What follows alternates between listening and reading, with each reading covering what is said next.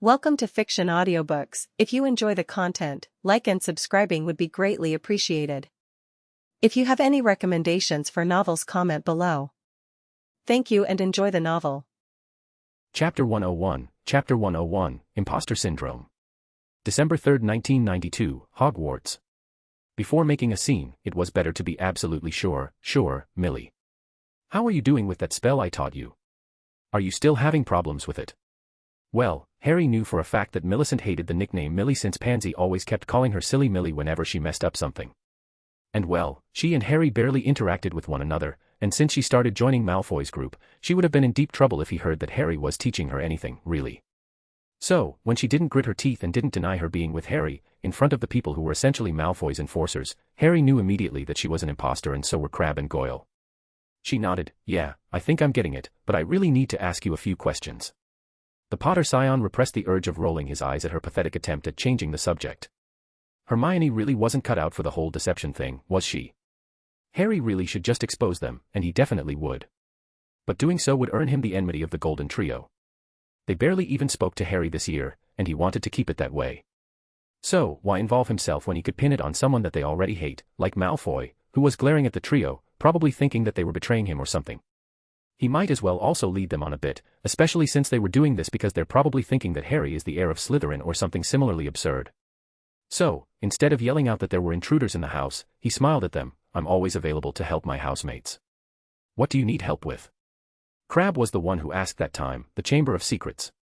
Well, that was easy, yeah, Slytherin's infamous chamber. It's a shame people are using it to spread fear the way they did. I'm not sure, of course, but my guess it would be the fact that Slytherin tricked the other founders and hid his magic in the chamber to do it. This was honestly the theory Harry had come up with, and he didn't mind sharing it. Wait, what? I thought he made it to house the beast that killed Muggleborns. I mean, mudbloods, sorry, Goyle exclaimed. Goyle, did you forget? You can't say that word in here. It's against the rules. Malfoy might get away with it because of his father's influence, but I don't think you can do it. Even then, he's been reprimanded a lot of time in private and the prefects have even contacted his mother. Yeah, the way their eyes widened amused the Potter scion, but instead of answering the questions and revealing house secrets, he continued, as for your question, the whole blood purity thing started appearing after the statute of secrecy was put in place as a way to preserve nobility in a world that was full of wizards. Before then, there were only nobles and peasants, whether they are magical or not.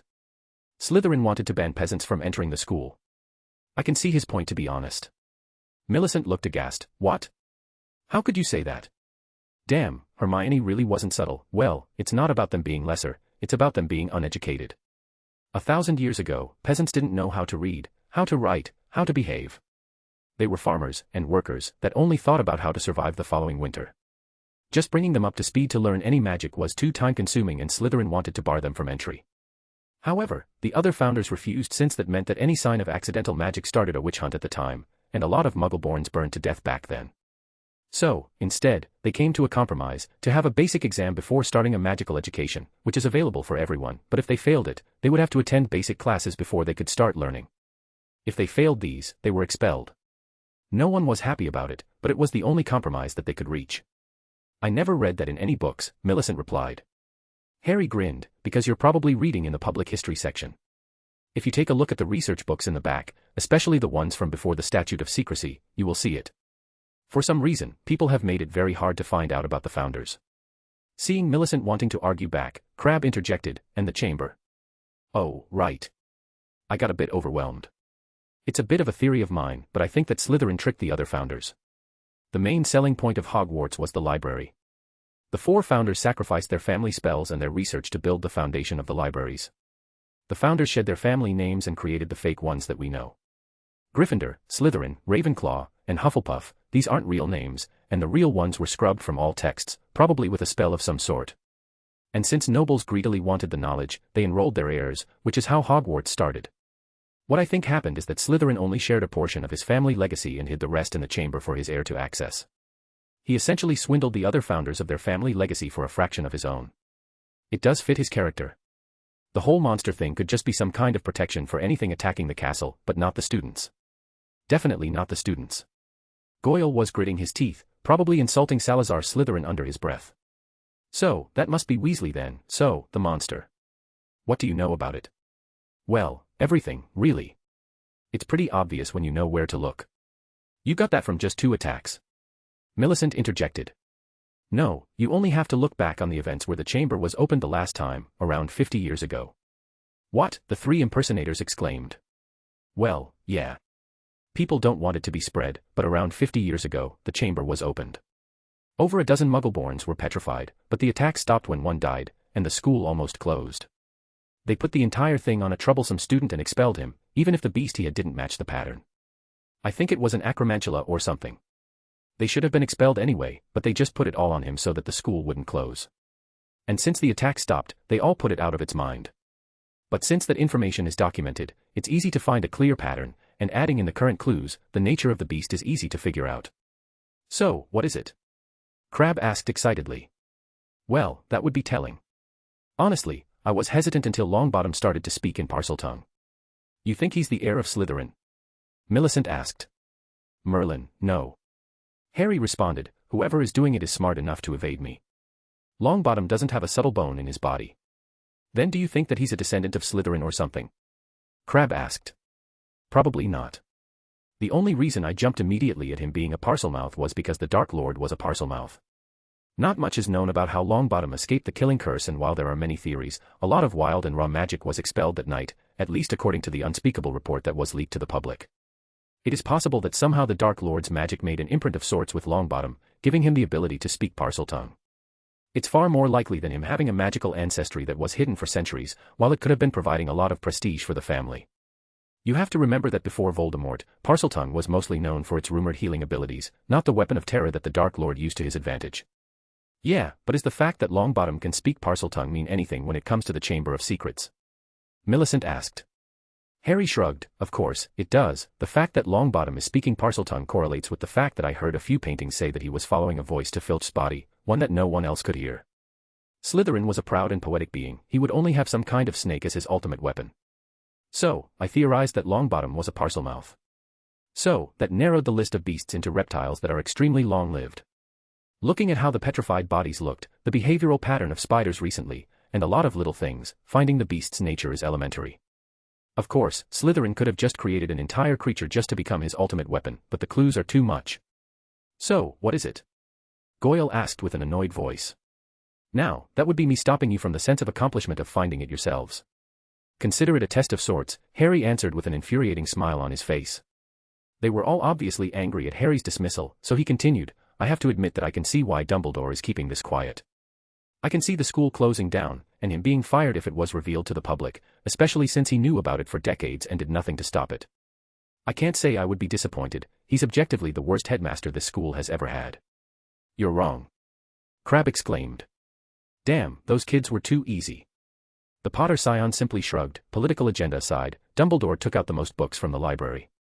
Ever since his appointment, over 5 magical courses were removed, over a dozen clubs were cancelled, and magical research became at an all-time low. Hogwarts graduates literally need retraining whenever they get into any kind of technical apprenticeship, and a few guilds literally just reject applicants from the school automatically since our curriculum is too limited. He also has 2 other full-time positions on top of being headmaster, so that takes up a lot of his time. The 3 impostors looked at each other hesitantly, but he's the most powerful wizard in the world. I don't care about who he is. I care about the school and my education. In the unlikely event, he doesn't know what the beast is, then people would have severely overestimated his intelligence and extensive magical knowledge, but, well, that's absurd. Because if a student with less than 2 years of magical education can find out what it is, then he should know. So, that means that he has to know. I can only hope that he actually starts taking action against the heir, because if the monster is what I think it is, then we could all die with a single attack. The only reason this hasn't made national news is because it's just normal petrification, which can be easily remedied with a Mandrake draft. If it was a curse or something unknown, the ministry would have been all over this. Crabbe leaned it. So, do you have an idea who is responsible for all of this? The question is not who, Harry said, the question is how. The key to this mystery lies in the past. To know who is responsible for the attacks today, you need to find out who was responsible the last time the chamber was opened, 50 years ago. Crabbe's eyes widened when Harry essentially quoted Dumbledore from the stories. Longbottom must have heard it as Harry's counterpart did in the books. Deciding to excuse himself, the Potter scion spoke up, well, I'm kinda sweaty and need a shower. I spent 2 hours sparring with Daphne, you see. It's nice to see you, Millie, Greg, and Vince. Don't hesitate to come back if you have any other questions. Well, that was fun, but everything must come to an end. He had to say that his little mission was somewhat successful. He had diverted the trio's attention with a lecture that they didn't need about the founders, taught them a lesson about the fact that Slytherin wasn't some racist asshole, and shook their faith in Dumbledore's leadership since he knew what the beast was for decades, and didn't do anything about it. But that wasn't the cherry on top. What was the fact that the moment the three impostors turned to speak with Malfoy, Harry sneakily cast a modified revealing charm that would only work after he activates it manually. It was easy to use arithmancy to incorporate a feature like that was extracted in many curses. This was going to cause trouble for Dumbledore immensely. There are wards around all the common rooms.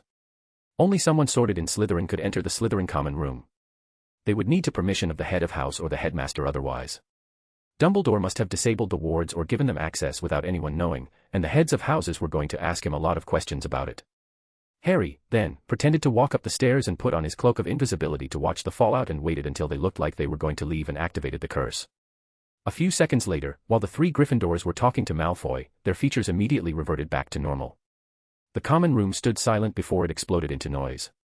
In a fraction of a second, the Golden Trio were unconscious on the ground and Professor Snape was called by one of the prefects. Well, that was fun. Chapter 102, Golden Trouble. December 3, 1992, Hogwarts. Neville still didn't know how things could get so wrong. As he looked at the snarling face of Snape, he knew that he was screwed. Snape has always been spiteful when it came to him, but this was different, this was more. It was like the boy who lived had crossed a line of sorts, and now he was out for blood. What happened? The potion should have lasted at least an hour, and Neville had timed it. They were inside the Slytherin common room for less than 30 minutes, and it took them 10 minutes to sneak it in the first place.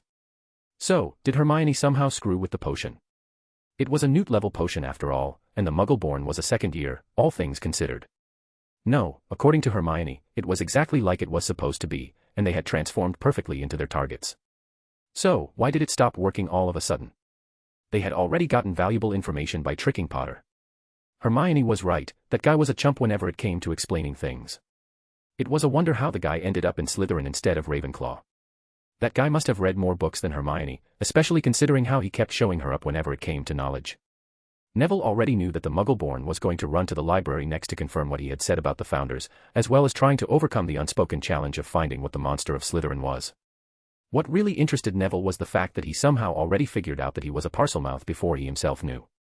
It was obvious, now that he thought about it, but it did confirm that Hermione wasn't exaggerating when it came to Potter's intelligence. To be completely honest, Neville didn't know how to feel about his godbrother. He just seemed so beyond him, so far away from him in terms of both personality and magic. It irritated him at first, but now, it was just intimidating to just speak with him. It felt less like asking Hermione for some help, and more like asking Dumbledore of all people. The Longbottom Scion really wanted to connect with him, but he was so out of reach, that Neville was scared to make the first move.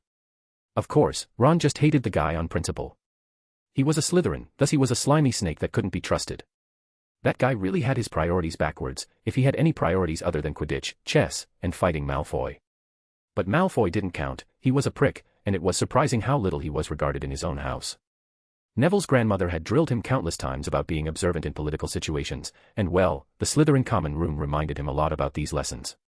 What was interesting was the fact that Malfoy was shunned in Slytherin. It wasn't something he expected at all. The Malfoys always looked untouchable from the outside, but it seemed like the house was as annoyed as the rest of the school was when it came to the blonde Ponce. You could see it in the way they all huddled away from him whenever he sat down. Malfoy probably thought it was some kind of sign of respect, but Neville knew. His housemates did the same to him, ever since he was revealed to be a Parselmouth. Also, the fact that Malfoy was reprimanded for saying the word mudblood and supporting the heir of Slytherin, and they had even contacted his mother.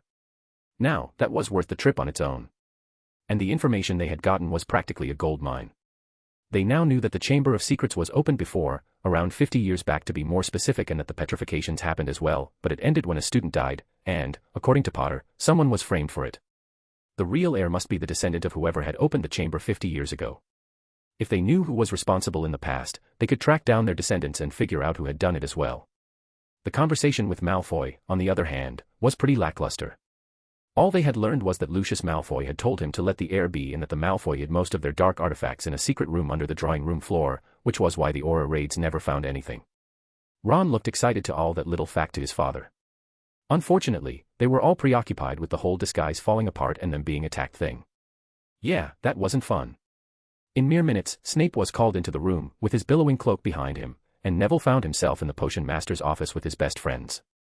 Ron looked as pale as a ghost, and Hermione looked like she was having a nervous breakdown. "Professor," Neville started. He was immediately interrupted by the Slytherin head of house, Mr. Longbottom. "I have literally found you trespassing into a common room that isn't your own, in stolen Slytherin robes, having drunk an illegal potion that could have easily poisoned you with the slightest mistake, a potion that you brewed with ingredients that I recognize to be missing from my stores. There is nothing that you could say would not make it worse.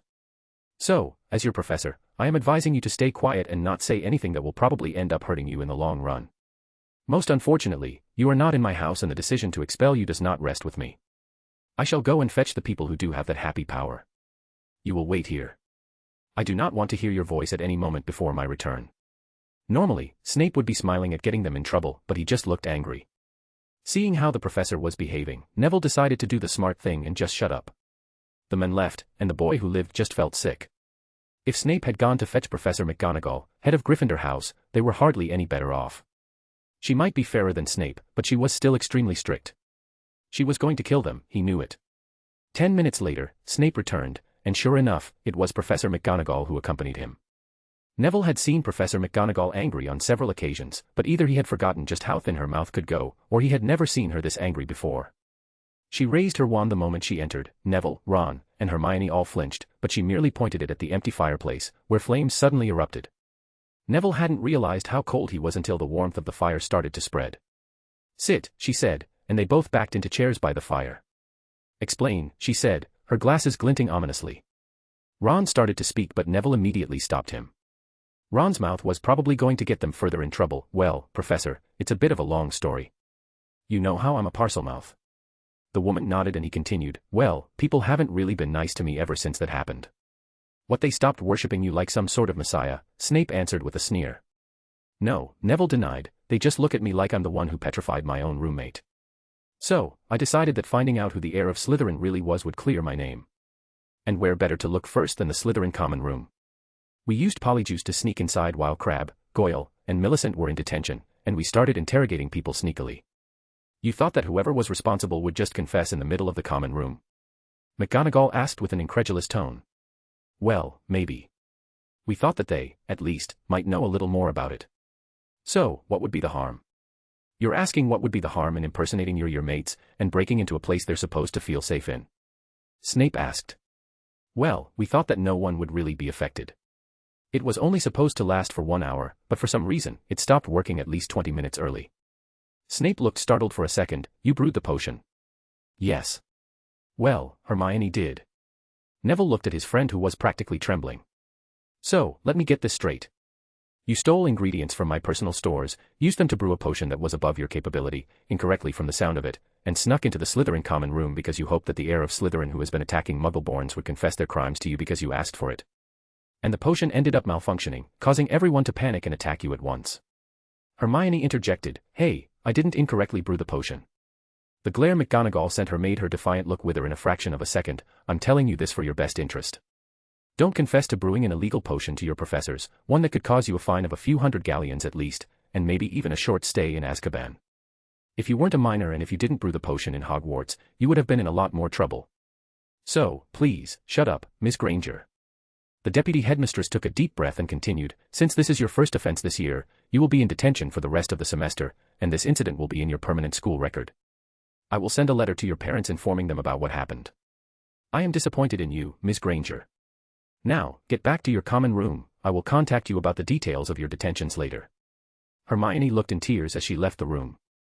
The Transfiguration mistress looked at the last 2 students in the room. "As for the 2 of you, after the mess you made with the flying car a few months ago, we told you that if you did something like this again, then you were going to be expelled. The truth is that you committed a crime, and now it's out of my hand. We'll have to go to the headmaster for this. Please follow me." They marched in silence around a corner and the deputy headmistress stopped before a large and extremely ugly stone gargoyle. "Lemon drop," she said. This was evidently a password because the gargoyle sprang suddenly to life and hopped aside as the wall behind him split in 2. Normally, Neville would have been excited about the prospect of seeing the headmaster's office for the first time, but all he could feel was dread. He was going to be expelled. He knew that in his bones. His grandmother was going to kill him. He was letting everyone down, even his parents. He had even dragged Ron into this scheme to clear his name, just because he couldn't handle the fact that people didn't like him anymore. The Weasleys were going to be heartbroken, and it was all his fault. Maybe the information they had gotten from Potter could help them. Dumbledore wouldn't punish them for helping him stop the heir of Slytherin, would he? Potter was already resentful of Dumbledore for some reason, even if he had somewhat of a point, and Neville did start having questions of his own for the headmaster. If Potter was right that the chamber was open during when he was in the castle, why didn't Dumbledore stop him the first time? If the culprit was obviously framed, then how did Dumbledore let that happen, and why did he stop looking for the chamber altogether? And why didn't he reveal the nature of the beast? Potter had figured it out, after all, and he's a student. Did Dumbledore just hope that the problem would just go away on its own? Neville had many questions, and even if he was going to be expelled, he wasn't leaving without answers. Having been distracted by his thoughts, the boy who lived didn't notice the spiral staircase that appeared in front of him. As they all stood on it, it started to rise in circles, until at last, slightly dizzy, Neville saw a gleaming oak door ahead, with a brass knocker in the shape of a griffin. They had arrived at Dumbledore's office. Chapter 103, Difficult Position. December 3, 1992, Hogwarts.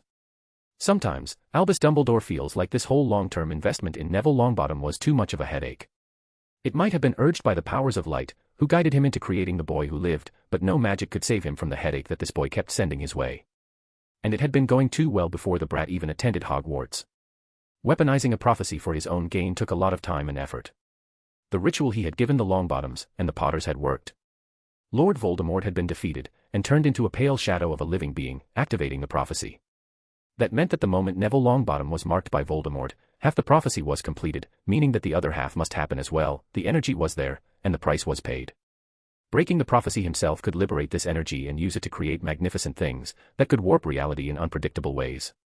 And it was this potential that stopped him from just killing the boy out of frustration for his actions. Who in their right mind uses a flying car to get to school, just because they missed the train? Just using a flow for a couple of sickles to get to Hogsmeade and send an owl would have been enough. But no, the boy who lived had to make Albus' life miserable. The number of favors he had to call in, not just on a national scale, but international as well, to make this go away was staggering. Breaking the international statute of secrecy was a big taboo, and if it had been a random muggle-born doing something like this, he would have been found dead from mysterious causes hours after the incident. Honestly, the headmaster didn't care about indiscretions as long as they were in private, and well, he could always use them to motivate people. But seriously, sometimes Albus wondered what went on in that empty head of Longbottom's. He was having a perfectly nice night before Severus sent him a Patronus message telling him that Neville Longbottom, Ron Weasley, and Hermione Granger were discovered to be infiltrating the Slytherin common room having drank a polyjuice potion. Worse, they were discovered in public and reverted back to their original appearance in the middle of the crowded common room. And that alone was a political mess. The Crabbe, Goyles, and Bulstrodes were not particularly powerful families, but they were essentially in Lucius Malfoy's pocket. So, making something like this go away would take a lot of effort and concessions on his part. Breaking into another's house's common room was already bad enough, and the school charter proclaimed that it should be severely punished. But it was still a school matter. But the use of an illegal potion publicly was also a problem since it was technically grounds for the ministry to interfere. They rarely ever did it, but with the mess that this school year has been, and Malfoy probably pushing Fudge to do something, there was the very real possibility that this would escalate. Luckily, there were other ways to impersonate people, so as far as anyone else is concerned, they could be holding some kind of illusion artifact that malfunctioned at once, to dispel interference. The bigger problem was the fact that impersonating members of another house was grounds for a blood feud. Thankfully, family matters for events occurring in Hogwarts were under the headmaster's purview, as long as the judgment is fair. It was an obscure law written in the school charter to avoid honor duels between students for some slight or another. The Ministry of Magic hadn't been created yet, and since Hogwarts was technically considered outside of their involvement, Albus could deal with it himself. Of course, the fact that Hogwarts wasn't governed by the Ministry didn't change the fact that they could make things difficult if they wanted to. The castle wasn't under their control, but the curriculums, the exams, the funds, and many other things were. It was possible for them to interfere, but it wasn't usually worth the effort. So, that meant that Dumbledore needed to put on a show of sorts, and explain that no one was above the rules. And honestly, the brats deserved it. Who in Merlin's name does something like this, and why? Although Albus also shared some blame for that incident. He had allowed Neville, Ron, and Hermione immunity from the wards on all common rooms. That was a mistake he had made the previous year when he wanted them to investigate the stone and he had forgotten to remove the access. None of this mess would have happened if it wasn't for this oversight. He was so preoccupied with the stone and Nicholas that he forgot. Of course, that was when Minerva and Severus arrived with 2 students following behind. Ah, so Miss Granger got off the hook somehow. He gave his deputy headmistress a questioning look and she immediately got his message. Miss Granger has been punished already, but since these two have broken their agreement and couldn't wait for an entire semester without causing another scandal, I thought it would be prudent to take them to you. Ah, yes, he had gently threatened them with expulsion after the flying car fiasco. He looked at the two students that were staring at the sleeping Fawkes in awe. Ah, this is Fawkes, my companion of many years. He found me when I was just out of Hogwarts when I was lost and needed a little guidance. As you could probably tell, he is a phoenix. Fascinating creatures, phoenixes. They can carry immensely heavy loads, their tears have healing powers, and they make highly faithful pets. Fawkes looked up and gave him a slight glare. According to him, I am the pet. The aged headmaster was chuckling at the end of the sentence. He really liked to show Fawkes up. Phoenixes really were rare creatures, but very few people knew of their nature, and Dumbledore wanted to keep it that way. Albus motioned to the chairs in front of him and continued, well, Neville, Ron, please sit down. I believe we have much to discuss. I believe that I must congratulate you for being the students that caused the most non-educational work for the faculty in a single semester. The Longbottom boy looked down. We're really sorry about all of that, sir. Nonsense, my dear boy, we can more than handle the increased workload, even if it comes at the cost of a few nights of sleep. The only occurrence you need to be apologetic for is the most recent one pertaining to Polyjuice potion. It is very illegal to be caught in possession of that particular potion. Normally, we would have been required to inform the Department of Magical Law Enforcement about it, but for some reason, it appears that we couldn't find any traces of the potion anywhere, so we must assume that you used some kind of illusion spell that helped you impersonate other students to break into the Slytherin common room, and illusion spells are not illegal, are they? It took a little while for the boy to understand where he was getting at. The Weasley boy still looked confused. Seriously, did Molly Weasley drop him as a child or something? Severus, who was standing behind the boys, gritted his teeth and nodded. He wasn't happy, but he was willing to play along and dispose of the Polyjuice for now. Young Neville finally understood what they were going for. Yes, sir. Of course, sir, we used an illusion spell. All right, with that settled, they avoided the aura's interference, at least. Now, onto the rest of this mess. Now, to make sure that he wouldn't be able to confess to ingredients being stolen from his cupboard, Professor Snape will make a list of missing ingredients that you will have to reimburse for borrowing and losing them. The Weasley boy started to protest. You can't. You'll find that I very much can, Mr. Weasley. Theft is not authorized in Hogwarts. I will personally contact your guardians with the final amount and the circumstances of this mess. I believe that it will be a considerable amount, especially considering that a few of the ingredients were quite rare. I also believe that impersonating the children of magical families can have very steep consequences, so I will leave your families to deal with the reparations themselves. The two children's faces paled in fear of their guardians finding out, and at the amount of gold they will probably have to pay. Young Neville was due for a very terrifying scolding session. Augusta Longbottom will probably severely punish the boy enough for him to at least keep his head down this year. Now, before we proceed with your punishment, and believe me, you will be punished, I need to understand why you did what you did. The redhead exploded first. We only wanted to catch the heir of Slytherin. Ron, shut up, young Neville interjected. We wanted to clear my name by finding out who was petrifying the other students. Ever since people found out I was a Parselmouth, everyone looked at me like I was on second away from attacking them. And wasn't that a reveal that flipped the entire board? Albus never had the chance of studying Parseltongue enough to understand how it worked, or how it was transmitted. It couldn't be through blood, but honestly, the headmaster didn't know exactly what had happened on the night Neville Longbottom survived the killing curse. He didn't even understand the ritual that he had given to Alice Longbottom. The light had guided him in its creation, but its details were obviously beyond him. The premise was supposed to be simple. A life for a life. After all, only death may pay for life. And then it happened, an unstoppable force in the form of the killing curse met an indestructible object, who according to the ritual is supposed to be protected, and well, that caused an explosion of raw magic. It became a blind spot for everything, and by the time the residue cleared up, there was nothing but a destroyed room filled with ash and an unconscious boy with a scar on his forehead. Young Neville's scar was still protected by the magical event, and well, Augusta Longbottom didn't let him study the scar afterwards, and the headmaster didn't feel like it mattered enough for him to press her about it. Now, he would need to do it. The next time the boy finds himself in the infirmary, Albus was going to keep him asleep and study whatever was going on in this scar. His theories so far were worrying, especially considering the method he theorized Voldemort used to live on past his death. Instead of saying any of that, Albus stayed composed. And you thought that breaking into the Slytherin common room would help you how? The Longbottom scion looked down, embarrassed. We thought that the Slytherins would know more than the rest of the school. Severus then snorted, of course you did. What an imbecilic response. I am glad that your idiocy is not contagious, Longbottom, or I would fear for the next generation of wizards and witches in this country. Hey! We were right, the redhead protested. Potter knew stuff about the Chamber of Secrets. He said that he figured out what the monster was. The two professors stiffened, but that little exclamation made Dumbledore freeze. Explain. His tone wasn't the gentle one he used earlier, and the long-bottomed scion stiffened. He started up with a lecture on the Chamber of Secrets, like how it was older than the whole blood purity thing, that it was probably a place that Salazar Slytherin used to swindle the other founders of their magic while hiding his own for his heirs. It was kinda interesting, but it was hard to pay attention because of how nervous we all were. What about the monster? Albus pressed. Well, he said it was obvious, but didn't say what it was. Only that me being a Parselmouth confirmed it. He said it had to be a long-lived reptile that could petrify people. That it was obvious that you knew what it was but didn't say anything since that would close down the school. He said that you knew for a long time from when it was opened 50 years ago and that you said nothing because the school would have been declared unsafe and would have closed down permanently. Albus had tried to figure out the secret of the Chamber of Secrets and tracked it down to the bathroom young Myrtle died in, probably accidentally. He had found nothing but a snake carving on one of the sinks, but he could not get it to open. He tore down the bathroom, but nothing was underneath. Even the Elder Wand could not get inside. Tom had been very clever back then, a far cry from the sadistic men he became late in life. He had an alibi for every attack, and he struck seemingly randomly to push as much terror as possible at him. Dippet was pushing Dumbledore towards solving this mystery, being the greatest mind of his generation and whatnot. He hated to admit it, but Voldemort had been very close to getting him kicked out if he hadn't stopped after Myrtle Warren had died, and just framed Hagrid at the threat of the school closing. And so, the basilisk remained hidden, hopefully forever. Albus Dumbledore couldn't get into the chamber and kill it, but Tom seemed to change afterwards and had no desire to reopen the chamber. That is until now.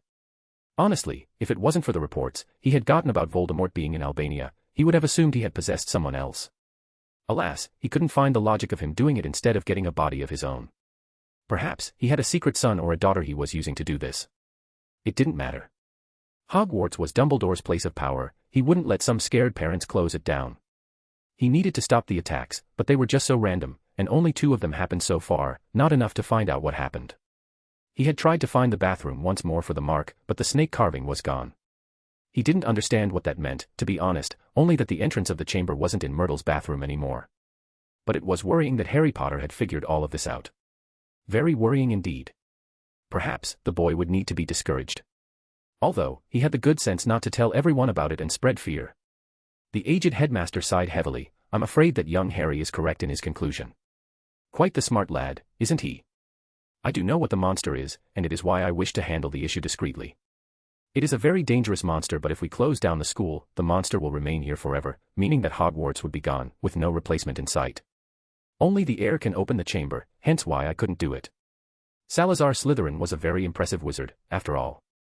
Believe me, I will do my best to stop this monster from continuing, but I need your word that you will not speak of this to another person about any of this. The 2 boys nodded, and Dumbledore continued, now, back to your punishment. I'm afraid that with your repeated offense this semester, I have no choice but to suspend you until the end of the winter holidays. I will contact your guardians with the details as well, but this is the lightest punishment I could give you, especially since I am breaking my promise I made earlier in the year that you would be expelled if you do something as egregious as the manner that which you arrived to school in September. The 2 baffled looks on the boys' faces were priceless. Served the brats right for giving him so much work. Now, he only needed to meet up with Harry Potter to make sure that Brat wouldn't talk. And he also will need to speak to Severus and Minerva and explain to them why he had allowed Neville, Ron, and Hermione immunity from the wards in all common rooms. He could tell that it wasn't going to be a nice conversation. Chapter 104 of Burning Light. December 5, 1992, Hogwarts. It took 2 days of intense days of deals and explanations for Dumbledore to make the entire thing go away. And even then, he had to make a lot of concessions and offer a few favors, and the best result he had gone with is the fact that the boy who lived wasn't going to be arrested, nor is he going to be expelled. To be completely honest, Albus didn't really care about the Weasley boy and would have let him deal with the consequences of his actions. Alas, he needed young Neville to be close, and he couldn't really let him off while leaving his friend to the wolves. That would scream of favoritism. That boy really was a headache sometimes. But that didn't compare to the headache he had when he explained the situation to the boy's guardians. The Granger girl was a simple matter of sending a letter saying that she had an official warning after breaking the rules and using an illegal potion and that she would be serving detention until the end of the semester. However, since the 2 boys were the ones in deeper trouble, he preferred to explain to them the situation in person and well, the Weasley matriarch started screaming halfway through, and barely let him talk while she kept yelling at her son, telling him that his brothers were never this stupid and that he was ruining his life. No wonder the boy had an inferiority complex the size of Mount Olympus. The Longbottom matriarch, on the other hand, just gave her grandson a withering look filled with disappointment that made him droop into his seat with shame. Soon after explaining the situation, he dismissed them, telling them that he would try to help them privately. Afterwards, he summoned the Crabbe, Goyle, and Bulstrode family heads, who had been informed about what happened from their children. Albus didn't want to make this a public scandal, at least not as much as it already was, but after some negotiations, the Crabbe and Goyle family heads were appeased with some monetary compensation, which Augusta Longbottom was more than willing to pay. However, the Bulstrode family had just asked for a favor from him to be claimed at another date since they didn't think a Muggle-born could offer them much politically. This was by far the worst concession so far. Promising a favor to a family in Lucius Malfoy's pocket, now that was something that pained him to do. What has the world come to when he, Albus Dumbledore, the champion of light, promised a boon to a family that followed a Dark Lord? He only hoped that the Longbottom boy was worth all this mess because Albus was really close to just killing the boy and using the breaking of the prophecy in a ritual or another. Augusta Longbottom seemed satisfied with his efforts, enough that she promised to pay the Weasley side of things as well since the family's finances were in a very bad state. They definitely didn't have enough to pay 5,000 galleons to avoid their son going to Azkaban. So, long story short, Albus managed to get the aggrieved families to not press any charges in the ministry or talk about it in public. So, with that done, the impersonation aspect of the Gryffindor's crimes was removed, and adding in the fact that any trace of polyjuice was removed, all it came back to is just breaking into another common room, which is strictly under the school's purview. Now, the only hurdle in his efforts was the fact that Rita Skeeter had somehow managed to find out about it, probably from a letter sent by a Slytherin student, and the public was in an uproar. It didn't help that young Neville had publicly broken the law when came to school with a flying car. Albus needed to call in a few favors to make sure that the article wouldn't be too damaging, and that no other would follow it. He wanted to remove the article altogether, but the information was out there, and Albus didn't want to look too heavy-handed with his involvement. And maybe that was a good thing, in the long run. The article itself actually praised Dumbledore's impartial actions in suspending the boy who lived despite his celebrity status, and was more talking about the reckless actions of the boy himself, and how he easily disregarded the laws of the nation. Perhaps the public's opinion could pressure young Neville at doing better and thinking before doing something like this again. And Albus had already lost a lot of goodwill with the Daily Prophet by telling them not to publish the petrifications and the Chamber of Secrets being opened. He didn't need to make an issue, he would deal with it later, but the main issue he had to deal with was the cold glares his staff were giving him. It turned out that giving full access to a few students and forgetting about it had made them angry. He would never say it out loud, but he would admit that he messed up with that one. Giving the children full access to the wards meant that they had full access to their professors' private rooms, and that was just a breach of privacy. Albus had done it before many times to test a few students that he later invited into his Order of the Phoenix when they graduated. The only problem was that a few of them accidentally used the connection to build a real map of the castle with all the people registered in the wards inside and see their movements in real time. These marauders really could be accidentally brilliant sometimes. He didn't say that to Severus, of course. The man was already furious at him risking his charge's privacy, and the younger men had to speak with the Slytherin court to reassure them that they weren't at risk anymore. It didn't help that Albus practically forced the potion master to stay in the school in his stead during the winter holidays to investigate the opening of the chamber, instead of going home. Still, Albus was so preoccupied in the last few days that he only just had time to satisfy his curiosity about the Potter boy. The young Slytherin knew too much but didn't seem intent to share that knowledge, except for when young Neville and his friends asked him about it.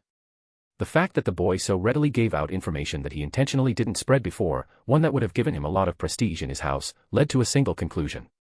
Harry Potter knew that the Crabbe, Goyle, and Bulstrode scions were impostors, and more specifically, that they were young Neville and his friends. And even then, he had revealed just enough to make the Longbottom scion think that he had gotten one over the Potter boy, only to have the information that his rival had allowed him to have, a facet of the truth orchestrated by the boy in seconds. Honestly, the thought of just obliviating the boy did come across Albus' mind, but the damage to a young mind, especially one that was defended enough that he would need to overpower, could be irreparable. Oh, Albus would do it in a heartbeat, but Harry Potter was an asset in the making, one that he wouldn't throw away needlessly. After all, Albus is many things, but he is not wasteful. The boy was intelligent, and his position in Slytherin could be leveraged to act as a spy when Lord Voldemort inevitably returns. And here he was, the child with Lily Potter's eyes, and James Potter's face, staring at him with an intelligent glint in his eyes. So, Professor Snape didn't say why you summoned me, headmaster. I assume it has to do with Longbottom's, how do I say it, indiscreet actions. That would be correct, Harry. Young Neville told me that he fooled you into revealing dangerous information. Ah yes, polyjuice is quite the potion, isn't it? Oh, I'm sorry, I forgot that he didn't use polyjuice. The Daily Prophet said that it was an illusion spell, right? I have to say that whatever it was, I was completely fooled. Longbottom would make a great Auror one day, the boy answered with a small smile on his face. For some reason, I have a hard time believing you, my boy. But the question was, why did you reveal such important information without thinking twice about it? The headmaster asked. They simply asked, and I find that help will always be given at Hogwarts to those who ask for it, the boy responded with the same infuriating smile on his face. Albus did his best to not visibly grit his teeth. The boy was directly quoting him, now, but certain information is dangerous to be shared, like the nature of Slytherin's monster. Out of curiosity, how did you come to figure it out? Mostly through deduction. With enough information, one could understand the world, and maybe even predict the future. I only needed to find any mention of the Chamber of Secrets in past Daily Prophet articles, and I had an accurate list of the attacks that happened 50 years ago, adding in that Longbottom was a Parselmouth and had been following a voice during the first attack. It's easy to figure out what it was. And what do you plan to do with that information? Albus asked. Nothing. Revealing it would cause mass panic. Hogwarts would close, but the main issue is that whoever is responsible could start acting rashly, and other mistakes could start happening, like young Myrtle Warren, for example. So, I'm leaving it to you to do your job. Yes, the boy figured out that the beast was probably a basilisk, and how do you know that? Figure out the identity of the beast. If a student with less than 2 years of magical education, no matter how brilliant, figured out in a couple of months what you couldn't do in decades, then I would have a lot of questions about your competence and your general intelligence. And you are many things, Albus Dumbledore, but unintelligence is not one of them. And, if the information was so dangerous, why did you give it away so readily? The headmaster asked. I had a good feeling about it. No, you little brat. You knew exactly that Neville was there and told him about him purposefully, while making sure not to reveal the identity of the beast, just enough clues for the boy to figure out on his own. Alas, Dumbledore didn't think confronting the Potter Scion about it would achieve much. He was too guarded, and the boy's occlumency was competent enough to stop a passive legitimacy probe, so he couldn't find out more about his motivations, only his results. And you said that Hagrid was framed.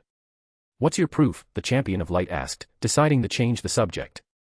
Tom Marvolo Riddle, the boy simply replied. Dumbledore stiffened. How do you know that name? He's the one that caught Hagrid with an acromantula, which cannot petrify people. Marvolo is a gaunt traditional name, who are descendants of Slytherin, so that makes him the prime suspect.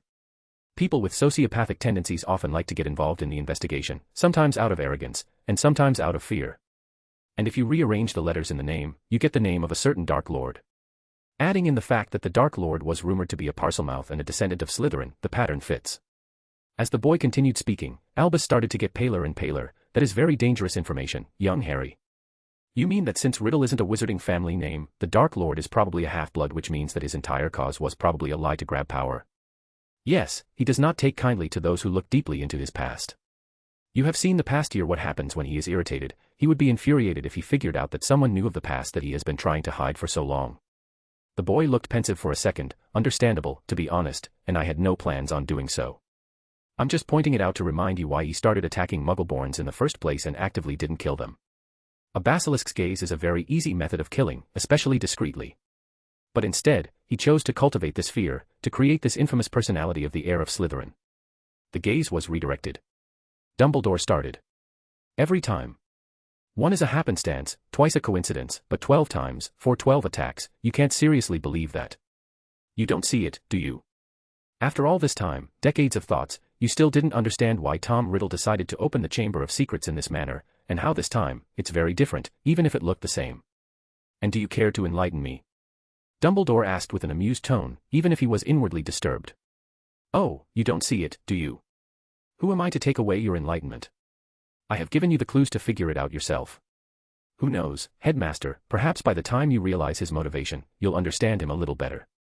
This was a lovely talk, headmaster, but I believe you have a lot on your mind, headmaster. Good night. The boy actually turned and walked towards the entrance, leaving a gaping old man. He scratched Fawkes on the way back and left without saying another word. The sheer audacity of that boy. Still, it did give him a lot to think about. Chapter 105, One Step Forwards. December 19, 1992, Hogwarts. It was the end of the semester, and for the first time, Harry wasn't staying at Hogwarts for the winter holidays. The previous year, Harry was blinded by Hogwarts' beauty and the wonder of a magical castle for him to explore. But the thing was that it was easy to get bored if you stayed too long in a single place, and while the castle was lovely, a change of atmosphere was welcome. Normally, the Potter Scion wouldn't have done it. Every time he stayed in Diagon Alley, he risked being found out by some concerned parent and brought to the ministry, and he didn't really need to pay anything to stay in the castle during the holidays. However, Arcturus Black invited him to attend the Yule ceremony with him in his manor, and the Potter Scion had planned to ask the Black Patriarch for a favor that he needed for his basilisk contingency. With Tom Riddle returning in a couple of months, Harry needed to prepare for the possibility of fighting a basilisk, and luckily, his magical crest had given him the plans for a weapon for him to use. In other news, Harry had finally made some progress in the anti-basilisk glare goggles. Precisely, he had found a way to decrease the possibility of the lenses breaking. The key lies in the alchemical elixir of hardening, which reinforces a material permanently and makes it impossible to change. Ironically enough, it was a form of petrification. Harry was still wary of the permanent effects of alchemy, but elixirs were usually the safest side of the field to learn from if you made sure not to touch and imbibe the product at any point. To even strengthen the enchantment, Harry decided to make each lens to be about the size of a human, which allowed him to carve the runes without any issues on the side of the lens. The lenses were then shrunk using a shrinking charm, which was rendered permanent after treating the lens with the hardening elixir, which petrified them. The lenses were positioned in a way that would reflect any magic effectively, and the loss would be sent in by small orichalcum veins that surrounded each lens and transported the energy into 2 rubies that were magically treated to hold magic to be used at a later date. Jewel craft was a surprisingly diverse field of magic. So, yeah, Harry had finished his anti-basilisk glare goggles. It had taken a few weeks to figure out the alchemical process so that he wouldn't blow himself up or injure himself permanently. However, the only issue was that he didn't know how these would hold against an actual basilisk glare, and he had no way of testing that. Perhaps, the Black Patriarch would help. He would probably find that out in a couple of hours. Harry's thoughts were interrupted by Blaise, who was struggling to push his heavy trunk in the first compartment of the Hogwarts Express. Available. I'm really happy to be out of the castle and going home this year. I see what you mean, sighed Harry, once the group of 4 were all seated in the compartment. Between the snowstorms and the attacks, winter is really not pleasant at Hogwarts this year. I heard only a few students were staying here for the holidays, Tracy interjected. The Potter scion could see where they were going from. Practically no one wanted to risk attending the school and risk getting petrified. The Weasleys and some older students wanting to study for their newts are all the living who remain, confirmed Daphne. Apart from the teachers who do not go home for Christmas, everybody is gone. Even the researchers all were scared from getting petrified in a way that Dumbledore couldn't reverse without a Mandrake draft. Wouldn't it be safer in the castle now? Tracy asked, with Longbottom suspended. Wasn't he the heir of Slytherin? Yeah, the Potter scion had to stifle a smirk at that. His impromptu prank was a bit more effective than he expected. He didn't expect Dumbledore to outright suspend Longbottom and Weasley. The Golden Trio had to have entered the Slytherin common room without the wards expelling them, and that meant that either Snape or Dumbledore had to support them. The latter was more likely. So, Harry decided to expose them in a way that wouldn't be traced back to him and that wouldn't be hushed up with the headmaster like all the other complaints. Harry expected Dumbledore to just ignore the situation like all the previous ones and let the court of Slytherin take revenge in the house's stead. The Golden Trio would get the valuable information they wanted, but they would have been punished enough that they would think twice before doing something like this in the future. It certainly sounded like this would be the plan that Dumbledore would follow when Harry was summoned to the headmaster's office. The aged headmaster seemed like he kept focusing on the information Harry had, and not on the fact that his golden boy had broken the rules. Harry's knowledge of Tom Riddle's name had rattled the old man, but it was questioning the fact that he didn't even have a modicum of understanding of his enemy that truly shut the man up. Now, the headmaster would be so lost in his memories, trying to figure out the motivations of Tom Riddle, and Harry wished him good luck with that. Harry expected the men to be distracted by the information he revealed as well as the political shitstorm that the boy who lived and his friends made. Yet, Dumbledore just outright suspended Weasley and Longbottom. Suspensions were rare in Hogwarts, and since there hadn't been an attack ever since Longbottom left the castle, the entire student body was convinced that Longbottom was the one attacking. To be perfectly honest, it was all a big misunderstanding, but humbling the boy who lived without even meaning to was surprisingly satisfying. Anyway, Hermione, who was the only one not to be suspended, had been hounded with questions but refused to say anything for fear of incriminating herself and the others. Blaise yawned loudly. I, for one, didn't expect Dumbledore to suspend Longbottom and Weasley for just breaking into our common room. I'm pretty sure that the Weasley twins broke into all 4, but they were barely punished. Yeah, but they weren't found out, Harry said, and they definitely weren't using an illegal potion to break in and impersonate the children of a few Wisengamot members. The headmaster probably wanted to avoid the ministry looking too closely on this, especially with the attacks happening. Isn't the school its own entity? I remember reading something that said that, technically speaking, Hogwarts is a law in itself in Britain. The Ministry of Magic only had control over a handful of things, but not nearly as much as the headmaster. Daphne nodded. Yeah, but they still have enough power to interfere if a severe crime happens. The use of Polyjuice Potion by a public figure would make news, and that would be a scandal by itself. This was Dumbledore essentially punishing his golden boy enough that no one would say that it wasn't warranted, and no one would really raise a fuss, especially since all traces of Polyjuice disappeared, so they claimed it was using illusions. Yeah, like Longbottom could cast something as delicate as an illusion for half an hour without messing anything up.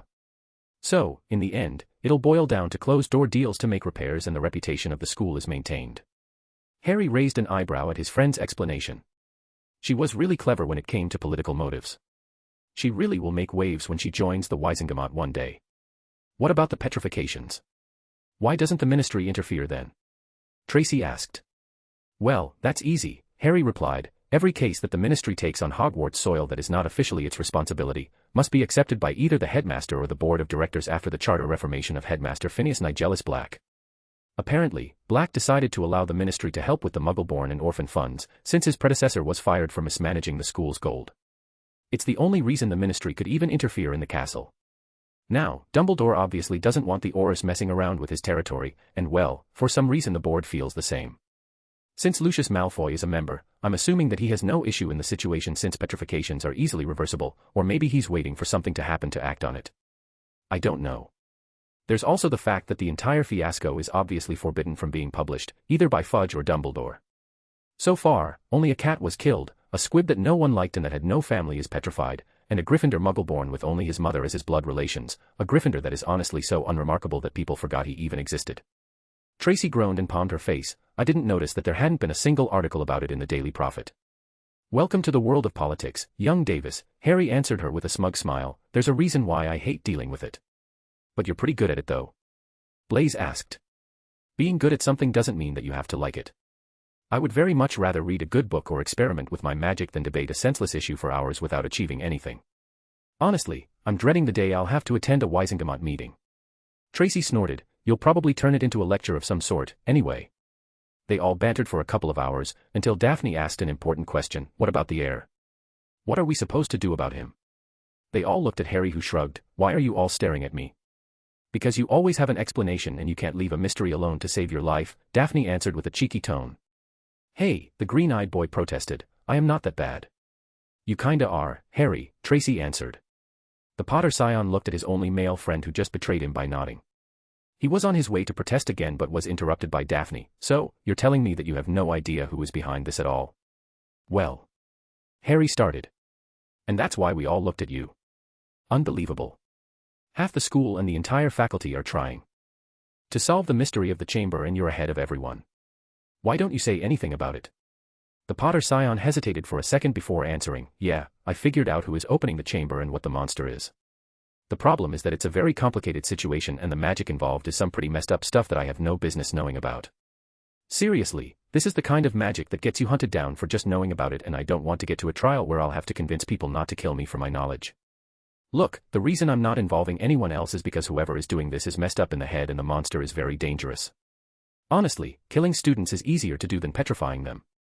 It's actively holding back and breaking the rules in our little game could have a lot of consequences.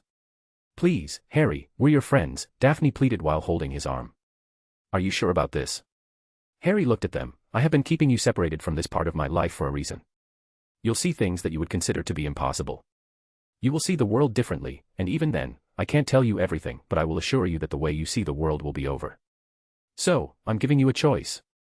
Harry opened a box of Bertie Bott's every flavor beans and took out 6 beans. Half of them being red, and the other half being blue. He handed over a bean of each color to his friends, leaving them each a red bean and a blue bean, and grinned. Harry always wanted to say this, and there will be no going back from this choice, which is why I will leave you as much time as you want before you give me your answer, and I won't take one before the winter holidays are over. When you make your decision, I want you to hand me one of those beans. If you choose the blue bean, and I will take it on the fact that you wish to relish in your ignorance. There's no shame in not wanting to involve yourselves in something dangerous. But if you take the red bean, I'll show you a glimpse of how deep the rabbit hole goes. Remember that this is your choice. Make sure you don't regret it. Not letting them say anything, Harry got up, took out his trunk and left the compartment.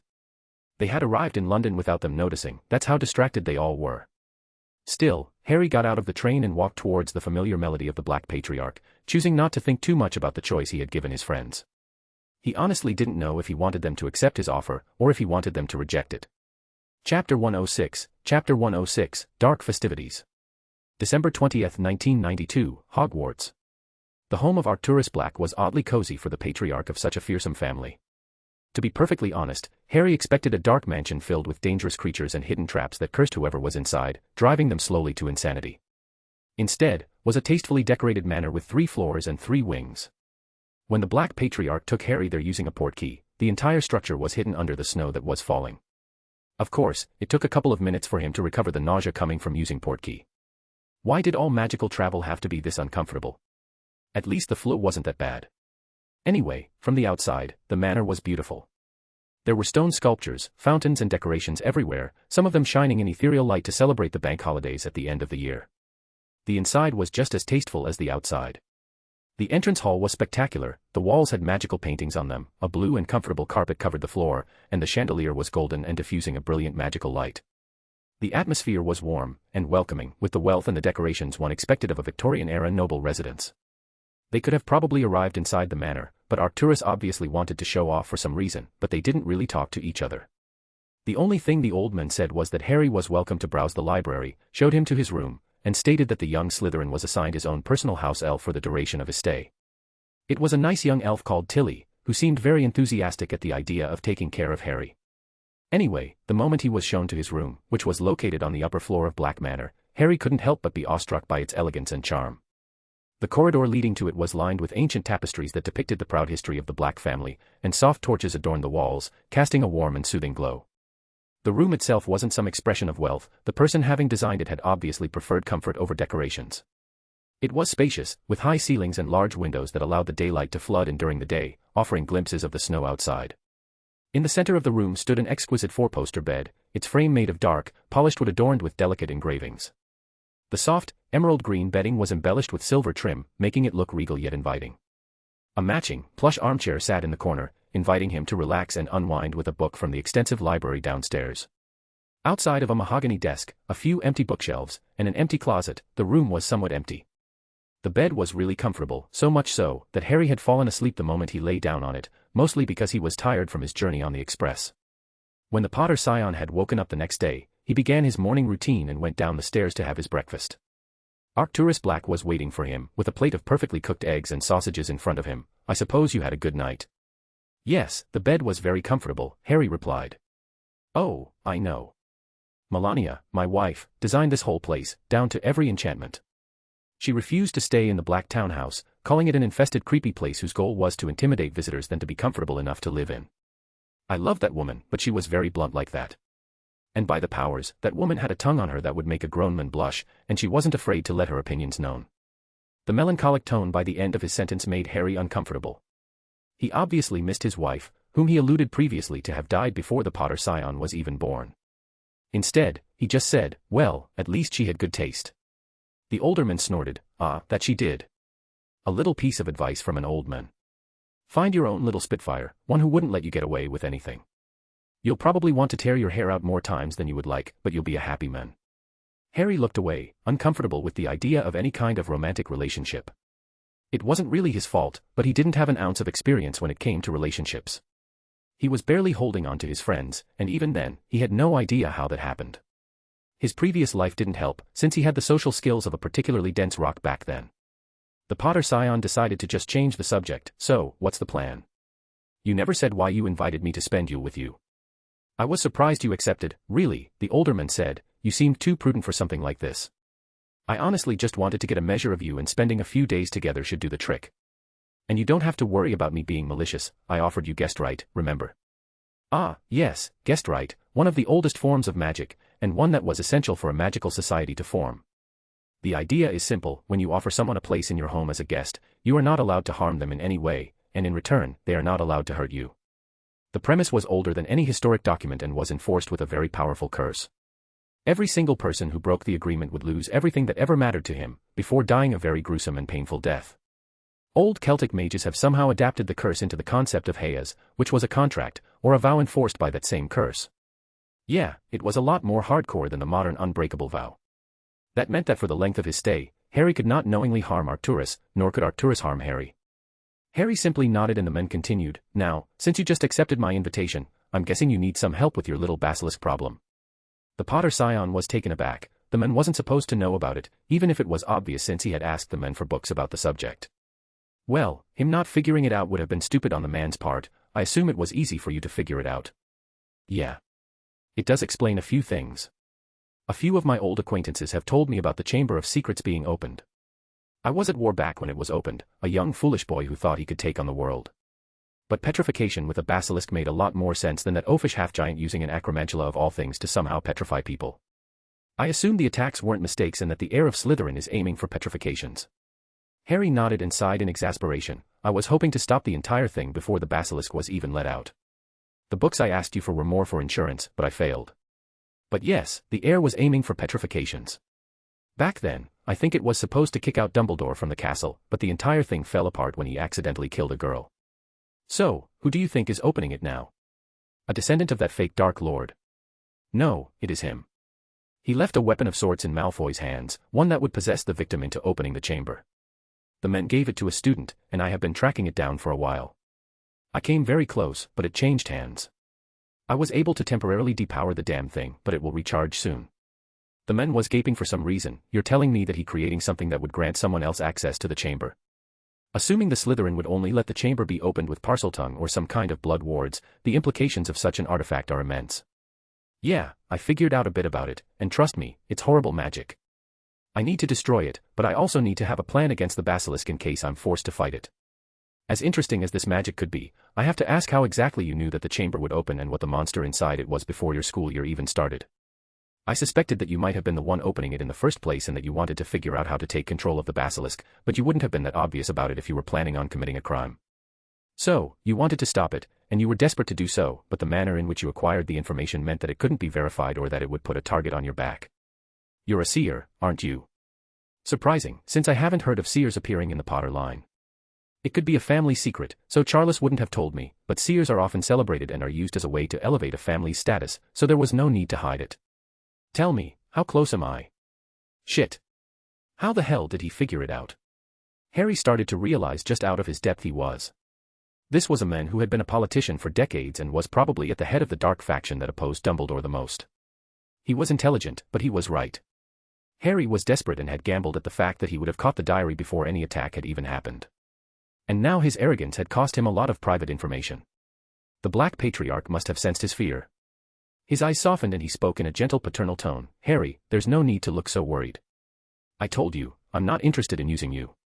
I'm too old, and I'm too tired for this. I am getting your measure as my potential heir, nothing more, and I have a lot more on my plate than attacking a schoolboy for no reason. You're young and you made a lot of mistakes when we talked to each other, and you will make a lot of mistakes over time. You need to be careful when you're talking to politicians. You're an intelligent boy, I'll give you that, but you are inexperienced when it comes to politics. I suppose that's something I'll have to help you with.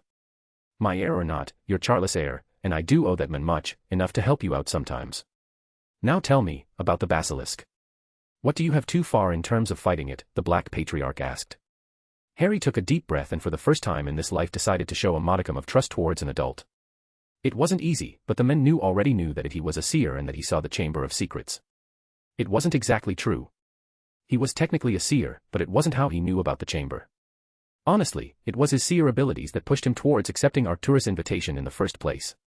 A week before receiving the invitation, he saw a vision of a Grim giving Harry a sword that he used to kill a giant serpent.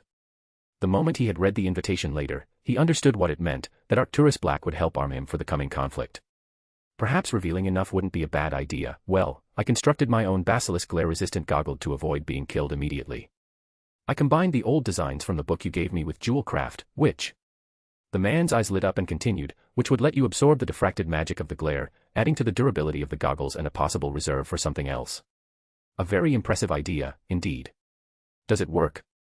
I have to wait to test it, but it does refract any spell I tried, so it should work with any magic, including the basilisk glare, Harry responded. What else have you done to prepare? The Black Patriarch was getting very excited now. I learnt ice magic, but the progress is slower than I like. But the biggest thing I did was plan a weapon, one that should be capable of killing a basilisk. The problem is that I have a few problems acquiring the materials. So, you need my help. What's the guarantee that this will work? The man asked with shrewd eyes. Well, I am planning on crafting it tomorrow. The winter solstice should be optimal for this.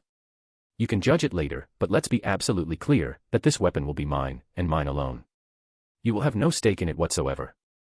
I would rather not build it at all if that means that it would fall into another's hands.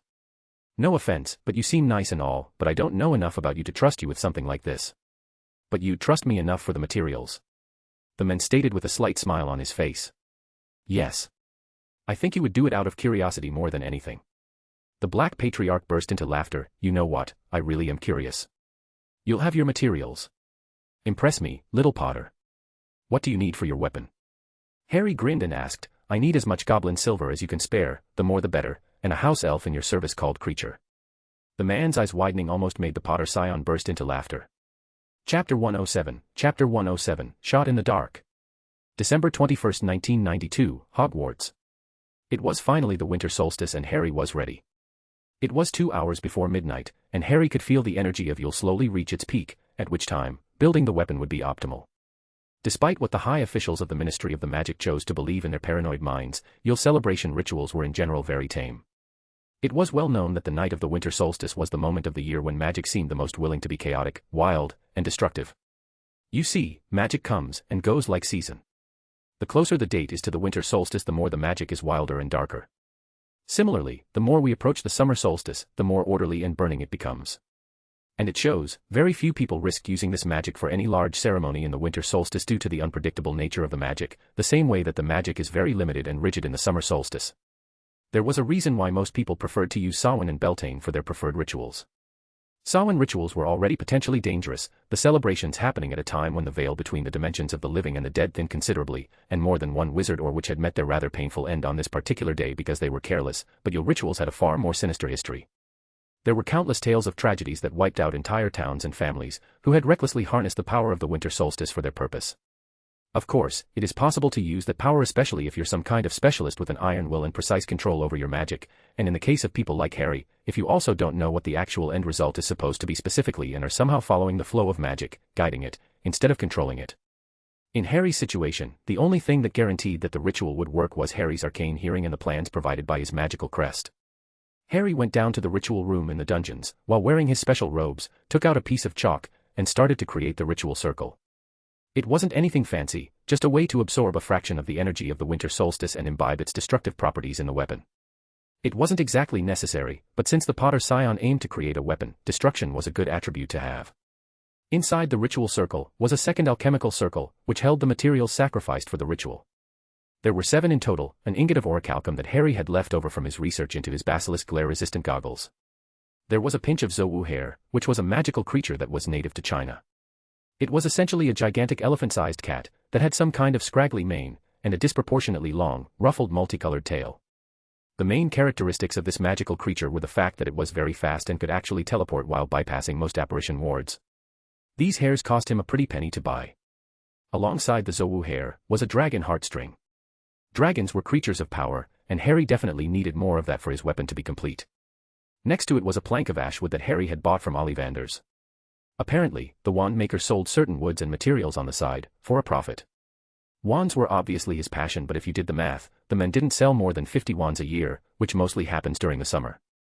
The wood Ollivander had provided was one from an ash tree that had grown underneath a magical nexus, an intersection of multiple ley lines. And since Yggdrasil itself was rumored to be an ash tree in the legends, the symbolism would help. Harry decided to also use one of his remaining magical rubies. It had proven to be up to the task in his testing, and it would provide a stabilizing effect on the thing. But one of the main ingredients was a priceless locket with a familiar snake on it that radiated malice and darkness. It was far less subtle than the adaptive wards on the diary, and it was easy to tell that it was a Horcrux. Even the common ignorant wizard would know to stay away from the artifact, that it was probably cursed or maleficent in some way. Creature, the house elf that had it for a decade, had been very hesitant to give it to Harry and would have probably disobeyed if it wasn't for the Black Patriarch ordering him to give it away. Of course, the Potter scion had reassured the house elf that he was going to destroy the thing and not hide it away. Creature was still doubtful of his claim, but he still had some hope in his eyes, nevertheless. Finally, the final ingredient was a blade made of goblin silver. The handle wasn't there, only the metal itself was. This particular material was pretty hard to find, as goblins didn't like parting with it, and there was a reason. They were so zealous in getting back any artifact made with the metal the moment its owner died. The thing about goblin silver is that it's regular silver that goblin added their very essence into it. In an abstract way, they poured their very own spirit into it, which they forged with their own hands. There is a bond that always existed between a goblin and his silver weapons, one that is said to even transcend death. The more magic is channeled through the weapon, the stronger its forger becomes. But their spirits will not rest even after their deaths until their bodies are salted and burned in the forge alongside every single weapon they forge. Godric Gryffindor had bought a sword from Ragnarok, who happened to be a goblin king at the time. Gryffindor's power and skill were so impressive that they propelled the Goblin King into new heights, allowing him to unite the entire Goblin nation under his rule. He forged the Goblin nation out of hundreds of different clans and used the blood of his enemies to pave the way.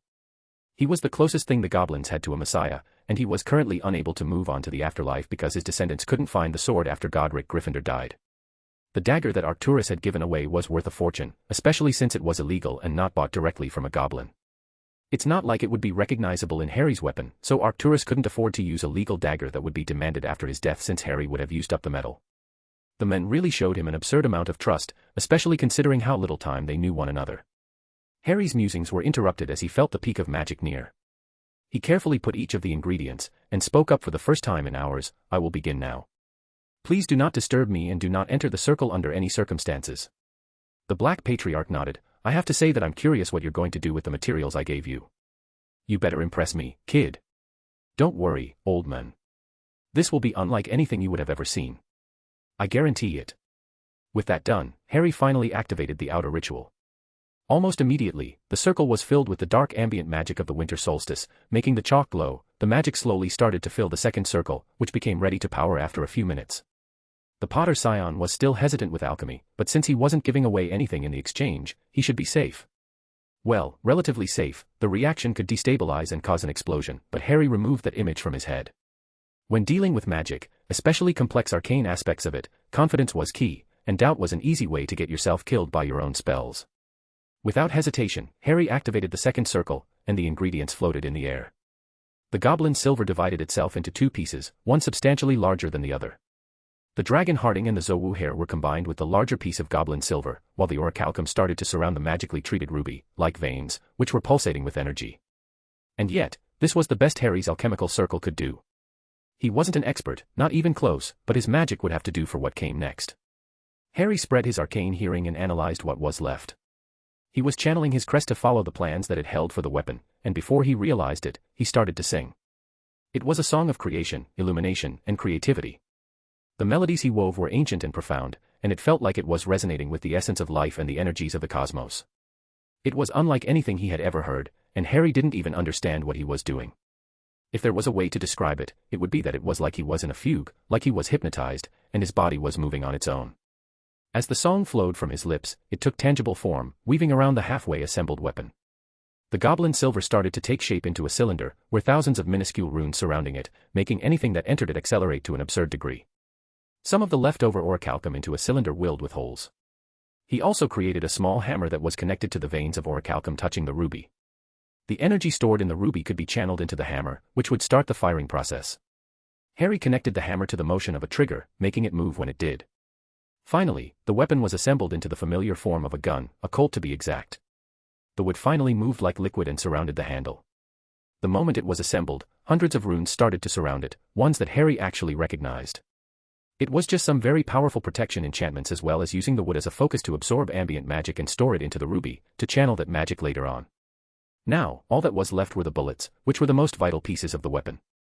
After all, so far, Harry had only created a gun made of goblin silver and orichalcum that accelerated any projectile and added some magic to the target. What made this weapon special would be the bullets.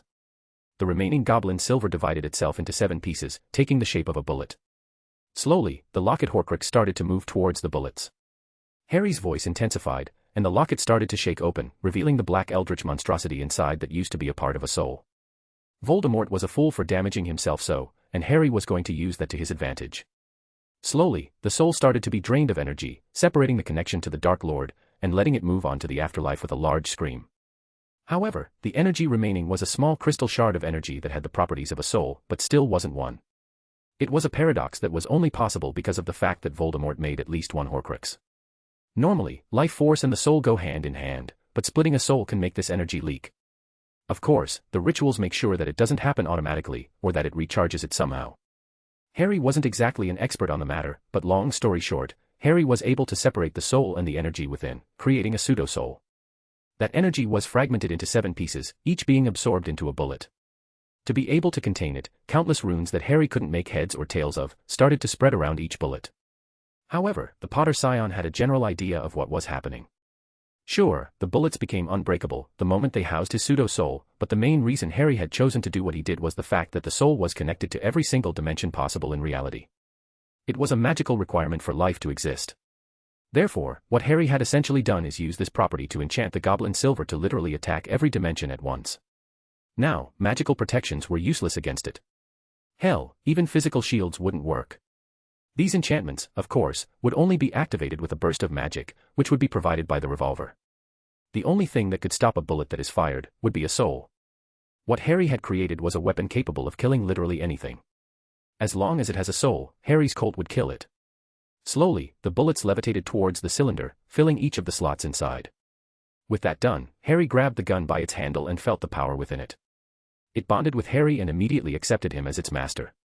Yes, this will do. This was worth all the trouble. The Potter scion looked up at the men who had witnessed the creation of what was probably one of the most dangerous weapons in the world. Arcturus Black was gaping at him and the young Slytherin gave him a giant grin. So, what do you think? Was it everything you imagined? These were the last words he let out before he felt really tired and woozy. Darkness followed soon afterwards. Chapter 108, Chapter 108, Outsider's Perception. December 25, 1992, Hogwarts. With purposeful strides, Severus Snape traversed the empty corridors of Hogwarts. A foreboding aura surrounded him, casting a sense of terror akin to a haunting specter. His black robe fluttered like a bat emerging from the depths of a tormented abyss, while his jaw remained tightly clenched. Known for his consistently unpleasant demeanor, the potion master rarely displayed a pleasant mood, as numerous Gryffindors could attest to over the past decade. However, on this specific evening, his thoughts were particularly morose and filled with sinister intent. It all started with Longbottom because, in the end, it all came down to Dumbledore's precious boy who lived. Seriously, the headmaster really was obsessed with the boy to a point that honestly disturbed the potion master. Longbottom was constantly monitored, every single person who spoke with him was observed, and his performance in class and even in Quidditch practice was reported by the professors. Severus wasn't the only one who was uncomfortable with this new direction of leadership. Ever since the boy stepped foot in the school, the entire castle turned into a madhouse. The Philosopher's Stone fiasco of the previous year, where one of the professors, who Severus told the headmaster numerous times was either a Death Eater or was possessed, put 2 students in the hospital, one of which was one of his Slytherins, who actually wasn't stupid enough to follow Longbottom in his little suicide mission. At least this showed that his snakes had some semblance of self-preservation. And now, the Chamber of Secrets was opened, and Dumbledore didn't say anything. They had all thought it was some kind of cruel prank made with a petrification obscure family spell that some pureblood supremacist learned and decided to use to terrorize the Muggle-born population into dropping out of Hogwarts. Considering that the first attack was on Filch, a rather commonly disliked person by the student body, and taking into account the timing, it wouldn't be likely that an actual mythical monster that was over 1,000 years old would have the time to petrify the loathsome squib and disappear without anyone seeing anything. Yet, now, with the aftermath of the Polyjuice incident, the potion professor knew that Dumbledore knew what was happening, that the students were in real danger, and didn't even tell the staff about the possible fact that the chamber was open. Well, Minerva didn't seem surprised, so he probably confided in her and Poppy Pomfrey, but Severus had a right to know that something in the school could seriously harm his charges. The entire incident was infuriating. Sure, Longbottom and his annoying friends were punished severely. It was actually the first Hogwarts suspension in over a decade, and the press had a field day when it was leaked, but if Severus hadn't covered for them and destroyed the Polyjuice, chances are the ministry would have had to interfere, and the brats' punishments would have been far more severe. As vindicating as seeing the brats that constantly demonized Severus in their minds, and always thought that he wanted to kill them, be finally punished somewhat fairly, the issue was that the fact the incident itself happened. The potion master knew how horrible it could be to be a Slytherin. The constant judgment from the other students, the suspicion that was always on the front of their minds in any conversation. Slytherins needed to be united, to project strength to survive, but they also needed to unwind, and their common room was a place for that. Dumbledore essentially giving his golden boy free access to the common room and bypassing the wards entirely was just over the line. Even Minerva was outraged, and it was her precious cubs that were the ones under fire. Although, it was funny to see that golden boy look at the headmaster with more than a little suspicion, and by the end, the brat was pretty much accusing the headmaster of not dealing with the problem before. The man had skillfully changed the boy's mind, but that cemented the fact that one of his snakes had played the golden boy enough to make him doubt the men he considered to be his hero. And it was Potter of all people who put a few ideas in Longbottom's head and indirectly forced the headmaster to reveal the similarity between what was happening and the attacks that happened 50 years ago. Of course, with a small application of legilimency, and getting the full memory of the conversation with Potter, it didn't take long to figure out that the monster was a basilisk. Sure, Severus wasn't a magi-zoologist by any means, but he knew snakes and he knew poisons. It was a little-known fact that basilisks could petrify people with their gaze, and the reveal of Longbottom being a Parselmouth and hearing voices during the attack cemented this theory. And that was baffling. Albus Dumbledore is letting children stay at a castle where a magical weapon of mass destruction probably still resided. Sure, the potion master could understand that the school could be closed permanently if it got out, but that did not justify the fact that it endangered the students. He had argued with the headmaster the moment he realized what the monster was, but the men chose to dismiss his warnings. Which was why he was currently spending Christmas patrolling the castle and fruitlessly looking for any sign of the infamous Chamber of Secrets. It was probably a punishment for opposing the headmaster, whom he had barely seen since the incident. Dumbledore being away from the castle was a rising occurrence over the last school years. Dumbledore was too busy assisting Wisengamot and ICW meetings to deal with the mundane things requiring his presence inside the castle but refusing to hire more people to deal with the menial tasks. Minerva McGonagall was doing his paperwork, to take one example amongst many. However, with the public mess Longbottom created, the men barely stayed in the castle more than a few hours at a time, trying to do his best to stop the Wisengamot from demanding to involve themselves in school matters. The Bulstrodes had quickly settled matters, seeing that it was a waste of everyone's time. However, the Crabs and Goyles were milking it for all their worth, probably following Lucius' instructions. The longer they spent arguing, the more favors Dumbledore would have to complain to stop a formal inquiry in the school. It was funny that Longbottom had done more damage to Dumbledore's influence in an hour, more than Lucius had ever done in over a decade. Still, all this enjoyment at Dumbledore's misery came at the cost of more patrols, in a practically deserted school, which was a waste of time. The issue was Severus often liked to use the holidays to focus on his research, and not just walk around the castle aimlessly looking for an invisible threat. Severus' inner rant was interrupted by a familiar voice. You could do with a little less scowling. No wonder the students are utterly terrified of you. It was Aurora Sinistra, the astronomy professor at Hogwarts and probably one of Severus' few true friends. She was a couple of years above him in school, but she did help him learn the ropes of their house as a fellow half-blood. She always gave him a helping hand whenever he was about to make a blunder, and she had heard him rant many times about Potter and his idiotic friends. The potion master's scowl lessened. Yeah, I know. I always hated this time of year. Ah, the woman took a deep breath. It's been over a decade, Severus. I know you miss Lily. Merlin knows that I miss her too. But you need to move on, and to stop being stuck in the past the way you've been. It's not that simple, Severus answered while sighing. No, it really wasn't. Almost everyone thought that Severus was pining after Lily in school. In a way, it was true. Lily Evans was smart, beautiful, and charming, and he was attracted to her. He might have even had feelings for her at one point, but Severus knew her before she went to Hogwarts, and he could say that she was one of the most terrifying people he had ever met. The Lily Evans that everyone knew, the Golden Girl of Gryffindor, who valiantly showed up purebloods with her talent, defiant to everyone's expectations, was a lie, one that she crafted the very first day she came to the castle. She was brilliant. Oh, by Merlin, she was a brilliant witch. She had even some basic control over her magic at the age of 8, making flowers bloom wandlessly, which was extremely rare. She was devious, vindictive, cunning, so much so, that Severus was sure the only reason she didn't join him in Slytherin was that she understood what would have happened to her if she was sorted there. And that mask that charmed her professors, that James Potter fell in love with, grew over the years, but in the shadows, with Severus, she learnt dark magic. She was even more proficient than him by the time they graduated. Honestly, Severus was sure that if it wasn't for the Dark Lord's overwhelming power and support, Lily Evans would have ended up as a new Dark Lady. Severus didn't understand why she chose to get involved with Potter. He didn't know if she was in love with him or wanted to use him in some way. He didn't question her motives, but they did get into a fight when he complained to her that she chose Potter, the immature bully who went out of his way to harass Severus for no particular reason. They said some things that they never could take back, and in the end, their friendship was in tatters. But without Lily, there was just something missing in his life. He foolishly joined the Death Eaters, thinking that servicing the Dark Lord might have helped fill that void, but it didn't. He just saw a monster that wanted to see everyone in the world suffer. Aurora seemed to have taken his pause as some kind of grief and grabbed his shoulder. I know it probably is, but she's dead. Come on, I haven't seen you once speak to her son outside of class. Her legacy is in her castle, one of your own snakes. I know he looks like Potter, and you hated that ass, but I haven't heard of him bullying anyone. When I look at him, he reminds me of Lily. That's what I'm afraid of, he muttered under his breath. Yes, the Potter boy. He looked like a clone of his father, but the truth was that he acted like his mother. He could tell he was like her. It was in the eyes, you see. They held this cunning, this intelligence inside, that was hidden from the world. The boy was probably more brilliant than his mother, when it came to magic, but was very good at cultivating a good image of himself. He had even heard rumors that his invitation to the court of Slytherin the following year was essentially guaranteed. The boy who had survived the infamous fire of Godric's Hollow, a fire that Severus would bet anything was started by Lily. The arcane nature of the fire was just like her. She liked to experiment with her magic and her son seemed to share the same hobby. Yeah, an attack like the one in Godric's Hollow shouldn't have fazed Lily at all, the Lestranges and Barty Crouch Jr. couldn't hold a candle to Lily. The rest were run-of-the-mill Death Eater grunts. Severus knew Lily's capabilities, especially when it came to wards. She would have had hundreds of escape scenarios, yet she chose to commit mass murder, killing herself in the process, only for the sake of her son's survival. There was something else that Severus wasn't seeing, and he was waiting for the shoe to drop. And it all revolved around her son. Severus had tried to subtly antagonize the boy, to see any hidden motives.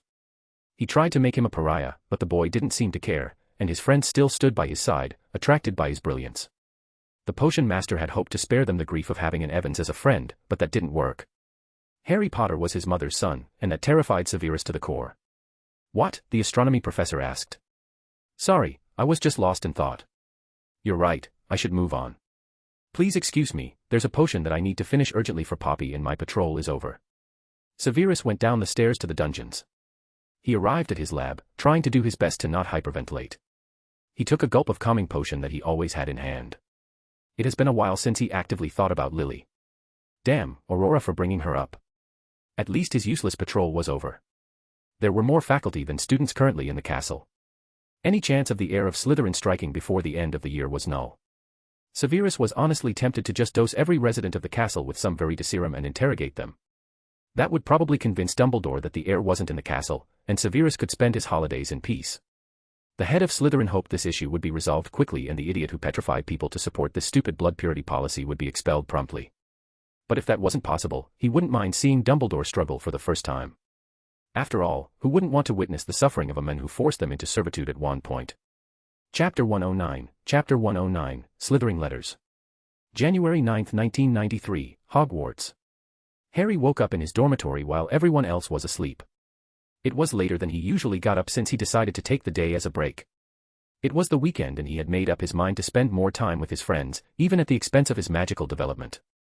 Even if he had all the power in the world, one of the things that the Potter scion feared the most was dying alone. Ever since he returned to the castle, he felt oddly relaxed, like a weight had lifted from his shoulders. The only small issue would be the small amount of awkwardness that was present between Harry and his friends. Ever since he gave them the bean ultimatum, they have been acting a bit weirdly around him. They haven't decided on which road to take, and seeing that Harry started going back to his previous self and actually hanging out with them, they sort of felt like the whole thing resolved itself. Plus, the lack of any attack for almost 2 months made the whole Chamber of Secrets thing slip away from everyone's mind. Harry's friends probably made an agreement between themselves not to mention the bean exchange, and the Potter scion was more than willing to let the entire thing slide until they eventually cave in and make their decision when Riddle inevitably starts attacking again. It was best to just enjoy the relaxing time in school while he still could. Speaking of the castle, the atmosphere in Hogwarts after the winter holidays were over was very tense, and it had everything to do with Longbottom returning. The young Gryffindor's status as a Parselmouth and the fact that no attacks occurred while he was suspended pretty much made him the culprit in the school population's eyes. The fact that he had gotten away with what was basically a month-long vacation, and a slap on the wrist didn't help matters. Well, there was also his year-long Quidditch ban and expulsion from his house's team. The Longbottom scion was particularly vocal about it when he complained to McGonagall about it being an unfair punishment since the entire house would suffer and not just him. Let's just say that the Transfiguration professor wasn't amused. But most of all, Harry could tell that his alienation from the rest of the student body was really affecting him. For all he tried to pretend that everything was normal, Harry could see his fury slowly grow with every person that avoided him or sneered at him. The boy was a few days away from snapping. Harry decided to just stay away from him as much as possible and save himself the headache. As for Ron Weasley, according to his brothers, the boy had experienced the worst Christmas in his life, when his mother confiscated his gifts and made him eat roast beef sandwiches on Christmas Eve. The boy wasn't even allowed to leave his room. Apparently, while being suspended he had shamed the Weasley family, and he was being punished for it. The final member of the Golden Trio practically withdrew to herself. Hermione Granger had been oddly silent ever since the incident. She stopped raising her hands during class and wilted every time a professor so much as looked in her direction. Spending almost a month in isolation had really hurt the Muggle-born self-esteem, especially since she was treated as a pariah. Slytherin students particularly glared at the girl, since it was their common room that she broke into, but it never devolved into anything serious. Snape didn't need to tell them how harassing a Muggle-born is not a good idea, especially with this whole heir of Slytherin mess going on. Even when Longbottom and Weasley's suspensions lifted, the three of them still acted somewhat more distant than they were before. They must have felt invincible in the school since Dumbledore was never going to expel the boy who lived. It would have been political suicide to stop him from pursuing his education, or even worse, drive him to get it in another country, and that's not mentioning the plans that the headmaster had for the Longbottom scion for the next few years. So, yeah, the Golden Trio thought on a very fundamental level that they could get away with anything in the castle as long as they had good intentions. If Longbottom hadn't been publicly caught, the headmaster would have either threatened or convinced the witnesses to stay silent. Yeah, that time dispelling of the polyjuice was one of the best moments of brilliance Harry ever had. Still, the Potter scion had to regret the tension that his decision to discreetly reveal the intruding Gryffindors caused. The entire house became alert for any other intruders, and even a few paranoid students started to trade code words to verify that they weren't impostors. Harry changed out of his pajamas and into his normal clothes. After he was done changing, he put on the new addition to his outfit, a black fedora made of acromantula silk. Daphne had gotten it to him for Christmas. She had even made sure that no one enchanted it, knowing that Harry would have been the one to do it. He really liked it, and there was honestly something about turning a hat into a pocket dimension with an undetectable expansion charm. The Potter scion had even started to learn space magic, since it was a very useful field of magic that wasn't commonly mastered, probably due to how complicated the arithmancy was, and also the fact that any mistake tended to have drastic and often deadly effects. There was this witch, who tried to expand the space of her handbag, only for her to accidentally turn the inside of the bag into some kind of proto-singularity. And since the bint didn't even think about containing the gravity, it sucked her inside and kept her trapped inside. Similarly, there were horror stories about expanded magical tents that collapsed with people inside, squishing the participants into balls of meat. So, yeah, any kind of advanced spatial manipulation was somewhat regulated by the ministry, and you needed to be certified to be able to sell any spatially expanded item. Thankfully, Hogwarts seemed to have enough books on the subject, particularly in the restricted section.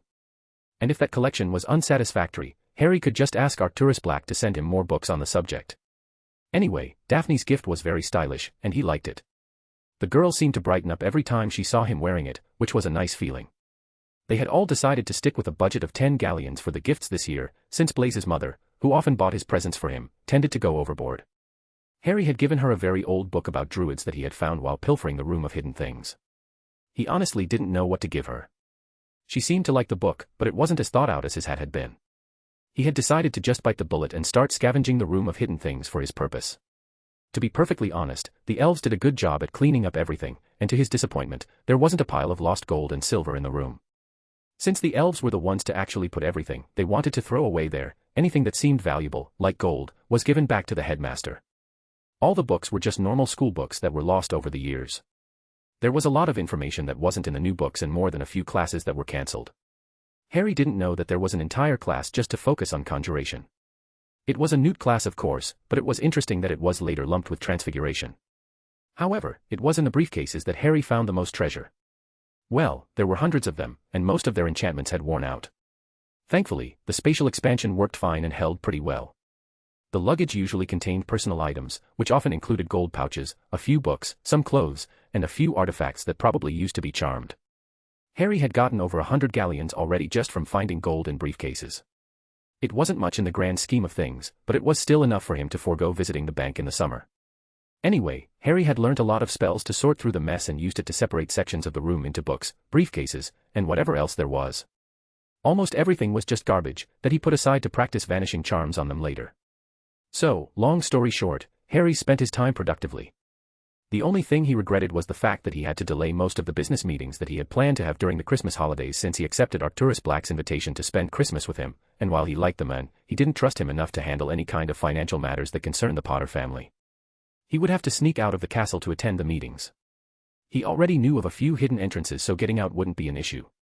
The problem would be the fact that his absence would need to stay unnoticed so that no one tries to get involved in his personal affairs. He didn't really regret spending time with Arcturus. Not only had the men given him most of the materials he needed to craft his Colt, but Harry also found that he genuinely liked the man's sense of humor, and his war stories were very wild, to say the least.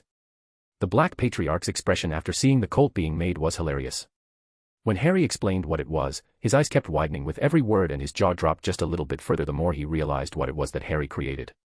An instrument of perfect death. A weapon capable of killing anything with a soul. To say that he was impressed would be an understatement. Harry was sure that if he wasn't already the head of House Potter, the men would have forced the black crest on him and paraded him around like a trophy. To be perfectly honest, Harry didn't think he could replicate the process of creating a weapon of that caliber again.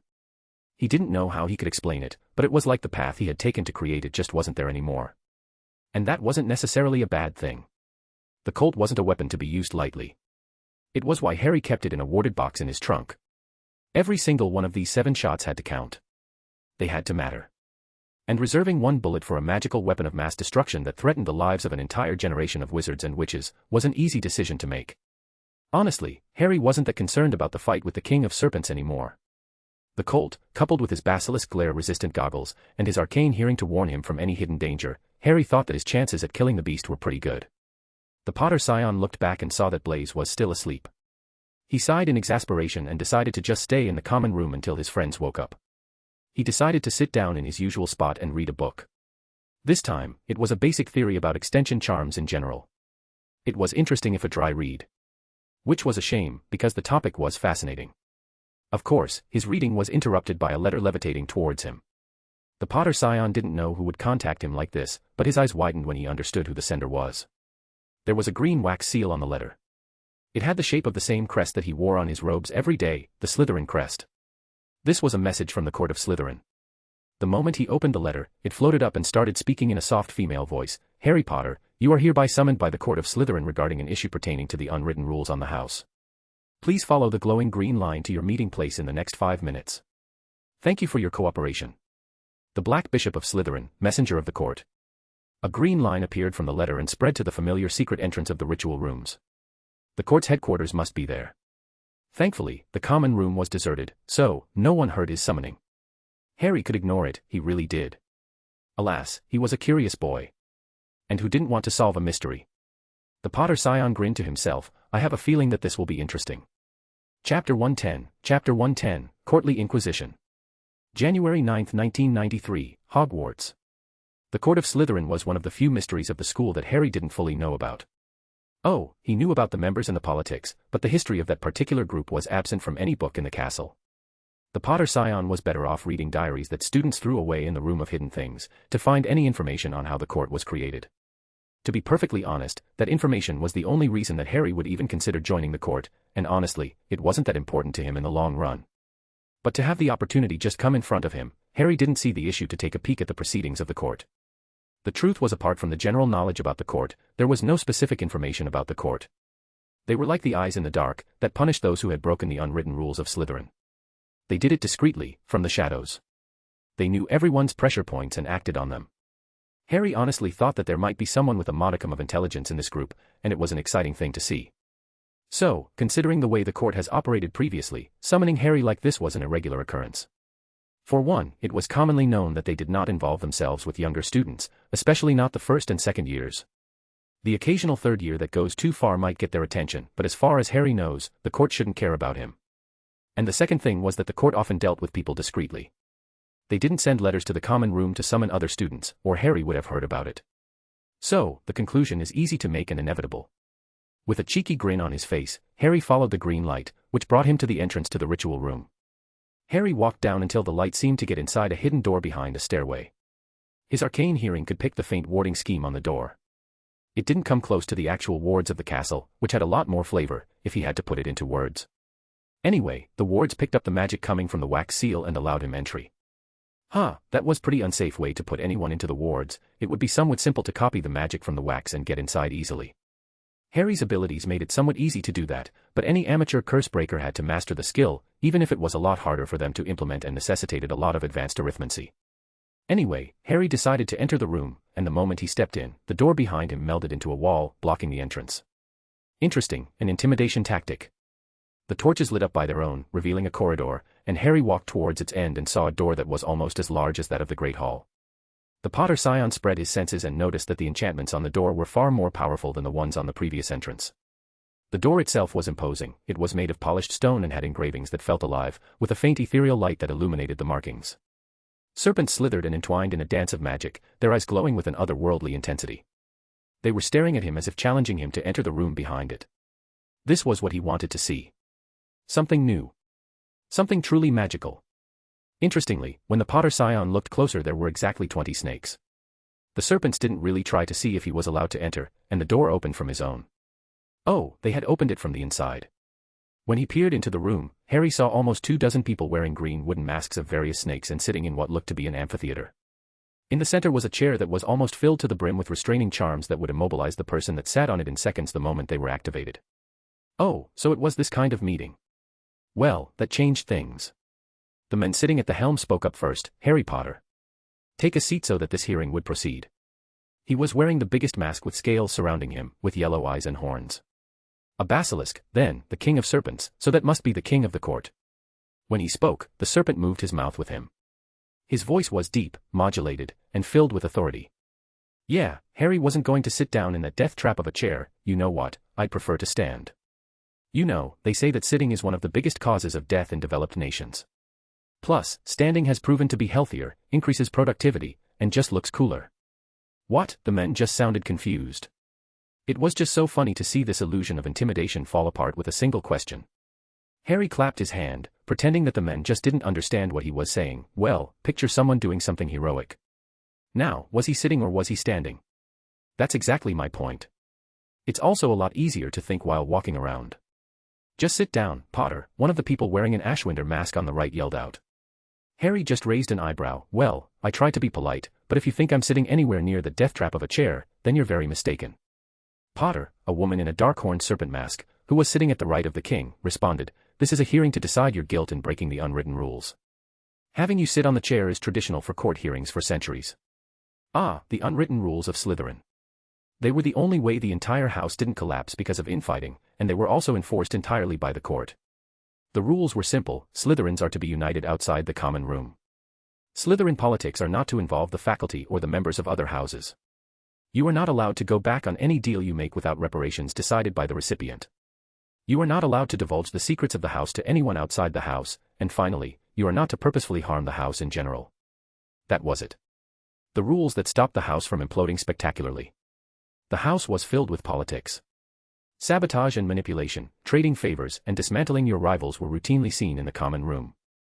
It was basic training for the politicking that awaited a lot of the members of the house the moment they graduated. It was an environment that was perfect for heirs to grow and learn, hence why most families favored Slytherin as the house for their children to be sorted in. However, if people started to get other houses involved, these rivalries would turn into actual encounters, and the factions would turn into gangs in everything but names. Hogwarts didn't need conflict on a scale like this, so the rules were made.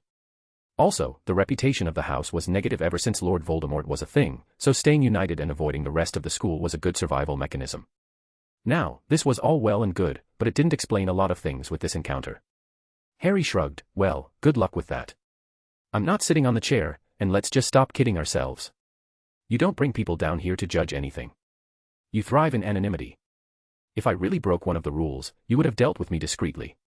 And I'm a second year, so you normally don't really care about us yet. You think we're too troublesome and immature for you to deal with.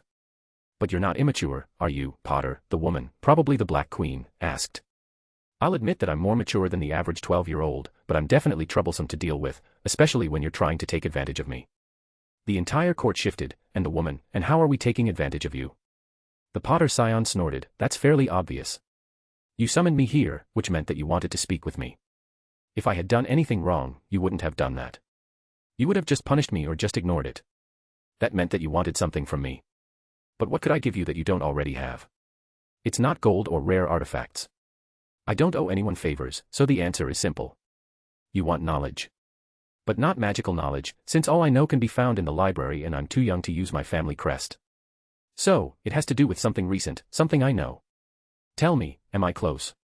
Harry grinned to himself as they all looked around each other and the Black Queen took a deep breath. Fine. We have cancelled the security enchantments. You can sit down. Harry heard the oppressing song surrounding the chair fade into nothing. There was still magic mixed in with the chair, but it was faint and pretty mild compared to how it used to be.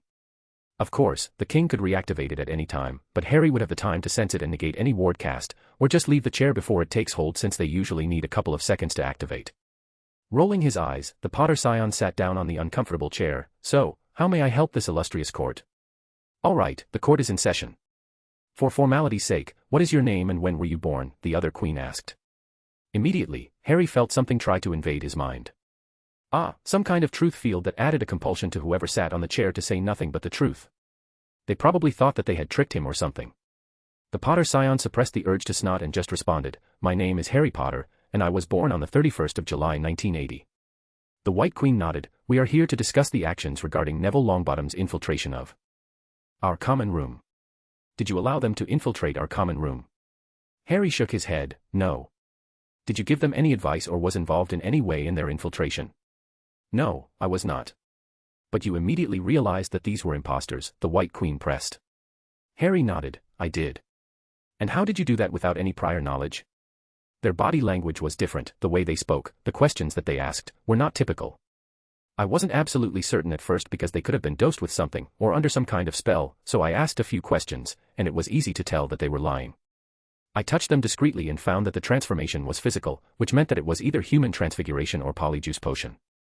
Considering the fact that the intruder probably wasn't a transfiguration master, the potion was used to impersonate the victims.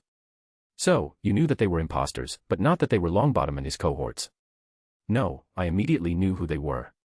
The identities of the victims meant that they were somewhat familiar with them. The only people who really knew about those three were in our year, and the only people who had the balls to break into the common room in our year were the Golden Trio. Their little adventure last year made them feel invincible and they would think that they were above the rules. Since there were 3 intruders, the conclusion was evident. The Queen pressed on, and what did they ask you about? The Chamber of Secrets, mostly. And what do you know about the Chamber of Secrets? I know many things about the chamber. Like what? Harry grinned to himself, like the fact that it was built by Salazar Slytherin. His voice echoed in the chamber. The entire court was just speechless by his answer. Yeah, if they're going to try to mess with Harry, it was only right that he would do the same to them. Are you being curt with me, Potter? The White Queen growled back. Oh, I'm just answering truthfully. The White Queen looked like she wanted to explode but was stopped by a motion from the king who asked in his baritone voice, You figured out the truth, Ward. Harry shrugged, before I even said a word. Interesting, Ward. Not a particularly strong one, to be honest.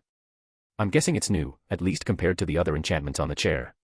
Why are you being so difficult, Potter? The Black Queen asked.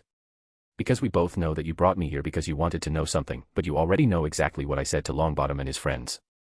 So, why don't we just save some time and get to the point of things? The woman stiffened, and how do you know that? You just told me, right now. It was an educated guess, but thank you for confirming it. So, with that confirmed, it would mean that you had a way to get access to that conversation. You have a way to survey and record the members of the house, no, the common room, more specifically. It can't be something that you did, since anything like that would have been overwhelmed by the wards, so it had to be included by either a headmaster or a head of house before your time, and I can't see a faculty member surveilling student dormitories or mess with ritual rooms. So, that's how you get your information. You're constantly spying on the house. Interesting indeed. Efficient. Most of the power plays happen in the common room, so you pretty much have the entire battlefield at your disposal. Potter, you're out of line. The Black Queen began. No, you don't get to say that because you're the people that brought me here. You can't expect to stop me from thinking out loud, could you? And it's not like I'm condemning your actions. The common room is a public place. You can spy on people there as much as you want. Now, if you were doing the same with dormitories, then we'd have an issue on our hands. So, why don't we get back to the subject since I'm starting to get hungry? Fine. Why did you tell Longbottom about the Chamber of Secrets? The Queen asked while obviously gritting his teeth. Because I could. There was no reason not to tell them about the chamber. The information was public. Then why didn't you unmask them immediately? Because the very fact they broke in was troubling. It meant that Dumbledore had given them a way in. No matter what the Weasley twins like to say, one does not simply break into another common room. There are wards and protections against intruders. Only Snape and Dumbledore could have allowed them entry. It's safe to say that Snape would rather obliviate himself of all potion knowledge than allow them to enter our common room. That meant that Dumbledore approved of their actions. One of the people on the right of the king, wearing a runespore mask, exclaimed, So, that's why you waited until they left to dispel the transformation. You wanted their reveal to be public while not having to deal with Dumbledore. All 3 heads of the snake were speaking at the same time. It looked disconcerting, to be perfectly honest. Yes, the outrage would be enough that he wouldn't be able to protect Longbottom, and it would cost him a lot of influence in the long run. As you all probably know, I was right. And are you also right about the beast being a basilisk? The men in the runespore mask asked with a hesitating voice. Ah, so you did your homework, I see. My conclusions could lead to such a theory. Or maybe I just lied to screw with Longbottom. I could be right, I could be wrong, who knows. Now that I think about it, this is starting to drag. I have no idea if you're doing this on purpose, going around and around with information that you either know or just don't care about. I don't know if you want to gratify me for revealing Longbottom, or just try to intimidate me. I don't know if this is some kind of twisted recruitment ritual that you have going on and I don't care.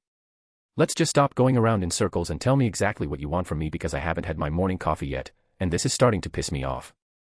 I don't care about house politics, and while you have a lot of influence, it's not something that concerns me a lot. I'm an academic and you know that. Sure, I might need a favor here and there and you could deny me, but we both know that it wouldn't look good if it got out that the court was breaking its own rules and going after a second year, and by the time you can do anything, in a year or two, the entire court would be different, wouldn't it? So, in the spirit of efficiency and for my peace of mind, let me give you an ultimatum. If you people don't start telling me exactly what the purpose of this meeting is, I will get up and leave. Harry's little rant was met with a deafening silence across the entire chamber, until the king stood up, getting everyone's attention and spoke up. All right, you have made your point. The purpose of this meeting is very simple. We wish to know what's your plan to deal with Basilisk. Chapter 111, Unwanted Truths. January 9, 1993, Hogwarts. Harry's little rant was met with a deafening silence across the entire chamber, until the king stood up, getting everyone's attention and spoke up. All right, you have made your point. The purpose of this meeting is very simple. We wish to know what's your plan to deal with Basilisk. At their answer, Harry couldn't help but burst into laughter. By the powers, these idiots want Harry to share his plans with them. The king was obviously experienced when it came to politics. He was pretty good for someone his age, but that's it. He was a teenager. These were all teenagers who were trying to play with something that they didn't comprehend. They were the power brokers of the school. They spied on the other Slytherins and used that information to make bargains and deals. They had contacts inside and outside the school, and they could sneak banned items in, or illegal potions, a few hard-to-find ingredients. At most, they attacked people from the shadows. So, that's all this court was. For all its glorified prestige in the house, it was just an association to trade favors and enforce the unwritten rules of the house. It probably used to be something else when it was created, especially considering the nature of the magic involved, but currently, it is barely more than a Slytherin student association. It seemed powerful if you were a normal student, maybe even a little intimidating, but that was it. They shouldn't even be anywhere near a basilisk. Seriously, it would be like giving a school student council the responsibility of dealing with a nuke. It was just that the situation was so absurd that the Potter scion couldn't help but burst into laughter. After a few minutes, the White Queen seemed to take offense at his nature. What's so funny, Potter? Harry decided to mess with them a bit more. It's all about plans for you, isn't it? Dumbledore has plans. The heir of Slytherin has plans. Even the Dark Lord had plans before he got himself blown up. That's how the world works, isn't it? Plans upon plans, one on top of the other, each person trying to complete their own while making sure that their enemy's plans fail. No one panics when things go according to plan, even if the plan is horrifying.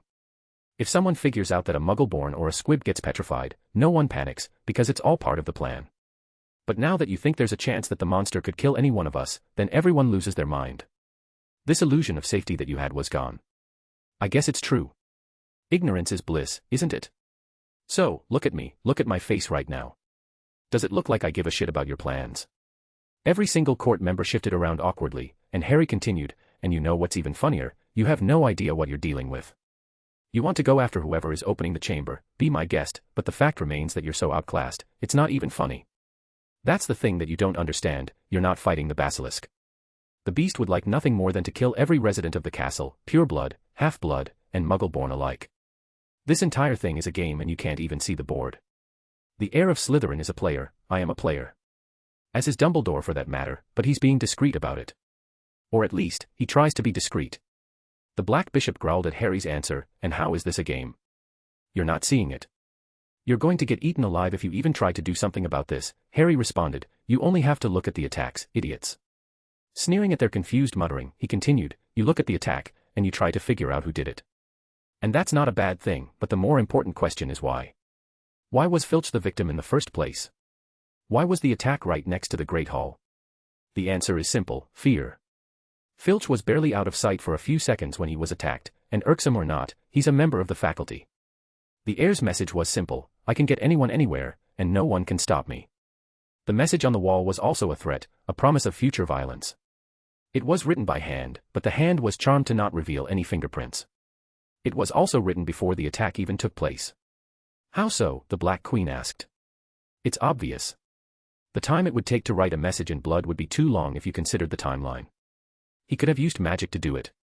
The Potter scion snorted, Dumbledore would have detected it in seconds and tracked down the perpetrator. No magic was involved in writing the message. There was no magic in the blood used. So, the conclusion is simple, the message was written before the attack. That means that the location was chosen, but maybe not the person.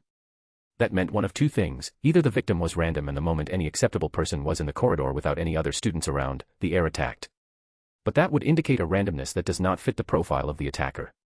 Or, the most likely solution, the victim was chosen far before the attack was made. It was essentially a play, made using an entire network of students to get that done, although they are probably under some kind of compulsion charm. A few students made sure to block the corridor slightly, either with notice-me-not charms or physically, while Filch, under a compulsion charm or an imperious curse, ended up in the exact spot underneath the message, which was probably covered with an object that was put under an illusion. After Filch realized what had happened, he was petrified, and his cat had died, but that was probably an accident. So, tell me, O Court of Slytherin, do you think you can deal with the level of preparedness that the heir exhibited? Harry could tell that he had frightened them. These weren't bad people, just teenagers over their heads. The men in the basilisk mask spoke up, and Dumbledore is aware of all of this. I don't know, but probably, the Potter scion admitted, look, Dumbledore is already putting a lot of secrecy charms on the whole thing. It's subtle, but you can feel it and overcome it if you want to. Tell me, did any of you tell your parents about the Chamber of Secrets being opened? They all hesitantly started to shake their heads, and Harry continued, you just realized that you should probably do that, don't you? It's very sneaky, a compulsion added to the castle not to inform the press or anyone outside it about the shady stuff that happens under Dumbledore's watch. Like the Forbidden Corridor, last year. Did any of you think about informing your parents about it? Look, I know it's scary, but that's how it is. The more the curtain is lifted, the more you'll realize how it would have been better to stay in the dark. So, let me give you a piece of advice. Stay out of this.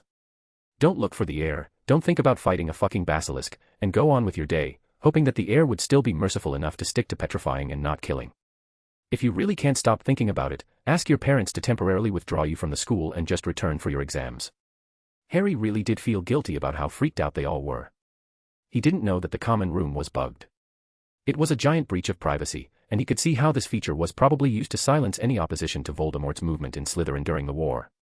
The fact is that had Harry known about the common room being bugged, he wouldn't have revealed enough clues for anyone to know what the monster was. He would have probably taken Longbottom aside in the dormitories instead and revealed the information to him there. Now, he had accidentally involved students in this mess, and that wasn't good for anyone's sake. Harry could tell that they were terrified. They wanted to do anything about the whole issue, but there was really no action they could take that would make any difference. The Black Bishop growled, and how do we know you're not just pulling our tail, that you're not just pretending to know anything just so that we would invite you to a place amongst us next year? The Potter scion let out a snort, the answer is simple. If you doubted my words, you wouldn't be as afraid as you are now. But fine, if you need a demonstration that I'm not lying, I am more than willing to demonstrate. For example, I could tell that the entrance to this room is by blood. There are small traces of blood on the snakes in the doorway. Cleaning charms could only do so much on something as magically complex as the court's doorway. So, since the wards didn't probe my magic, that must be the way in. But for blood to be added to the wards or removed, you need something that acts as an anchor. The door itself would be risky since giving direct access to the whole security scheme to an intruder is a bad idea, but it is curious how it matches up to these wooden masks of yours. You see, wooden masks have been used all over the world for a very long time. But they were used by peasants in the old days for their cultural practices. But the masks on your heads are handcrafted pieces of art, and obviously old. This style of masks in particular was commonly used in theatrical performances in the 17th century, just after the Statute of Secrecy was put in place. But they stopped being made centuries later, the more we were separated from Muggle culture. No self-respected teenager would ever wear something as tacky, and uselessly expensive today. It would be better put on a wall as an antique. Conclusion: you're forced to use the masks. Final theory: the masks are bonded to you with blood, which is connected to the door. Now, I have a question for you all. Considering that this is the first time I have ever met the court in any capacity, and also the fact that I have no interest whatsoever in joining it next year, why would I even bother lying to you? They all froze for a second, and Harry continued, there's no shame in admitting that you're out of your league. So, here is my honest to Merlin recommendation. Leave the heir of Slytherin alone. I have been playing against this opponent for months, and I'm sad to admit that I lost against him more than I won. He is ruthless, pragmatic, intelligent, arrogant, and very emotional. So, go back to your bargaining, to your little school politics and your intelligence network. You're better off not getting involved, and I'm telling you, right now, if you ignore my words, I will not save you when you inevitably step on the toes of people far more powerful than you can handle. But most of all, stay out of my way. With that said, he got up to leave.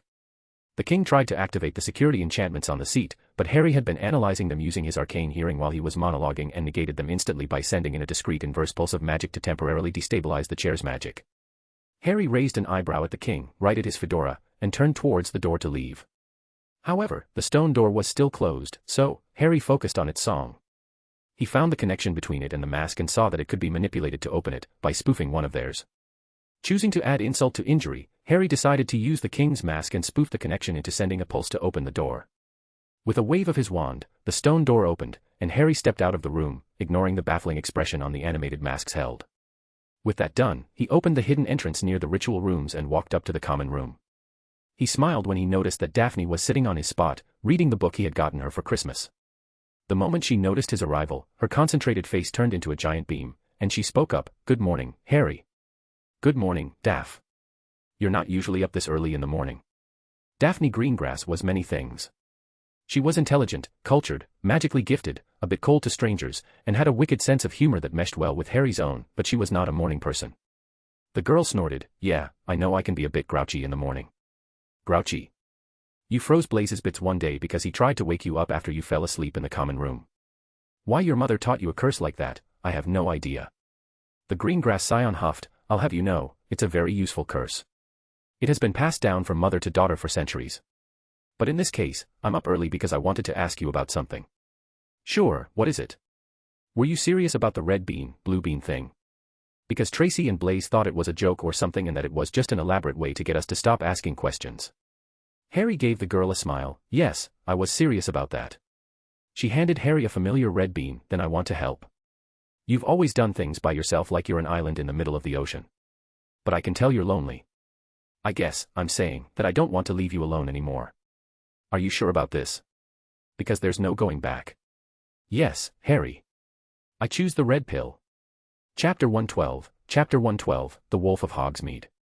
January 18, 1993, Hogwarts. The days following Daphne's decision to involve herself fully in Harry's life were awkward. After the girl's proclamation, he just told her to give him some time to put things together and that he would share what he could with her. The issue was that the Potter scion was hesitant when it came to how much he wanted to share. Harry's personal magical training could technically be classified as family magic, so he was completely entitled to keep it to himself. But that felt wrong for some reason, to keep so much from her when she had chosen to commit to their friendship. Honestly, Harry wasn't going to teach her anything from his family crest, so magical circles were off the table, and he certainly wasn't going to share the existence arcane hearing. But teaching the Greengrass scion his personal spells, or the magic that he had learned from the library and from experimentations was his prerogative and made sense for her to learn as much as possible if she was going to be his partner. And that was what it was all about. Daphne was going to be his partner, and in a way, that added a vulnerability in Harry's life. For one, she had failed his legitimacy test. She had never been trained in the mind arts outside of a few meditation exercises that her father had taught her, and the protection that her family crest would only activate on her 13th birthday when it's fully manifested, which thankfully was a couple of months away. Harry couldn't teach her anything adequate enough to shield her mind before the crest would be able to protect it either way. So, outside of training her in magic, there were very few things that Harry could do. Luckily, using legilimency on Luna was a recipe for a headache. The way she witnessed the world was just so alien that it was hard for a normal mind to interpret her thoughts. Harry was more than willing to share a little more with her, especially when it concerned the Chamber of Secrets, since that involved her personally. Unfortunately, Daphne just didn't have that advantage. After a few days, Harry caved and told Daphne an abridged version of the situation of the chamber, and the girl was shaken about it. He still remembered the conversation they had a few days prior. Flashback. After a few days of deliberation, Harry invited Daphne for a conversation that the blonde was obviously looking forward to. They met in the common room and Harry motioned her to follow him. He definitely did not want to have this conversation in the common room now that he knew that the court of Slytherin was constantly listening in. The two young Slytherins walked in silence until they found themselves on the 7th floor, right in front of the entrance to the room of requirements. As Harry walked back and forth for the entrance to reveal, Daphne had a worried look on her face, as if the Potter scion was insane all this time, but she had visibly relaxed when he gave her a charming grin, and gaped when the entrance revealed itself. "What is this place?" "This, Daphne Greengrass, is the room of requirements. This room is a marvel of magic that turns into whatever you speak of mentally when you walk back and forth to reveal the entrance. Right now, I wished for a replica of our common room, so that's what we got. This is the place that I use to practice magic. Whenever I'm not hanging out with you, I'm probably here." As he had said, the room had taken the form of a deserted Slytherin common room. Daphne gave him an odd look. "How does it work?" "I have no idea," Harry confessed. "To be honest, I think it's a mixture of variable expansion charms, illusion magic, some conjuration, and some kind of mind magic to pick up the intent of the user. But that's not why I brought you here. You said that you want to be all in. Well, this is me giving you the white card. Ask me whatever you want." If there's something I'm uncomfortable sharing, I'll just say so, but I will not lie to you. Well, let's start with the obvious. What do you know about the Chamber of Secrets? Flashback end. It was surprisingly cathartic to tell someone about how worried he really was about the whole thing with the chamber. His and Luna's partnership had started because neither of them had a choice in the matter. Oh, they were friends, but the entire relationship started as an alliance to stop Tom. Daphne was someone who earned Harry's trust. She wasn't forced to stay with him, but she chose to do so, and that made an immense difference when Harry decided to share even a fraction of his knowledge with her. It was a big step on Harry's part. There was this intimacy at showing her a part of his soul, a part of his world that she was previously ignorant of. For some reason, he was afraid as well from the way she reacted, but all things considered, she had dealt with her surprise well enough. Harry had told her about him detecting a diary as a very dark and dangerous object in the school, that he made a small trap to find the purpose of whoever it possessed, and that he thought that Lockhart might have been involved because of his sudden change in personality, but that he was wrong. He told her about his game of shadows with the heir, of losing his encounters with the heir until he got desperate and successfully figured out that Luna was the one being possessed. That they had fought, and he had won, setting his enemy back a few months, but that the heir had hidden the diary, that the attacks would continue again. He told her that he figured out what the monster was quickly enough but that it was Longbottom using Parselmouth that cemented that clue. He confessed to creating goggles that should protect against the basilisk's glare, but that he hadn't tested it. All this time, the Greengrass Scion had remained supportive and impassive. That was until he told her that the heir of Slytherin was Tom Riddle, a 16-year-old version of Lord Voldemort. Yeah, the girl had freaked out there. The Dark Lord really made himself into a figure of fear in this country. It was merited, of course, since the man was a psychopath who wanted nothing more than to see the world burn and rule over the ashes. The monster was unpredictable and unstable, and could honestly wipe out an entire family line on a whim. But his damage paled in front of what Grindelwald had done. Voldemort had terrified a nation, but Grindelwald had divided the entire magical world on an issue that they didn't even know they had. When Grindelwald walked a battlefield, all that remained was ash and death. The duels between Dumbledore and Voldemort were short, which made sense considering the guerrilla attacks that the heir of Slytherin assigned. Lord Voldemort attacked people in their homes, and overwhelmed them quickly, before getting away and leaving only his cursed dark mark. However, Grindelwald, the real Dark Lord, just faced entire legions of opponents head-on and came out the victor without issues. In the battles between him and Dumbledore, no one got involved, because that would spell certain deaths. Voldemort thrived on fear, which was so ingrained in everyone's mind that it passed down to the next generation. He was the boogeyman who could attack at any time for any reason, while Grindelwald thrived on his ideology of creating a new world for the greater good. So, the bottom line was, the moment Harry told her that he was fighting a younger version of Lord Voldemort, the girl started trembling in fear, with tears in her eyes, as if Harry was fighting to his doom. Honestly, Tom Riddle wasn't that big of a deal compared to the fucking basilisk. It was funny how the idea of fighting a weapon of mass destruction was more appealing to Daphne than just dueling a teenager with prodigal magical talent. It took the girl a few days to calm down before she finally decided to go back to Harry and speak about their plans forwards. At this time, Harry started to build a new pair of goggles for Daphne.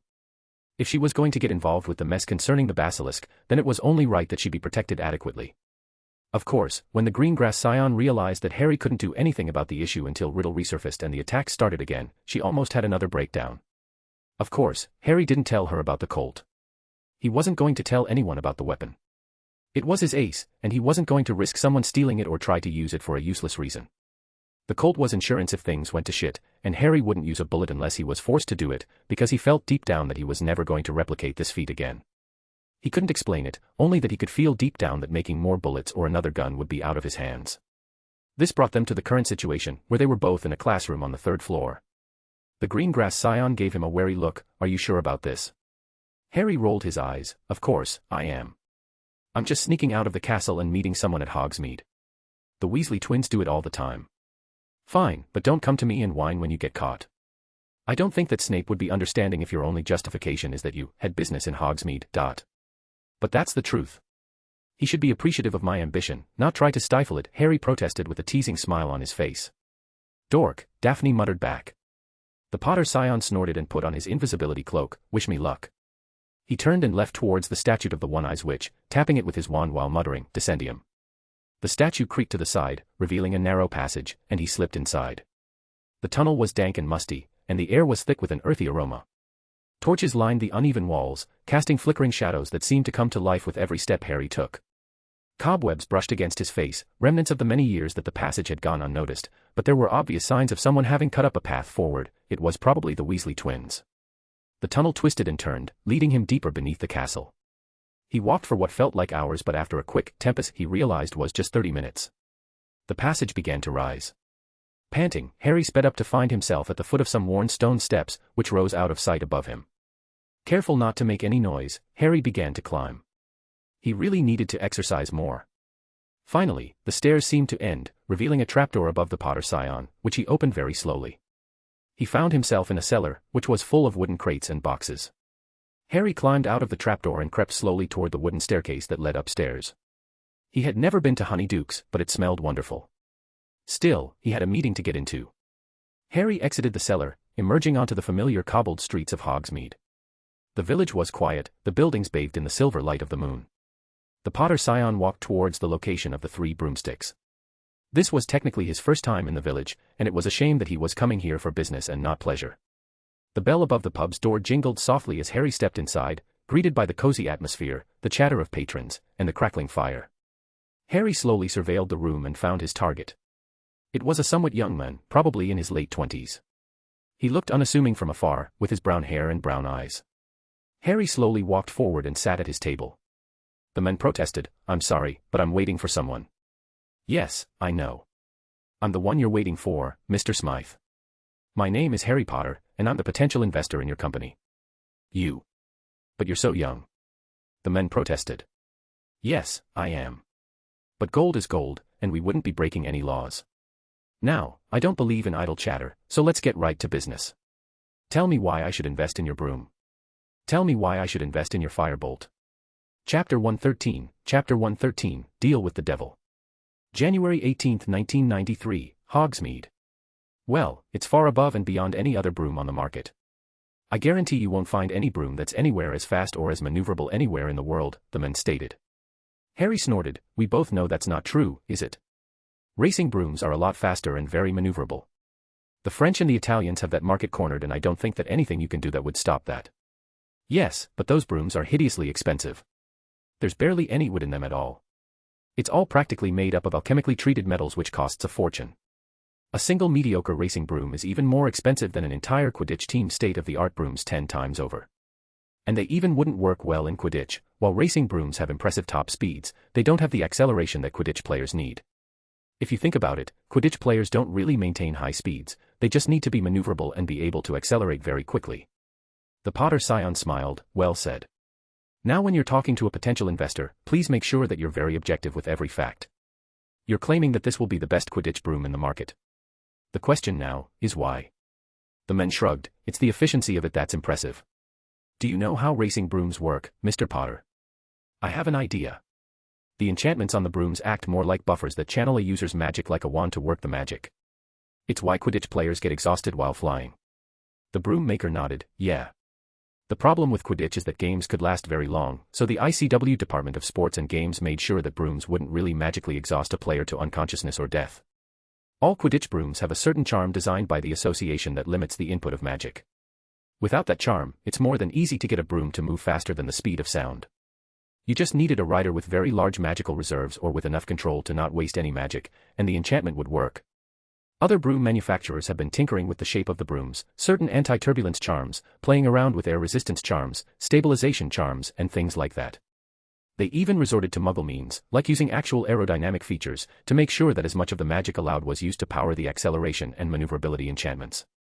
What I did was discover a way to make sure the magic is used more efficiently anyway, so I could leave more than enough of it to power the stability and steering mechanisms to make the flight as smooth and as responsive as possible while leaving room for a sizable increase in acceleration, and with my custom variable air resistance charm, a much higher top speed.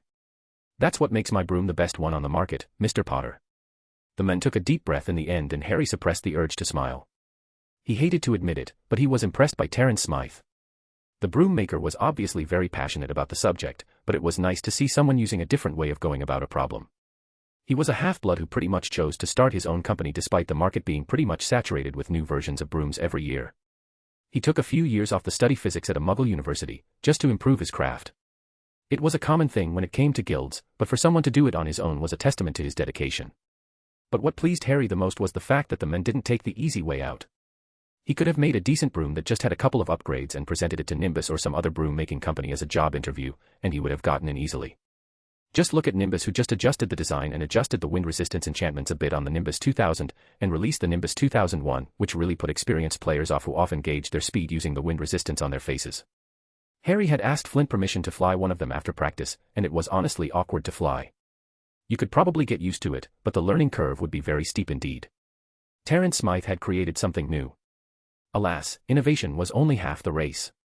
The man was, of course, not willing to let him on his secrets, which was smart, but now came the big question. All right, then why are you here? The broom maker looked perplexed for a second before replying, I don't follow. You're the one who arranged the meeting. Look, if what you're saying about your broom is correct, then you should have been set for life. You would have gone to one of the distributors, sold your design, or just asked them to invest in it. Trust me, they would have been all over this. You should have been batting away investments left and right with a stick. Now, if that was the case and someone randomly offered to invest, you would just ignore them. But you didn't. You came to this meeting, hoping to secure an investor, and I would like to know why no one else tried to grab you up. The man looked like he was sweating and just took a deep breath. The problem was the production cost. The moment I said how much it costs for every single one to be manufactured, they just clammed up and did their best to kick me out. And how much does a single broom cost? Around 500 galleons in materials. And it takes about a full day of work for me to do it. Harry frowned. And how much does a Nimbus 2000 cost in terms of materials? Around 50 galleons, I guess. I could probably enchant a similar broom in an hour or so. The total production cost should be around 100 galleons.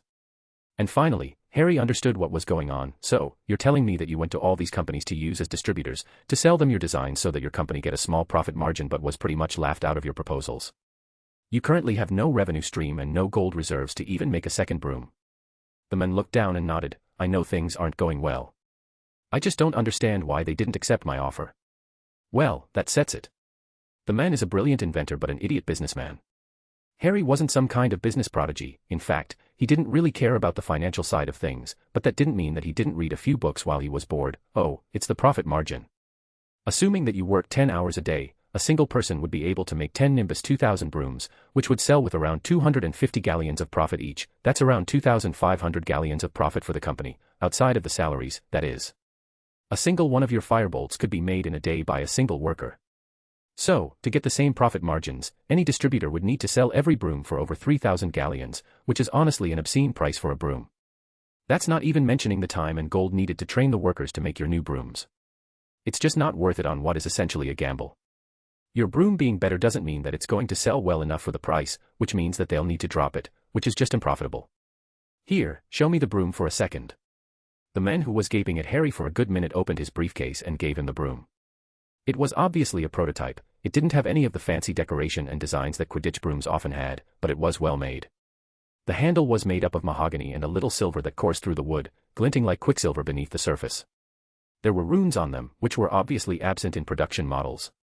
The bristles were a mix of red pine and some kind of golden metal that Harry recognized as orichalcum from his own experimentation. The body was simple, with a sleek long birchwood with hundreds of runes glowing on it. The moment Harry touched her and spread his arcane hearing, he knew that it was something special. There were a few secrecy charms, but they were never designed to protect from something like Harry's skill. The Potter Scion murmured to himself while examining the piece of art in his hands, interesting. Very interesting indeed. You enchanted dozens of twigs separately and combined them using alchemy into a single body, with hundreds of veins made up of orichalcum just to transfer the magic. You basically took inspiration from the human body and created veins to efficiently move the magic around. But it feels odd. I don't think it's orichalcum, maybe some kind of magical metal, I'm not entirely sure. It's rune steel, the man gaping at his deductions. It's cheaper than the orichalcum and I could use it as a core. It's not as efficient but it's far better than the competition. I nodded. I remember. It's some kind of metal infused with runes, isn't it? I'll look into it later. But the way you built the handle with the core being a diamond that you transmuted yourself, I assume, you use it to store magic when it's not being used. It's not as effective as using a naturally created gem, but I don't think any other broom uses something like this to store magic, they just rely on the wood to do it. No wonder it's so expensive. Oh, I see now, you used the veins in the body of the broom to not only transfer the magic to the enchantments but to also act as a secondary nerve network to transmit the information that the player gives. It's very fast and the broom will act like its rider's extended limb. Holy shit, you added a self-learning magical algorithm that would fine-tune itself on the rider, which would estimate a player's movement by his past decisions and adapt to it, which would make the reactions even faster. And the enchantments on the bristles to accelerate and stabilize the broom are exemplary. Oh, that braking mechanism is brilliant. You didn't mention that, did you? The man was still stupefied by Harry's guesses. How in Merlin's name did you figure it out? It's not important how I figured it out, the Potter Scion interjected. I now see what the problem is. And what is it? That's very easy, you're targeting the wrong audience. You're treating broom making as an art, and I can see how you would with the masterpiece you created. But the other companies, they treat it like a business, and the truth is that for a broom like that, there just isn't a good market for it. Here's the thing, outside of spoilt children and rich Quidditch enthusiasts, your main buyers will have to be professional teams. You should have never gone to other companies. Then who would be making my brooms then? Smythe asked. Look, I don't think you realized what you've done. Your business isn't making brooms, it's your idea and the improvements you made. And an idea will only take you so far. What you need to do is turn Firebolt into a brand, to market it as the broom that professional Quidditch players use. It certainly seems good enough for it. No matter what you think, your brooms are not meant for the common wizard and witch to fly, but you can make it something that's a sign of luxury, of importance, but targeted towards younger wizards and witches, who are obsessed with Quidditch. And how am I supposed to do that? Harry let out a large grin. Make 7 brooms and loan them out to a professional league team for a few games. The top teams will probably not bother answering you, but a team at the bottom of the leaderboard, and that has nothing to lose, will accept your offer. If your brooms offer such a large advantage, they should be winning. Players will talk to each other, managers to each other, and slowly, you'll start selling brooms. You'll be getting orders left and right.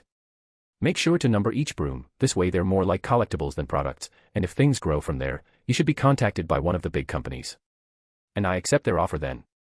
Of course not, Harry snorted, you ignore them completely.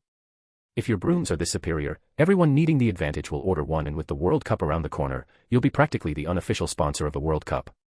The important thing is that you enchant every broom yourself like it's a point of pride. However, the moment the World Cup starts, you sell the entire company to the highest bidder. I don't understand. Why would I do that? How long do you think it would take for a company like Nimbus to reverse engineer your broom? 2, 3 years, I'm guessing, if you use better concealing enchantments. Assuming the time to train people to make their substitute brooms is around an extra year, you'll be completely out of business in 5 years when they undercut the prices. Your value as a company will be the highest during the World Cup. If you sell then, you won't be just selling your broom, but the Firebolt name, which will be on everyone's mind. You could add a stipulation for you to head any future developments, and they will be bending themselves in front of you just to have a taste of your profits. You have a small window to profit as much as possible with your product, and you need to capitalize on that. The men looked pensive for a second. This could work, but I don't have the capital to build 7 brooms from scratch. That's where I come in. I'm willing to give you 5,000 galleons in exchange for 40% of your company. That should get things started easily enough. 5,000, the men exclaimed, are you mad? This is far too low for 40%. Harry grinned, yes, but that's the offer I'm willing to give. Well, I refuse. That would be unwise, Mr. Smythe. You see, you're on your last leg and you know it. Now, I'm offering you a paltry sum, but in return, I will not involve myself in the working of the company. Other investors might be willing to help you, but I can almost guarantee that they'll want control over your company, and your baby. They will make you change things that you won't agree with, but you'll have no choice but to do it. However, I'm like you, I like the art of it, the beauty of your broom. And I'm also someone who figured out how it really works, and I appreciate the magic involved. The man blanched when he recognized the implied threat. He had lost any bargaining power the moment he gave Harry access to the broom for more than a minute.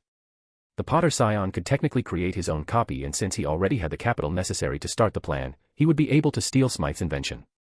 Harry had a grin not too dissimilar to that of a fox when he asked, so, do we have a deal, Mr. Smythe? Chapter 114, Bloody Valentine.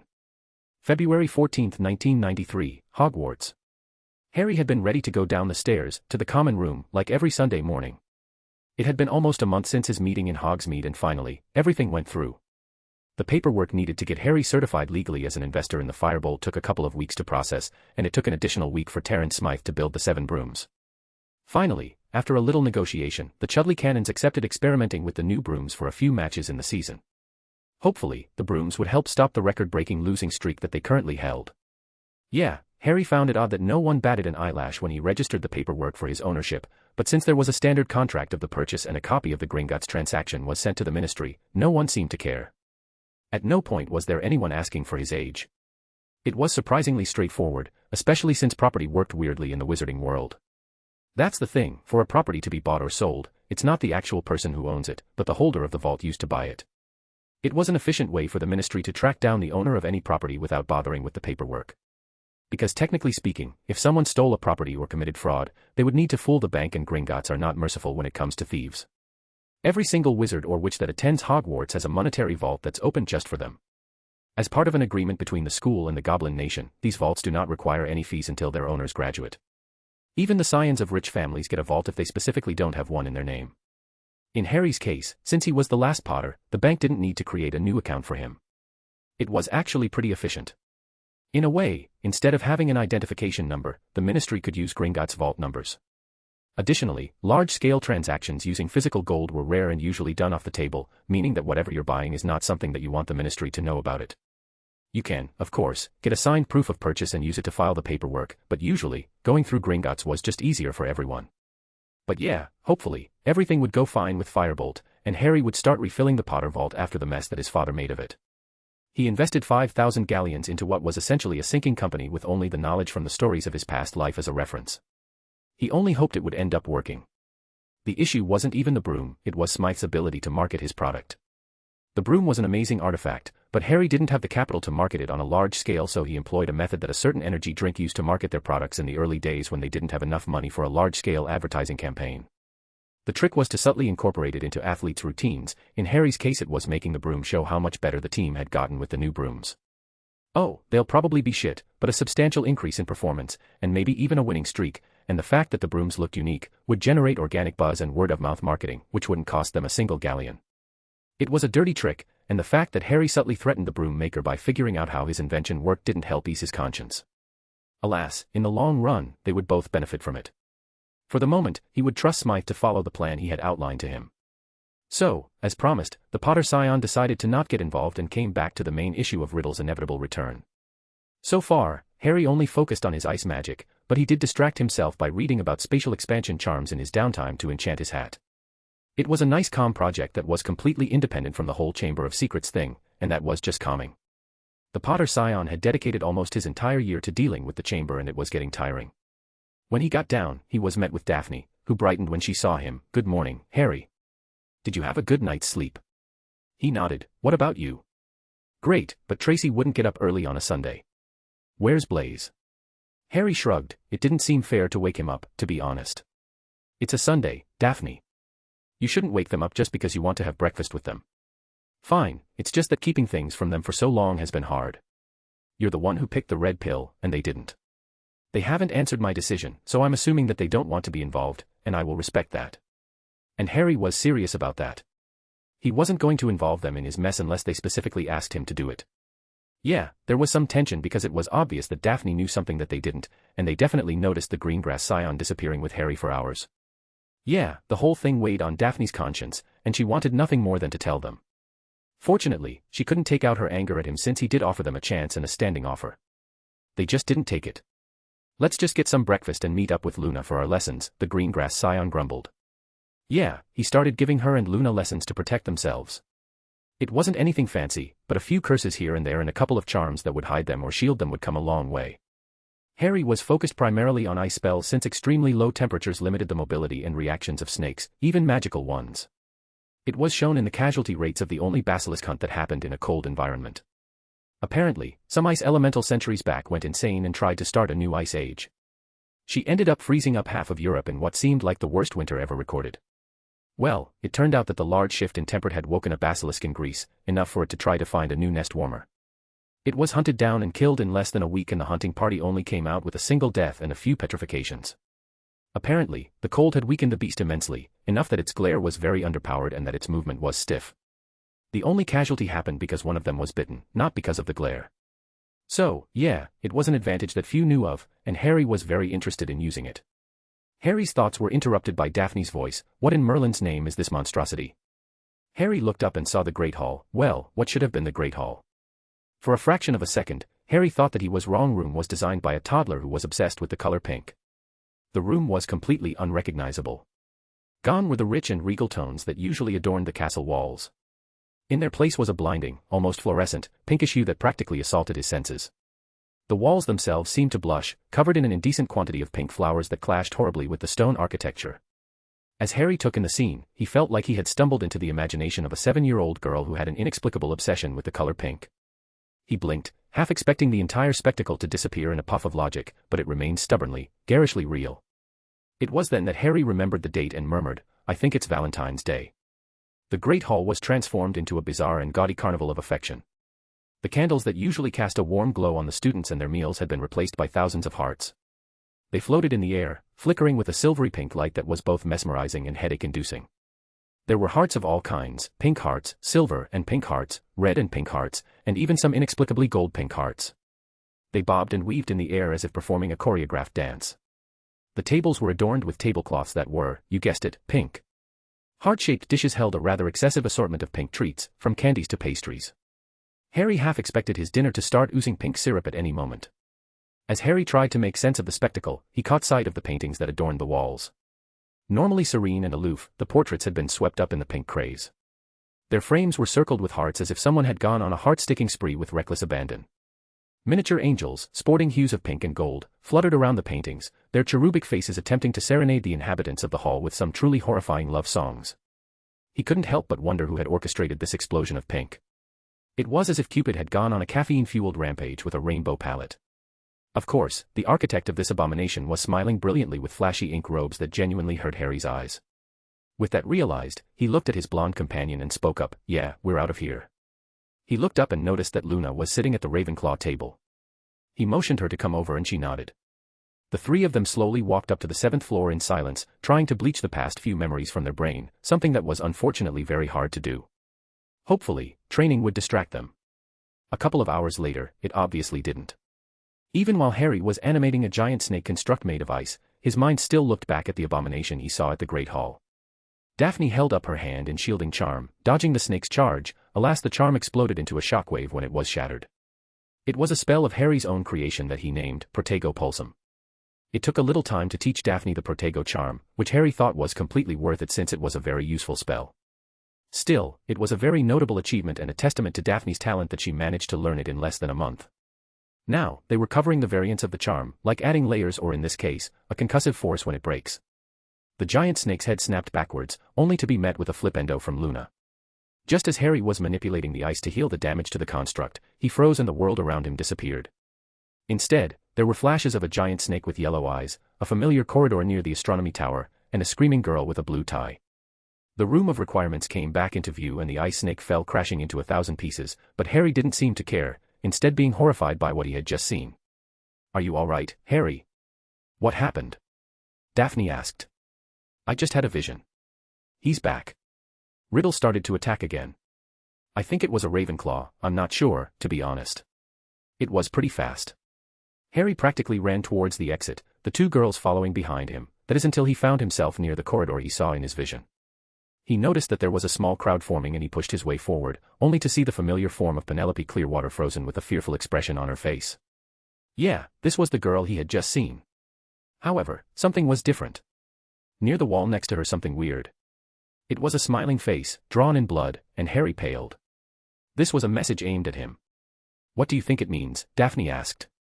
"Oh, that's simple. It means that it is time for us to resume our game. Talk about a bloody Valentine." Chapter 115, Chapter 115, Dance of Lions. March 7, 1993, Hogwarts. The last few months were the worst ones Neville Longbottom ever experienced ever since he arrived at Hogwarts. It wasn't just the fact that his standing in the school was ruined, it was mainly because everyone kept looking at him with suspicion and sometimes even fear in their eyes, ever since he was revealed as a Parselmouth. He was the main suspect, and now that the attack started once more, just a month after the boy who lived had returned to the castle from his suspensions, things were starting to get bleak when it came to Neville proving his innocence.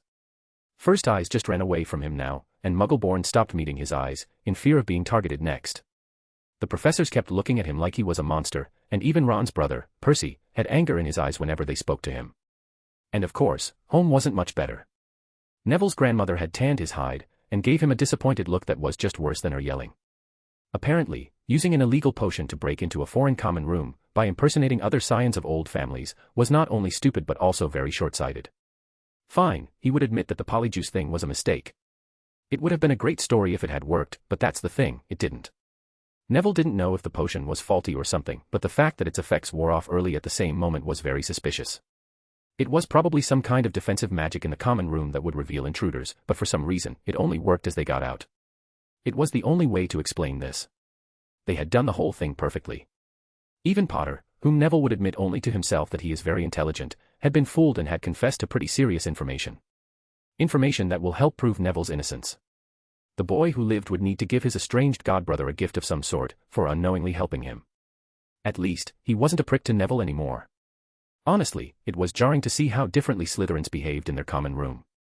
They had rules. They weren't all racist bigots that thought that Muggle-borns were lesser. Only a few like Malfoy were the loudest, but when he looked back at it, he couldn't remember any other Slytherin outside his group saying stuff like that. However, the fact that someone contacted his mother for what he said was hilarious. However, the petrification of Penelope Clearwater sent shockwaves through the schools, and not just for the petrification itself. Everyone had stopped thinking about the Chamber of Secrets since there hadn't been an attack for months. Well, they were obviously wrong, and the heir of Slytherin had claimed another victim. Needless to say, nearly everyone assumed that Neville was responsible, particularly after it came out that he had no alibi at the time of the attack on Clearwater. He was flying on one of the school brooms to clear his head. His grandmother might have confiscated his broom, and he might have been banned from Quidditch, but Neville still loved flying. Furthermore, the female prefect had been seen giving the Longbottom Scion a detention for going out after curfew. Neville was planning on visiting Hagrid, and well, he was caught pretty easily. But that was motive enough for him to petrify him for most people. The general theory was that Neville had petrified Filch for the detentions he had to spend after the whole taking a flying car to Hogwarts thing, and then when Dean Thomas realized what had happened or caught Neville somehow, he petrified him. And when he tried to sneak into the Slytherin common room to plant some evidence there, he was caught and suspended. Now that he was back, the boy who lived resumed his reign of terror. Of course, that was nonsense, but Neville had to admit that there was a narrative there. Thank Merlin that the whole thing hadn't been brought into the media. This was enough evidence for Rita Skeeter to crucify him in the Daily Prophet.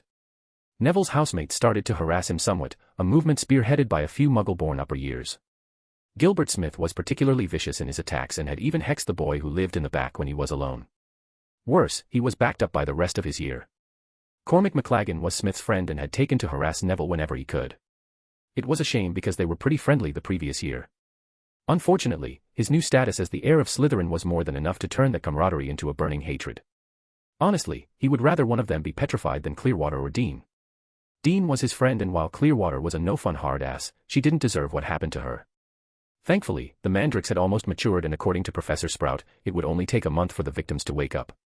Alas, Neville knew from the testimonies of the older students that they didn't remember their attacks, so he wouldn't be able to clear his name this way. Anyway, Neville decided to not stay in the common room as much as possible while figuring out the whole heir thing. Plus, his housemates were very suspicious and occasionally hostile. He had holed himself in the astronomy classroom, which wouldn't be used until late at night. He was sitting down across from Ron, playing chess. Well, losing a game of chess is the more apt description, until he saw Hermione running in while yelling out, "I figured it out. I figured it out." Neville looked at her with concern. "What are you talking about?" It was Hagrid. He's the one who was framed for opening the Chamber of Secrets. What? He and Ron exclaimed at the same time. Neville cleared his throat and asked, "Are you sure about that?" We couldn't see any records of how the situation was resolved, just articles about the attack. Although, it is curious that nothing was written in the Prophet about the attacks, which is kinda unusual, now that I think about it. The Golden Trio spent weeks in the library trying to decipher the information that Potter released. They confirmed that the Chamber of Secrets was in fact open 50 years back, and people were petrified. A student had died, but they didn't say who out of respect, and there was a brief article saying that an unnamed student was expelled and that the attack stopped afterwards. They couldn't even figure out what Slytherin's monster even was. Potter's clues about a long-lived snake capable of petrification were a little too vague. They couldn't really find anything about the subject. Hermione thought that it might be in the restricted section, and they were all planning on tricking Lockhart into signing a permission slip to get a book there. Of course, I'm sure. I couldn't find a direct link to who was expelled, but I had a list of all the students in attendance when the chamber was opened, and I got a list of the graduating roster for the next 7 years. Only 2 students attended Hogwarts but didn't graduate, a Muggle-born girl named Myrtle Warren and Rubius Hagrid. Myrtle was probably the one who died since she's the Muggle-born, so that leaves Hagrid. He's the only one left. He never did say why he was expelled. And we can be sure that it can't be him. Dumbledore wouldn't have hired him in the school if it was him, Neville mused. Yeah, no wonder he never said anything, Ron exclaimed. Although, there was something else, Hermione started. Someone got a special award for services to the school in the year when the attacks occurred. I think he was a Slytherin named Tom Riddle. Oh, I remember him. I cleaned his badge in the trophy room for my detention at the start of the year. It was really dirty, so I had to polish it several times, the redhead said. He then looked pensive for a minute. Do you think he might have done it and put it on Hagrid? It's a pretty Slytherin thing to do. Hermione brightened. That's actually a good idea. Why do you sound so surprised? Ron grumbled back at her. Do you think we should go and ask Hagrid about it all? He might know something more about the attacks, Hermione asked. That'd be a cheerful visit, said Ron. Hello, Hagrid. Tell us, have you been setting anything mad and hairy loose in the castle lately? In the end, they decided that they would not say anything to Hagrid unless there was another attack, or if they were really stuck. According to Potter, the man was framed, so bringing suspicions onto him was just being inconsiderate. With that subject out of the way, Hermione started prattling on about choosing their electives for the next year. Apparently, they were forced to choose at least 2 new subjects out of the 5 choices given. Runes, arithmancy, divination, muggle studies, and care of magical creatures. It was a choice that Hermione was taking very seriously indeed. Yeah, right. As if Neville had a choice. The Longbottom matriarch gave him a long letter outlining each of the electives. Neville knew his grandmother enough to see the subtext underneath the nicely worded letter. Long story short, she would kill him if he didn't choose runes. It seemed kind of pointless to learn an entirely new language, but she still terrified the hell out of Neville, so that was that. She strongly advised him to take arithmancy, but Neville was never good with numbers. If he didn't take arithmancy, then he would have to take 3 electives instead of 2, which were divination, rumored to be an easy O, and care of magical creatures, which seemed kind of necessary if he wanted to spend time with Hagrid without being accidentally maimed. Neville still had nightmares about the dragon the man hatched in his wooden hut. Muggle studies seemed kind of useless, to be honest. It just didn't seem like something he would ever use in his life. Seeing the future and taking care of magical animals seem a lot more interesting. Hermione, for some reason, wanted to attend all 5 and Ron chose care and divination for the easy grades. Anyway, the day ended with them splitting up. Hermione went to the library, Ron wanted to go back to the common room and take a nap, while Neville slowly walked towards the Quidditch pitch to fly for a bit. The school brooms were horrible, but they would do. Of course, all things had to come to an end, when he heard a faint voice, I smell blood, I smell blood. He stiffened and instinctively followed the voice. It probably wasn't a good idea, especially if Potter of all people thought that the monster was terrifying, but he had to do something. He ran as fast as he could, the whispers of killing and hunger getting louder as he got closer until they became silent. He looked around and saw nothing. This was a deserted wing in the castle. Practically no one went there. Neville had a couple of times when he was running from Filch. The Longbottom scion raised his wand, ready to defend himself against the monster, until he froze when he saw blood on the wall. It was another smiling face and Neville knew that a body was near it. Still, grasping his wand he gasped when he realized who it was. It was the familiar form of Cormac McLaggen, lying on the ground, rigid and cold, a look of frozen shock on his face, his eyes standing blankly at the ceiling. Holy shit. Did he do that? Neville did personally wish he was petrified a couple of hours back. What the hell? It didn't make any sense. Cormac was a pureblood. His father was a pretty known entity in the light faction at the Ministry. He wasn't a Muggle born, so why was he attacked? Neville's heart was doing a kind of drumroll against his ribs. He looked wildly up and down the deserted corridor and saw a line of spiders scuttling as fast as they could away from the body. This was a deserted place in the castle. He could run, and no one would ever know he had been there. Cormac was an ass, yes, but he needed to tell a professor or something about him. Would anyone believe he hadn't had anything to do with this? After all, his confrontations with McLaggen in the last couple of weeks were public knowledge in the castle. As he stood there, panicking, a door right next to him opened with a bang. Peeves the poltergeist came shooting out. Why, it's little icky lungy body, what are you up to in this part of the... Peeves stopped, halfway through a midair somersault. Upside down, he spotted Cormac's body. Attack. Attack. Run for your lives. No one is safe. Longbottom's caught in the act. Attack. It didn't take long for the professors to arrive alongside a large foray of curious students. Neville just stood there, transfixed, as Cormac was carried to the hospital wing by 2 junior professors. He saw Potter with a complicated look on his face as if he was trying to figure out a large puzzle. He was particularly staring at the face in the wall before shifting towards Longbottom. As their eyes met, Neville felt like he was being seen through. It wasn't dissimilar to how it felt to stand next to Snape or Dumbledore. Neville only hoped the boy didn't also think he was guilty. He didn't know if it was a remnant of whatever familial bond, he subconsciously wished they had, but Potter was one of the few people who were smart enough to see through whatever was happening. Alas, the boy left when he was shooed out by the Transfiguration professor, leaving Neville alone with her. This way, Longbottom, she said. Professor, said Neville at once, I swear I didn't dash. "This is out of my hands, Longbottom," said Professor McGonagall curtly. They marched in silence towards what Neville realized was the headmaster's office. He only hoped he didn't get expelled this time. The headmaster was already pretty short with him ever since the whole Polyjuice incident. Yeah, things didn't look good for Neville Longbottom. Chapter 116, Of Earths and Stars. March 15, 1993, Hogwarts. Hogwarts' School of Witchcraft and Wizardry was veiled in an unsettling fog, a reflection of the shrouded mystery that had consumed not only the minds of the residents of the castle but also of Harry Potter. Unlike the rest of the student body and the staff, the resurgence of the heir of Slytherin was something that he had expected. However, the change in patterns was something that he didn't see coming. It had baffled even his admittedly sharp intellect, and his usual air of confidence was beginning to show cracks, replaced by visible frustration. The castle's usually lively halls were now hushed with fear, as the once safe haven became tainted by the sinister presence of the infamous heir of Slytherin. Currently, Harry Potter was staying in his trust room of requirements, which he had shaped into a comfortable living room. He was sitting in an armchair that was identical to his favorite one in the Slytherin common room. Next to him, Daphne was pacing around, while Luna was humming distractedly. All of them were trying to figure out what Riddle's angle was. His change in patterns was baffling. It just didn't make sense.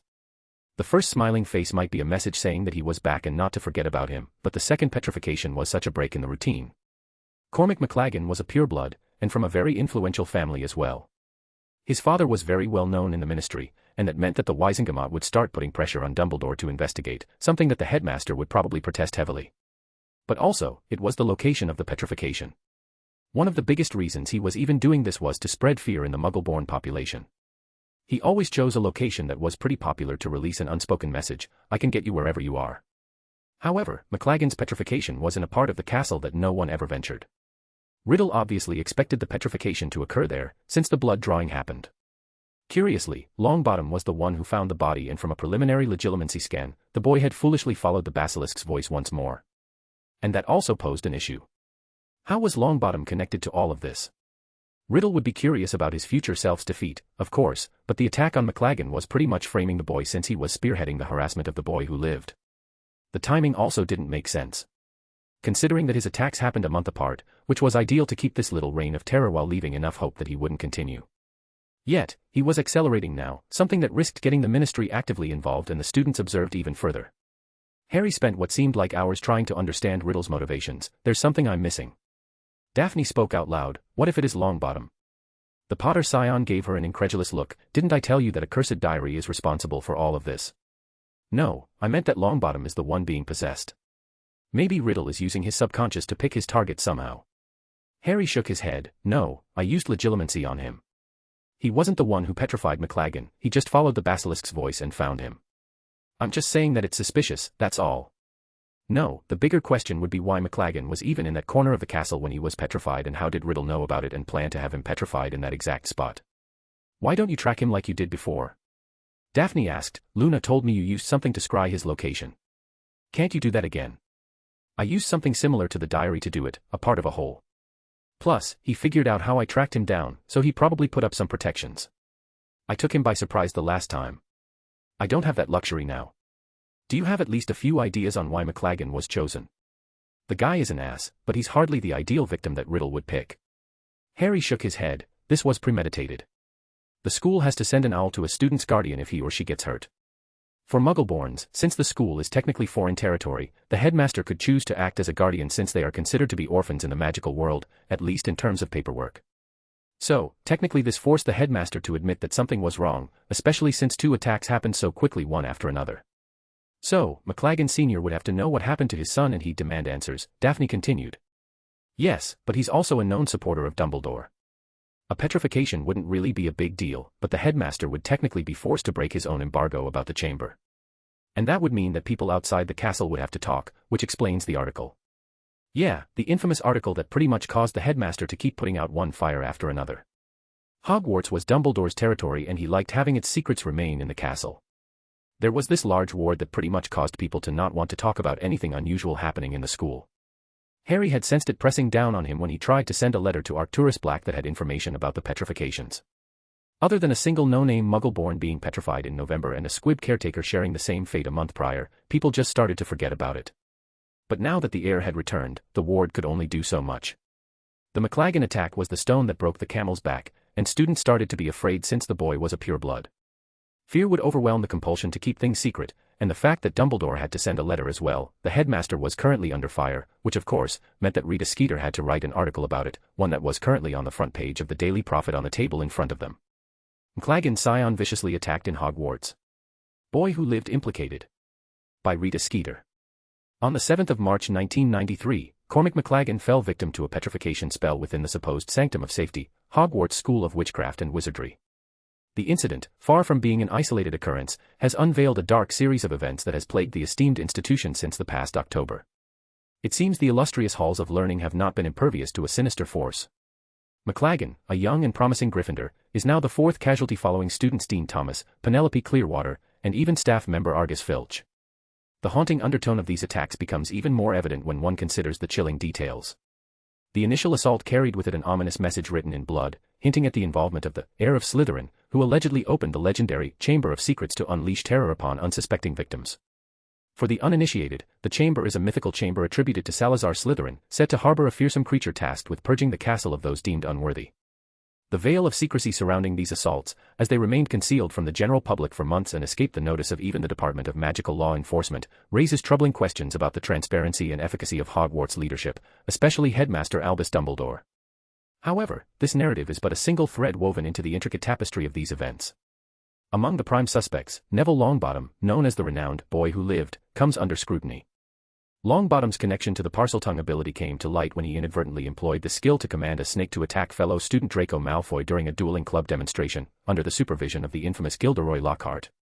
The once heroic Longbottom's reputation has been tarnished by an array of controversies throughout the current academic year, including employing a flying car to access the school, thereby flagrantly disregarding the International Statute of Secrecy. Furthermore, his involvement in a covert operation where he assumed the identities of prominent wizarding families' heirs to infiltrate the Slytherin common room and interrogate his peers has only heightened suspicions. The emergence of his Parseltongue proficiency only serves to further muddy the waters and provoke speculation regarding his true intentions. Curiously, Headmaster Albus Dumbledore's silence regarding Longbottom's potential culpability casts a shadow over his reliability and impartiality.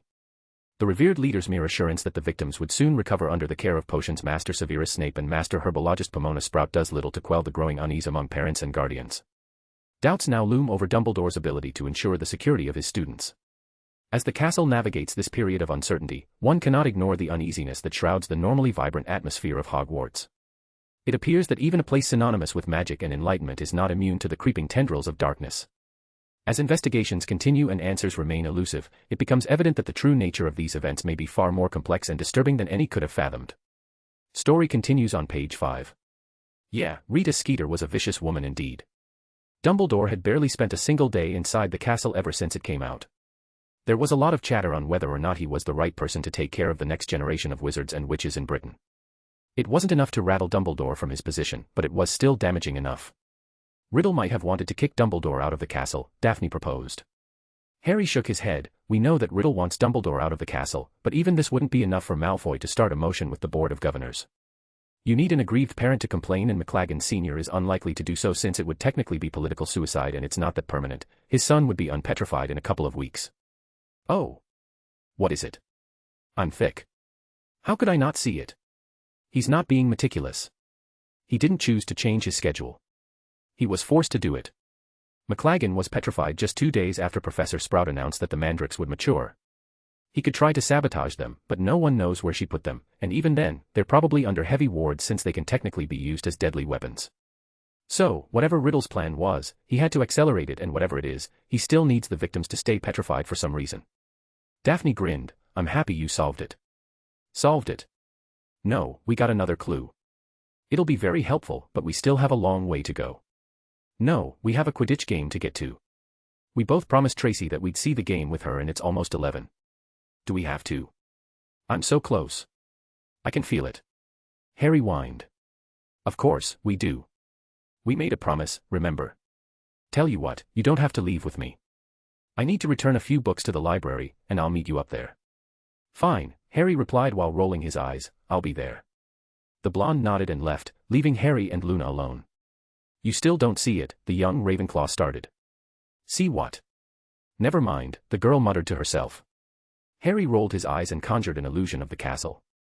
He knew that there had to be something he was missing with the locations. The amount of preparation and foresight meant that Riddle was paying very specific attention to the locations.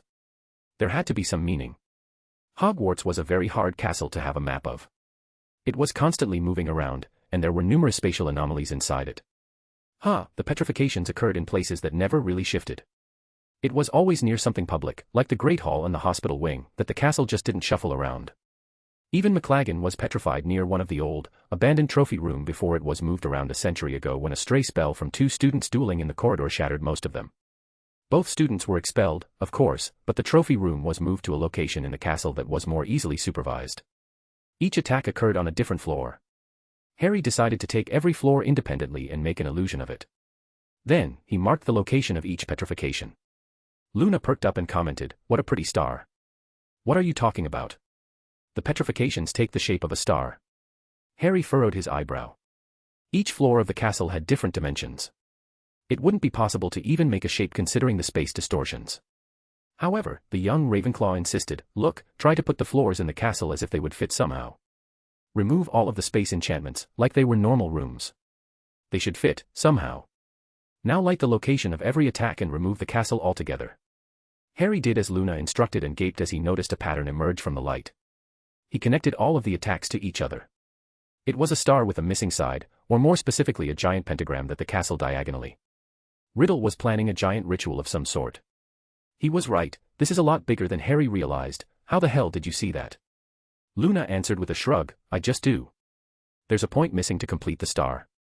The location of the last petrification, Harry created a point that would complete the pentagram, and he recreated the castle. He then found where the last attack would take place. The answer was a familiar location that Harry should have been elated to discover, but it made him feel like his veins had turned to ice. "Daphne," he murmured. Without saying a word, the Potter Scion ran out of the room of requirements towards the library, the location of the last attack. The moment he entered he yelled out, "Daphne." He kept running around the library like a madman, ignoring the protests of Madame Pants. He could deal with a few detentions. This was far more important. Finally, Harry froze when he saw his best friend. She stood unmoving, with her eyes widened, while holding a mirror in her hand. A familiar smiling face drawn in blood was on the walls and the Potter Scion felt like he couldn't breathe. Madame Pants came in running after him and also stayed motionless at the scene, Merlin's beard. But Harry didn't care. This was his fault. Riddle had targeted her because of him. However, this feeling of guilt was quickly overwhelmed with something else. The Potter Scion had rarely experienced such emotion. Rage. All-consuming burning rage. He was going to burn Riddle for this. Chapter 117, Scarlet Precision. March 16, 1993, Hogwarts. The petrification of Daphne Greengrass changed things. Things really started to look bleak for the boy who lived, especially with the Slytherins looking nervous for the first time since the attack started. The heat and suspicion on the Longbottom Scion had skyrocketed, because a member of the House of Snakes was attacked. Neville's distaste for the house was very well known, and since he technically had a motive to petrify every victim, and he was a Parselmouth, the entire school pretty much stayed away from him. Honestly, Neville wanted to curse the heir of Slytherin for giving him that much trouble. However, the school itself was also in danger of closing for the first time in decades. Even when Lord Voldemort still had a body and was fighting a war, and actual Death Eaters roamed the halls of the castle disguised as students, the school still remained strong. Dumbledore remained strong. The school had survived McLaggen's petrification because they were still under the headmaster's banner, politically, at least. But the Greengrasses were not the same. The Longbottom Scion expected them to use every dirty trick they could manage just to get a measure of retribution from whoever they thought was responsible, which included Neville and Dumbledore. The Daily Prophet article had done enough damage to their reputations. The revelation that Neville was a Parselmouth had changed things and his grandmother was the one dealing with the aftermath. Neville clenched his hand when he remembered that article that pretty much slandered him and the professor. If it wasn't for the enchantments his grandmother put up, he would have been overwhelmed by hate mail. His gran had already doubled the number of people going through his mail in the last few days alone. They already hired a couple of people years ago to go through his mail and sort it out accordingly. The truth was that the Longbottom Scion was famous on a national scale, and sometimes even internationally. There were dozens, sometimes even hundreds, of letters that arrived every day asking for endorsements, inviting him into an event or another, or sometimes even just giving him gifts. Fan mail got boring very quickly after the first 100 letters. There were secrecy contracts, of course, since mail is somewhat sensitive, but official letters tended to be obviously marked, so the risk of them knowing something damaging was little. Anyway, Neville's gran hiring more people meant that the current workers were overwhelmed, and that meant that things were really bad in terms of public opinion. The elder woman had refused to tell him what the letters contained, but he knew that it was her way of protecting him from the outside world. Right now, Neville was sitting alone in a corner of the common room. Everyone was giving him a wide berth and glances when they thought he wasn't looking.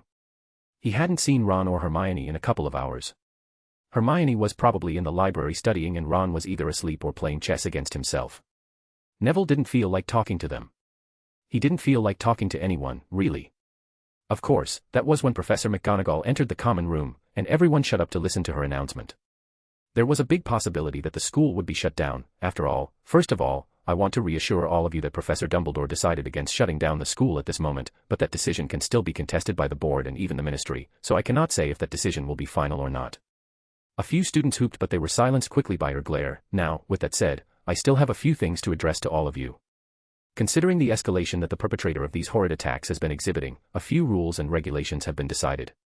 From now on, all students will return to their house common rooms by 6 o'clock in the evening. No student is to leave the dormitories after that time. You will be escorted to each lesson by a teacher. No student is to use the bathroom unaccompanied by a teacher. All further Quidditch training and matches are to be postponed. There will be no more evening activities, so no clubs, no meetings, nothing other than classes in the common room. There were a few voices of protest, but McGonagall raised her hand. I know that this is stifling, but we're only concerned about your safety. Why don't you just expel Longbottom? A voice asked. I know this is a difficult time for you all, but I assure you that if Mr. Longbottom was in fact guilty, we are more than competent enough to have caught him. This is not a time for you to be divided, but to unite in front of that threat. The professor's voice turned somewhat choked. I need hardly add that I have rarely been so distressed. There is the very present possibility that the school be closed if there is another attack, or if the culprit behind them isn't caught. If you think you might know anything about the attack, anything factual at least, I urge you to come forward. She climbed somewhat awkwardly out of the portrait hole, and the Gryffindors began talking immediately, still giving him the stink eye. But Neville didn't pay any attention to them. They had condemned him so readily, without even a second's thought, so their opinion stopped mattering to him anymore. But someone else had suffered as he had. Hagrid. He was accused of the attacks too, and he was even expelled for them. And if Neville knew Hagrid, he would never attack another human being. For all his intimidating appearance, the man was literally the personification of a gentle giant. He had to talk to him and get his side of the story. With that in mind, Neville stood up and looked for Ron and Hermione to join him. Maybe they were in their dormitory. He went upstairs and heard a familiar voice. I'm telling you, Hermione, it might be Neville. Don't be silly, Ron, Hermione's voice responded. We literally were with him when Filch was attacked. He could have petrified him before and then came back so that we wouldn't be suspicious, Ron protested. I'm telling you, Ron, it's not Neville. Now stop speaking rubbish and let me finish this essay. Yet, the redhead wasn't to be deterred. Even if it's not him, you have to admit that whoever is responsible has to be interested in Neville. Every single victim was someone that Neville either didn't like or had annoyed him in some way. Dean didn't do anything to Neville. Anything that we know of. But my point is, are we safe? You know, I knew since last year that being his friend would be dangerous. But this is a lot more than I signed up for. Hermione didn't answer for a few seconds. No, it's not. And it might be dangerous. But like you said, we're his friends. Neville chose not to listen to the rest of the conversation. His friends were doubting him. His friends. They should be on his side, helping him, not run around behind his back and say stuff like that. If his friends wouldn't trust him, then he would rather not have any. He was going to see Hagrid on his own. Discreetly, Neville got out of the common room. It was easy. Everyone, even the prefects, was distracted by the announcement, which was kind of ironic since it was all about personal safety. The entire castle was pretty much deserted. The other houses probably had a meeting like the one that just happened in the Gryffindor common room. The journey through the castle corridor didn't take long. Neville had memorized the castle by now because of his numerous adventures after curfew. There was a close call when a ghost was patrolling and almost caught Neville, but he hid quickly in one of the hidden passages until the floating spirit went past. Finally, he left the castle and made his way to the shack that Hagrid called his home. Seconds after he knocked, Hagrid flung it open, and Neville found himself face to face with him aiming a crossbow at him, his dog, Fong, barking loudly behind him. Oh, he said, lowering the weapon and staring at him, what are you doing here? What's that for? Said Neville, pointing at the crossbow as they stepped inside. Nothing, Hagrid muttered. I just thought. Never mind, I'm making tea, why don't you sit down? The man was clearly unsettled and shaking. He nearly extinguished the fire, spilling water from the kettle on it, and then smashed the teapot with a nervous jerk of his massive hand. Are you okay, Hagrid? Said Neville.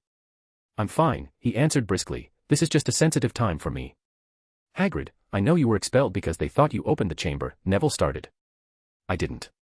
I swear to Merlin, I didn't, the giant man started. I know you didn't, Hagrid. But they're doing the same thing to me.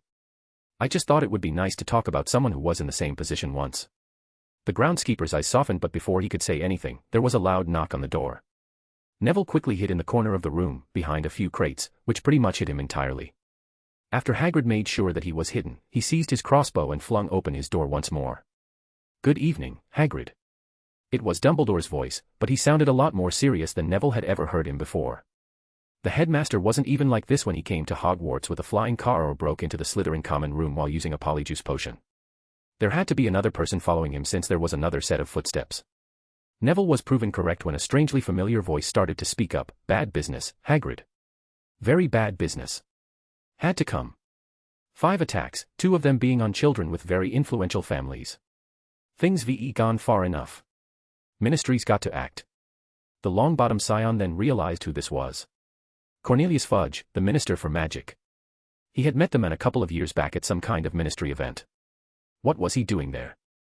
This was bad, very bad indeed. I never, said Hagrid, sounding so desperate that Neville clenched his fists. You know I never, Professor Dumbledore, Sir Dash.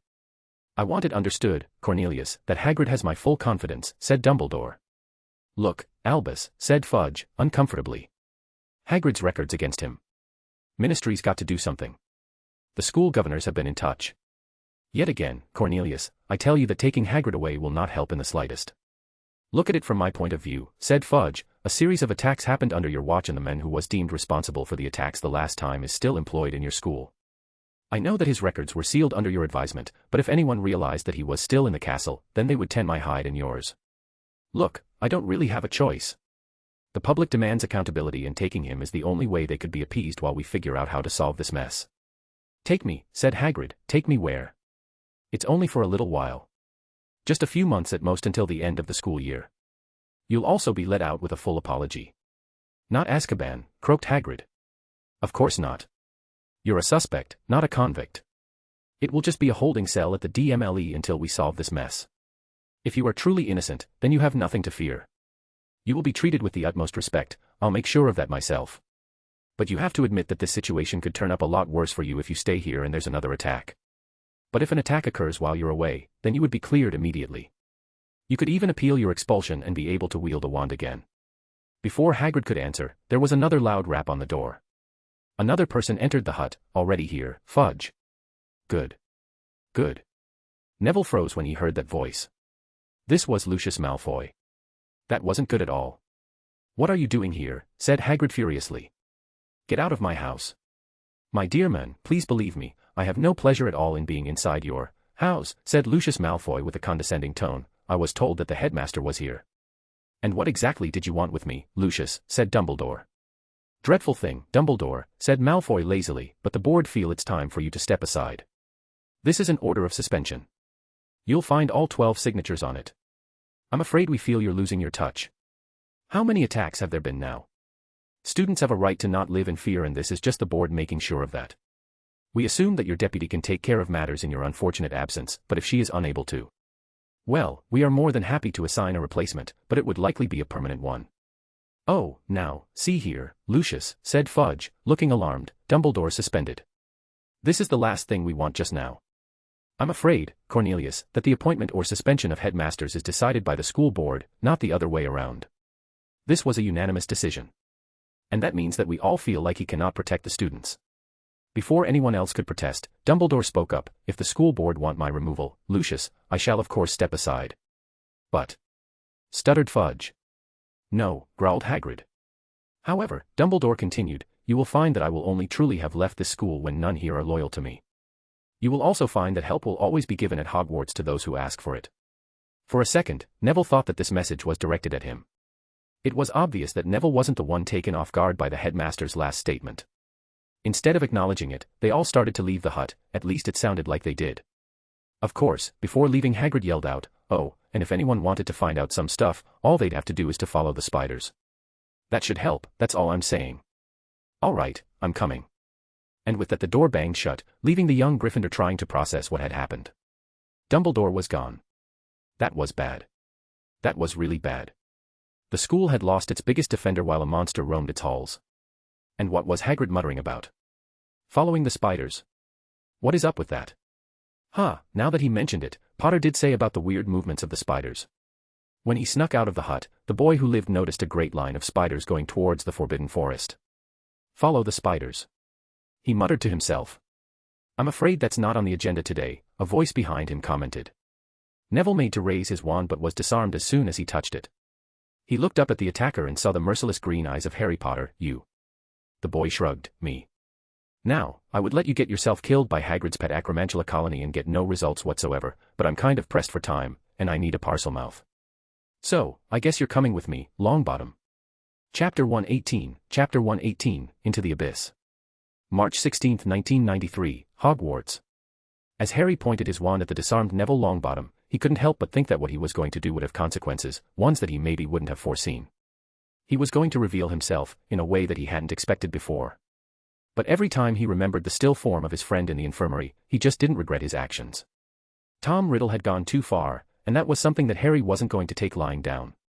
The attack had changed things for the House of Snakes. Subconsciously, even after McLaggen showed that the heir of Slytherin was more than willing to attack purebloods, Harry's housemates all thought that they were safe, that the heir wouldn't attack them. Daphne's petrification proved them wrong, and they finally started to panic. Tracy and Blaze were inconsolable as well, but Harry refused to lose himself in his mourning, choosing to take his anger out on Riddle instead. His distance during this dark time was putting some strain in his relationship with his friends, but they were surprisingly understanding at Harry's need to keep busy. Being busy was good. It occupied his mind from thinking about Daphne. Harry was doing his best to suppress all emotions pertaining to her. It probably wasn't healthy, and everything would end up crashing down, but he was going to be productive at the very least.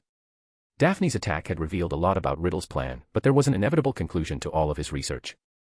Harry needed a parcelmouth to open the entrance to the Chamber of Secrets, and there was only a single public parcelmouth in the castle.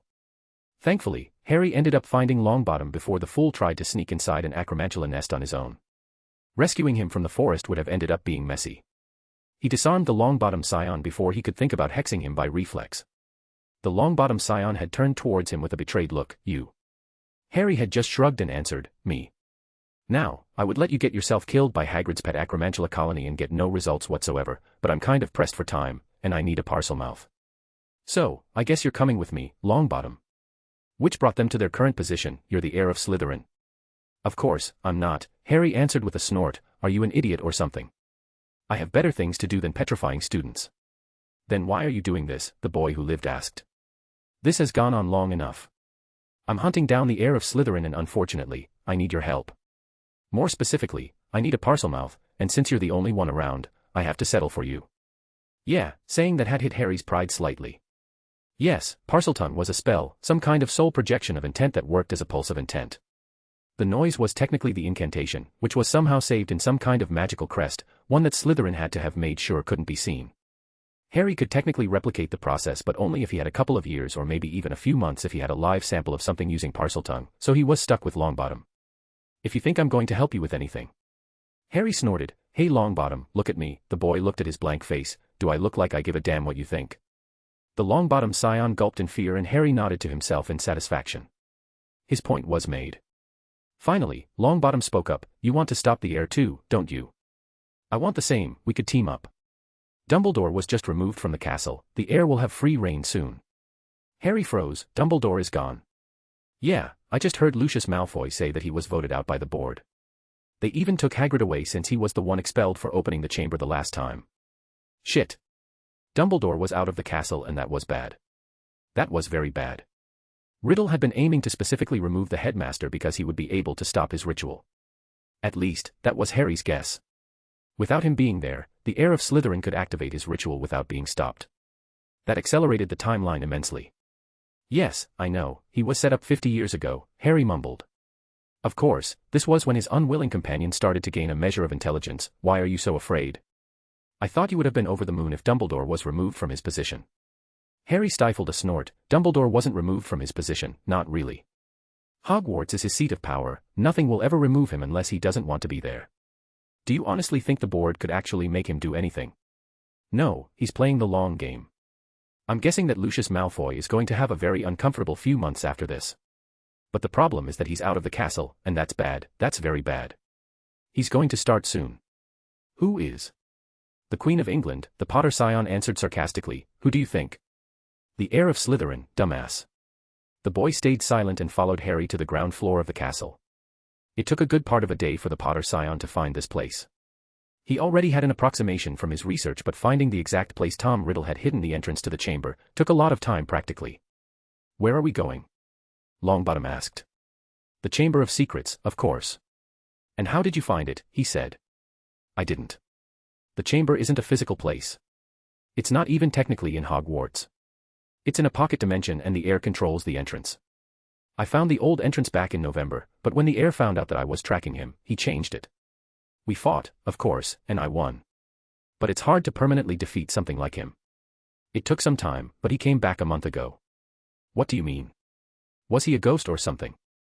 Something, I guess, Harry answered. The magic would go over your head. It probably would go over mine as well, since I never focused on things like that. Ah, we've arrived. They stopped in front of what seemed to be a sophisticated enchanted clock of sorts. It was a somewhat artistic piece that was mostly useful for finding out different astrological phases. Dead useful in potion making and rituals, but not so much for the average wizard. It was archaic, almost a millennia-old relic, and there were a lot of cheaper alternatives that were developed afterwards. Who would have thought that this ornament was a secret pass that practically no one knew about? Harry used his arcane hearing to see the resonance of the artifact. Wizards had never needed the concept of encryption before. Because what would be the purpose of such an endeavor? Of course, the Potter scion didn't complain. After all, it made breaking into secret passages a lot easier, since reverse engineering using his arcane hearing was very easy if there was nothing preventing him from hearing the entire magical circuitry. It took around 10 seconds for Harry to find the correct frequency, and with a wave of his wand, he activated the opening function of the passage. The gears started to turn, and the artifact opened up like a doorway, revealing a hidden room inside and allowing Harry and his unwilling guest to get in. Longbottom was gaping at the entrance. I didn't know this place even existed. He entered the room, admiring it. He was right to do so. It was as large as a common room and filled with portraits, tapestries, and books. It was a repository of forgotten lore and powerful enchantments that Harry would have loved to devour in his own time. Unfortunately, it wasn't the time to discover the secrets of this place. Riddle's downfall took precedence. Neither did I before tracking the heir down. It's called the Undercroft, I believe. I read about it in an old journal of some Gaunt who came to Hogwarts around a century ago. Nice guy, his family on the other hand, not so much. Even then, it didn't ever say where the entrance was, only that it was a secret room or something. And how did you track down the heir? Harry groaned. When I looked at the attacks, I found something irregular. The victims were not that important, at least not as important as the locations. The attacks occurred in a certain pattern. If you take the castle and ignore the spatial anomalies, it looks exactly like a pentagram. And pentagrams are very commonly used when it comes to rituals, because of the stability they create. And from my research, a ritual is activated in the middle of the circle, and the middle of the star is this room. The Potter scion didn't know much when it came to rituals. It was a pretty sensitive piece of magic, and well, it was too wild and unpredictable for Harry to appreciate. All of Harry's knowledge about rituals came from an all-nighter he spent in the forbidden section of the library trying to make heads or tails of whatever Riddle had planned. He didn't learn much, but he now knew enough to track down where the ritual was going to take place, and that the sacrifices were probably not going to survive it. The prospect of Daphne dying was unacceptable to the last Potter. Wait a minute. This is a ritual? Longbottom asked. Yes, it is. A very large ritual, powered by 5 sacrifices and Merlin knows what else. I'm a bit out of my depth when it comes to rituals, Harry admitted. I thought that I had enough time to stop it, but with Dumbledore out of the castle, this is the prime time for the heir to do it. Longbottom looked frozen by the revelation and just nodded to himself. How can I help? Taken aback by the boy's resolute tone, Harry said, since when do you agree with anything I say? This is different. The school is in danger, and I think I could move past our feud for a little while. What feud, Longbottom?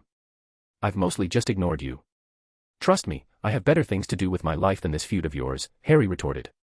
Stop being a smartass, Potter, and tell me what to do. Harry groaned. Try to find anything with a snake on it. Like a carving or something. It took them around 10 minutes for them to find the entrance. It was near an empty painting in the corner of the room. There was a tiny snake scratched on the left side of the portrait. The Potter scion grinned and spoke up. Longbottom, say something in Parseltongue. The boy who lived rolled his eyes and said, open up. That was in English, dumbass, Harry responded. Look at the snake. Imagine it was alive, that his head was moving left and right, and tell it to open up. This time, a strange hissing came of the boy's mouth. Harry could feel a pulse of magic projected by Neville's soul that had an intent of opening. The frame of the painting glowed with a brilliant white light and moved out. Instead of the wall, there was a small room with a hole in the middle. It long tunnel going downwards that was wide enough for a man to slide into. This was it, the entrance to the Chamber of Secrets. Harry could go on with there. The pulse of magic Longbottom used could technically be recreated if he tried for a bit.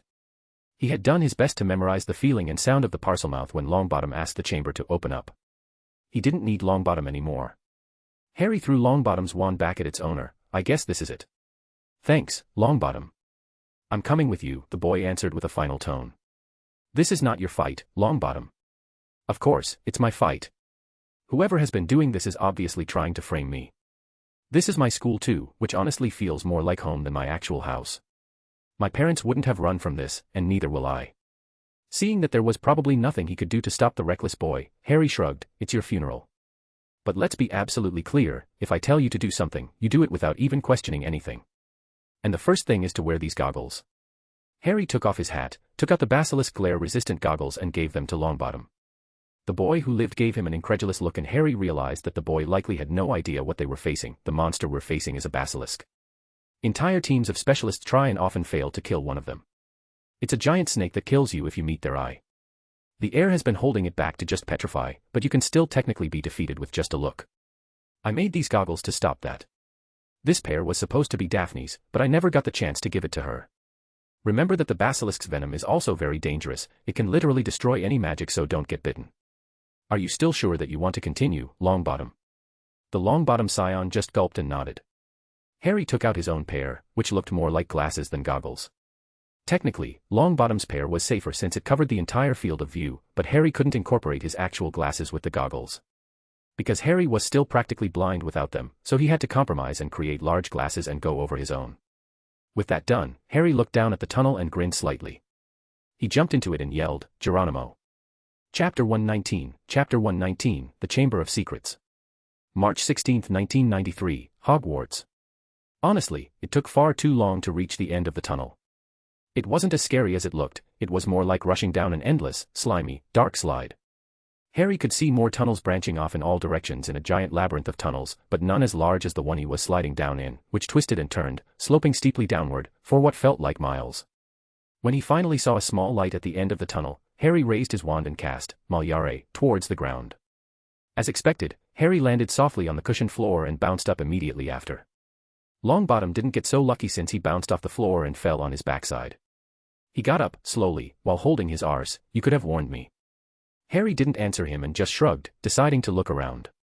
They arrived in some kind of small room with a tunnel going forward. Longbottom whistled. We must be miles under the school, maybe even under the lake itself. I wouldn't really say so, since it's a pocket dimension. We're technically not in Hogwarts anymore, just the entrance to the chamber is there. I think is this some kind of playground for the basilisk to move around with?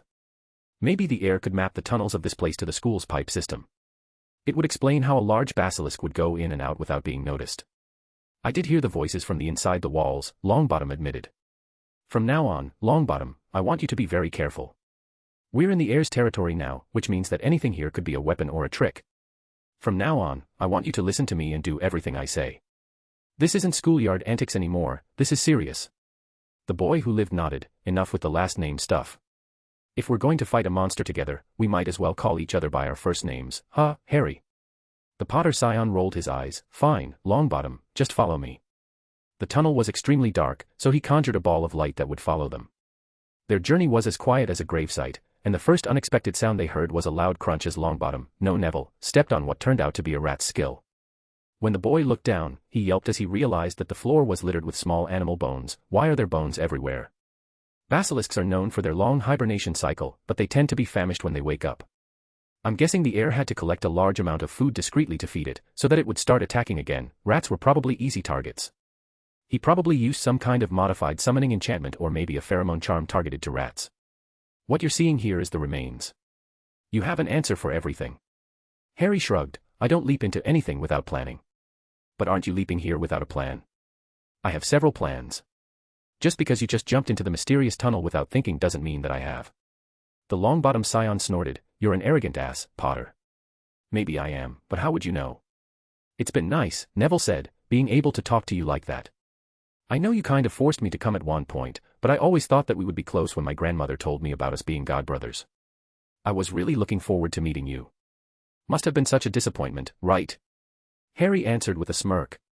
You have no idea, the boy commiserated. The first time I saw you was when you were sorted into Slytherin of all places. I didn't really choose it. I just asked the hat to put me where it thought I would do best. I don't want to admit it, but Slytherin suits you, Neville said. And Gryffindor suits you. They stayed silent for a few minutes, just walking forward, and the boy who lived asked, do you think we ever had a chance at being close? Not really. We're too different, from two different backgrounds. I think we would have stepped on each other's feet a lot. The boy hummed, but before he could respond, he gasped. When Harry followed his sight, he saw the outline of something huge.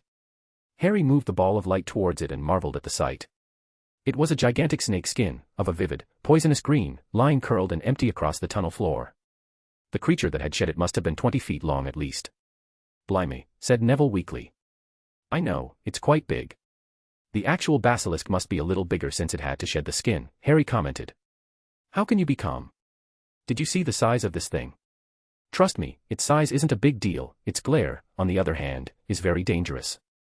Big things are less agile. Slowing it down even more should ease things a bit. The long-bottomed scion looked hesitant for a bit before asking, how well do your goggles work?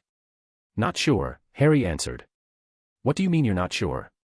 Well, I don't have a basilisk to test them on, do I? Look, the worst that can happen is you getting petrified. See the rubies at the back of the goggles, when these get hotter, it means that it's going to fail soon and to not look it in the eye. Try not to look it in the eye in general, but a few glimpses aren't a big deal. This is so you don't move around blind like an idiot. The boy didn't seem convinced, but Harry continued for him, look, I'll be frank here. Our chances aren't that great, but like I said, the basilisk is big, and that means that it's not as agile. It has two main weak points, the eyes and the mouth, since the hide is as strong if not stronger than that of a dragon, that comes with the magic resistance and everything. Snakes are also cold-blooded, so any ice spell would slow it down. I'm giving you these in case you're in trouble. Harry took off his fedora and took a small bag inside it. The boy who lived opened the sack and took out a black sphere that was the size of a golf ball. His brows furrowed in confusion. Looked, what are these? These little bombs suck the heat out of a 20-foot radius. You can later use them as normal bombs since they release the heat, so you could technically use them twice. I'm also giving you these as well. Harry gave him another 2 sacks and continued, same premise, the bombs in the white sack release a flashbang that would blind the basilisk temporarily. Its eyes are pretty sensitive. And another is filled with a sonic pulse that should theoretically disorient the basilisk's senses. Neville looked odd at what he had witnessed. How in Merlin's name did you get all of this? I made them. I told you I was prepared for this. You made them. The boy honestly looked flabbergasted for some reason. Harry didn't really understand why. These weren't really all that difficult to make. Well, the goggles were, and Harry was proud of those. The rest were just single-use items filled with magic that were just released. Sucking out the heat was kinda tricky, but overall, Harry made them on a lazy afternoon after he decided to include Daphne. They were ways for her to fight. Harry suppressed the wave of sadness he felt when he thought of his friend and went back to talking to Neville, who looked like his whole world was flipped upside down. Don't get distracted. You're the one who asked to come, and this place is very dangerous. I know. How am I supposed to fight something as big as this? He gestured to the giant snake skin. It's massive. I told you, blind it, disorient it, then try to hit the back of its mouth or its eyes. Oh, and if you're trouble, try to think of your loyalty to Dumbledore. It was kind of a long shot. But Dumbledore wouldn't really leave the castle without someone keeping an eye on his little prophecy child. Fawkes was probably making sure the boy wouldn't kill himself or something, and that meant that the mythical creature was observing them. Dumbledore. What does he have to do with this? He's been suspended. Yeah, he did. But someone like him doesn't really go away as long as people loyal to him remain in the castle. Do you honestly think he would hang you out to dry? The boy looked conflicted but nodded. He looked like he wanted to say something, but then the floor started to shake. As the ground trembled beneath them, Harry could see Neville's eyes widen with apprehension. The distant rumbling grew louder and more intense, causing the torches on the chamber walls to flicker and sway. It was as if the very earth itself was responding to some unseen force, sending shockwaves through the air. Harry and Neville exchanged a worried glance before focusing their attention back on each other. Remember, Neville. Follow the plan. If it doesn't work, Dumbledore is your best bet. Before he could continue, the ground gave another violent shake, causing them to stumble. A deafening roar echoed through the chamber, reverberating off the stone walls. The source of the sound became apparent as an enormous figure slithered into view for a fraction of a second, before disappearing quickly into a tunnel that Harry could swear wasn't there before. Yeah, it was a lot bigger than the empty skin they had seen previously. The basilisk didn't seem to want to attack them directly but probably wanted to hunt them down. Harry remembered seeing glimpses of a yellow glow that made his glasses heat up slightly. At least the goggles seemed to be working fine. However, the King of Serpents did not reveal his face to them immediately. Was this how the basilisk hunted? Did it use its body to throw people around, and crush them to death, while sneaking around trying to find glimpses of eye contact it could use to kill or petrify people? It was far smarter than Harry thought it would be. Still, they were still in tunnels, even if it was somewhat of a maze, the environment was in their favor. Harry closed his eyes and focused on his arcane hearing. He could feel it, the basilisk. It was a mix between a feral song and a predator that was ready to ambush its prey. It was getting closer, and Harry grinned slightly before throwing a flashbang and sonic attack at the tunnel that was opening next to him. The creature screeched in pain and the ground started to shake once more. Harry felt himself falling towards a wall which literally turned into another tunnel that he fell through. When he got up with a start, he couldn't feel the location of the basilisk. He closed his eyes to focus, only to be interrupted by some slow clapping. Tom Riddle stood in front of him, next to what seemed to be a small table. Well done. You found the Undercroft and thus, the legendary Chamber of Secrets. It wasn't that hard, to be honest, the younger wizard replied dryly. Because I made sure it wasn't. I see you've brought a pet of your own. I'm afraid I don't think it will last much against mine. Harry shrugged, who knows? Worse odds have been overcome before, so why not now? After all, Neville Longbottom has a history of achieving the impossible. The smile on Riddle's face somehow grew, perhaps. I don't know what you hope to achieve, bringing him of all people. He's not nearly as impressive as he sounds. Trust me, I should know. He looked to his right and Harry followed his gaze, only to freeze at the sight of an unconscious familiar girl, Hermione Granger. So that's who your second host was.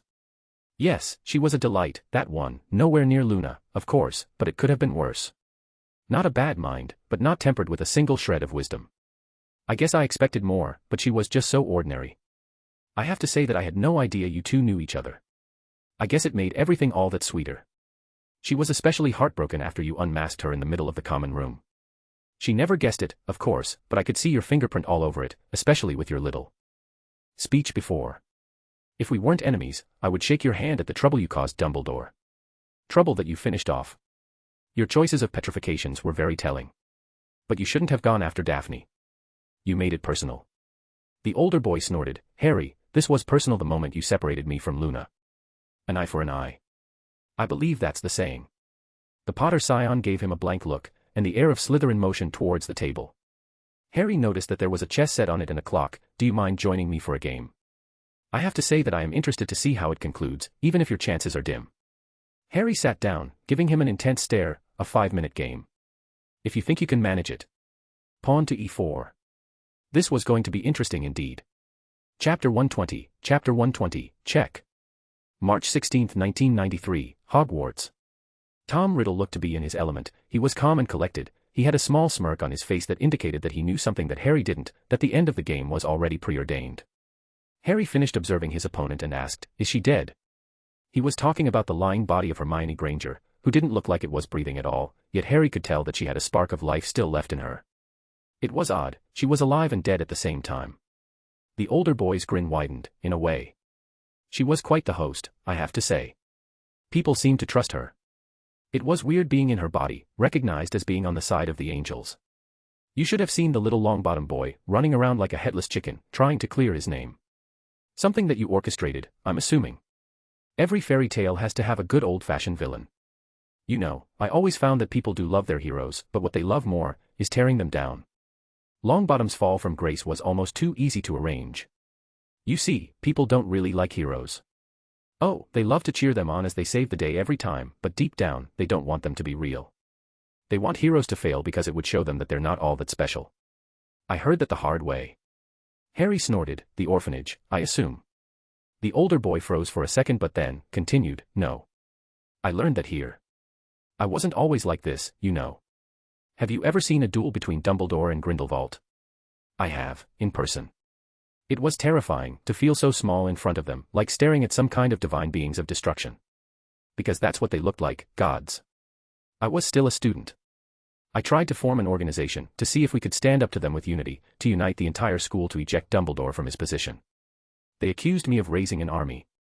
It was funny, people believed that it was more likely that I was doing that than doing anything to help, so I ended up using other resources at my disposal. I became the villain society wanted me to be. The Chamber of Secrets. Exactly. This was a treasure trove of information, and with it a way to force people to listen. Riddle froze for a second and shook his head, but we're not here to talk about that. Have you figured it out yet, Potter? My plan. Harry stayed silent and Riddle asked, how hard is it for you to say that you don't know? I don't know, Harry responded flippantly while moving his rook. Oh, that clever, Riddle chuckled, that's really clever. Speaking of clever, it's been nice, you know, that game of ours. It's a nice distraction from the boredom I have been feeling. You needed this, I can see it on your face. I'm sure you enjoyed it, having the challenge, having the enemy. You need me or you would have been stuck in your books, never leaving the library. You needed a challenge, and you got one in me. You're just like me, except that you're a lot more boring. You lack ambition. And you call yourself a Slytherin. Seeing his opponent make a move, Harry thought for a moment before moving his knight and said, your body. Is it some kind of functional astral projection or is it a magical construct that houses your soul? The older boy grinned, a magical construct. I'm glad you like it. It was very tricky to acquire. Harry gasped as he understood what Riddle had done. Hermione's soul is technically anchored to her body, but it's temporary, isn't it, until your construct is stabilized. You moved her soul to the diary and you're using her body as a buffer as you create your new construct. The body thinks you're possessing it and casting a spell, which you technically are, but you're using her like a battery, and the moment it's over, you would have technically made yourself a fully functional independent body. You would detach yourself from her, let her body fully die. But there's something missing. This kind of soul magic is very sensitive. I don't know much about it, but I do know enough to say that this should have blown up in your face, but somehow, it's stable. How did you manage that without the drawbacks of forced soul possession? I didn't. Hermione Granger willingly gave herself to me. It was a fair bargain. And what did you offer in return? Questioned the last Potter. I promised to create a world where everyone is safe, where everyone is happy. I promised her a world where she was still your friend, a world where she didn't abandon you. She still misses you, after all this time. Harry stifled the guilt that was building in his gut and spoke up, you created a world inside the diary, an illusion, a simulation of the life she desires. Yes, I created her an ideal world, where she would learn everything that she could learn, where she could practice magic. But it's not real, Harry protested. It's real enough for her. The Potter scion had no way to refute that, she would be dead. Not really, if you think about it. She would be alive in her little illusion, living in a play, in a utopia created just to suit her needs. Her soul would live on forever. Isn't that kinder than sticking her in a world filled with cruelty and death, a world that would discriminate against her just because of her lack of ancestry? Harry stayed silent for a good minute before stiffening in realization, the ritual, that's what it is. You plan to do it for the whole castle, to stick them in your diary, in your makeshift world. I am offering a utopia and immortality for an entire generation of wizards and witches, Riddle stated.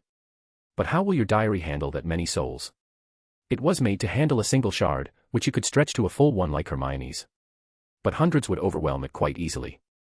Riddle smirked, do you know why the Hogwarts wards are considered impregnable? The official story is that it's powered by 7 ley lines that the founders harnessed very efficiently, but the scrolls I found here say differently. They say that the founders found a repository here, frozen from the age of the gods, that contained magical energy unlike anything they had seen before, a fragment of the magic of old, that they harnessed to create the miracle that is this castle. There is a reason this school is far more magical than it has any right to be. Slytherin passed on the way to channel the source of the school, enough to enchant a small diary into a true repository of souls. Harry didn't know how much of that was real, but Riddle was obviously holding something back about the repository of magic. But that wasn't important.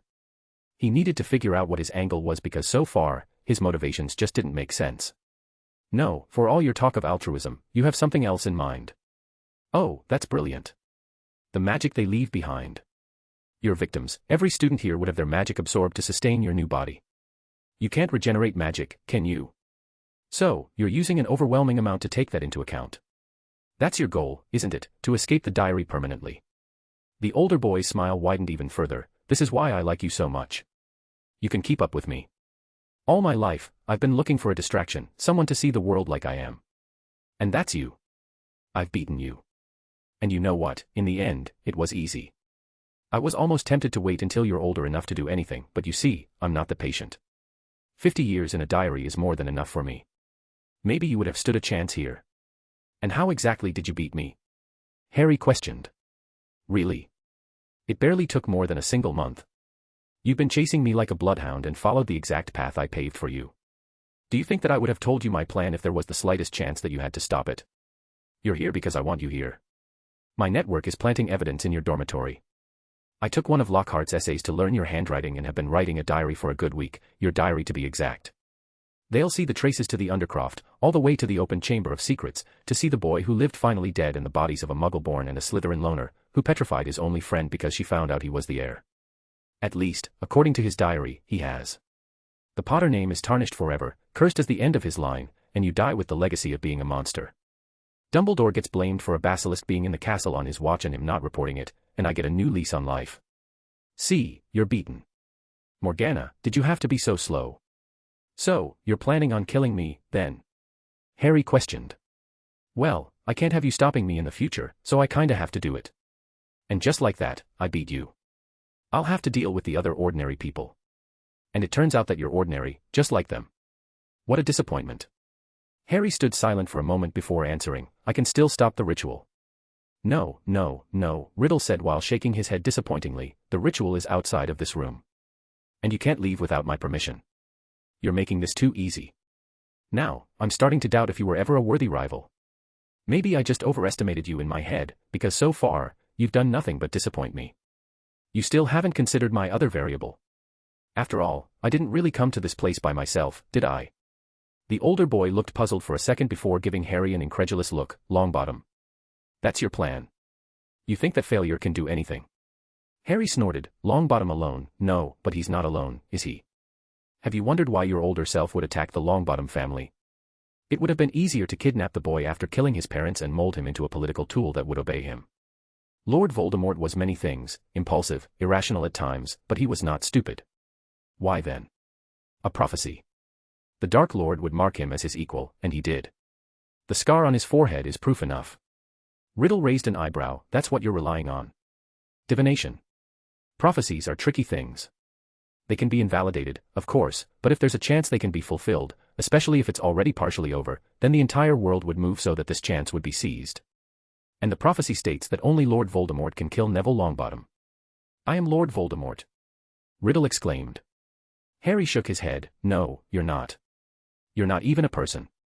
You're a diary, you will always be a diary. When Tom Riddle killed poor Myrtle, he was devastated. He hated himself, his cunning, his cleverness, the characteristics that made him open the chamber in the first place. When Tom Riddle used her death to make a Horcrux, he put a lot more of himself than he should have.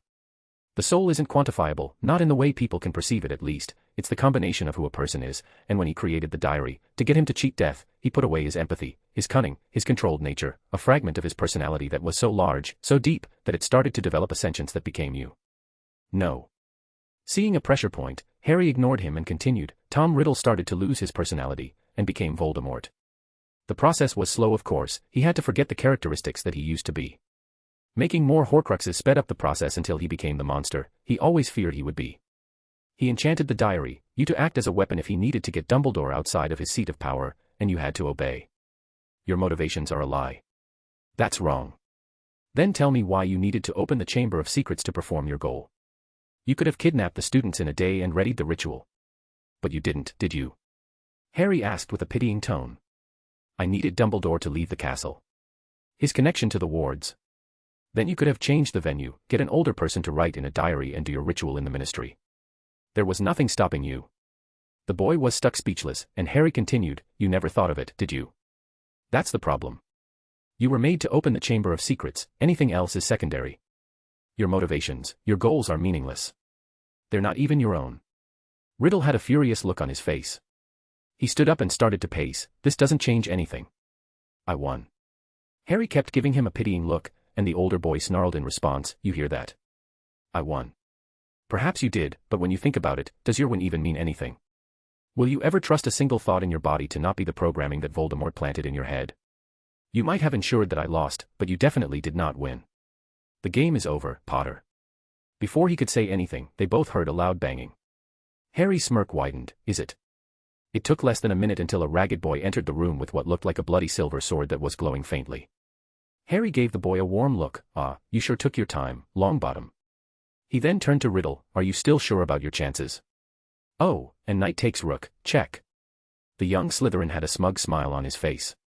After all, his plan was still viable. He just needed to see what else Riddle had up his sleeve before going for the kill. Chapter 121, Queen's Gambit. March 16, 1993, Hogwarts. Harry watched his opponent's expressions turn from incredulous at the sight of the boy who lived succeeding at killing a beast that literally wiped out entire teams of professional beast hunters, to a slight look of awe at the power that fate had to make that happen. Of course, that awe was very short-lived, and quickly transformed into rage, which was smothered into cold calculation. It was fascinating seeing all range of emotion on Riddle's face. The boy who lived pointed his sword at them, something that didn't make sense since he was too far away to be an actual threat. "Harry, what's going on?" "This is Tom Riddle, the heir of Slytherin," Harry responded. "Why are you playing chess with him? You have your battle and I have mine. Good work with the basilisk, by the way. I'm impressed."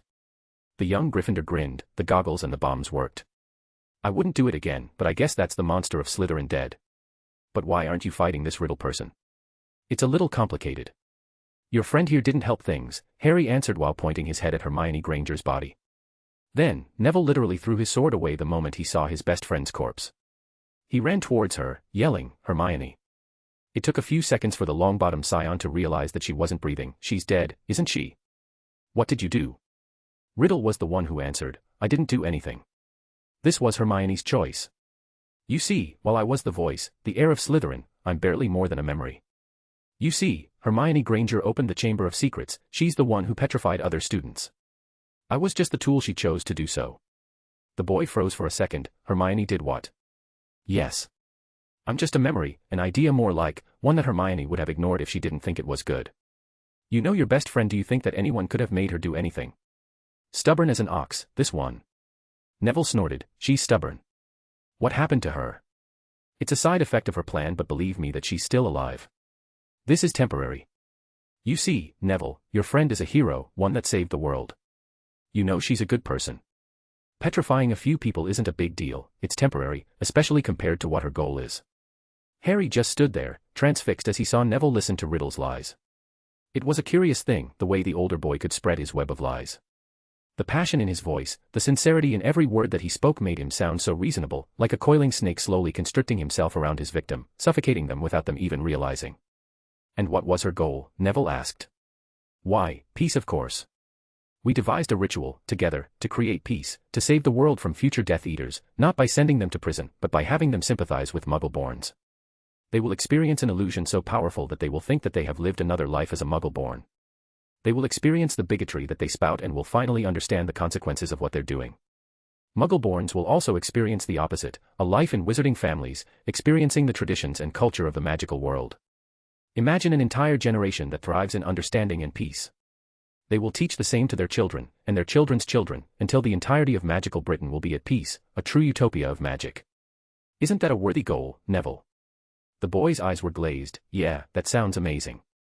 Why did she petrify all those people, though?" "Time. The ritual needs time, and to offset that, we stole it from the victims, just a few months from a few students. That's what the petrifications really are, people frozen in time, harnessed for the ritual, for the greatest illusion that ever existed, that will ever exist. If you noticed, we picked the victims at random. Squibs, Muggle-borns, half-bloods, purebloods, we did not discriminate. That's what the ritual needs to work properly. We used the whole thing about the heir of Slytherin to act as a story, to make people not think too much about the petrification, so that no one would ever understand what we tried to achieve, so that no one would try to stop us. No one figured it out, but him." The older Slytherin pointed at Harry. "He's trying to stop us. Our glorious purpose, our chances of having a utopia. What about Hermione, why is she dead?" "Oh, come on, Neville. You know deep in your heart that this isn't true. She isn't dead. Do you honestly just believe what's just in front of you?" "I expected more." The boy started to look defensive. "Why should I believe you?" "I told you. Hermione is alive, and if you allow me, I will take you to her. Wouldn't you like that, Neville? To hear her voice, to hold her hand. You just have to wait just for a little while, and you'll see the miracle that she has created. I know you have regrets, Neville, and pain. I know that you wish that things in your life would be different, just like Hermione did. And she found a way to make it all go away. She created a way that would temporarily reset everything and live in the world she deserved, and she wanted to share it with the world. Imagine a world where you still have your parents, where your father tells you he's proud of you, where your mother tucks you in at night with a kiss on your forehead. Imagine a world without Voldemort, without Dumbledore, without wars over silly things like gold and blood, a world without the pain you are carrying, without your mistakes, without your regrets, a world where you don't have to be the boy who lived, where you don't have to live to meet the expectations of others, to be the hero they want you to be. Please, Neville, let me show you the world that your closest friend wants to create. Neville looked entranced. How? Just trust her. You do trust her, don't you? Do you believe in Hermione Granger, Neville? Of course, I trust her, it's you that I don't. You framed me for the petrifications. I can tell you did. Riddle shook his head. We didn't, but you're a Parselmouth, so they tried to find clues that just weren't there, just like you tried to justify the injustice by seeing clues that just weren't there. Even then, we don't have to fight. Is your suffering for a few months not worth the paradise that we aim to create? Let's just make peace with each other, as we always meant to do. Let go of the anger towards the mythical thing that is the heir of Slytherin and embrace your friend's vision. Understand that we only wish to help, to save the world. The only snag in our way is Potter. I don't understand. For the ritual to work, a soul has to govern the illusion to make sure that everything works fine. I am not alive, so I don't have a soul, but Hermione sacrificed experiencing her illusion just so that the world would know peace. She's vulnerable now, and interrupting the ritual will surely kill her. Potter doesn't just want to stop me, he wants revenge for what happened to Greengrass. He wants revenge on Hermione. He could stop the ritual, stop our world from being born. I'm just a memory, I don't have any magic, I don't have any power. I'm just a voice in the wind. But you do. Are you going to let him kill your friend? He did make you fight Hermione's protector, didn't he? He made you kill her strongest defenders because he couldn't. You could stop him, save your friend from his clutches. So, I have to fight Potter to save Hermione, the Longbottom Scion asked. Not just to save Hermione, but to save the world. He's the enemy. He doesn't get that to save the world, there needs to be sacrifices. He wants to avenge his friend, and that's noble. Why do you think he's not interrupting us now? He knows that I'm not lying to you. Slowly, Neville pointed his wand at Harry, trembling slightly. I'm sorry, Harry. The Potter Scion, though, looked unconcerned. He just took off his fedora and shook his head. Well, this has gone far enough. He snapped his finger and the boy just fell down unconscious. At Riddle's incredulous look, he snorted, do you not think I have a contingency plan in place if he decided to betray me? A small rune on the back of his neck, the moment we entered the Undercroft, was enough to guarantee that he wouldn't do anything stupid. You're a ruthless man, Riddle commented. Nah, I'm just ahead of the curve. What is curious is your ability to convince him of anything. No wonder Lord Voldemort had such a large following. If he had a fragment of your skill, he could convince anyone of anything. A good thing for a con artist like him, like you, to have. You wanted to test the protections that fate offered Longbottom on me, turn a liability into an asset. But now, the question is, what are you hoping to accomplish now that your beast and your backup are gone? Are you willing to risk it all in a duel that you might not win? The older boy shook his head. The chances you would defeat me in a duel are minimal. You're impressive, yes, and had you been 2 years, maybe even 1 year older, you could have posed a very significant challenge. But you're too unrefined. But then again, I don't have to fight you. King to Rook 2. So, dazzle me, Riddle. What's that final trick up your sleeve? It's not really a trick. You didn't seriously think that Salazar Slytherin would only settle for a single ordinary basilisk as his beast. No, the Master of Snakes would only choose the King of Serpents as his champion. You see, when the founders discovered the repository of ancient magic, they didn't know that they stumbled on the tomb of one of the greatest sorcerers of ancient Greece, Herpo. The man had found something slumbering in ruins that he studied for decades trying to replicate. The result of his experiments was the creation of Basilisk, which he deemed to be a pale imitation of the real thing. Salazar was able to bind this great beast to his bloodline using a mastery of the dark arts that even I could barely understand. It is one of the 7 titans of the magical world, true remnants of the Age of Gods, the world serpent, Jormungandr.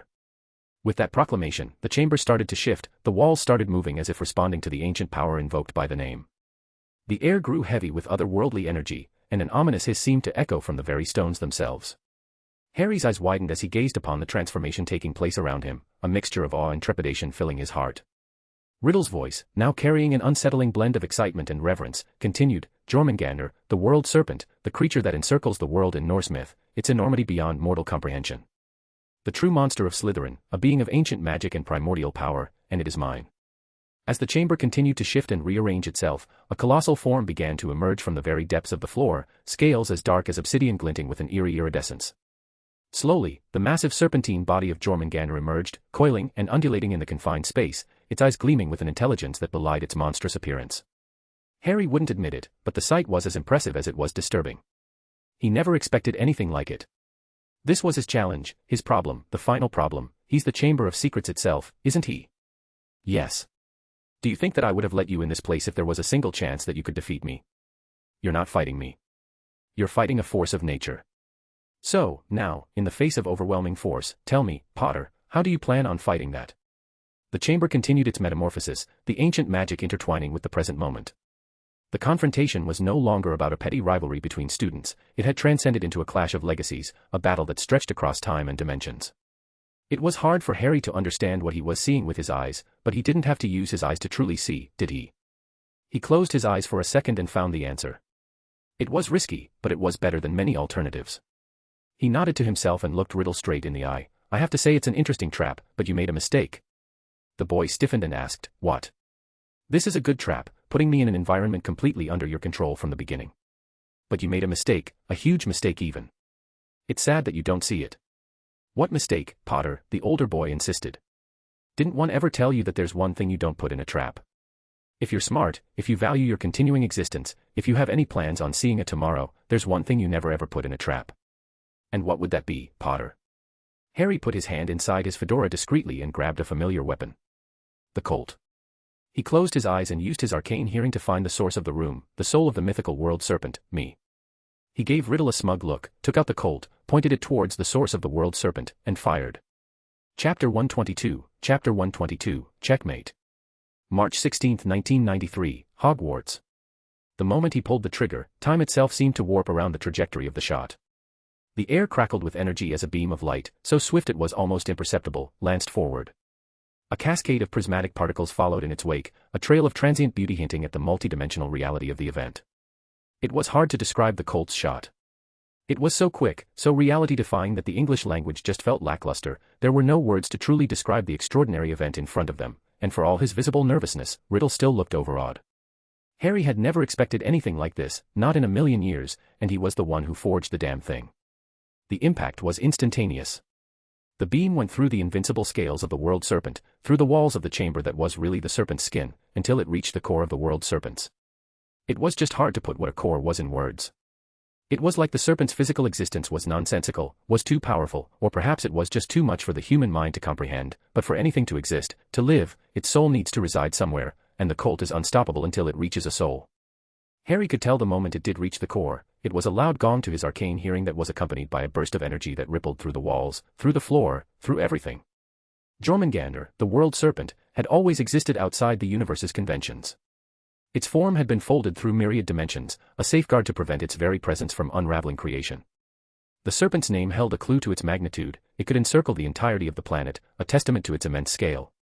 The Chamber of Secrets, in reality, was not a mere pocket dimension, it was a prison, a sanctuary, a manifestation of the serpent's essence. Its walls were its scales, its ground its flesh, and its pipes its bones. It was a living entity, a shapeshifter of the highest order. Tom Riddle's command over this chamber was not just control, it was a mastery that bordered on symbiosis. Yet, even with his dominion over this sanctuary, he could not breach the barrier that kept the world serpent contained. It was a truth that frustrated Riddle, the tantalizing prospect of wielding such an entity as a weapon in the external world had eluded him. Had Lord Voldemort possessed the means to manipulate Jormungandr's power, the magical world would have bowed to his rule long before. But the serpent's might was insurmountable, an embodiment of the divine that extended beyond the grasp of even the most formidable sorcerer. And now, as the chamber stood on the precipice of change, of dissolution, Harry's pulse began to steady. The death of Jormungandr marked the end of an era, the twilight of a legacy. The magic within the chamber pulsed, its resonance weakening as the life force of the world serpent ebbed away. It was a process that would take time, perhaps years, maybe decades, as the chamber began to contract, as the tendrils of its magic slowly faded away. This was a divine beast, and yet Harry had just killed it with a weapon he made, even if he didn't really know about the specifics. He was 12 for Merlin's sake, and he had just killed a beast that was considered to be a god thousands of years ago, and Harry instinctively could tell that there would be far-reaching consequences for what he had done, even if he still didn't know them. He stared at the Colt in his hand, his gaze tracing the lines of its construction. It was an unassuming instrument, beautiful, but seemingly useless at the hand of a wizard that could manipulate the world with a wave of their wand. The ruby at the bottom was almost drained. That shot had taken a while out of the weapon, and it would need to recharge, not that he planned on using it on Riddle. His victory was all but assured now, and he wouldn't waste one of his remaining bullets on something like the abomination in front of him. At least he figured out the fact that he couldn't really fire the gun repeatedly, and that was good information. Speaking of Riddle, he stared at Harry, his mind unwilling to comprehend what had just happened. The Potter scion gave him a small grin. Oh, right, where were we? Ah, yes, rook to king's rook 3, check. What? The older boy sounded baffled. We have a game to finish, Mr. Riddle. Rook to king's rook 3, check. Make your move. Bishop to rook 3, Riddle instinctively responded. You know, I almost let myself believe you when you said all that crap about Hermione. Even when I knew the type of man you are, how you operate. Even though I knew the truth about your ambitions, I still wanted to believe the truth about what you were saying, about the world you said you wanted to create. When you spoke to Neville, I felt the power of your promise. And I wonder if that's what Hermione felt when she found you, and you found her. The desperation to have all her pain go away, to have her past rewritten. And that's how it works, doesn't it? The one thing everyone has is regret. You weaponize that, and then you use that weapon against them, to destroy them. Bishop takes bishop. Riddle stood up and started to glare at the younger boy, rook to bishop 4. But Harry wasn't deterred and continued, you did it to Hermione and you did it to Neville. You probably did it to Luna, promised her a world with her mother in it, and she fell for it like all others, but you got too attached, you believed your own promise, and you created this goal of a magical utopia just for her. You craved being free, like any bound creature, but your consciousness is that of a newborn. You might have the memories of a teenager and his skill, but you started truly being alive the moment Luna started to write in your diary. Rook takes rook. Stop speaking in riddles, Potter. Pawn takes rook. Bishop to bishop 7. Queen takes knight's pawn. Harry let out a bitter chuckle. You had the goals you were programmed to do, which was to open the Chamber of Secrets to kick out Dumbledore, your own ambition which was to escape the diary and live, and you found something pure that you wished to preserve in Luna. You imprinted on her and wanted to save her innocence. You literally combined all three into a single goal that you were obsessed with doing. You want to create a world of illusion for Luna, which would help you escape the diary, and you have to do it by petrifying students and kicking Dumbledore out of the castle. You designed the perfect plan for all three, and you executed it brilliantly. And you are a brilliant wizard, don't get me wrong. But just as much as you may have designed an elaborate game, Riddle, you neglected to account for one crucial factor, the human spirit. Revenge is such a primal notion, don't you think? I just wanted you to know that whatever happens next, you brought it all to yourself. You really shouldn't have made it personal, Tom. I pity your existence in a way, but not nearly enough to offer you mercy. Tom snarled, this is entirely meaningless. In just a few minutes the ritual will activate. You might have killed Salazar's weapon, somehow, by a disgusting primitive muggle gun of all things, but there's nothing you can do to stop it. I could leave the chamber, find a way out. You know I can do it. You've seen me doing to impossible just a few moments ago. The older boy's glare turned murderous. I guess I'll just have to occupy you until it's over. The loss of this place is a shame, a legacy of my ancestor destroyed because of an arrogant child who's too clever for his own good. For all your talent, boy, I am still the better dueler. Are you sure about that? The last Potter answered with a small grin. You do seem to keep moving. You know, you really shouldn't have gone after Daphne. Maybe I would have had a bone of mercy left for you. Alas, you'll burn, alone and forgotten in this place. Bishop to bishop 8. Discover check and incidentally, mate. Riddle snarled in anger and sent a killing curse at Harry, who used a modified spatial expansion charm on the entire room separating him from Riddle. The killing curse was still going next to him, but with more space to travel, Harry had the ability to duck. The Potter scion waved his wand and the floor and walls started to freeze, slowly coming towards Riddle. The older boy, of course, countered by raising a powerful shield to halt the advancing frost. Ice and stone collided in a symphony of resistance, the clash of magic and material reverberating through the chamber. The atmosphere grew tense, an embodiment of the confrontation that played out between the two adversaries. The smug little smile stayed on Harry's face, even as the heir of Slytherin created a giant beam of darkness and sent it towards him. He conjured a magical circle that telekinetically shielded against the beam, but Harry used his free wand to conjure a bolt of lightning at his opponent, who conjured a lightning rod, redirecting the attack. His layered telekinetic attack, hidden behind the beam of darkness, took Harry by surprise and sent him flying back. With another spell, Harry was disarmed, his wand in Riddle's grasp. Enough. I don't know what you hope to achieve here, Potter, but I am not as limited as I used to be before. I don't have to rely on tricks. You know that in a fair fight, you will lose. Harry was going to create a magical circle, but he felt something ping on the back of his head, and now his victory was confirmed. He literally burst into laughter to the older boy's annoyance, who gritted his teeth and snarled, "What is it? Of course, I would lose against you in a fight. Oh, I can give you the fight of your life, pull tricks out of my ass, maybe even take you by surprise and get a win. But did you think for even a second that I would walk into this place willingly thinking about having a fair fight with you? No, I stacked the deck, you just don't see it yet. You know what? I don't want to know. Our little game is over. Goodbye, Potter, Avada Kedavra. Nothing happened.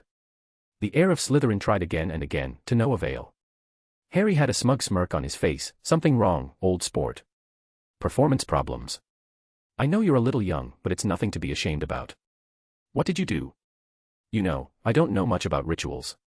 I only ever focused on it when I saw that you were hoping to create one, but it didn't take long for me to understand that you planned to use the petrified victims to power it. It also didn't take me long to see that the blood was more than just for show. Rem blood has many properties, especially when it comes to strengthening potions, but a little-known side effect is that layers of the blood are differentiated. So, it is technically possible to write runes, to connect the location for each victim, by adding small rune stones on their person, for example. That would make using petrified victims as batteries easier, even if they're in the infirmary. Riddle's face blanched. No. Now, what would happen if you remove the powering aspect of a ritual? From my understanding, they're very unpredictable. But I did notice a trend, of sorts. They have a tendency to cannibalize their castor's magic if what's provided is not enough. And well, the only person still connected to the ritual, the only source of magic left, is you. You said that you're a magical construct, aren't you? I had hoped to use it to drain the diary of all magic, killing you immediately, but I don't think there's any reason this wouldn't work with a body like yours. Your magic is slowly being drained until you're barely able to manifest a body. As he was speaking, Riddle's body started to fade slightly. Stop this, Potter. No. And with that, your dream of another world is as good as dead. I'm sorry, Tom, but you really shouldn't have gone after Daphne. Please, Potter. I only wanted to do my duty. I only wanted to live. Is that so bad? Harry shook his head. I know, but you went too far. You could have been great. Unfortunately, you were shackled by your creator, who funnily enough, has become less human than you, a diary of all things. He would never care for someone like you did, Luna. You might be dying, Tom, but you experienced life far more vividly than Lord Voldemort ever did. Goodbye, Tom Riddle. And with that the heir of Slytherin faded into nothing, leaving a silent chamber. The idea that he was standing in a corpse was more evident than ever. He had won. Now, he had to deal with the consequences of that. Chapter 123, Chapter 123, Truth and Consequences. March 18, 1993, Hogwarts. Neville woke up disoriented slightly. He didn't remember how he had gotten to this place, which he realized in a few moments was the hospital wing in Hogwarts. It took a good minute for him to even remember the events that happened prior to him getting knocked out.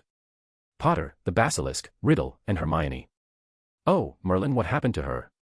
He sat up suddenly and exclaimed, Hermione.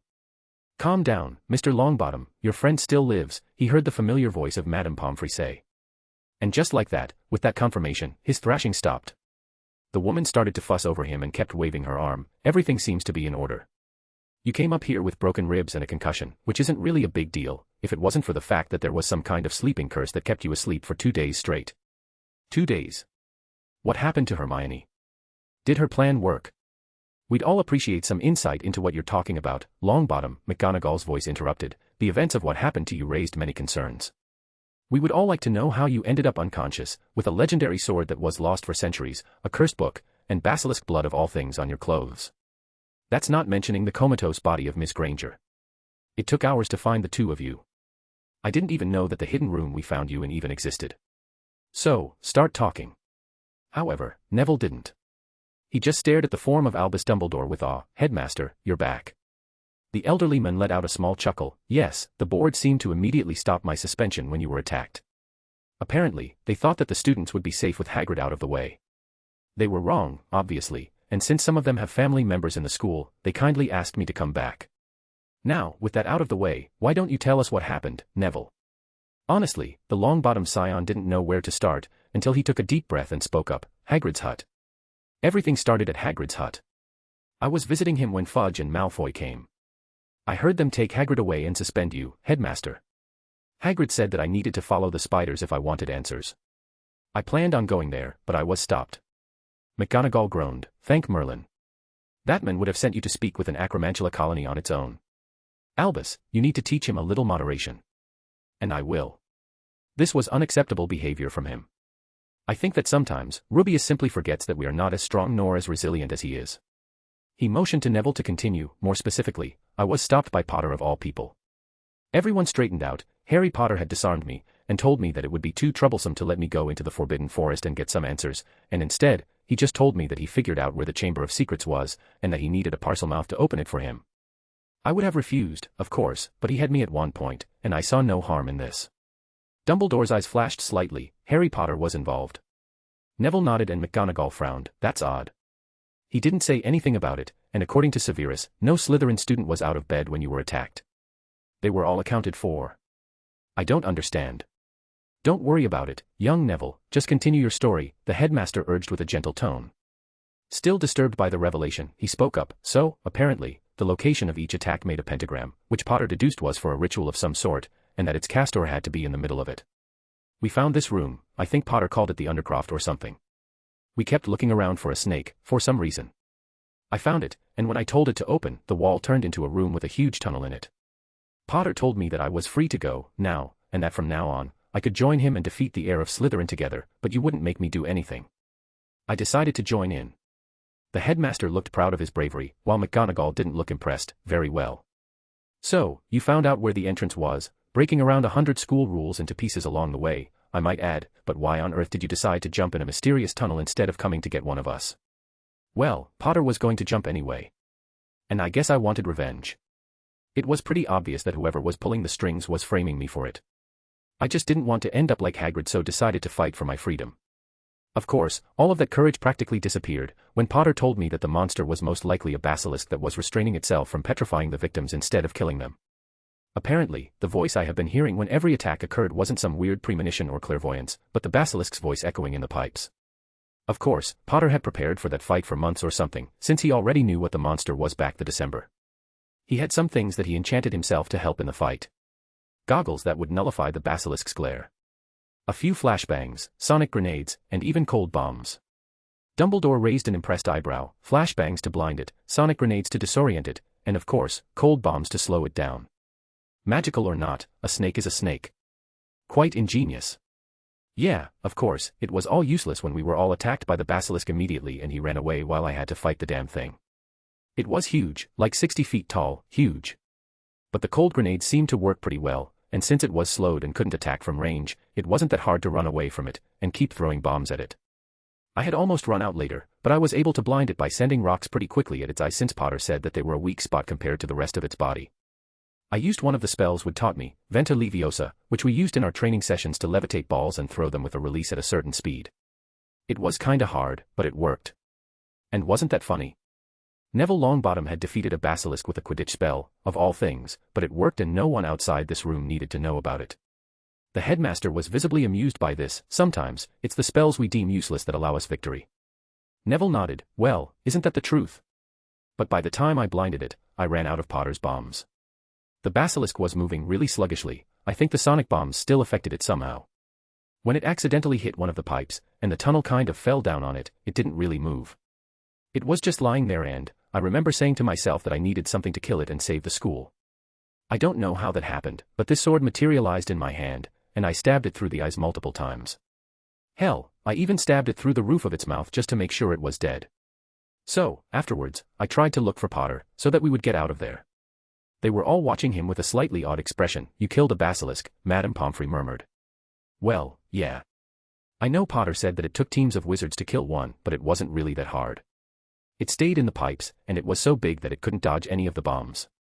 Potter's bombs helped a lot, to be honest, and the magic sword that appeared in my hand kinda did the rest. They all stayed silent for a good minute before Dumbledore spoke up. So, you went to look for young Harry? Ah, yes, I did. I found him playing chess of all things with an older student. He was wearing a Slytherin uniform, but I didn't recognize him. And Hermione was lying on the ground. Harry said that his name was Tom Riddle or something. Holy Merlin, Neville wondered if that name was cursed or something, because McGonagall choked on air, and the twinkle in Dumbledore's eyes disappeared, which caused Neville to shiver. Are you sure that it was Tom Riddle? What did he look like? I guess, he was sort of attractive. He had black hair, dark eyes, kinda aristocratic, I guess. Dumbledore nodded. Please proceed. Seeing the serious look on the headmaster's face, he obeyed without question. Well, it turned out that this Riddle person was working with Hermione for some kind of grand plan. They wanted everyone to experience an illusion of a second life. It wouldn't be real, but they would remember it. Muggleborns would have memories of being purebloods, and purebloods would have memories of being Muggleborns. Imagine an entire generation of wizards and witches finally understanding one another. It would be peace, true peace. So, it was Hermione who opened the chamber? Dumbledore asked. Yes, but you're missing the point. The chamber itself was a cover, a way to make people have the wrong idea about what happened. But Hermione was casting the ritual, her soul inside her diary, which meant that if Potter stopped her, she would die. I remember trying to attack him, but he snapped his finger. Then I woke up here. Did it work? Hermione's plan, are we at peace now? Dumbledore gave him a pitying look. I'm afraid not, young Neville. Potter. Neville snarled. Neville. You don't understand. Tom lied to you, Neville. He was always charismatic when he was that age. Do not be ashamed, far older and far wiser people have succumbed to his charm before. He didn't understand what the headmaster was talking about. Who is he? Not many know this fact, but Lord Voldemort was once called Tom Riddle. I taught him myself, 50 years ago, at Hogwarts. He disappeared after leaving the school, traveled far and wide, sank so deeply into the dark arts, consorted with the very worst of our kind, and underwent so many dangerous, magical transformations, that when he resurfaced as Lord Voldemort, he was barely recognizable. Hardly anyone connected Lord Voldemort with the clever, handsome boy who was once head boy here. That little piece of information froze Neville in his tracks. This was Voldemort. Yes, from what I could gather from the diary, it is a very dark artifact whose purpose is to possess the person writing in it. I believe Tom made it as a weapon, to spread fear in the castle and probably throw me out. I'm sad to say that it succeeded where Lord Voldemort failed in this particular endeavor. So, it was a lie. There was no plan of peace, the boy who lived asked with desperation in his eyes. I'm sorry, Neville, but there wasn't. He was lying. Your friend, Hermione, was not a willing participant in any of this. She wrote in the diary and slowly he gained control over her body. He made her open the Chamber of Secrets, not the other way around. Is she all right? Hermione, that is. Her condition is stabilized, but this is the first time I have ever seen anything like this. From what I could gather, young Hermione's body is in a status state, but her mind and soul seem to be bound in her diary. She remains there, living in a world created for her, living a blissful life, unaware of what is happening here. It's kinder than anything I assumed Tom would do, but at least, she's not in pain while we all figure out how to undo what happened to her. Neville stood silent for a minute. And will you be able to bring her back? I don't know if it's even possible, but I do know that hope is a wonderful thing. I have called in dozens of specialists to look at her and I am hopeful that it would work. Have faith, Neville, she will be back one day, maybe even sooner than you might think. Neville remembered Hermione defending him from even Ron, staying by his side when all others scorned him. She was a wonderful friend and he failed her. He wanted to feel angry, he wanted to feel sad, he wanted to yell at the world, but all that happened was the fact that tears started to leak from his eyes. The headmaster left him to grief, followed quickly by his deputy. Madame Pomfrey gave him a pitying look and gave him another potion that he drank absent-mindedly. He heard Dumbledore say something about talking to Harry Potter. He didn't care, nothing mattered other than the overwhelming grief that he was feeling. It was his fault. If he hadn't listened to Voldemort of all people, maybe he would have been able to save Hermione. He didn't know what he was supposed to do now, and it was eating him alive. Deep within the hidden recesses of an elusive fortress, shrouded in secrecy, the eyes of an aged man snapped open. A sinister anticipation hung in the air, a palpable disturbance that reverberated like a shockwave through the very foundations of reality. His gnarled fingers twitched, betraying the ripple of excitement coursing through him. Minutes passed, the echoes of the disturbance still reverberating within his being. And then, like the crescendo of a symphony, understanding dawned upon him. A mirthless laugh erupted from his lips, a chilling sound that slithered like a serpent that would have sent dread crawling up the spine of any spectator. Change, he hissed, his voice a blend of ancient wisdom and ruthless ambition.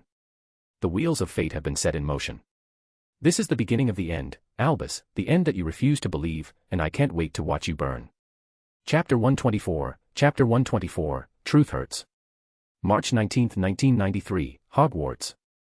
In the heart of Hogwarts, where the towering spires and ivy-clad walls held centuries of enchantment and secrets, Albus Dumbledore sat in his office and stifled the urge to blast the whole thing into oblivion. It was only the soothing whispers of the light that calmed him enough to objectively analyze his situation. To say that Albus Dumbledore was frustrated would be an understatement. He was already exhausted, having barely gotten any sleep ever since the whole fiasco with the Chamber of Secrets, which ended up with an unconscious boy who lived and a muggle-born student who had her soul displaced into a diary somehow. He had to call in the unspeakables for that, and in the event that they couldn't help, Albus could use Miss Granger to increase control over the child of the prophecy by dangling a potential cure in front of him. He honestly didn't know if he could do it, and even if he could, it would take a significant amount of time. Time that he wouldn't waste unless it helped him and his cause. As for the attacks, Albus knew that Tom Riddle had to have something to do with them. The headmaster always tracked down the heritage of every attending student, to either collect them or profile them as threats.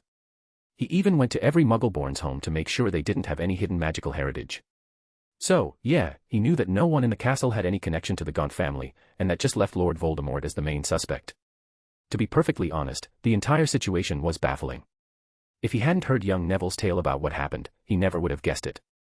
Unfortunately, there were many holes in his story, the glaring one being that there was no sign of the Chamber of Secrets in the Undercroft. He had checked himself, and there was no snake engraving, no sign of magic at all, really.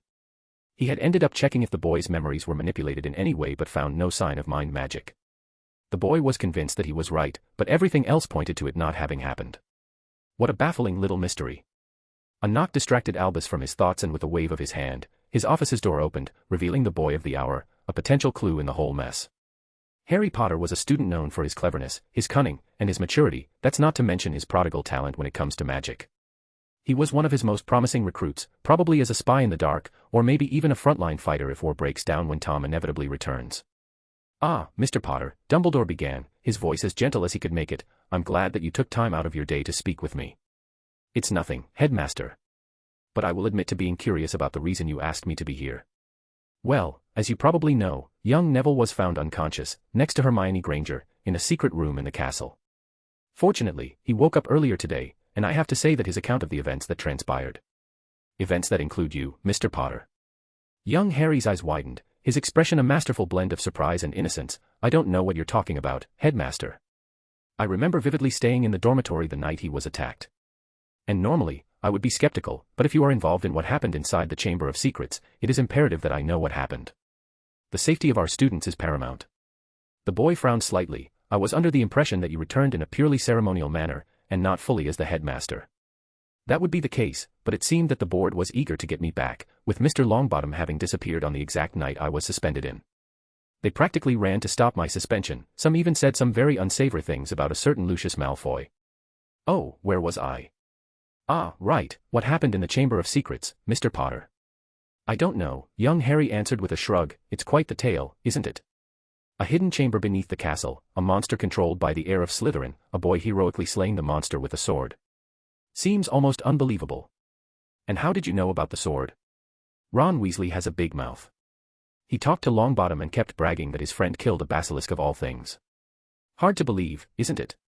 That a student with less than 2 years of magical education could somehow slay a monster that massacred hundreds of beast hunters at the same time, and without even using magic. Although, I didn't know that Longbottom said that I was involved in any way. Damn, that Weasley boy." It took a few hours for Albus to keep things together, and it was more than enough time for rumors to spread. "Merlin knows that very few things stay secret in Hogwarts, a very good point, but I am curious as to why you believe that this tale to be false. I remember you saying previously that you were sure that the beast was a basilisk. Perhaps it is a basilisk. And the whole reason why I haven't said anything about it is because I don't have any proof, just guesses. Are you saying that Mr. Longbottom is lying?" Harry's shoulders slumped, his expression morphing into practiced vulnerability. "I don't know what happened to Neville, but I can say for certain that I have no part of whatever adventure he experienced. I was in my dormitory the night he was found. I don't think anyone with a fraction of self-preservation instinct would willingly fight a basilisk. I don't know what to say, other than that it's not me. Maybe Longbottom imagined it all." That was a good theory that Dumbledore had considered. Not that the boy would have imagined it, but that it was some kind of elaborate illusion that the boy fell prey to. However, there were a few issues with that possibility. For one, he saw the runes in the bombs that young Neville used in his memories. They were correct. Remarkable or not, Neville simply did not have the knowledge necessary to imagine these runes. The only option would have been an outsider illusion attack of some kind, but the fact that the sword of Gryffindor had absorbed some basilisk venom was physical proof that there was at least a grain of truth in Neville Longbottom's story. Or there was before the damn thing vanished into thin air. The sword of Gryffindor was a mythical weapon that was said to even give you a fragment of the prowess of the founder himself if it did deem you brave enough. It was a remarkable weapon that literally disappeared from under his nose. And if losing that weapon wasn't frustrating enough, with it the only proof of what happened in the chamber was gone. Stealing his expression, the headmaster answered, "But I believe that he didn't. However, I do find it curious that you would lose interest in the chamber so readily." I guess I'm just excited to see Daphne again. But I am just as curious as to why you're talking to me about it. You are obviously fishing for information, and I don't mind. I'm an open book, but if you've got so much evidence, I don't know why you don't just come forward with it. Where did Longbottom say the chamber was again? In a hidden room, called the Undercroft, the headmaster answered. And did you find the entrance to the chamber there? Longbottom's been up for almost a day. If it was a clear danger to the student body, you must have gone there to explore it, to make sure that the threat was gone. Right. Before he could answer, the Potter boy continued, what about that mythical sword Weasley kept prattling about? Do you have the murder weapon? Dumbledore spluttered for a second, what are you hoping to achieve with these needless questions? I'm just wondering why you're so hung up on me being involved. You have 2 students found unconscious, the only one that was able to speak said that I somehow was involved, despite the fact that there is evidence that I was in my dormitory. He said that he somehow found the Chamber of Secrets, but you still can't find the entrance where he said it was. And that he somehow killed a basilisk, a feat that I doubt a team of Aurors would be able to do, much less a 12-year-old child. And he claimed to have done it with a weapon that seemed to have vanished into thin air. I don't think I have ever heard anything that ridiculous, and I'm finding it hard to understand why you're so certain that I had anything to do with it. The Potter boy had a way with words, but Albus would secretly admit that he also had a point. The entire situation was so ridiculous that no one, not even his greatest supporters, would believe this tale. And yet, before he could say anything, the boy continued, even then, I don't even understand why you would ever want people to believe that. Confirming that a basilisk was in the castle, whilst students lived there, wouldn't end well. A cursed artifact that petrified students would be a more elegant solution. After all, people wouldn't really feel safe sending their children to a school whose headmaster actively ignores their safety. And here it was, the blackmail. The boy was one of the few people who figured out the monster's nature. It was dead, according to Neville, that is. But if he wanted to investigate the Potter boy for his involvement in the chamber, he had to admit that he knew that there was a basilisk on the loose and that he hadn't said anything for months. The curse solution was more elegant and more friendly to the public. An ancient, cursed artifact that a student was given, maybe even under the Imperius or something, would be a good way to end the investigation. The implicit threat was simple. If Albus was going to go after the Potter boy, he would lose more than he could afford. Fine, he was going to let it go, for now, but the boy had shown himself to be too competent to be left alone. Luckily for him, Albus still had one more card to play. Oh, but I didn't bring you here to talk about the chamber. I just wanted to clarify a few things. I believe it was a cursed artifact that was the culprit in our little mystery. No, I am here because I discovered something deeply perturbing. And what would that be, headmaster? Your living situation. Albus suppressed a grin when he saw the boy stiffen. It has come to my attention that you haven't lived in your aunt and uncle's home for some time, and that is simply unacceptable. I take the safety of my students very seriously. As you are a ward of the ministry, I am advising Cornelius to send you to a proper family that would take care of you in the summer holidays. You cannot live without guardians, Mr. Potter. Ah, yes. He had spent the previous day looking up anything about the Potter boy, and he had gone to use some legilimency on Petunia. And he was flabbergasted. She had barely even interacted with the boy and ignored it as much as possible. But her last conversation with the boy had lightened a few things up. First, was that he was a very mature young man. And second, that he hadn't lived with his Muggle relatives for years. So, that brought an opportunity. If he could get Cornelius to assign him to a family loyal to him, the boy would be discreetly brought to heel. It was subtle, but he could restrict the boy, his gold, his possessions. Get him on the right path, or more specifically Albus' path. The only question would be which family would accept him, and condition him enough not to rebel against Albus. Oh, I'm sorry but that won't be possible, the boy answered. I was recently adopted by a relative of my father's. He saw the situation you spoke of and also found it unacceptable. I think the papers should go through soon. This was bad, but not unsalvageable, and who is this mysterious guardian of yours? Arcturus Black. And with just those 2 words Albus' dream of gaining any form of control over the boy vanished into thin air.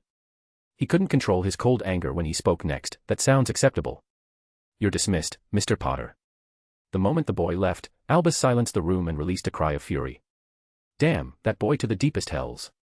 He looked at his companion, who had woken up with a squawk at his yelling and signed, I think I lost this one, Fox.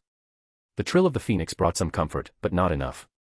It has been a long time since he was outmaneuvered like this. Still, he would need to keep a close eye on the Potter boy. The boy could be very problematic in the future. Albus wouldn't allow anything to disrupt his plans. The Potter boy was still a potential asset, even if he didn't have to know about it. Worst comes to worst, he could just kill the boy if he becomes too troublesome. He has done worse things in the name of the greater good of the wizarding world, after all. Chapter 125, Green Pastures. March 19, 1993, Hogwarts. Harry pondered on his conversation with Dumbledore as he made his way to the hospital wing. He felt vindicated, in a way, to finally get a real win against the headmaster. What he had done was essentially give the man a choice between risking his newly regained position as headmaster or not investigating Harry's involvement in the whole Chamber of Secrets fiasco. This was the plan ever since Harry decided that he needed to get Longbottom to get into the chamber. It was a big step, in a way, for Harry to finally stop clinging to the shadows and step into the light. When he decided that he would have to fight Riddle, he knew that he couldn't stay hidden anymore and Dumbledore's attention was more likely going to be on him. So, the first thing he did was secure the fact that the old man wouldn't have any influence on him. This was easily done by asking Arcturus Black to take him as his ward. The paperwork took a couple of days to arrange, which was why Harry calibrated the rune to shut down Neville's consciousness for that duration. The next step was moving the chamber, which was done by using a mixture of compulsion charm and hypnosis on the unconscious body of the Longbottom boy. While Harry had disabled his consciousness, technically speaking, his unconscious mind still worked in the background. Giving him the image of a snake and asking him to tell that snake to move allowed Harry to analyze that particular word using his arcane hearing and use it to change the location of the entrance to the chamber. It was like the boy who lived talked in his sleep, so he wouldn't really remember anything. The sword trick was far more advanced. Harry didn't think it would appear but didn't really discount the possibility because of whatever destiny bullshit tended to happen around Longbottom. So, all it took was analyzing the enchantments on the sword and seeing whatever Godric Gryffindor added to it. Honestly, it was mostly Harry screwing around with it, and he had given up about making it disappear. And wasn't it a surprise, finding out that the sword disappeared? The Weasley boy wasn't one to hold his mouth. It was like fate itself wanted Harry to get one over Dumbledore. He didn't know if it was something he did when he messed with the sword, or if there was a hidden functionality that made it disappear when certain parameters are met, but he didn't care. It worked and that's enough. It would have honestly been better to not have involved Longbottom at all, but it was mostly done to cover most of his bases. The Parseltongue was useful, but the fact that Neville should be protected by the prophecy meant that he had an edge that Harry could use against Riddle. It was a bit cruel, but it worked. The idiot actually killed a fucking basilisk, with a sword that appeared out of thin air. Changing his memories was something that Dumbledore would notice, especially considering the trauma that a memory charm would leave on the kid.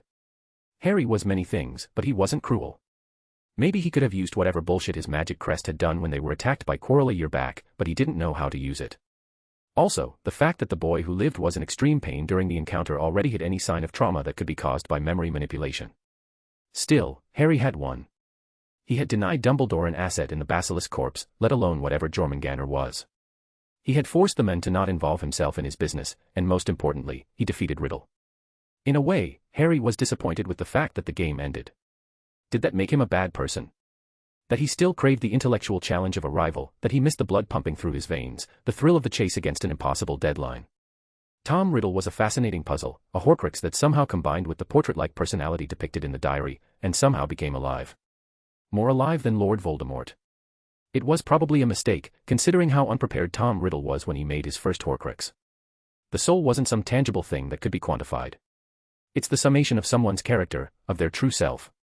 Theoretically speaking, making a Horcrux would make one immortal because of the paradoxical nature of someone being both alive and dead at the same time. Herpo the Foul perverted the phylactery ritual by finding out that souls that are split into pieces are still connected enough that if anchored properly could convince the world that you were still alive and that your body is the anchor. The advantage is the idea that you avoided the dangers of someone discovering your phylactery and using soul magic to literally remake you. But the main disadvantage is that splitting your soul is splitting your personality. The idea, on principle, is to give away your ability to do something or feel something, into the book. Tom Riddle, who had accidentally killed an innocent student, wanted to get rid of the guilt he felt and unconsciously resented his complex planning, and his cunning that didn't account for him making a mistake. He put all of it into the diary, and slowly, without him noticing, started to lose those attributes, becoming the power-hungry monster that Voldemort was. This spark of brilliance, cunning, and guilt, combined with the memories inside the diary, became a new person entirely, a broken person, who latched into Luna and wanted to create a world where she would be happy. But his prime directive was to open the Chamber of Secrets and kick out Dumbledore, so everything he did had to be related to that. Now, that was complicated enough on its own, but adding in the memories of being alive, of being a real person, Tom wanted nothing more than to live once more. So, he combined his three ambitions at once, which resulted in a chaotic complex plan that Harry was able to stop. Oh, it was brilliant, but still too overcomplicated since he tried to do many things at once. And Hermione paid the price for it. Harry didn't know why he felt so guilty about it. He literally couldn't have done anything quicker. It took exactly 2 attacks for him to narrow down everything, but the Muggleborn was still trapped in the diary, in the dream world that Riddle had crafted for Luna months back. Hopefully, Dumbledore and the Unspeakables will figure something out, since that kind of magic was a bit over Harry's pay grade. The thing was that Harry normally wouldn't have jumped into the danger like that if it wasn't for Daphne being attacked. And if he had stayed his hand, then Riddle would have probably succeeded with his ritual, and probably trapped an entire generation of British wizards and witches in his diary. Daphne's petrification made things personal. It made him angry, far angrier than anything he had ever experienced. And that's what drove him to relentlessly hunt down Riddle. Maybe this was a lesson to be a bit more proactive. The whole Chamber of Secrets fiasco ended because Harry decided to dismiss the idea of subtlety and go for the kill. If he hadn't calmed himself before and made a few plans to make sure to reveal as little as possible while mitigating the consequences of his reveal. And he did it for the girl who was petrified in front of him, her blonde hair frozen, blue eyes slightly widened, her expression being a mixture of fear and panic. "This is your first time visiting her," a voice stated behind him. He didn't need to turn to know that it was Tracy.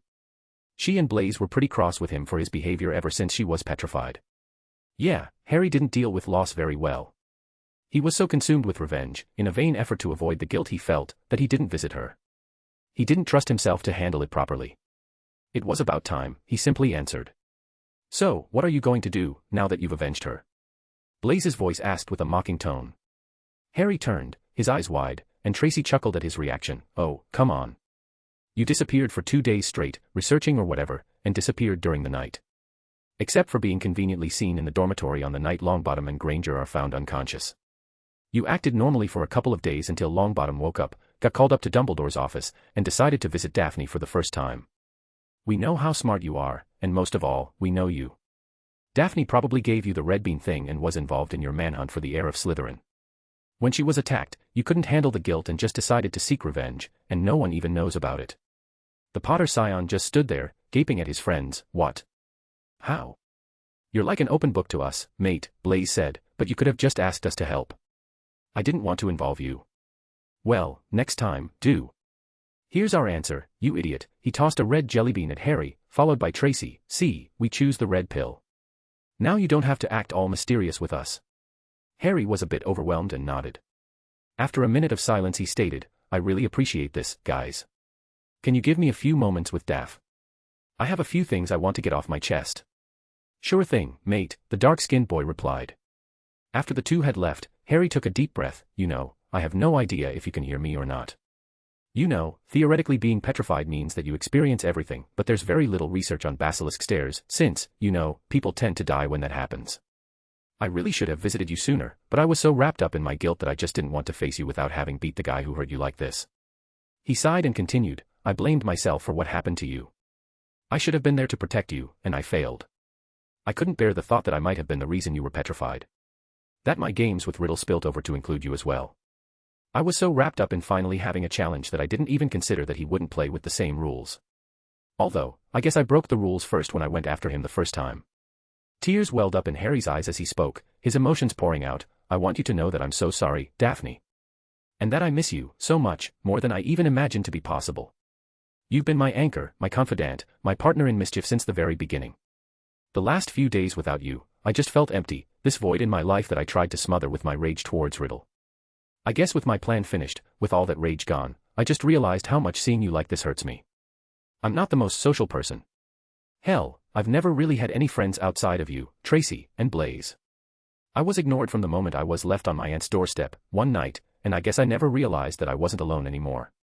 What I want to say is, that the moment you wake up, I promise that I will never take you for granted again.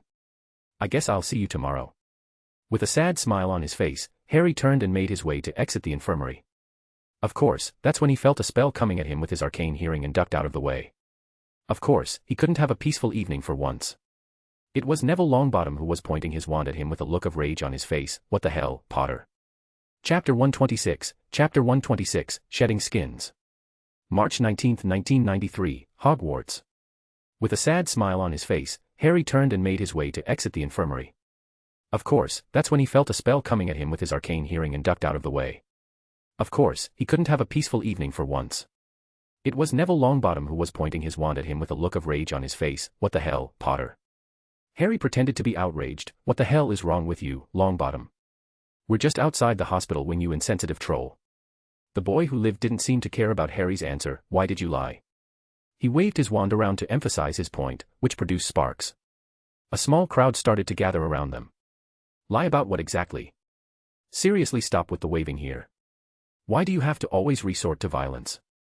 Just for once in your life, calm yourself and talk like a rational person." The boy lowered his wand arm, but still looked angry. "Why did you lie about the Chamber of Secrets? I really have no idea what you're talking about." "Stop it, for Merlin's sake, stop it. We went to the Chamber of Secrets together. We found the secret room. I killed a basilisk with a sword. Harry snorted in amusement. Seriously, that's what you're going for? You killed a basilisk, one of the most dangerous magical creatures in the world, without even using magic. I used the bombs you gave me. What bombs?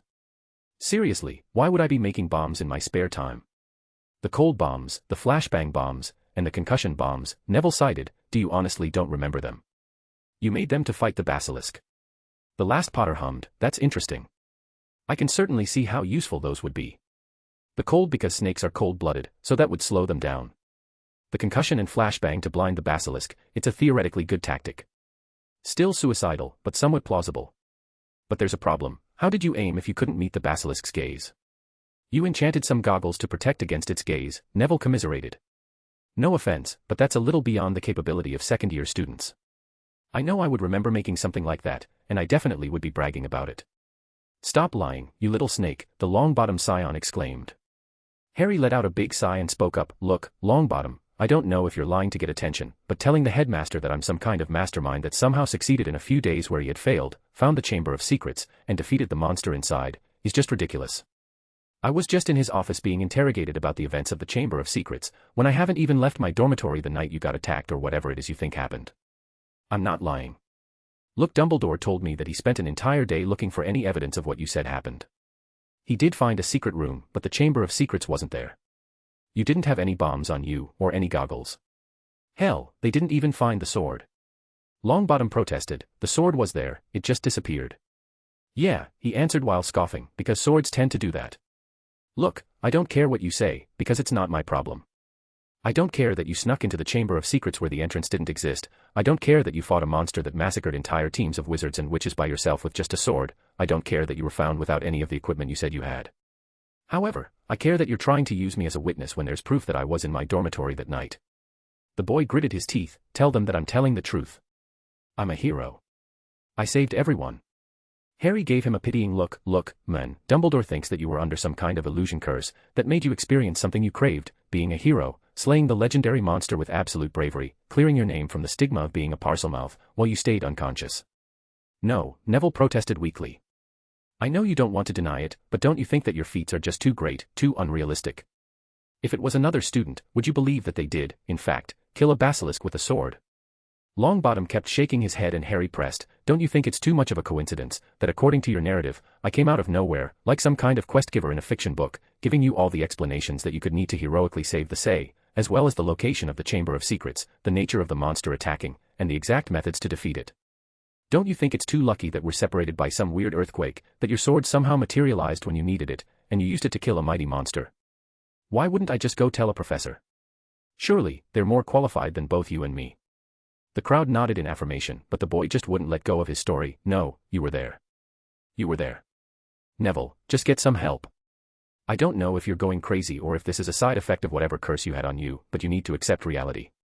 Hell, even the headmaster is sure that there was never a Chamber of Secrets in the first place, that it was all a diary that trapped the user's mind inside it, and that could also hypnotize them to cast some kind of obscure petrification spell on random people and write about the heir of Slytherin coming from Muggleborns in blood. It was probably made by some kind of perturbed student who wanted to cause damage even after he graduated and left the castle. There was never any basilisk. No, it's a basilisk. You said it yourself in the Slytherin common room, the boy who lived exclaimed.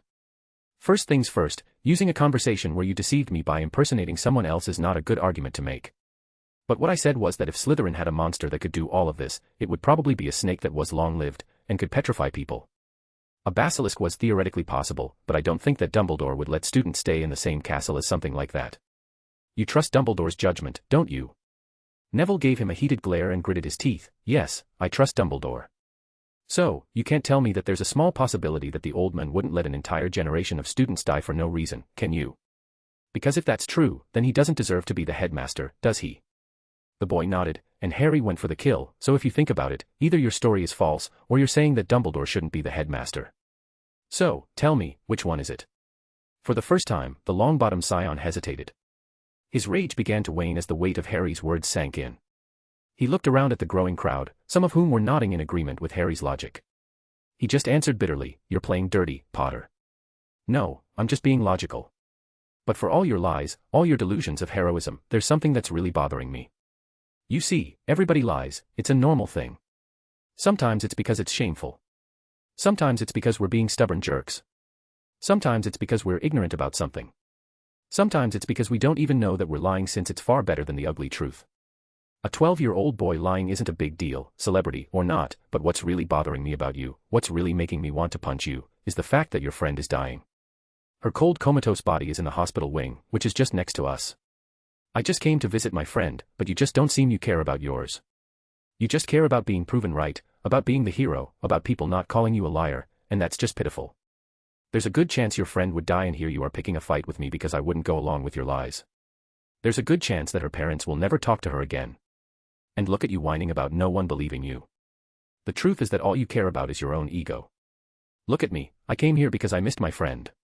Do you even miss yours? The Longbottom boy blanched, and Harry continued, take a good long look at yourself, Neville Longbottom. Are you happy with the person that you are, with the man that you're becoming? Do you think your parents would have been proud to see what you're doing, right now? I know I wouldn't. So, why don't you be a decent person, get in the hospital wing, and sit by your friend? Longbottom just stood there, frozen in shock at anyone daring to say that to him. Harry was running out of patience. I said, do it. The boy stiffened and nodded meekly. He slowly walked towards the hospital wing. Harry shook his head and addressed the crowd, what are you all looking at? They all looked away and left one by one, looking down in shame. With the crowd dispersing, Harry watched Neville Longbottom's retreating figure until he disappeared into the infirmary. Honestly, there was a lot of real anger at Neville. Sure, he was successful at making the boy doubt himself, and there would probably be rumors circulating in the afternoon about the boy who lived going crazy, but the way the boy didn't seem to care about Hermione grated Harry immensely. It was the guilt, Harry realized. To be perfectly honest, he stopped really caring about Hermione. They were barely friends for a month before she decided that she preferred Neville and Ron. Harry had long moved on with this, and his decision to ignore the plot from the previous stories, to not live in fear, a wise move in hindsight, just turned her into a regular lonely bookworm in his eyes, which wasn't worth the headache of being near Longbottom, and with it, Dumbledore's attention. But there was something that Riddle said that bothered him. In Hermione's perfect world, when she bore down her soul to him, she said that she missed Harry and that they were still friends.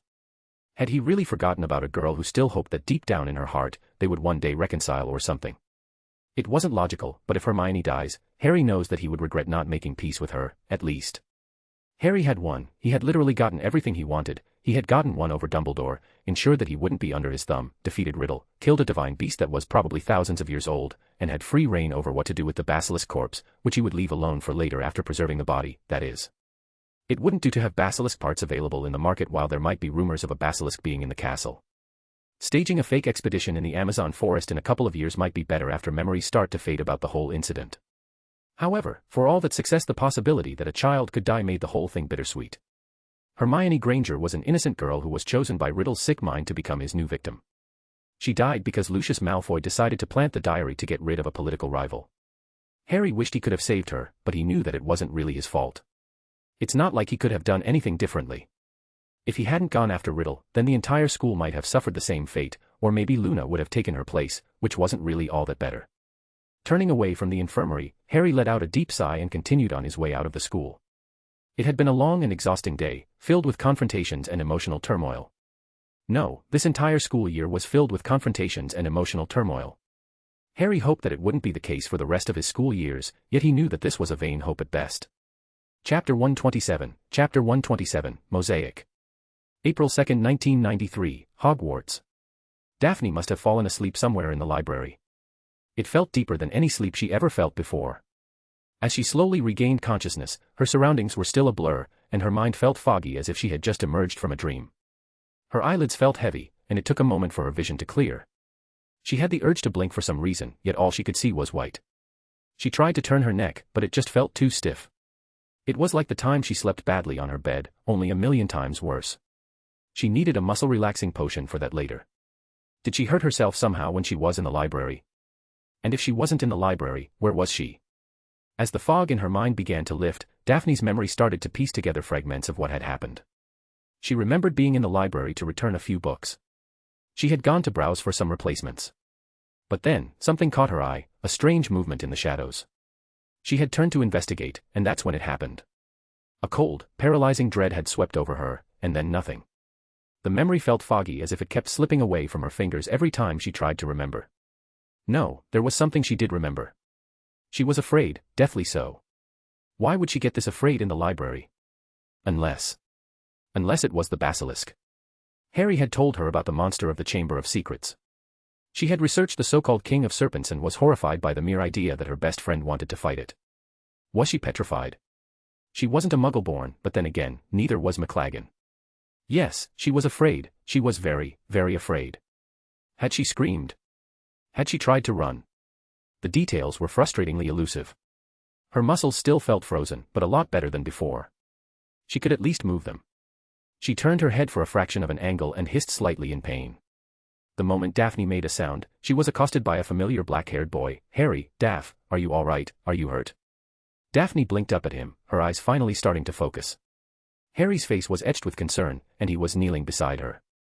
She tried to speak, but her throat felt dry and sore. It was as if she had been sleeping for a very long time without water. Harry must have noticed her distress because he conjured a glass of water and helped her take a sip. The cool liquid was a relief, and Daphne felt some of her strength returning. Harry's eyes were filled with relief, but also concern. "You were petrified, Daphne." "The basilisk?" she asked. "Yeah, don't worry, Longbottom killed it." "Longbottom?" she asked incredulously, but she then started to cough violently. "I know, just take it easy and drink some water. Don't worry, we can talk about it later. A lot has happened since you were petrified. It's a bit of a long story and we'll have time after you're fully healed. Madame Pomfrey just gave you the Mandrake restorative potion, but the basilisk was still pretty strong. It'll take time for everything to set in. Do you remember anything?" "Not really, just being in the library and waking up now," she answered. "Huh, that's interesting. Did the basilisk's glare petrify your mind as well as your body?"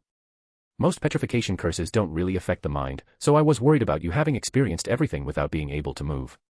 Although, it is possible that this did happen, that your mind repressed it somehow to avoid any serious consequences." "Stop rambling, Harry." The boy stopped and gave her one of the warmest smiles she had ever seen from him. "I really missed you, Daph." The world sent butterflies in her stomach, but thankfully, she was partially petrified so she couldn't really blush like she would have normally.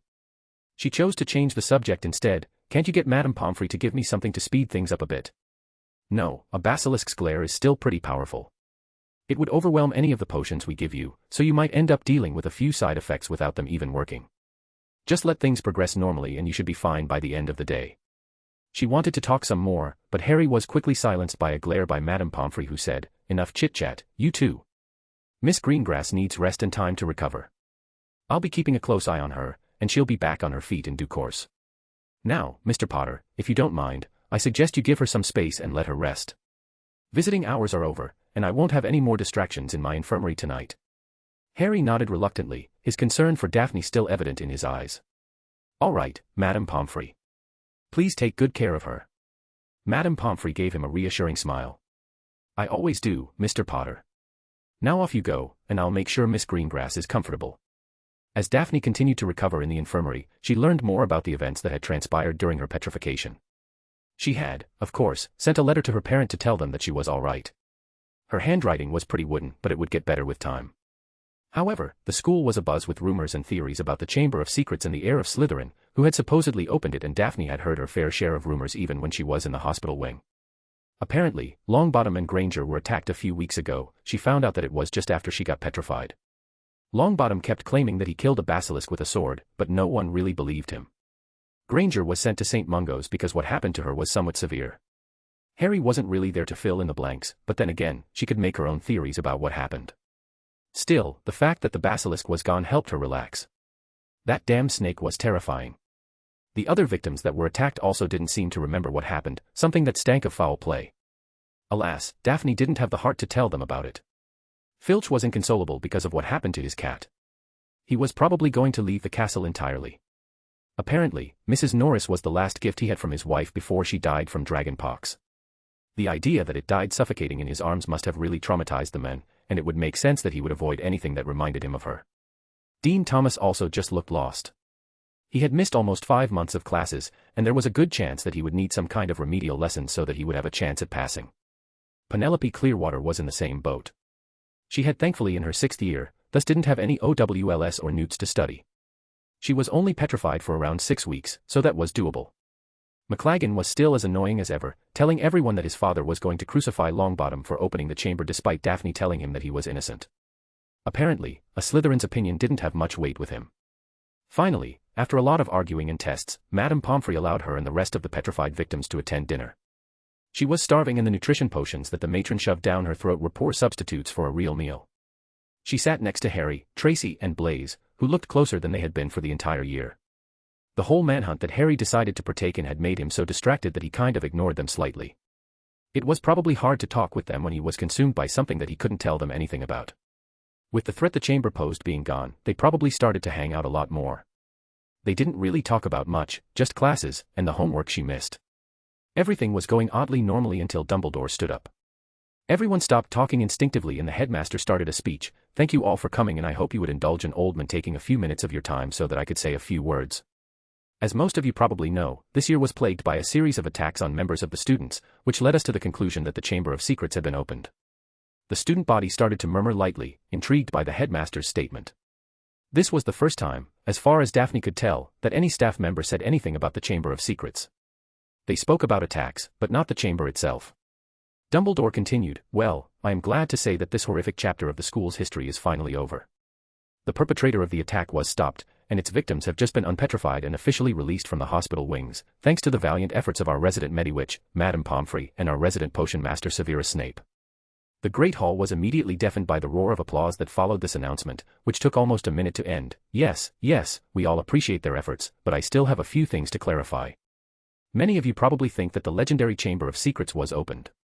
That statement was proven to be false. We have determined that the cause of the attacks was not some monster but simply a cursed artifact that created some form of delayed petrification of whoever touched it. This was why the petrifications happened at random times to random people. Thankfully, the artifact in question was destroyed by none other than Neville Longbottom. The feedback of the even hurt him and Miss Granger. Alas, while this is a day of celebration, it is also a day of mourning. While Mr. Longbottom was able to return relatively unharmed with only some brief episodes of confused memories, the chaotic release of magic had unpredictable consequences on Miss Granger, putting her in what looks like a magical coma. She is currently in St. Mungo's seeking treatment, and we don't know if her condition will ever revert. Hermione Granger might have sacrificed her life for the sake of stopping the attacks, which is why the Ministry will be paying for all treatment, and her parents will be compensated for their daughter's heroic actions. She will also receive an Order of Merlin 3rd class by the Ministry, whether she survives the encounter or not. We have lost a very brilliant witch too early. I want you all to remember her, and keep her alive in your memories and your stories. If the time should come when you have to make a choice between what is right and what is easy, remember the girl who lost so much to make sure that we are all safe." He raised up his cup and spoke gently, to Hermione Granger. Everyone raised their cups as well and replied with a somber mood, to Hermione Granger. Of course, later that night, when Harry told her what actually happened, things started to make more sense. Harry and Longbottom had gone into the Chamber of Secrets. Harry killed the monster, which turned out not to be a basilisk but a divine beast, whatever that was, and defeated Riddle. Longbottom had really killed a basilisk with a sword, but Harry had convinced Dumbledore to say that the entire thing was fabricated, since saying that there was a real basilisk in the school would get everyone outraged at the headmaster. Anyway, everything was fine. Harry had won, probably in her defense. It might be some kind of wishful thinking, but she knew that he wouldn't have gone so badly after Riddle normally. Tracy told her that he practically disappeared for 2 days after her petrification, which ended up with Longbottom and Granger being found unconscious. Still, Granger's fate was somewhat heartbreaking. Still, it was nice to be back. She didn't even mind when Luna came back to celebrate with them. Well, she minded a little, but not as much as she did before. It was nice for things to go back to normal once more. Chapter 128, Slytherin Denouement. April 15, 1993, Hogwarts.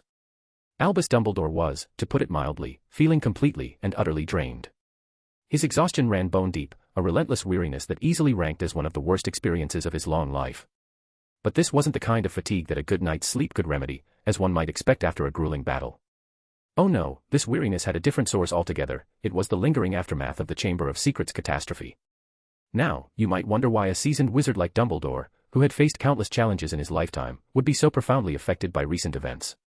Well, it wasn't just about the physical strain, it was the mental and emotional toll that weighed heavily on his shoulders.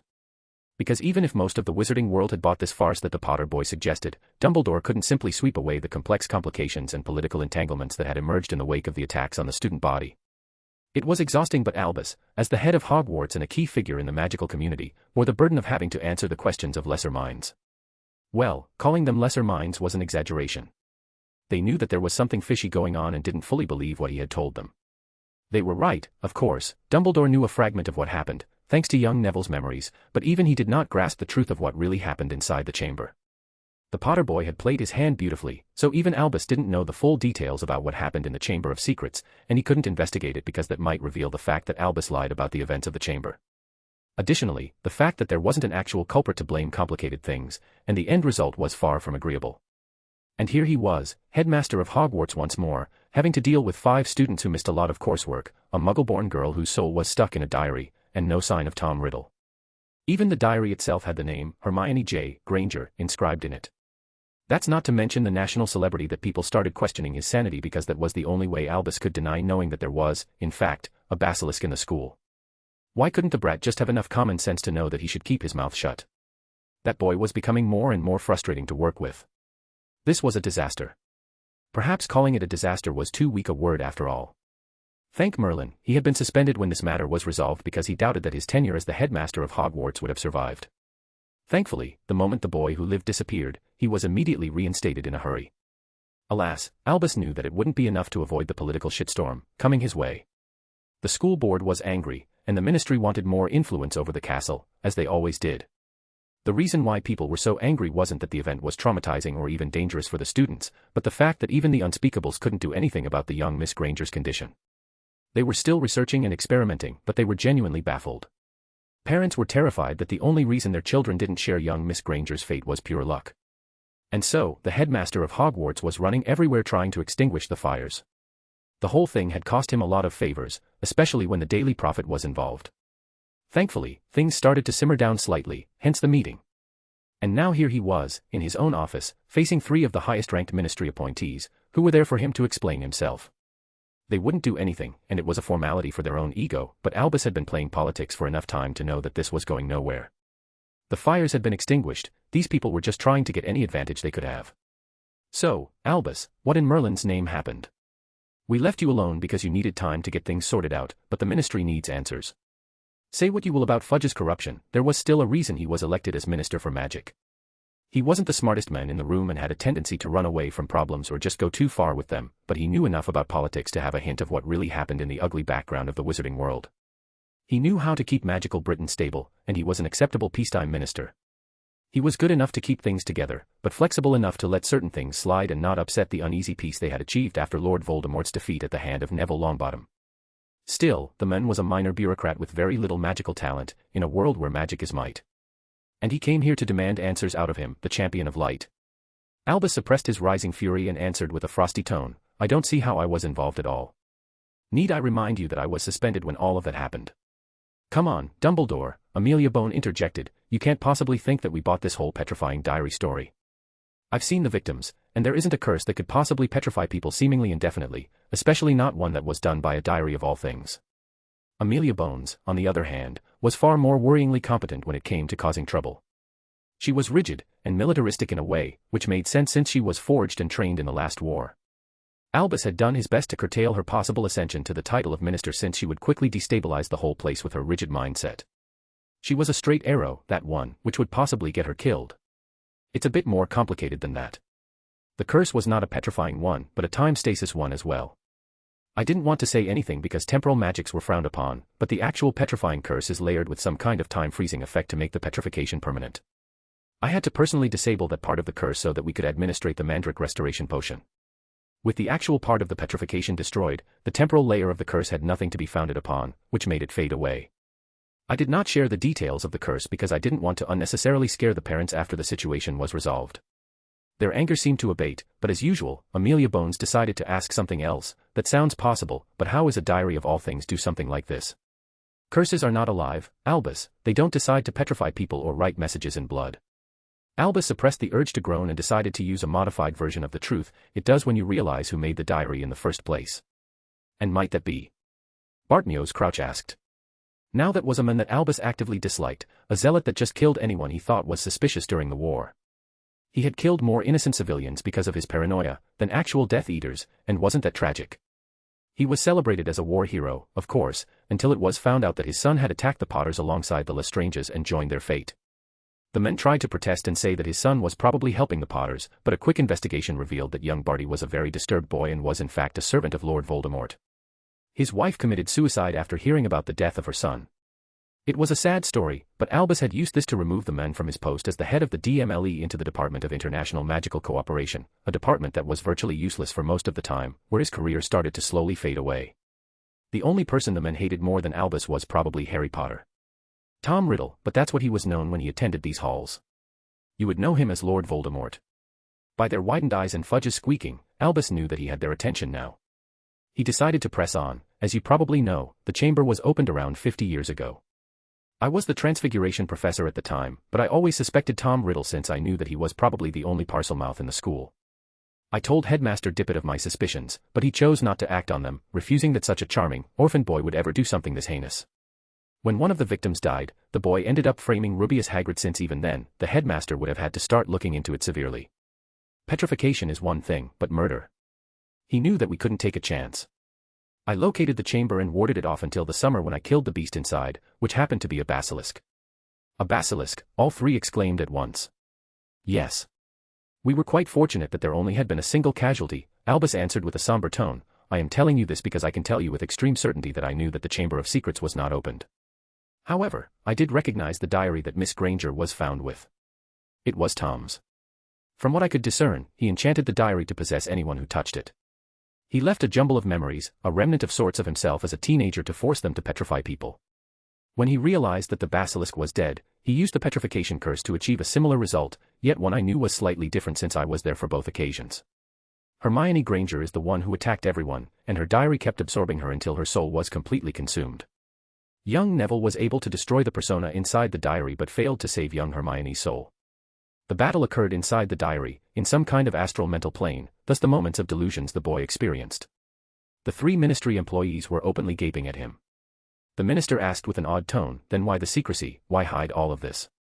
Miss Granger was as much of a victim of the attacks as the other petrified students, perhaps even more so. I did not want anyone to blame her for what happened. I just wanted to protect my students. I will admit that it was a mistake for us to release Neville from the hospital wing while he still experienced flashes of what happened when he fought Tom. They all nodded, and Albus even saw a glimmer of appreciation in Amelia's eyes. That was very interesting. What about the petrified victims? Unfortunately, Mr. Filch resigned, unable to cope with the loss of his cat, and feeling extremely paranoid about being attacked by students. As for the other victims, we have offered private lessons so that they could catch up on the classes they missed, and they have already caught up with their classmates, apart from Dean Thomas that is. The boy was petrified for months and there's a very good possibility that he would have to redo the entire year. We are prepared to continue tutoring him during the summer and test him before the beginning of the first year. It will depend entirely on his dedication and his performance. Anyway, as compensation, every victim was given 5,000 galleons for being attacked on school grounds, and everything was settled with the parents. Although we had to obliviate the Grangers of all magic, and into thinking their daughter died in a muggle accident. They didn't handle the news well. We will, of course, return their original memories should the girl ever recover. The Bones matriarch seemed suspicious, and how did the diary get past the wards? A muggle-born girl bringing you-know-whose diary is very unlikely. I believe that the diary never left the castle. Tom had made it inside the castle, in some kind of hidden room, and Miss Granger must have accidentally touched it. The Unspeakables are studying the diary so that might shed some light, and I will look over the wards personally to make sure that there wasn't a security breach. Bartmeo's Crouch gritted his teeth. You always have an answer for everything, don't you? I take the safety of my students very seriously. Well, he also practiced this story for days, for this inevitable meeting. They seemed to have bought his misdirection, and his willingness to protect his students. The school year would continue normally.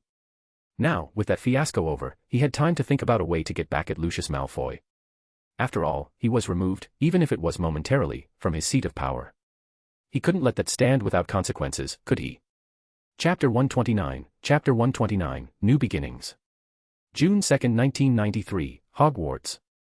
As Harry sat down in his compartment, ready to go home for the summer holidays, he started to ponder about the previous school year. The past few months were pretty uneventful in his opinion, at least compared to the rest of the year. Yeah, after a sentient Horcrux of a teenage Dark Lord, a basilisk, a fucking divine beast that was thousands of years old, there was very little that could really shake things up. After the whole Chamber of Secrets happened, Dumbledore got into a little trouble, far too little since he let 5 students get petrified on his watch, and that's not even mentioning Hermione Granger's fate, which was in the hands of the Department of Mysteries. It was both amusing and depressing to see how easily the men got away with it.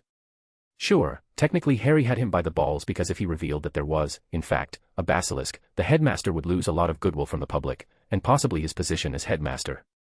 But Harry wouldn't risk it. Dumbledore would kill him. He had proven that he was willing to do it when he did it to Flamel, and Harry wasn't willing to risk it. Because what people have forgotten, what Dumbledore ensured that they forget, is the fact that in the magical world, power is might. Political power is meaningless for someone like Albus Dumbledore because he could easily just take over the nation. A man who could flatten cities in minutes has nothing to fear from a few politicians and angry parents. The reason why he was losing the war to Voldemort was because it was a guerrilla war. Sure, the Dark Lord was very impressive in terms of power, probably as a product of his countless rituals, but he always avoided a straight battle with the aged headmaster for a good reason. So, Harry definitely did not want to push a man like that into a corner. Undermining him is alright, maybe giving him a few setbacks, but to destroy his reputation entirely could literally make the men do something drastic, and Harry had doubts he would survive his wrath. Of course, Harry wouldn't let it go. He wanted the magical world to prosper, and it wouldn't do that with Dumbledore at its helm. Since he couldn't attack the man's reputation suddenly, the last Potter knew that he needed to do it gradually. He would make the public doubt him, getting hesitant to trust him, with one blunder after another. It would be small things at first, things that Dumbledore would consider barely more than an annoyance, which would come from multiple sources. He would think that it was just some bad luck, which would over the course of years, destroy the man's credibility without even noticing. Because it's the slow knife, the knife that takes its time, the knife that waits years without forgetting, then slips quietly between the bones, that's the knife that cuts deepest. Something quick, something fast, would never cause enough damage to the empire that Dumbledore built. A little patience, a little persistence could plant an idea. And that's the beauty of it, an idea can't be killed, it can't be eradicated. You can't obliviate an idea if it's over a long time. It would start slow, like for example, the boy that people often consider to be his successor, Neville Longbottom, breaking the statute of secrecy openly, then impersonating other scions of old families to spy on the conversations in Slytherin. Things like students getting attacked, one of them maybe even never recovering. Maybe someone would talk about the baby dragon that Longbottom tried smuggling, maybe even about the Cerberus, the challenge, the possessed professor. Small incidents and leaks would get people to start asking questions. Then, 2, maybe 3 years of small incidents, small mistakes, would just shake the blind faith that the magical world had in him. It would provide an opportunity to truly bring back the might of the magical world before Albus Dumbledore started doing his best to smother it. Riddle was right to want Dumbledore out of the castle, but he was too impatient. With a man like the headmaster, you needed to play the long game. People were already suspicious of the headmaster's statement about the Chamber of Secrets and only stopped their protest when the Minister for Magic, the head of the DMLE, and Bartnios Crouch confirmed his words after investigating the matter themselves. Dumbledore definitely didn't tell them the truth, but whatever he said convinced them enough to side with him. So, things came back to relatively normal around a month after Harry's fight with Riddle. The petrified victims, apart from Dean Thomas, had caught up with whatever they missed, the exam sessions happened as normal. Daphne had to attend a lot of remedial classes in her free time, which stopped them from hanging out as much as they did previously. As for Dean Thomas's fate, it was still up to him. The boy had chosen to try to finish the curriculum and do his exams in August to not be pulled back a year. Harry sincerely wished him good luck with his endeavor. As for Blaise and Tracy, Harry started to get closer to them after he explained the whole chamber situation. He really did trust them, and while they were shocked about what happened, they quickly accepted his version of things, like the fact that Longbottom wasn't actually delusional, that Dumbledore was subtly convincing everyone that he was just to save his own ass, and that Harry was fighting the heir in the shadows without anyone other than Daphne and Luna even knowing about it. They were now as close as they could be, as if the year of slowly drifting apart hadn't happened. Harry's thoughts were interrupted by Tracy asking, "So, will this be the first time you meet Arcturus Black?" He shrugged. "No, I saw him a couple of times. I even went to his home at Christmas, so this isn't an impulsive decision." Well, that's not exactly true. It was an impulsive decision. Harry was so focused on avenging Daphne that he had asked Arcturus to take him as his ward to make sure that Dumbledore wouldn't try anything. Harry had always wanted to stay beneath the man's notice, but he had accepted the truth that as a potential prophecy child, the headmaster would always keep an eye on him as a potential replacement for Longbottom. Arcturus becoming his guardian would stop the men from having any kind of authority over him outside the school and would even limit the man's authority inside it as well. Blaise nodded. "So, you're going to be the next head of the Black family?" "Not really. I can't be the head of a family if I don't have its crest activated. I'll technically be the regent and I'll pass on the black crest to one of my children if I have any, and they'll be the next black head." "Lucius Malfoy will not be happy with that," Daphne commented.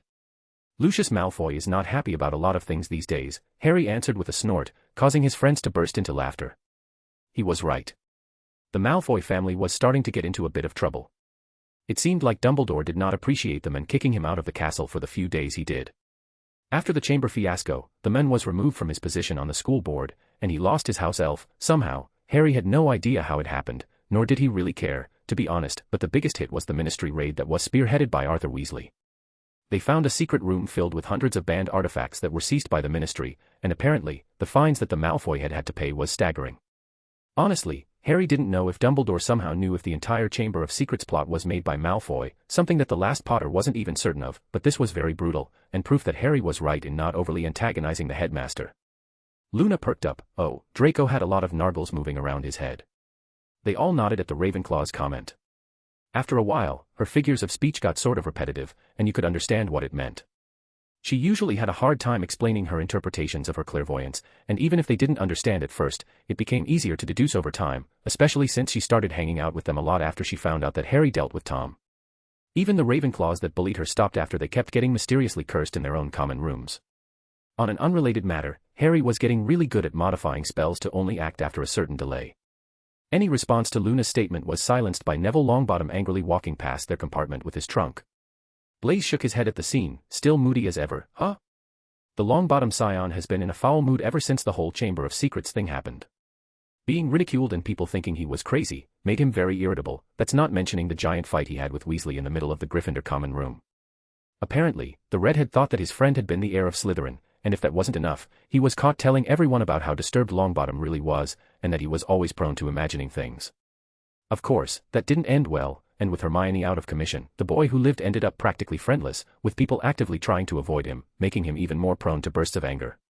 The Weasley twins tried to break the tension in their common room with a few pranks, one of which ended up dosing Professor Lockhart with a basic truth potion. The man was a mediocre professor when he wasn't being controlled by Riddle, but it wasn't really noticeable. Only the Newt students really complained, but they had learned a long time ago not to rely on professors for that particular class, and just self-studied. So, yeah, the Pawns had confessed in the middle of the Great Hall that he was just a front. That his entire career was to buy stories of adventures from actual heroes and write about those adventures with himself as the protagonist. It was all a big scam. The actual adventurers got a shard of the profits, which got them to not say anything because it would stop them from getting even more gold. Surprisingly, he didn't even have to memory charm anyone. Technically, it wasn't illegal. Even if the Daily Prophet crucified him for his scam. He argued that he played Lockhart, the character, and didn't really lie to anyone when people started making a fuss. And that since he had the signed permissions from the people who actually committed those deeds to use their stories. And while it is written that those stories were based on true events, there was a small amendment telling them that there might be some changes, which in this case was the protagonist. Sure, the man was fired, and his books were no longer sold, but he ended up with a fortune that no one could take from him. He disappeared one day, a few weeks before the term ended, and no one has seen anything about him. He probably retired somewhere abroad with enough gold to live in luxury for the rest of his life. Harry had to admit that he had a smidge of respect for the man's cunning. Daphne poked his shoulder, breaking him from his thoughts once more, and whispered, "What were you just thinking about?" He didn't even notice that his friends continued his conversation without him. Harry just gave her a smile, just about new beginnings. And it was true. He was going to have an actual guardian for the first time in his life. He had to admit that he asked Arcturus Black to become his guardian out of desperation to stay away from Dumbledore's influence. He had succeeded. He only hoped that it wasn't a mistake, trusting the Black Patriarch. At least there was something for certain, Harry's summer was bound to be eventful at the very least. Chapter 130, Platinum. June 4, 1993, Malfoy Manor. Lucius Malfoy sat in his office, drinking some very old whiskey, and commiserated about the events of the previous year. Sometimes, he really regretted even getting involved with the politics of magical Britain. It was very gratifying at first when he was actually free of doing what he wanted after the Dark Lord perished at the hands of Neville Longbottom. It was amazing, the influence he could wield. And with the Black family being pretty much wiped out, he had assumed the leadership of the traditional faction of the Wizengamot. It wouldn't have been wrong to say that he was the second most powerful man in the country, after Dumbledore, of course. Thankfully, the muggle-loving fool was too busy to pay attention to the entire game, and Lucius played to gain more power for his faction. It was a good system, got the headmaster busy, and the rest of the factions became pretty much toothless. Of course, that went well until the previous year when defeated of Grindelwald proposed a bill, the Muggle Protection Act, that sounded nice on the front, but pretty much allowed Arthur Weasley's department to get a search warrant, with Aurors being present, anywhere to look for artifact that could be used for Muggle baiting.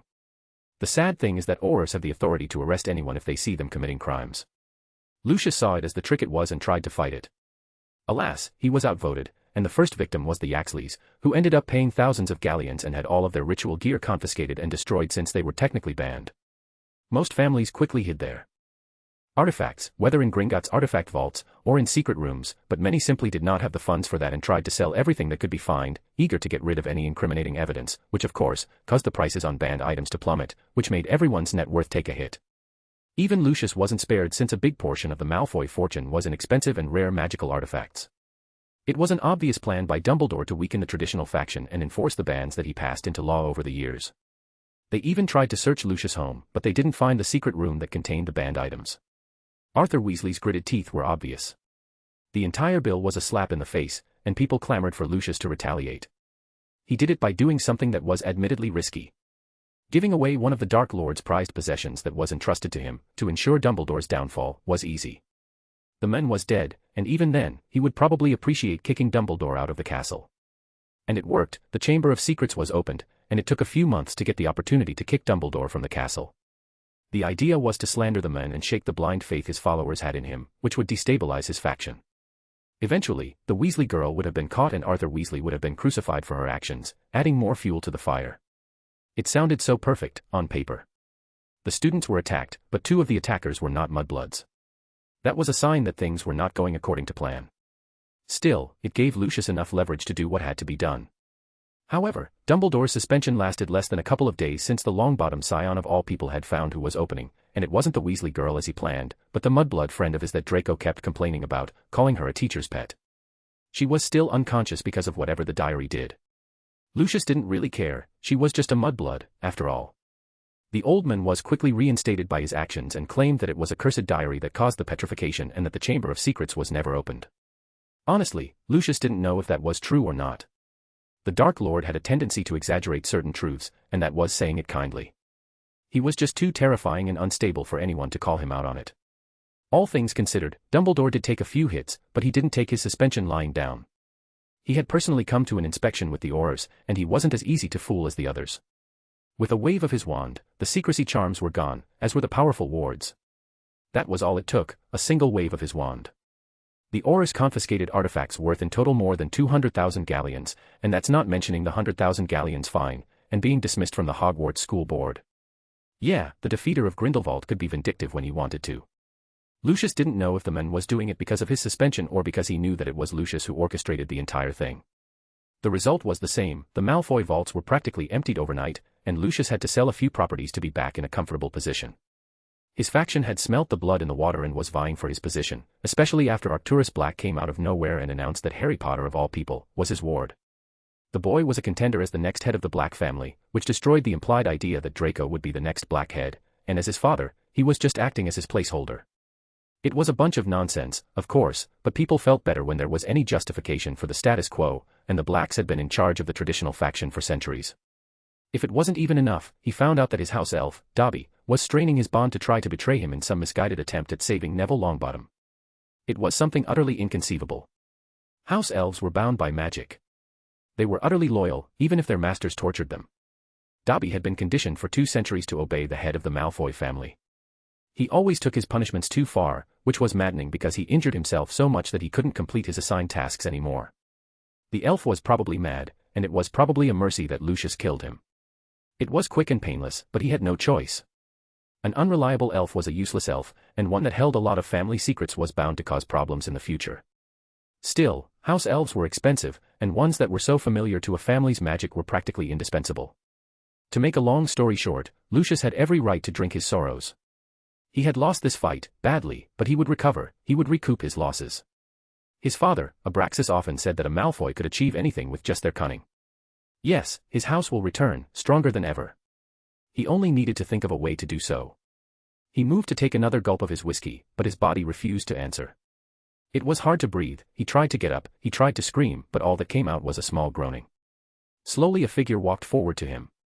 He couldn't even move his head to look at it. What do we have here? If it isn't Ickle Lucy Malfoy. What a pleasant surprise. The Malfoy patriarch could do nothing more than groan. The figure released a soft chuckle. Oh, don't try to talk too much. I slipped you a little something in your whiskey. Don't worry, it's not lethal. It's also not magical. Isn't it funny that people have been running like headless chickens, trying to figure out how I killed all those people without leaving any magical traces? It's funny, it's because I didn't actually use any magic. The voice was oddly soft, shrouded in an enigmatic aura, making it impossible to discern gender. It carried an eerie and mysterious quality that sent shivers down his spine. However, it took a few seconds for the Malfoy patriarch to process, before he made a conclusion. "You're..." Lucius rasped. "Yeah, the infamous smiling killer. That's what they call me at least, not that I care, really." "Ah, the smiling killer, some kind of serial killer that appeared around 2 years back. He had over a dozen murders on his head, mostly in pureblood mansions that were warded to the eyeballs. There were no signs of entry, no damage to the wards, no traces of magic, absolutely nothing. It was a killer that could kill anyone, anywhere. The killer always cut up his victims' mouths, like a sick mockery of a smile, before slitting their throats. The Ministry had done its best to bury the story, while the DMLE tried to apprehend the murderer. Fudge didn't want to spread fear, which was interesting, but until they figured out how the smiling killer got in and out of century-old wards, they were holding out. After all, what was the point of warning people if they could do nothing to stop them? However, there was one thing Lucius wanted to know: if he was going to die, anyway, why? That's a very important question, why? Criminals are so boring nowadays, they kill for gold, kill for love, for hate, for envy. It's all so mundane. Like there's nothing special about it anymore. My dear Lucy, I do what I do because I want to send a message. No one is safe when I'm concerned." The voice started to get heated slightly. "Isn't it funny? You're all schemers. Everyone has their little plans. Dumbledore schemes like he's some kind of chess master, forgetting about the human element entirely. The Dark Lord had plans, mad as they might have been. Even you have plans, trying to go against Dumbledore, and where did that get you? Oh, that's right, you lost most of your political power, a whole lot of gold, and any respect anyone had for you. And a visit from dear old me, of course. Dumbledore." His future killer burst into laughter. "Oh, that's right. Nah, I'm not working with Dumbledore. You see, he's on my list too. Now that's a man with hundreds of plans in motion, it's all so pathetic. You see, the thing I noticed is that whenever he was involved with anything, everyone stopped thinking altogether. Nobody panics when things go according to his plans, even if what he was planning could easily be called monstrous. Do you know how many massacres committed by Dumbledore were celebrated because they were according to plan? But the moment something unpredictable happens, the moment someone like me intervenes, everyone freaks out. You folks try to make sense of this crazy world, but none of you ever see a wild card like me coming. Oh, I was gonna save you for dessert, maybe just before our dear old Dumbledore, Lucy, but no, you just had to go and grab my attention." The monster's voice dripped with sinister amusement and started cackling, something that sent a shiver down Lucius's spine. The serial killer slowly walked towards Lucius and, for the first time, the Malfoy patriarch took a good look at them. He or she was wearing a white circular mask, with a face drawn into it with what looked like blood. "Who are you?" "Nobody cared about me before I put on the mask. I am no one, just a mask, a person among many, that society failed, that suffered in this little fight between the light and dark," the masked person asked. "Now, where was I?" "Oh, yeah, you got my attention, didn't you? You see, you almost got a lot of people killed, including your own son, in Hogwarts. Getting an artifact to release a basilisk in the place where the next generation of wizards and witches lived, had to be one of the stupidest ideas I ever heard of. Now, I wouldn't really care, if it wasn't for the fact that you almost killed someone very dear to me. Longbottom." The figure snorted. "What would I want with a spoiled celebrity brat? Nah, I'm talking about Harry Potter." "What?" The Potter boy of all people. He had no influence, barely any gold, and no political power. If it wasn't for Arcturus Black adopting him, he would have faded into obscurity, magic prodigy or not.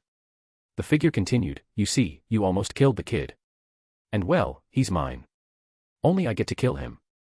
We have a history, you see. Or at least, he and his mother had a history. Ickle Lily was very naughty. And if I can't kill the bitch, her son will have to do." "You're mad," Lucius exclaimed with far more effort than it should have. "Oh, you're just getting that now. I'll admit it, I'm not all there, but you see, madness isn't all that bad, really. It can be quite liberating. It allows me to see the world without the constraints of sanity or morality. It allows me to do what others wouldn't dare, to go to unspeakable lengths just to make a point. You see, even with all the schemes and plans that people have, I'm the one in control. The rest of the world just isn't mad enough to see it. But they will. Draco. Sissy. Yes, before he wanted to know, the Malfoy patriarch wanted to see what would happen to his family. He wanted reassurance that the mad thing wouldn't slaughter them too. They're gonna be just dandy, you know, all sad and teary-eyed, of course, but I have principles, unlike you schemers, my words mean something, and going after the victims is just so distasteful, especially when I have such a good toy to play with. I wonder how people will react after seeing your body. Now, I guess there's no need to delay the inevitable. You know, what your problem is, Lucy. You're always so stiff and serious. Why don't we fix that first and put a smile on that frowny face of yours? Chapter 131, Black Mirror. June 7, 1993, Black Manor. Harry expected that being a ward of Arcturus Black would have changed things. Oddly enough, he didn't feel any different. If he was perfectly honest, this wouldn't have been his main choice. Harry would have rather remained alone, without any kind of adult supervision, practicing magic in Diagon Alley, and buying whatever he wanted from there. However, Dumbledore tried his hands. He knew that the moment he went after the heir of Slytherin, the headmaster would try to do his best to assert his control over him. Getting himself adopted pretty much removed any authority the men could have over Harry, outside the castle that is. In Hogwarts, he would still need to obey the headmaster, but now he had options. He could fight back if the men went too far, unlike previously where he could literally get the ministry to drop any complaint he had. Nothing involving him will be buried under the carpet with one single word of him.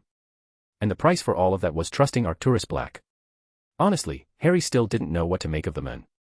He hadn't even spoken to Harry once since the men took over his guardianship, and the last Potter was waiting for the shoe to drop. The men didn't even come to pick up Harry and just sent a house elf with a portkey. He was shown his room and that was it. He went to the dining room to eat, alone. He sometimes used the flue to get to Diagon Alley without any problems. No one said anything about the rules that he had to follow in the manor. Nothing. He didn't even know if Arcturus was in the manor. The building was large enough that Harry would need days to find him, without magic that is. So, he had given up on doing so. He was perfectly fine with the arrangement. As long as he was not stifled, he had no reason to complain. So, after 5 days of silence, when Harry found a small piece of paper telling him that the Black Patriarch invited him to eat lunch with him in his office, he felt a mixture of worry and puzzlement. Why did the Black Patriarch wait so long? Was this when Arcturus was going to start restricting him? Was this the moment Harry would lose his freedom once more? Still, after living in the man's home, Harry had to respect his wishes. Arcturus Black always seemed like a reasonable man, but the last Potter knew for a fact that things were not always what they appeared. He had taken a risk with Arcturus Black. This was simply the first of the consequences that awaited that decision. And so, the last Potter readied himself and walked towards the man's office. As usual, the corridors of the Black family manor were dimly lit and had many secrets that Harry wanted to unravel. He couldn't shake the feeling that this lunch meeting would mark a turning point in his life, for better or worse. His footsteps echoed softly against the polished marble floor, creating an eerie sense of solitude. As Harry approached the door to Arcturus Black's office, he took a deep breath and knocked politely. The door opened with a slight creak, revealing a spacious room adorned with dark wood furniture and ancient tapestries. Arcturus Black, seated behind an ornate desk, looked up from his paperwork with a small, but not unfriendly, smile. "Ah, Harry Potter," Arcturus said in a deep, commanding voice that seemed to resonate with authority. "I'm pleased you could join me. Please, have a seat." Harry nodded and took a seat across from Arcturus, who gestured to a sumptuous spread of food on a nearby table. Harry's stomach rumbled at the sight and smell of the delicious dishes laid out before him. Harry was hungry and helped himself to a small platter of dishes. He had missed breakfast while he was working on a particularly troublesome spell. Specifically, the Patronus charm. The spell had fascinated Harry for years, but he never really had the time to study it properly. In his first year, he was too inexperienced and focused on other spells. His second year was consumed with his game with Riddle. This summer was the first time Harry had some real free time on his side to focus on something as arbitrary as the Patronus charm. Well, the charm itself was simple enough. Using an emotion as a catalyst, the spell itself tried to create some kind of manifestation of that emotion. The reason why the charm was so effective against Dementors was because it overwhelmed them. It took some research, but Dementors did not feed on the hopes and happiness of their victims. They fed on the misery. In fact, they didn't really understand the concept of happiness. What the Dementors did was bring out the feeling of despair in their victims. However, conscious people always have that emotion connected to some kind of memories, and their mind immediately uses the connection to relive their worst memories. It was horrifying. The mind arts couldn't do anything because this wasn't a mental attack in any way, just an emotional one. Just like an empath could theoretically see the emotions of a person proficient in occlumency, Dementors find the small part of the spectrum that holds their despair, and they enhance it as much as possible, which would inevitably overwhelm all other emotions after years, practically guaranteeing the madness of any long-term prisoner in Azkaban. The Patronus charm is a manifestation of pure happiness, which is something that Dementor try to snuff out as much as possible. They're repulsed by it. It's in their nature. Technically speaking, any emotion other than despair could work, but happiness was by far the most effective solution. Harry still had issues casting the spell, still being left with mist. He was using a few memories of his friends as the catalyst, but he knew that it wasn't enough. No, what he was trying to do was modify it to work with other emotions, mainly hope, or willpower, that is. Perhaps doing it with the entire emotional spectrum could lead to a lot of interesting interactions with certain spells or magical creatures. It was interesting yet very complex, but it should be theoretically possible. It was one of the most difficult challenges he faced in a while. Harry's thoughts were interrupted by a cough. He suppressed a blush when he realized that he had ignored his new guardians, being distracted by possible arithmetic formulas in his head. Sorry about that. The alderman chuckled. Who am I to interrupt a mage in the middle of his project? I've been monitoring your work. Well, Creature has. He's been quite taken with you, ever since you destroyed Regulus Locket. But modifying the Patronus charm. I have to say that you don't take things slow, do you? If things were easy, then they wouldn't be worth doing. I couldn't have said so myself. I wanted to wait until you were settled in before we had this talk. I wanted to talk to you today about your future and your place within the Black family. Harry shook his head. I'm your ward, I know that. The human body cannot handle more than one activated magical crest. Yes, I know how family crests work, boy. I don't want to get you killed needlessly. You're already the last of your line and I won't risk it. We already agreed in your letter that one of your children will bear the black crest. No, what I meant is that as my ward, you're expected to appear in certain political functions, talk with your peers during certain events, and make a few connections, especially with what's happened recently. Harry frowned in confusion. What are you talking about? The men frowned and threw an issue of the Daily Prophet onto the desk. Harry leaned in and took a look at the first page. Lucius Malfoy found dead in his home. The smiling killer strikes again. Are we safe? The headline sent a chill down Harry's spine. Lucius Malfoy, a prominent figure in the wizarding world and the unspoken leader of the traditionalist faction of the Wisengamot. Who's this smiling killer? No one knows. Hell, no one even has the slightest clue. They just call him that because of the way his victims' cheeks are cut like they were smiling or something. The DMLE thinks that it's some kind of serial killer, but no one knows how he got through the wards. They weren't damaged in any way, and there was no trace of magic on the corpses. They didn't even fight back. No signs of potions, spellfire, nothing. They don't even know if it's a man or a woman. It's like this killer is some kind of ghost that goes through wards as if they weren't there and leaves without a single trace. You said he was a serial killer, Harry stated with an intrigued expression on his face. So, he did kill before. Yes, but not people as high profile as Lucius Malfoy. The Ministry was trying to bury it as much as possible. Other Death Eaters? No. They thought so when Electo Caro and Walden McNair were found dead with the same wounds. But he also killed Sturgis Podmore and Emmeline Vance, who are very well known to be on Dumbledore's side. Harry frowned. So, everyone who participated in the war. Harry, everyone participated in the war. Well, every old family.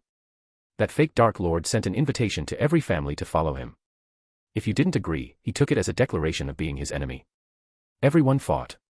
The killer could have been going after old families or hunting their artifacts. And with the war being over for over a decade, the killer would have started long ago.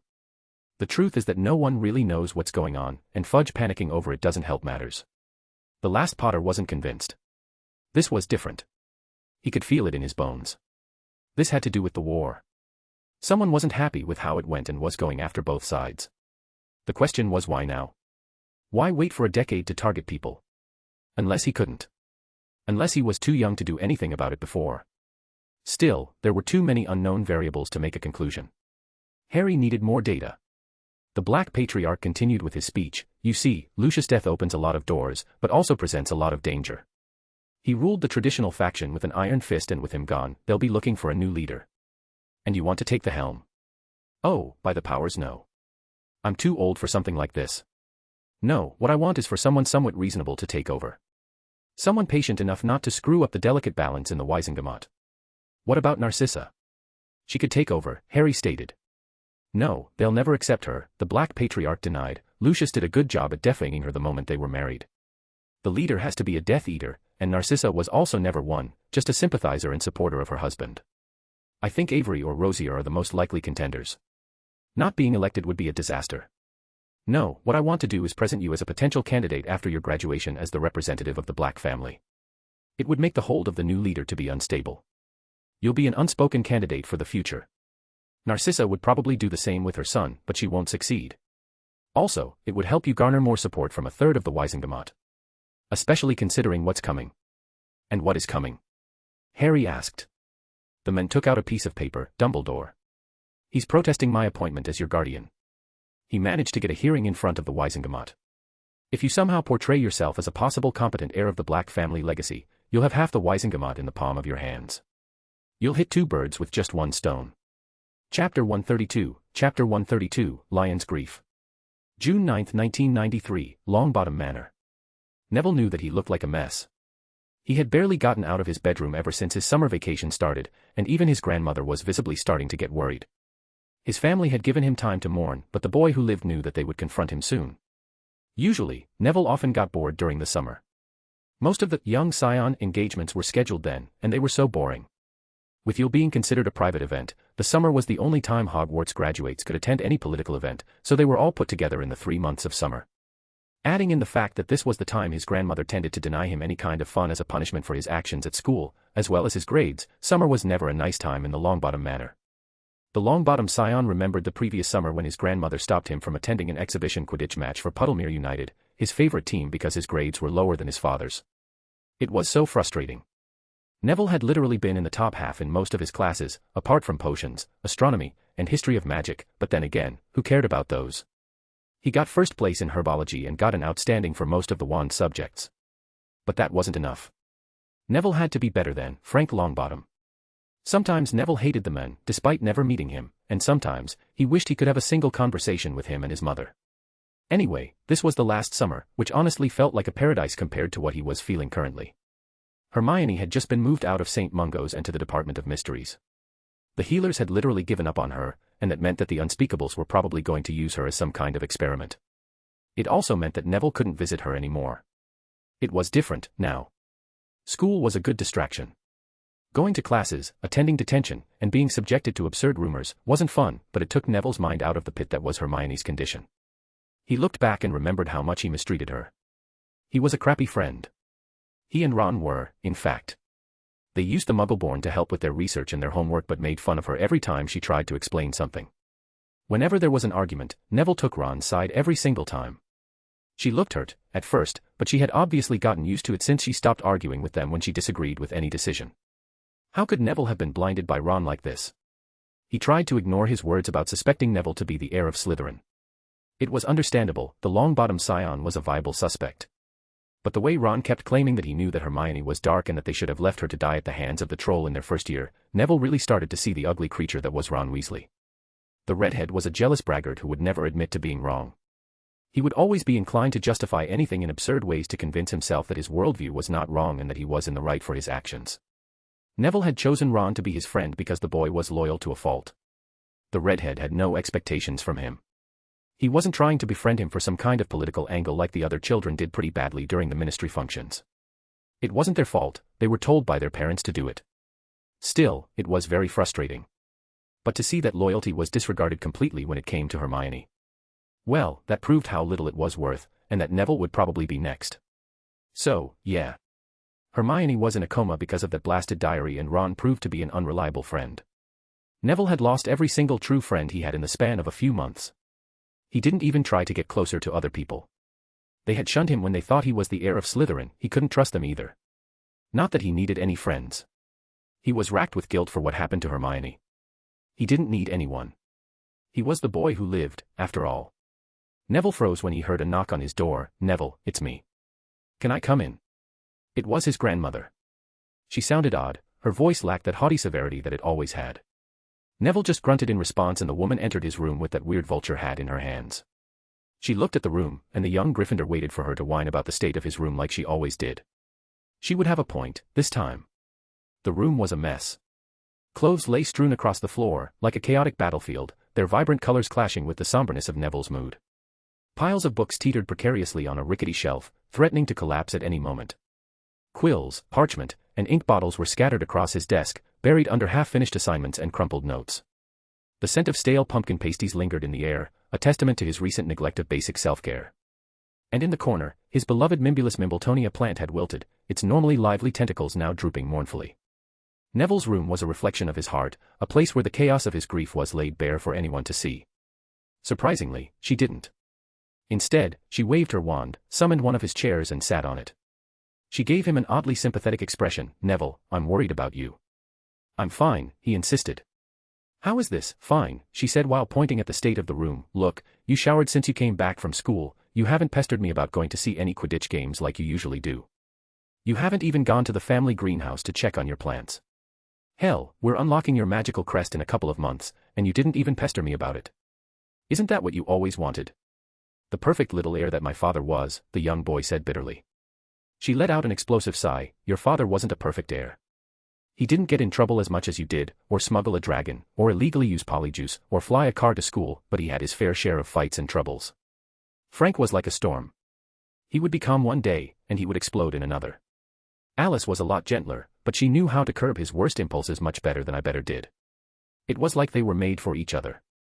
It's what made them such a fearsome aura duo. Oh, sometimes I wished he was a bit easier to handle, but in the end, I loved him unconditionally, just as I love you unconditionally. I know that I push you to be better, but that's just me wishing that if I do right by you, you won't end up like my Frankie. I wish that you'd never have the expression you have now. Neville stiffened. What would you know? I know enough, the Longbottom matriarch interrupted. You're desperate that this would be a dream, that this was all wrong. You hate the fact that it happened. You're angry all the time. It's like this overwhelming fire that just wants to escape, to burn the world. But the sad thing is that as much as you hate the world, you hate yourself even more, and it's eating you alive. You think about the few things that could have done differently and you wallow in despair. How? The boy croaked. Because that's how I felt after my son died. You're not the only one who ever experienced grief. But that's not your fault. Voldemort attacked my parents. The woman let out a mournful smile, and yet I felt guilty, nonetheless. He was my son, my whole world, and he died so suddenly. I never got to say goodbye. Just like your friend being in her coma was not your fault. You didn't give her that cursed diary, nor did you make the damned thing. You literally didn't push her into writing in it, and yet you try to blame yourself for what happened because it's an easy thing to do. It's the human thing to do. Hermione Granger is a nice girl, with a good mind and a very bright future ahead of her, a future that was robbed from her. You're right to be sad, you're right to mourn, I just don't want you to destroy yourself while you're at it. Neville shook his head. I know it's not my fault, Gran. It's just. I don't even know what happened. I don't know who gave her the diary or why. Everyone kept telling me that I was under some curse, but I remember fighting that basilisk. I remember being afraid, and sweaty. I remember the smell of its breath, its screams when I used Potter's bombs at it. I remember seeing it fall and die by my hand. I couldn't have imagined all of that. I didn't even know what a basilisk was. It's just that I was so consumed with proving to everyone that I wasn't lying that I forgot what happened to Hermione. It took Potter of all people to remind me how selfish I was. How much I underappreciated everything. Hermione trusted me and I failed her. I'm supposed to be this hero, but I couldn't save my best friend. You're young, Neville. You're not supposed to be the hero, no matter what everyone says. We're supposed to take care of you. Neville looked down at his hands, fidgeting with a loose thread on his threadbare robe. I just wish I could do something, Gran. I wish I could wake her up, and make things right. Augusta Longbottom reached out and gently placed a hand on his shoulder, her touch warm and comforting. I understand that feeling, Neville. But sometimes, all we can do is be there for our loved ones, even when they can't be there for themselves. Hermione needs you to be strong, to keep going, to honor her memory with your actions. I miss her. Augusta's voice softened as she spoke. I know, dear. Grief is a powerful emotion, and it's okay to miss her. It's okay to feel lost and alone. But you're not truly alone, Neville. You'll always have me, have your family. Your friend would have wanted you to move on, just like Frank would have wanted me to do the same. And I might have failed, and I still see his face every time I look at yours, but that pain will slowly fade until it becomes a bitter memory at best. You have the advantage that your friend can still recover. Do not lose that hope and assume that you'll never see her again. I know I'm strict with you, and you try to challenge that as much as possible, but I want you to know that I will never judge you if you come to me with serious stuff. I will always be there for you. Neville hugged his grandmother. The pain wasn't gone, but he felt oddly lighter. In the depths of an ancient, candlelit room shrouded in darkness, a figure sat alone. There was barely any light to see his face. However, his fingers, long and bony, clutched a small, weathered piece of parchment. With a grin on his lips, he muttered softly to himself, his voice a chilling whisper in the void. So, it begins. I wonder how you'll react to my opening move, Albus. He then let out a mirthless laugh. The bells have been rung, dear Albus. The end is coming, death is coming. I wonder if you'll even realize what's coming before it comes for you too. Has your light blinded you so much that you cannot see it, that you cannot see me? I guess we'll find out soon enough. Chapter 133, Blood Feud. June 17, 1993, Azkaban. Gawain Robards hated the Azkaban shifts. People really undersold how horrible this place was, and the fancy aura that came to Hogwarts in his new year to sell the prospect of being one definitely didn't mention that it would be on the table. Now, he understood that it was a small propaganda machine to get as many agents hired in what happened to be the most underfunded department in the Ministry for Magic. Seriously, Fudge cut the budget to the throat, and it was a miracle how Madam Bones could manage to keep things together enough to have a coherent form of law enforcement. It was one of the main selling points of Fudge during his campaign for minister, removing the funds that were used for war to diversify the economy and prosper the citizens of magical Britain. Barty Crouch had gone insane in the Blood War. He authorized the use of unforgivables, for Merlin's sake. He ignored rights and arrested people just because they had friends or family who were suspects. He froze assets like it was no tomorrow. They were at the cusp of a goblin rebellion since most of the funds belonging to old families were frozen. So, when the war was over and Crouch's son was revealed to be a Death Eater that perished in the fires of Godric Hollow, the public clamored for the opposite of the man's reign of terror, and they got one in Cornelius Fudge. He wasn't that bad at first. The portion of the budget reserved for the DMLE took a hit, but it was expected since the war was over. But what was infuriating was the fact that the hits just kept going. It was Lucius Malfoy's doing, since he was obviously heavily invested in the emerging black market that dealt with illegal artifacts, and weakening the DMLE was an easy way for him not to be investigated. Well, the man was dead now, thanks to their new headache, that smiling killer.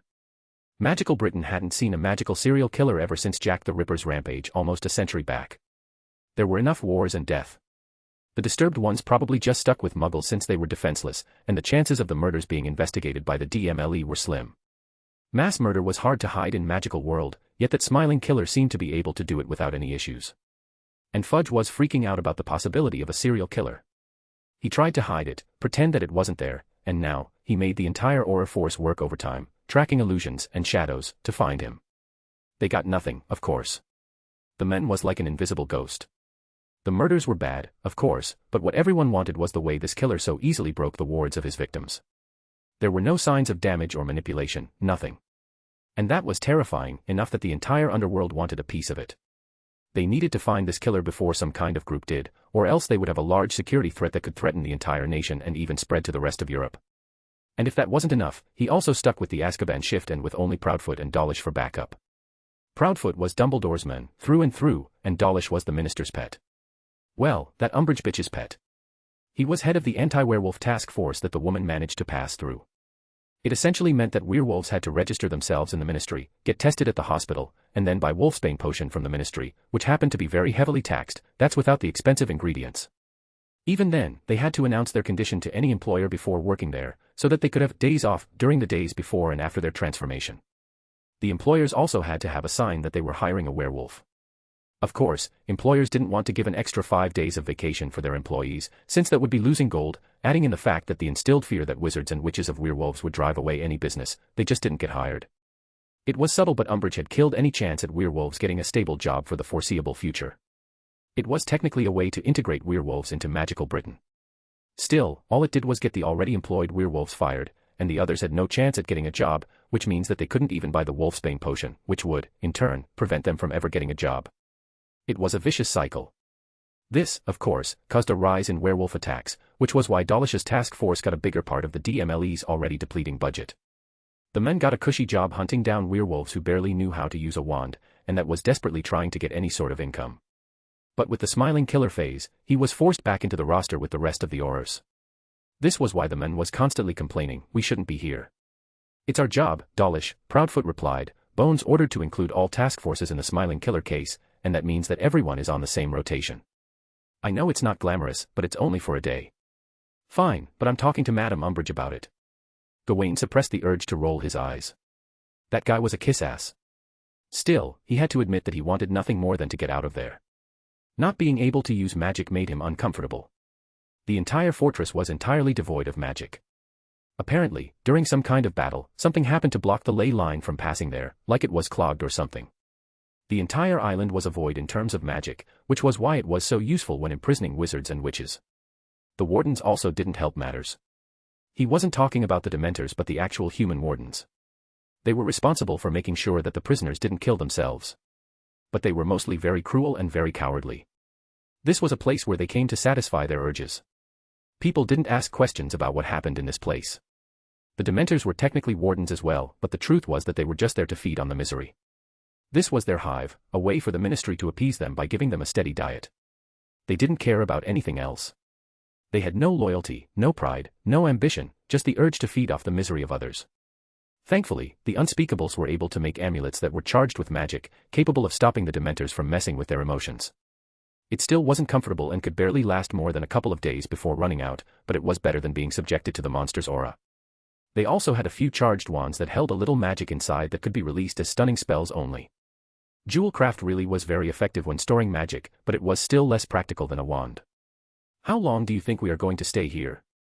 Proudfoot asked as they continued their patrol in the wings where dozens of mumbling short-term prisoners were imprisoned. This was not a section of Azkaban crawling in Dementors, but there were 4 or 5 soul-sucking demons patrolling regularly there. "We're almost done. And once we're finished, they won't ask us to come here again for months," Gawain answered. "They better now," Dawlish grumbled. That guy was an ass. Thankfully, the patrol ended without anything going wrong. Even the high-level prisoners were practically catatonic from the Dementor exposure. They only needed to get to the wardens and give them their report. They slowly walked down the stairs to the ground floor, thankful that nothing happened. They wanted to leave this place as soon as possible. Everything was going fine until they heard a scream. They immediately pointed their charged wands towards the stairs, ready for any enemy. When they finally arrived in the room, they found nothing. The wardens weren't there, but there was nothing out of the usual. "What's going on?" the panicking Proudfoot asked. "They're probably playing some kind of prank on us or something," Dawlish said, but his tone was probably more panic than he wanted it to be. Gawain was going to say to keep investigating but noticed something odd. He walked forward and knelt down, only to see what looked like a drop of some kind of liquid. Blood. This definitely wasn't a prank. He stiffened when he heard another drop. He looked up, only for the torch lighting the room to flicker. By the time the light came back, the ceiling was empty, apart from the minute traces of blood. Gawain suppressed the urge to gulp and calmly said, "We're under attack." There was no use freaking out in these situations. A calm mind and calculated decisions had to be the best way to deal with an unknown threat. Of course, his colleagues didn't seem inclined to share his calm, when another yell occurred near the stairs that they just came down from and ran forwards. "Stop!" He still followed after them. They didn't have their magic, just their charged wand, and there was still strength in numbers. However, the moment got up, the light started to flicker slightly as well, and they heard a yell just next to them. Dawlish used one of his charged stunners at the yell, but it didn't seem to have hit anything. By the time they could see again, Proudfoot was gone. "Shit!" Dawlish yelled, "We need to get out of here." He was right. They were not equipped with whatever was attacking them. They were better off just getting away and telling the ministry about it. They would probably be fired for running away, but this was a far better outcome than dying. They heard another shift behind them, and Gawain sent a stunner at it, hitting the wall. Damn it. They ran up, towards the entrance, back to back, to be better protected. If they got back to the boat, they could leave this nightmare. They were making some headway, but they were gasping from the exertion or spite. Suddenly, they heard another sound, and they started firing stunners at their attacker, only to hit nothing once more. He turned to see Dawlish, only to notice that his partner had disappeared somehow. With a mixture of terror and frustration, he yelled, "Where are you?" He was suddenly grabbed from the back and heard a terrifying whisper, "Here." Gawain didn't have the time to react and he saw darkness. By the time his vision came back, he was chained in a circle, next to a thrashing Dawlish and a trembling Proudfoot. He didn't blame them. He recognized the others to be 4 of the wardens. The rest must have been killed off or something. There was a figure in the middle of the circle. It had pale skin, red eyes, and fangs. Damn it, a vampire. No, an entire team of vampires. Behind every one of the prisoners was another vampire. At the exact same moment, every one of them cut the throat of their prisoner. Gawain felt the burning pain, but his expected end hadn't happened. Instead, he was fully conscious as his blood streamed down in a straight line to the vampire in the middle, who slowly started to cast some kind of blood magic spell. Normally, you couldn't cast anything in the fortress, but vampires did not need ambient magic for their infamous blood rituals. Their blood was already magical enough to power their meager spell. If he had his wand and could use magic, Gawain would have probably been able to kill them, but he was distinctly at a disadvantage, and well, he was also dying. All of the blood converged on the vampire, and he was glowing. The creature seemed to revel in the power he had just received before concentrating it on his hand and slamming it to the ground. The ground seemed to absorb the magic somehow, and the fortress started to shake. After a few moments, the shaking stopped and the vampire burst into laughter, for the greater good. Those were the last thing Gawain heard before the gigantic explosion occurred that vaporized him, the vampires and the first few floors of the fortress as well. Azkaban had fallen. Chapter 134, Code Red. June 18, 1993, Ministry of Magic, London. To say that Cornelius Fudge was panicking would be an understatement. He had hoped that Lucius' untimely demise would have been the last crisis he would have to face this summer. The entire year was undeniably a mess. It started with the boy who lived impersonating scions of old families using polyjuice.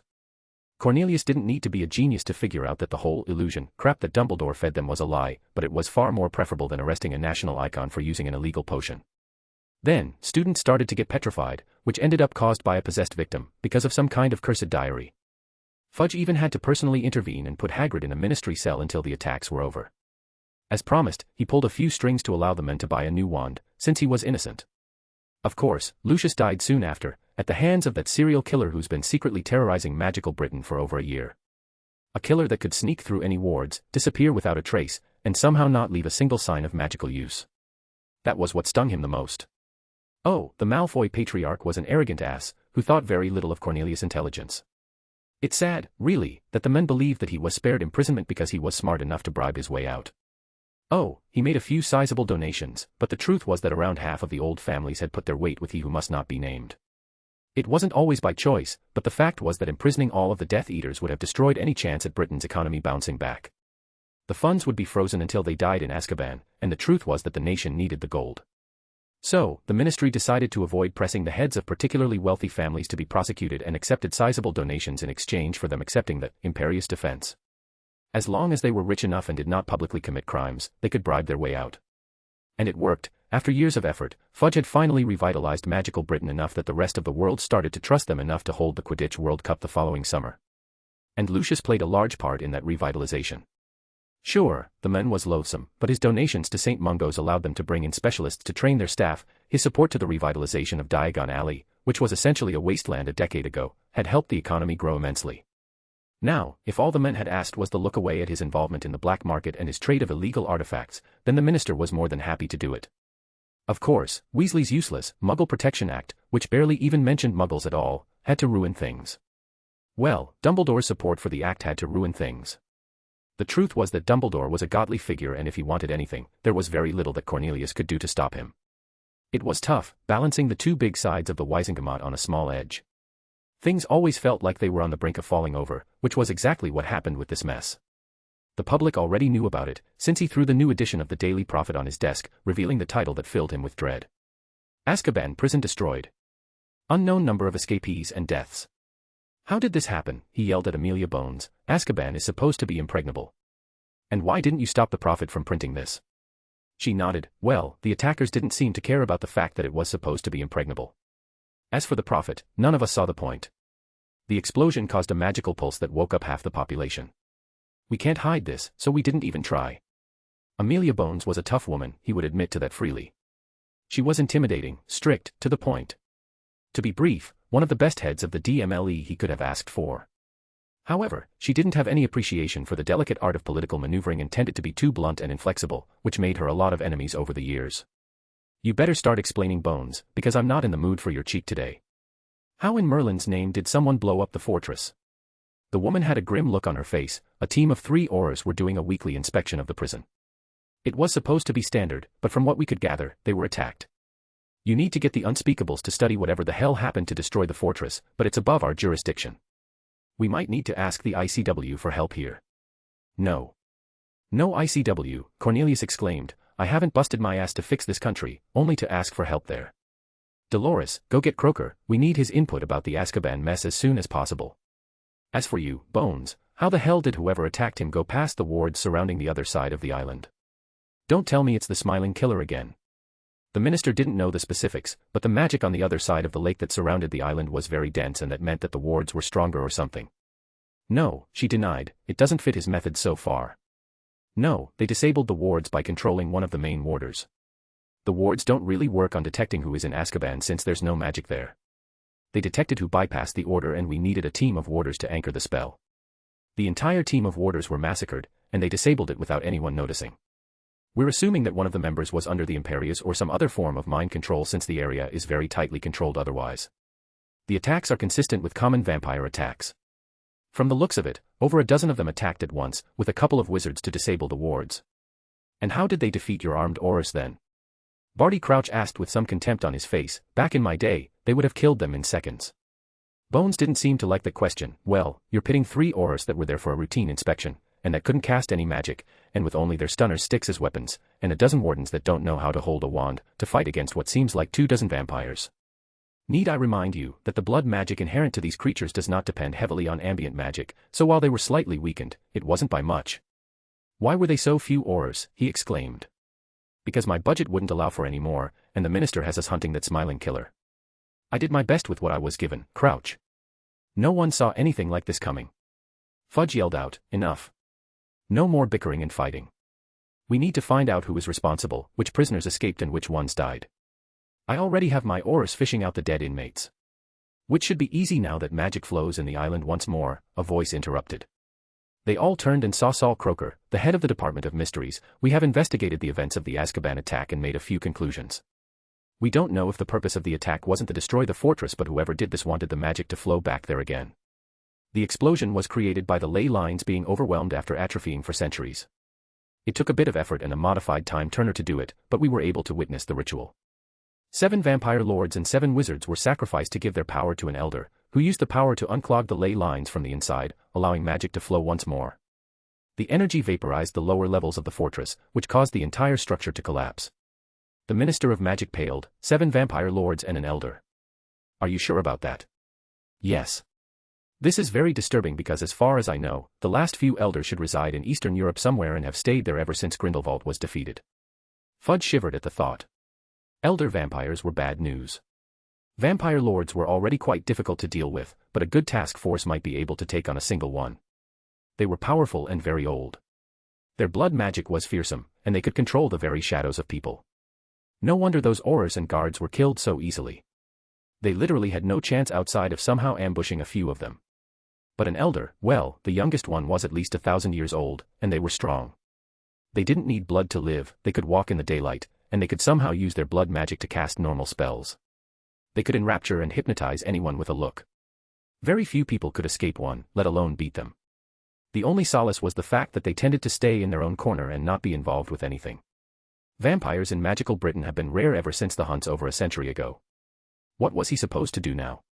This was the question that remained. This was way out of his league. For one thing, he needed the Wisengamot to make a decision because they would crucify him if he tried to make a decision large enough on his own. He also needed to speak to the ICW, since the movement of an elder vampire could have a lot of consequences from the other side of the channel. But that would invite them to add sanctions to get involved in magical Britain's matters, and that wasn't something he needed.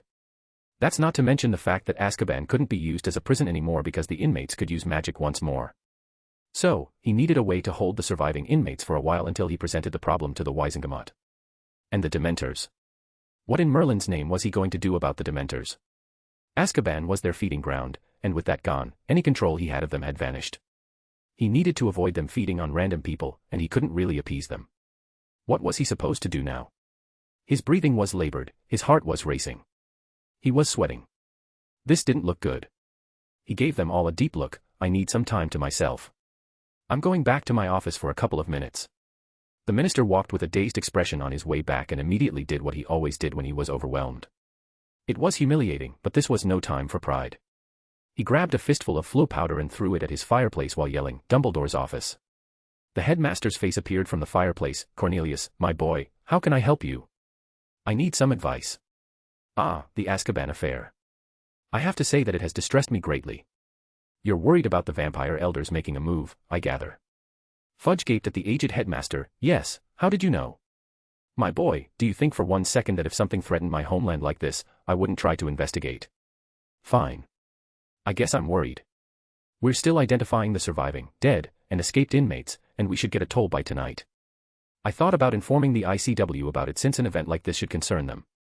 And I honestly don't know what to do about the Dementors now that the prison is gone, and magic flowed inside it.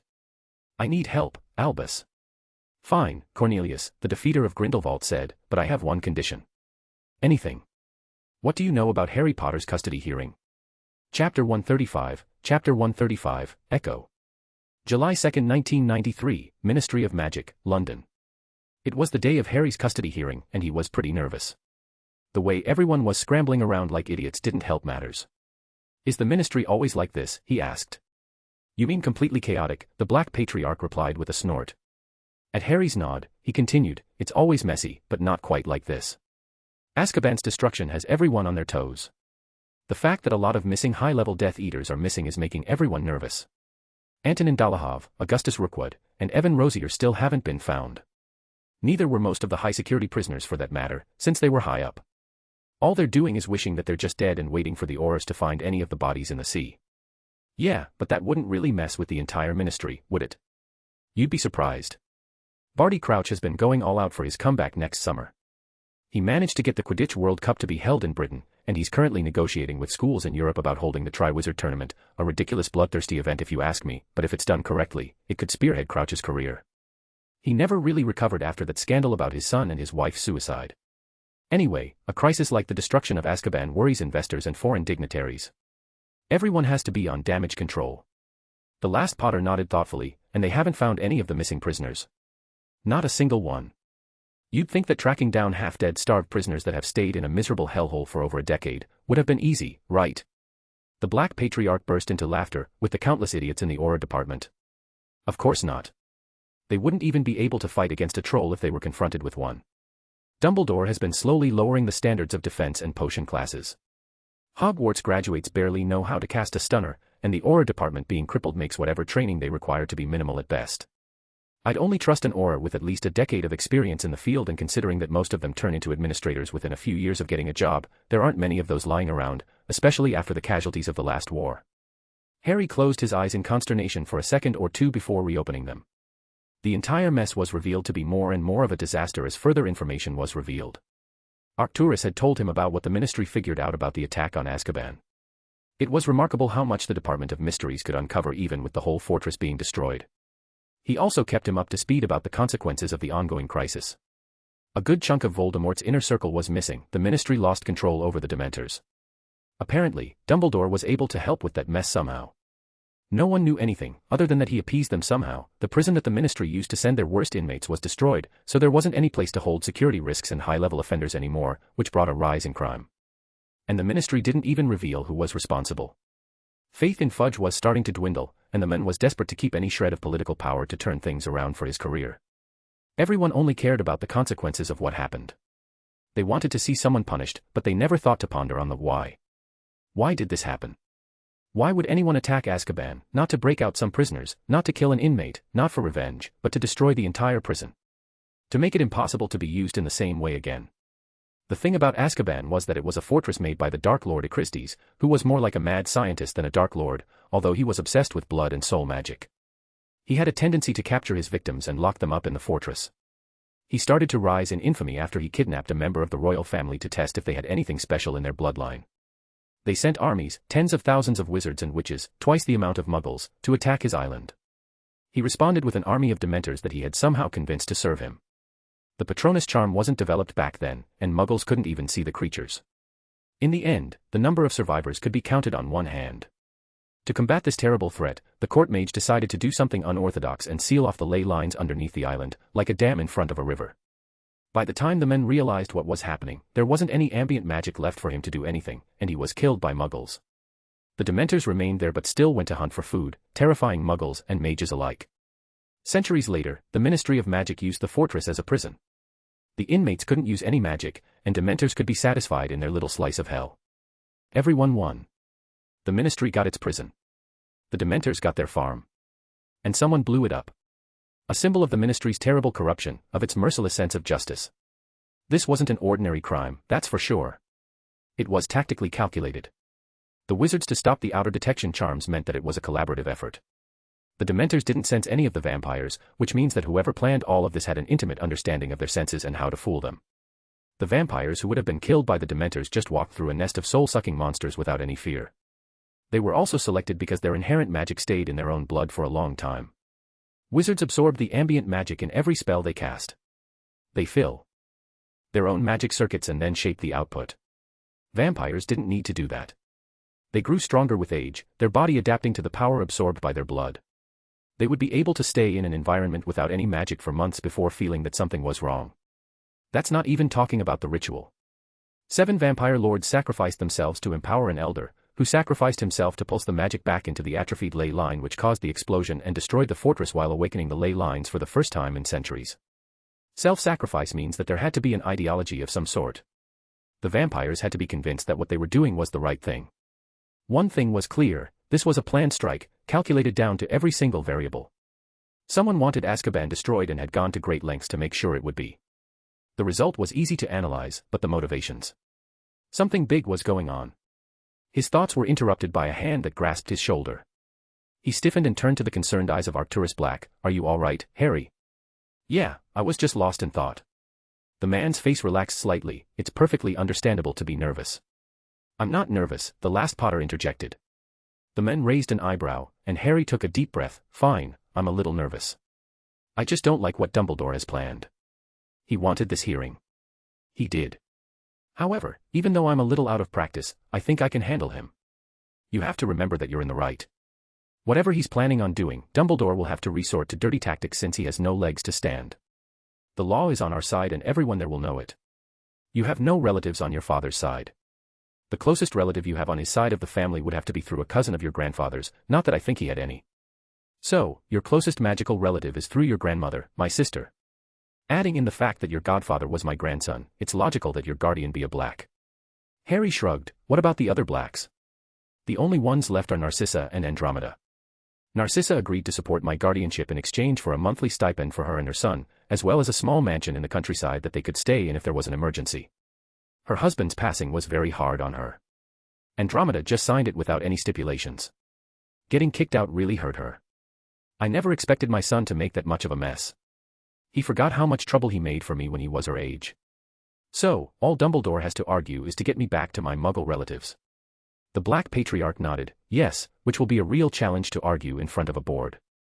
Ever since the Statute of Secrecy was put in place, magical guardians always had a preference. It's not always a good thing, but it is, in this case. What about Dumbledore's supporters? They could just rule in his favor for no reason. Then we can appeal this judgment in front of the Wisengamot, which we're pretty much guaranteed to win. We could also use this to charge them with corruption, and this will be a DMLE matter." Harry hummed. "Fine, but I don't understand why they didn't push the hearing until the whole Azkaban mess was cleared. I know they pushed a lot of meetings. You'd think after one of the biggest disasters in magical Britain, they wouldn't really prioritize a guardianship hearing of all things." The incredulity in his voice demonstrated just how much he was done with the ministry politics already. Why couldn't he just stay at home and tinker for a bit? This was why he dreaded the idea of being part of the ministry, in any department. The useless politics and sabotage just weren't his cup of tea. Oh, he could probably do well as a politician, but he would hate every second of it. Harry always thought that being happier was more important than some illusion of power in some bureaucracy. And it's not like he's hurting for gold ever since the firebolt started selling like hotcakes. He was really proud of that one. He really spoke to Terence Smythe at the exact right time to get the most profit. The man was on the verge of giving up, and he had told Harry that he got an offer from Nimbus a month later to buy his entire company for 20,000 galleons after they realized that he wasn't going back to beg them to sponsor his project. So, Harry literally got him just before he sold the entire company, and the gambit with the Chudley cannon worked. They started winning, not because they were good, but because the firebolt was leagues ahead of the market. They ended up insisting on buying the brooms after a couple of weeks of using them and actually panicked when the trial run was over. Of course, the other clubs followed. Each one making higher offers is to be considered first and thus, win more games. The brooms took the wizarding world by storm, and there was talk about international teams even ordering the brooms.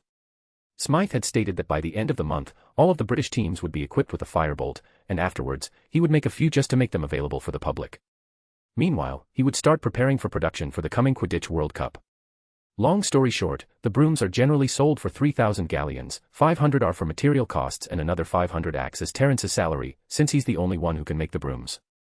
This left around 2,000 galleons per broom as profit, which was around 800 galleons of profit for Harry's share for a single broom, and since Smythe made one broom every day, Harry made around 85,000 galleons in the span of a few months, which was honestly obscene, and it didn't look like it was stopping anytime soon. Thankfully, the ministry didn't have time to audit his vault before he got adopted, and Gringotts wasn't going to allow them to do that without Harry knowing about it either. So, the ministry shouldn't know how much gold he had, just assume that it was the small inheritance that his parents had left him, which meant that they wouldn't try to be too controlling in the hearing. But if a goblin somehow leaked it, If the ministry knew how much gold he had. The hearing was going to be very complicated. On a whim, Harry asked, "Who's the one who's supervising the hearing?" The main panel who are going to make the decision is made up of 3 people, even if there could be any number of witnesses to argue both sides of the problem. Celine Avery, who is the head of the Department of Magical Children Welfare, there's Rufus Scrimgeour representing the DMLE since Amelia Bones is busy with the Azkaban mess, and a representative of the minister, specifically his undersecretary, Dolores Umbridge. Chapter 136, Earshot. July 2, 1993, Ministry of Magic, London. Arcturus' words were supposed to be comforting. They were supposed to be relaxing. And honestly, even if the ministry decided to send him back to the Dursleys, Harry would have been able to handle it. It was hard to force 2 unwilling participants into doing something. The entire thing was spearheaded by Dumbledore, who abused one of his powers as headmaster to essentially send a complaint to the Department of Magical Law Enforcement and Department of Magical Children's Welfare that Harry had an abusive home life. He then abused his position as the chief warlock to approve the protest and set up a hearing to remove Arcturus' guardianship over him. It looked like a desperate move from the headmaster's side, in an attempt to gain control over Harry. As a backup as a child of the prophecy, he was still valuable, and his talent in the magical arts made him one to watch. Dumbledore wasn't one to let go of potential pawns so easily. Harry only needed to get Dumbledore on the back foot. It wasn't easy, but the last Potter had studied the man extensively and knew how to make him tick. But Umbridge's presence changed things, and he didn't know if it was for the better or not. If Dumbledore made a deal with Fudge, she could be helping him. If they didn't, then Umbridge would probably be on Harry's side, for the most part. Her dislike of Dumbledore is pretty well known, after all. The Black Patriarch and his wards walked through the atrium, near the frankly distasteful Golden Fountain, where a centaur, a goblin, and a house elf were looking up adoringly at a wizard and a witch. No wonder the goblins hated dealing with wizards if that's what they thought of their race. They descended to the 2nd floor, where the Department of Magical Law Enforcement was located. Harry gave his guardian a questioning look, to which he answered, "They need a courtroom for the hearing, and this is the only floor that has them, at least if you're not being convicted with a potential Azkaban sentence, that is. Those rooms are designed for violent criminals in mind, not some guardianship hearing." Harry nodded even if he didn't understand why they needed a courtroom for a guardianship hearing of all things. Still, he wasn't really familiar with the bureaucracies of the Ministry of Magic. They walked in a wide corridor. If he had to describe it, it would be weird. Even to his arcane hearing, it was mostly just gibberish of hundreds of melodies. Doors appeared out of nowhere for people to enter and leave, which added their own melody the moment they were opened. It was some kind of intent memory enchantment that worked on employees only. Any intruder would be lost easily, and enter random rooms with the correct access, which was why visitors needed to be escorted. By the end of the corridor, the entire place stabilized, at least magically. It seemed like it was forced this way since this was a public hearing and anyone could theoretically watch it.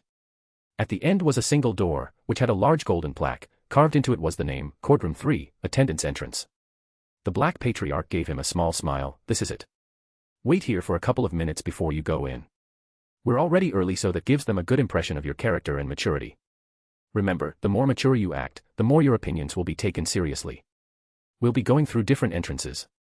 Just take a deep breath and relax. Everything is going to be fine." He then disappeared in some door that came out of nowhere. Seriously, Harry had to have a look at the enchantments. Did it decide somehow on the purpose of every visitor and act accordingly? Did everyone see the corridor differently, because Harry didn't even know there was another door? After a few minutes, Harry opened the door and entered the courtroom. He was surprised by the turn-up. He expected a maximum of 10 people, he was met with almost 4 times that amount. He recognized multiple department heads, including Barty Crouch, Arthur Weasley, and a few members of the Wisingamot, specifically Augusta Longbottom, Tiberius McLaggen, the not patriarch whose first name he didn't really remember, and a person that was probably the Shafiq patriarch. Perhaps people were really curious about Arcturus Black's first return to the political scene and wanted to see what it was about. The fact that he was going against Dumbledore of all people spiced things up. Or maybe they just wanted to see the guardianship of the last member of an old family like the Potters.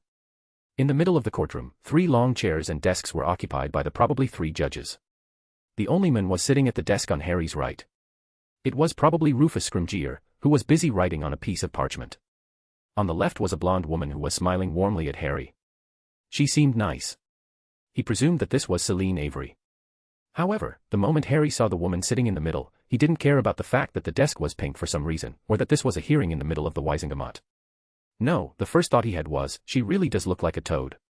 Her squat, round face seemed to blend seamlessly with her prim, pink attire, and a gaudy, bow-shaped brooch adorned her high-collared blouse. Her small, beady eyes darted around the courtroom, and her tight, disapproving smile made her resemblance to a toad even more uncanny.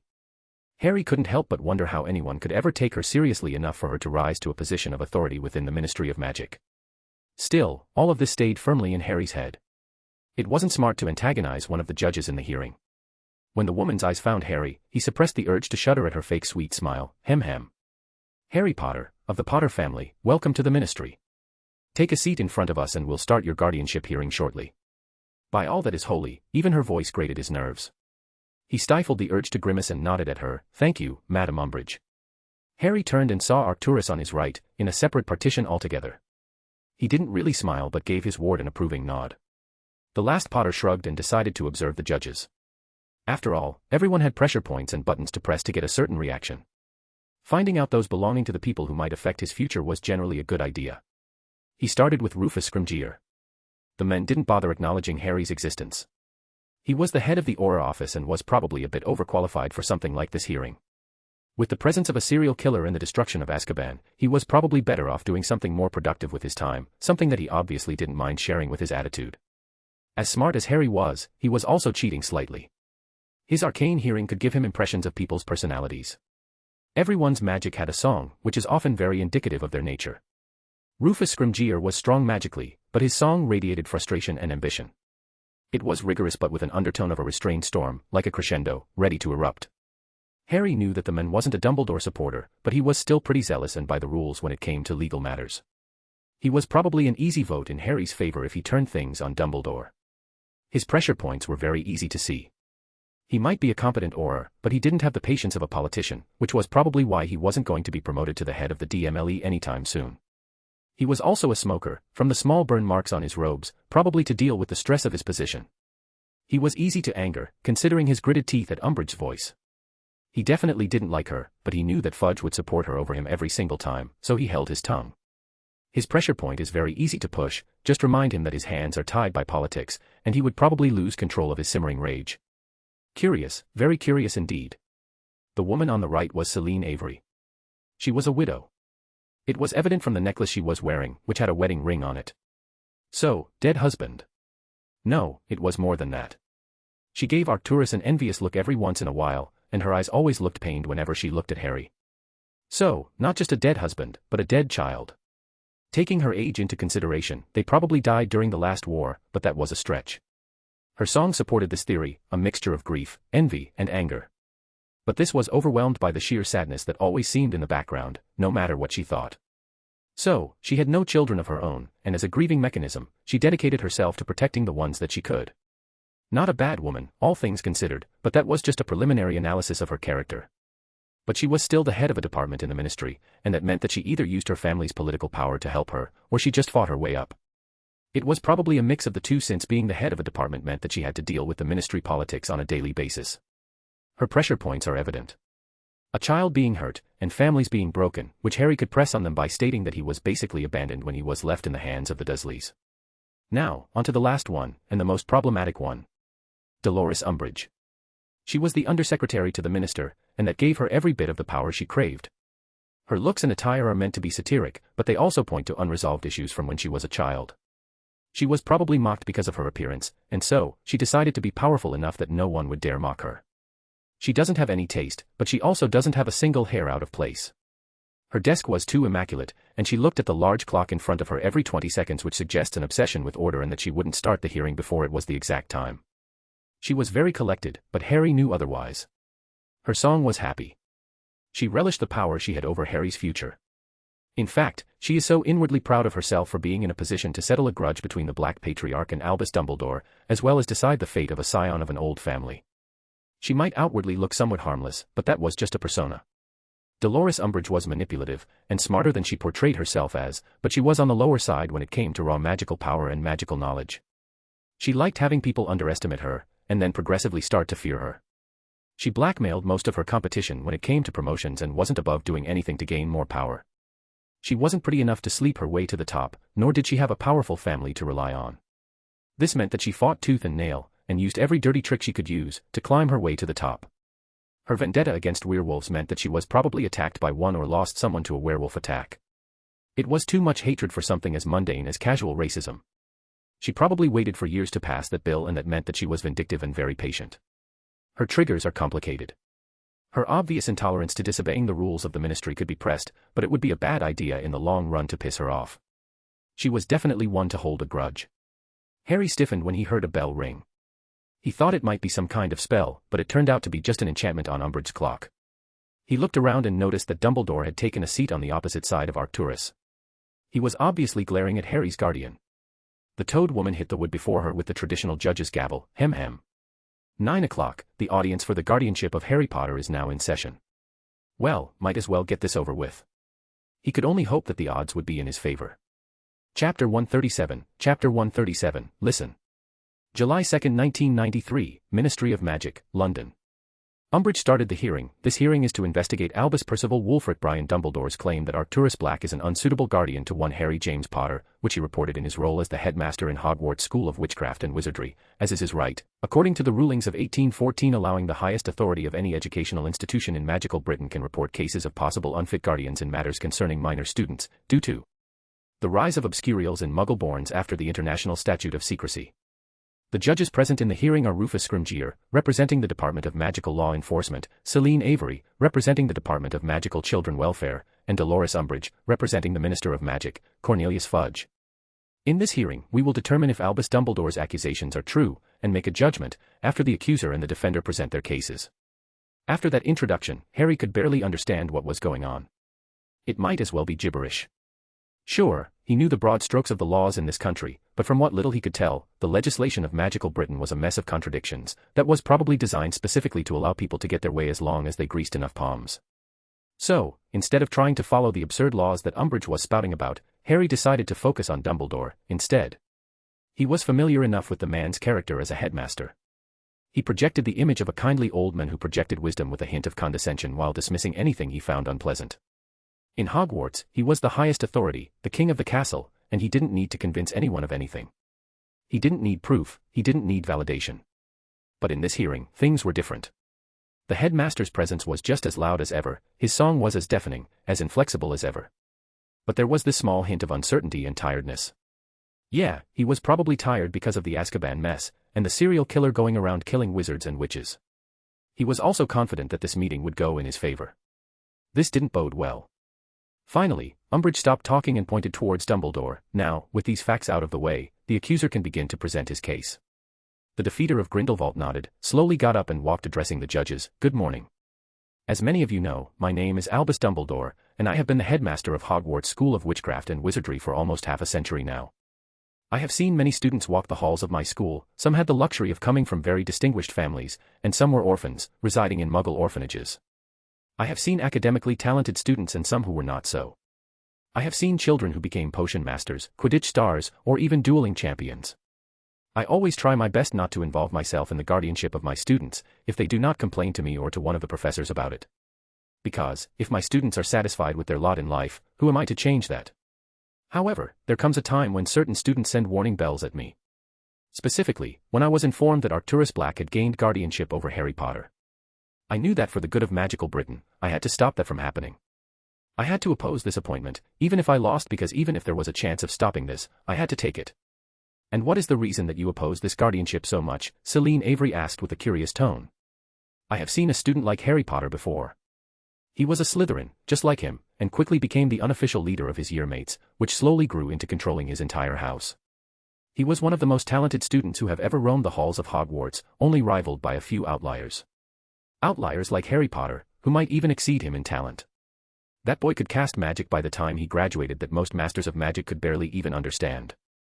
He traveled the world for a while, increasing his knowledge, and learning some of the darkest magic in the world, before coming back home. You probably have guessed who this was. People still fear his name, even after his defeat. I am, of course, talking about Lord Voldemort. The entire hall stiffened and a few gasped in shock.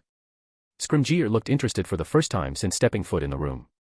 Celine Avery's eyes were wide in horror, and even Umbridge was gaping at Dumbledore's statement. Holy shit, Dumbledore just publicly compared Harry to the fucking Dark Lord. This was bad. This was really bad. His approach was to dehumanize Harry, to make him seem less than a child and more like a time bomb for everyone in the room. Shit, and this was definitely going to get out. The man had painted a target on Harry's back, and he knew it. Fuck. Well, if the man was going to play dirty, then Harry had no compunctions about returning the favor. Of course, the asshole had a small, satisfied smile on his face when he continued, I know that this is hard to believe. Most people with children in Hogwarts probably know that Harry Potter is a brilliant young man who is very good at magic. But I can tell you, without a doubt, that those stories barely provide anything more than the tip of the iceberg of his prowess. I am talking about a boy, who with only 2 years of magical training, can cast spells that Newt students struggle with. I am talking about a student who is so good at dueling, that Professor Flitwick, a former dueling champion, confessed to me that he was uncomfortable at the idea of him being in the under-13 tournament since it wouldn't be fair for the other competitors, and that young Harry wouldn't learn anything from the experience. I am talking about a boy who has created spells, and modified potions on the fly, without failing even a single time. Make no mistake, Harry Potter is a child, but he is a child who could grow into a man that would push magical Britain to new heights, or would bring another war to his shores, just as Lord Voldemort is, in a foolish quest of gaining more power. I was satisfied with letting matters be, just left the boy to learn on his own, experience the magical world on his own, and make his own decision. But the truth is, what would his experiences be, what would his conclusion morph into if Arcturus Black starts to influence him? The Black Patriarch looked impassive at the Chief Warlock's implied accusations, but his eyes showed that he was furious. The audience started to whisper worriedly. The headmaster's words seemed to easily persuade them of his opinion. Seeing that he gained the reaction he wished for, Dumbledore continued, remember Bellatrix Lestrange, Regulus Black, members of the Black family have committed atrocities on Lord Voldemort's orders. They tortured, they killed, they ruined families. Clinically speaking, this was not normal behavior, their madness was obvious for everyone to see. These are the grandchildren of Arcturus Black, his legacy. This type of behavior does not come out of nowhere. People are seldom born mad, it is their upbringing that causes madness.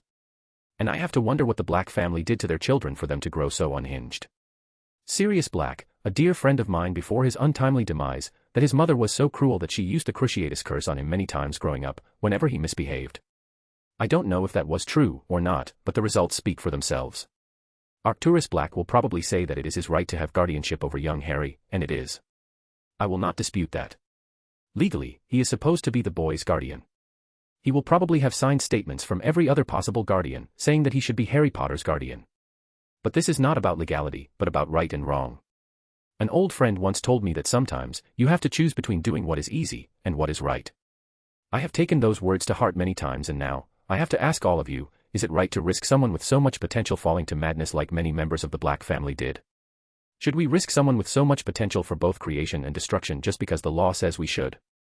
Should we endanger our world, our children's generation, perhaps even the one after them, by giving Arcturus Black guardianship over Harry Potter? Everyone in the audience was shaking their heads and saying no. Dear Lord, Dumbledore knew how to play a crowd. He knew that he was in the wrong when it came to the law, so he made the entire hearing irrational. He made the law sound trivial, and the worst part was that it was working. And now I'm asking myself, why now? Why did Arcturus Black reach out now of all times? He had over a decade to come to take guardianship over young Harry. All it would have taken was a trip to the ministry and everything would have been sorted. The only reason I can see was the fact that he saw the potential Harry possessed, the potential for a new Dark Lord at worst, and a weapon for the Black family at best. And with that, I have to ask, would James and Lily Potter be happy with their child being nothing more than a weapon of ruthless men? Would his godfather, Sirius Black, who hated his blood family with a passion, be happy with his godson's life in the hand of his grandfather whom he loathed? The answer is no. The boy was perfectly happy in the Muggle world, being a ward of the ministry and under the guardianship of his Muggle relative. He excelled in his studies, he surpassed all other students, who were raised in the wizarding world, without any issues. He passed the medical test that Madame Pomfrey administered in private the moment students stepped into the castle, so he wasn't mistreated in the Muggle world. I don't know for sure what Arcturus Black's plans are for young Harry, but I see no point in risking the future when we know for a fact that the boy was doing well as a ward to the ministry. Alas, the decision is not in my hands, but in yours, judges. I trust that you see the same danger that I do. I trust that you will do the right thing, not just for your sake, but for the sakes of the children of magical Britain, maybe even beyond that. That was insane.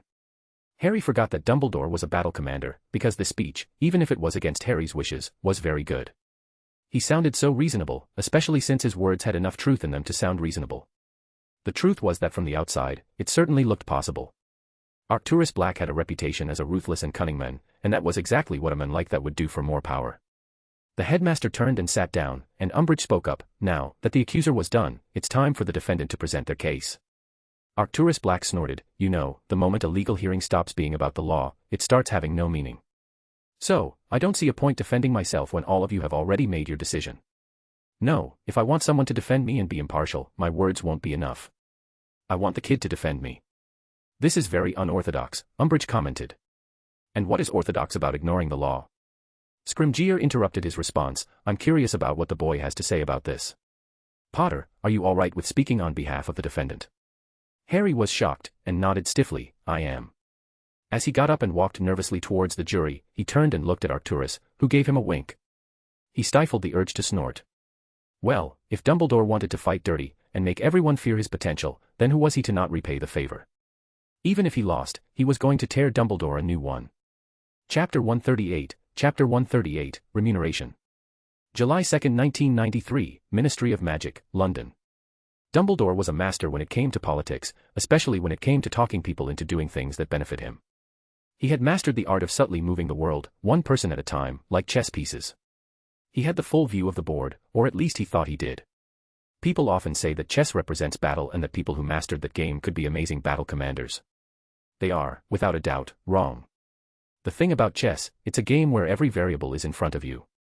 There's no room for something really unexpected. Your opponent has the exact same information that you do. Their possible moves are known to you by just analyzing the board. There was no such luxury when it came to battle. And it was a battle. Sure, it was a battle of words, of opinion, but it was a battle, nonetheless. Albus Dumbledore had gone too far. He made the entire world think that Harry was going to be the second coming of Voldemort, and thus, he made any light family, also known as the Progressive Faction, wary of his potential and suspicious of any contact he could have with the Dark Family. The Dark Families, or the Traditionalist Faction, would be salivating over him, hoping to gain influence over him. The Neutral Families, or the Conservative Faction, would want nothing to do with him. In this little speech, Dumbledore made people want to pay attention to every move Harry would make. The Ministry wasn't going to let go of their possible control over him. Their commitment to the law wasn't going to stop them. After all, the laws of mortal men are rendered worthless in front of real power. Win or lose, Dumbledore made sure that the whole world would watch Harry. It was such an uncharacteristic and unsubtle move that it made him question if there was some kind of hidden plan. Harry would have tried to analyze the men using his arcane hearing, but he always had trouble when it came to his magic. Dumbledore's magic was more akin to an extremely loud tuning fork. It gave Harry a headache every time he tried to focus too much on it. The only thing he could notice being different would be the note being played, and he theorized that it had to be the man's emotions. No, his arcane hearing wouldn't help him see his trigger points, but Harry was smart enough to not need it so much. The man outwardly looked fine, but he was more hunched than usual, and walked slower when he was presenting his case. His words were slower than they used to be, and the content lacked the subtlety to make everyone make their own conclusions and not come up to them on his own. Furthermore, his facial expressions were too uncontrolled. The conclusion was simple. Dumbledore was tired, probably exhausted because of the unstable political climate ever since Azkaban's destruction. The man wasn't sleeping enough, and that meant that he had to use potions to stay away. Common side effects include tiredness, lower emotional stability, and impaired cognitive function. That explained a lot about his behavior and his hearing. But that didn't matter. He had the ammunition, and now, he knew exactly what he had to do. Well, he wasn't going to take that lying down. If the headmaster wanted to ruin him, the last Potter would return the favor with some interest. Harry just walked in front of the judges and spoke up for the first time. For a meeting that's supposed to decide the suitability of my guardian, no one really took my opinion on the matter. No one even asked me about my life before Hogwarts, not even Arcturus, for that matter, and definitely not Dumbledore. And I understand why you all think that my opinion doesn't matter. I'm a minor, and thus not mature enough to make my own decisions. But even then, this is supposed to be a court of law, not a court of pretty words. Arcturus Black has every right to be my guardian. He's my closest magical relative since he's my grandmother's brother. He also happened to be my godfather's grandfather, and anyone else who might be blood-related to me has agreed to give him custody. I have been living under his roof for less than a month, which doesn't even make sense for Dumbledore to make accusations of abuse. But I see now that you don't care about any of that. You don't care about how illegal his actions are, only if his words are true. Am I possibly more talented and more powerful than the horrible man who called himself Lord Voldemort? He had everyone's attention with that, and he was going to milk it for all it was worth. Yes, I am. With those words, the entire room started to mutter. They didn't see Harry confirming Dumbledore's words. The headmaster's eyes looked triumphant, even if he had a surprised expression on his face. The last Potter suppressed a grin and continued, yes, I am powerful. I am talented. I have a grasp over my magic that could surpass that of some Newt students with only 2 years of magical education under my belt. Just like Lord Voldemort, just like Tom Riddle. And just with that, the entire room was stunned to silence. The identity of Lord Voldemort was a mystery that very few people knew about. People speculated, of course, but they never had any confirmation. Dumbledore refused to elaborate whenever he said anything about the man's past, and the Dark Lord didn't look anything like Riddle. He was too inhuman, too monstrous. You see, Dumbledore liked to make that parallel. But when it comes to it, he doesn't care about my well-being any more than he cared about Tom Riddle's. A young boy, obviously abused, living in a religious orphanage, where everyone, even the matron, knew that he was different. And yet, when he came to him, begging to stay anywhere else, Dumbledore refused. Even as the war started to spill into the Muggle world, he didn't allow the young boy the luxury of safety. Is it any wonder why that young man grew into the monster that became Lord Voldemort? Is it any wonder why he hated Albus Dumbledore so much? Because the way I see it, all this death, all the destruction he caused, could have been avoided if Albus Dumbledore could have done his job as an educator instead of fearing the potential that a young child could have. Dumbledore protested, I will admit that I made some mistakes, but this is not relevant to this hearing. Of course, it is, Harry responded, you're doing the exact same thing now, but the only difference is that I found someone who was willing to adopt me. So, you're resorting to this hearing to make things go back the way you wanted.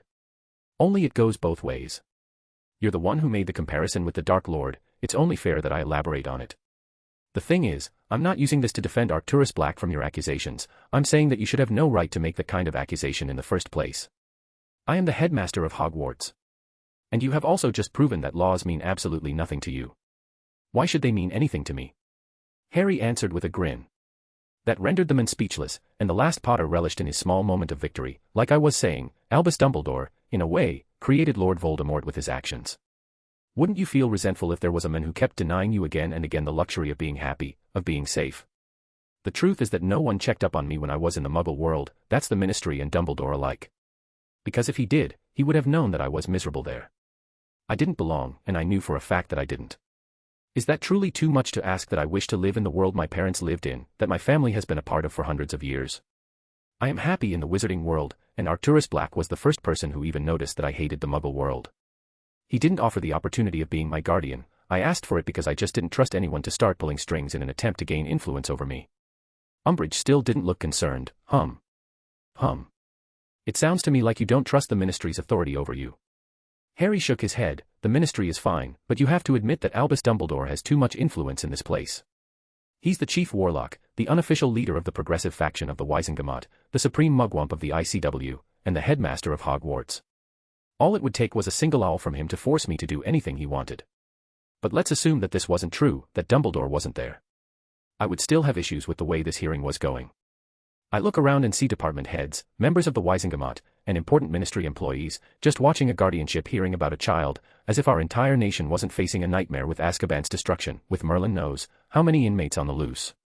So, it's Dumbledore you don't trust, Scrimgeour commented, trying to change the subject. They obviously didn't like being criticized, even if Harry could hear the small smidge of approval in the man's voice. Pressing on further wasn't going to endear him to the other judges. Of course, I don't trust him. I'm surprised that any parent thinks it's a good idea to put him in charge of their children, especially with his recent track record. I almost died twice in my first year, one of them was during detention of all things. A troll almost killed a Muggle-born girl and for some reason, he made this weird unwarded deadly obstacle course on the 3rd floor, whose location he announced to everyone on the very first day. By Merlin, that same Muggle-born was possessed for a year by a dark artifact and he didn't do anything about it. She still hasn't woken up by now.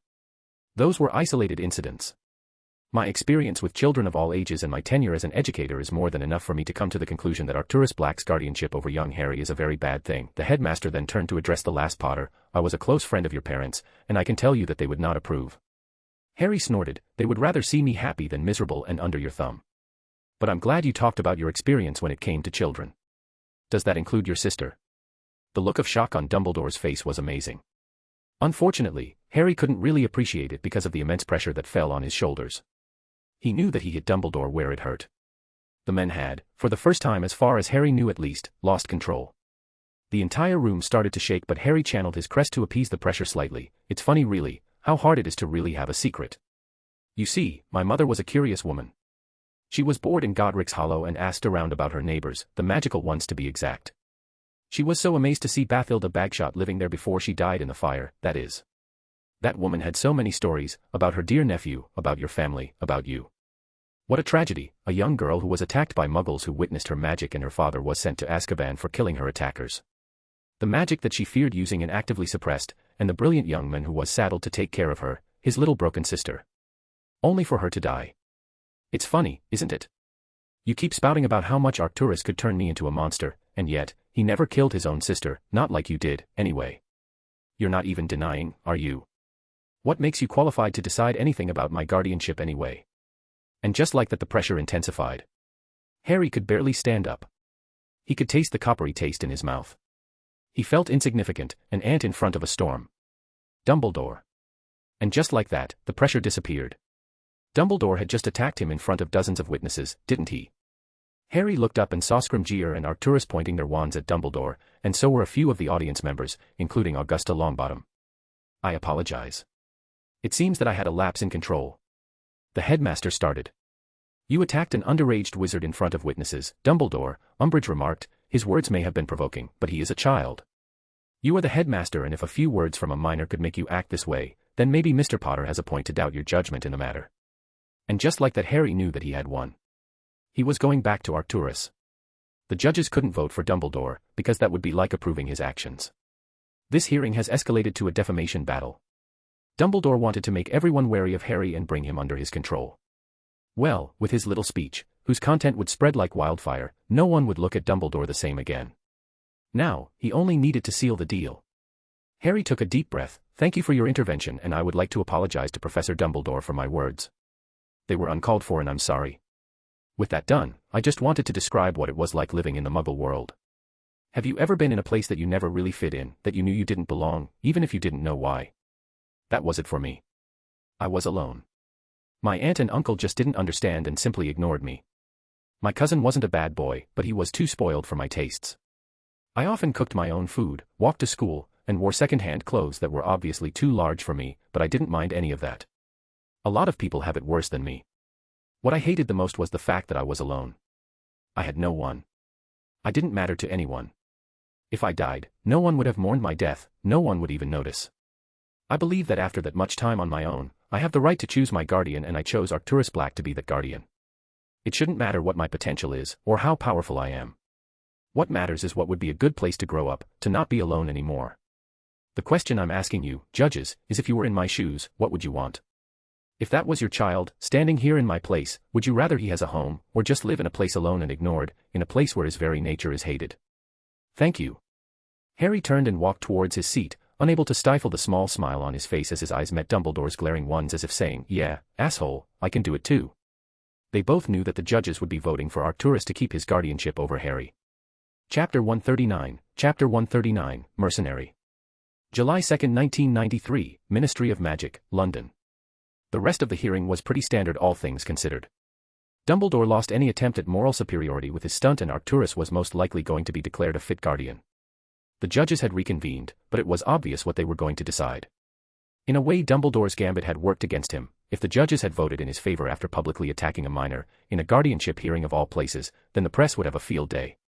There were just too many witnesses because Dumbledore wanted to use them to pressure the judges to vote in his favor by presenting Harry as some kind of Dark Lord in the making. The entire hearing was obviously a mockery of the justice system the moment Dumbledore started talking. Harry had returned the favor, of course, but he shouldn't have had to resort to something like that. Transforming a simple guardianship hearing into a court of public opinion shouldn't have even been an option. Finally, the Toad Woman slammed her gavel. The judges must have come to a decision. Before we announce our verdict, there is something that I want to say. This was supposed to be a guardianship hearing, deciding whether or not Arcturus Black was an appropriate guardian for the last scion of an old family. You were all supposed to present facts and evidence to sway our vote, but neither the accuser nor the defendant saw the need for any of this. The accuser made vague accusations about the minor in question and that he was dangerous, and the defender decided to let a minor speak in his stead, whom the accuser attacked. And while I could see a minor without any kind of political education disregarding a few rules due to ignorance, I cannot see a reason why the chief warlock of the Wisengamot disregarded the rules of conduct so egregiously. And so, we have decided to fine Albus Dumbledore a sum of 10,000 galleons, half of which will be sent to Mr. Potter's trust vault. An investigation will occur, headed by Head Auror Rufus Scrimgeour, into his actions as chief warlock, to see if there was any precedent to this type of behavior. Dumbledore looked like he wanted to say something but stopped himself. The Toad Woman continued, now, in the case of the guardianship of Harry Potter, The accuser did not present any evidence of mistreatment or past actions of abuse, and so, we see no point in having a change in guardianship. The audience is adjourned. She struck her gavel one last time, and the audience started to murmur and leave. She didn't look happy with the judgment, but she had no other choice. Anything else could ruin her career and her credibility. Scrimgeour looked somewhat impassive but satisfied, but Celine Avery had a wide smile on her face. Yeah, Harry was able to play the two of them masterfully in his little speech.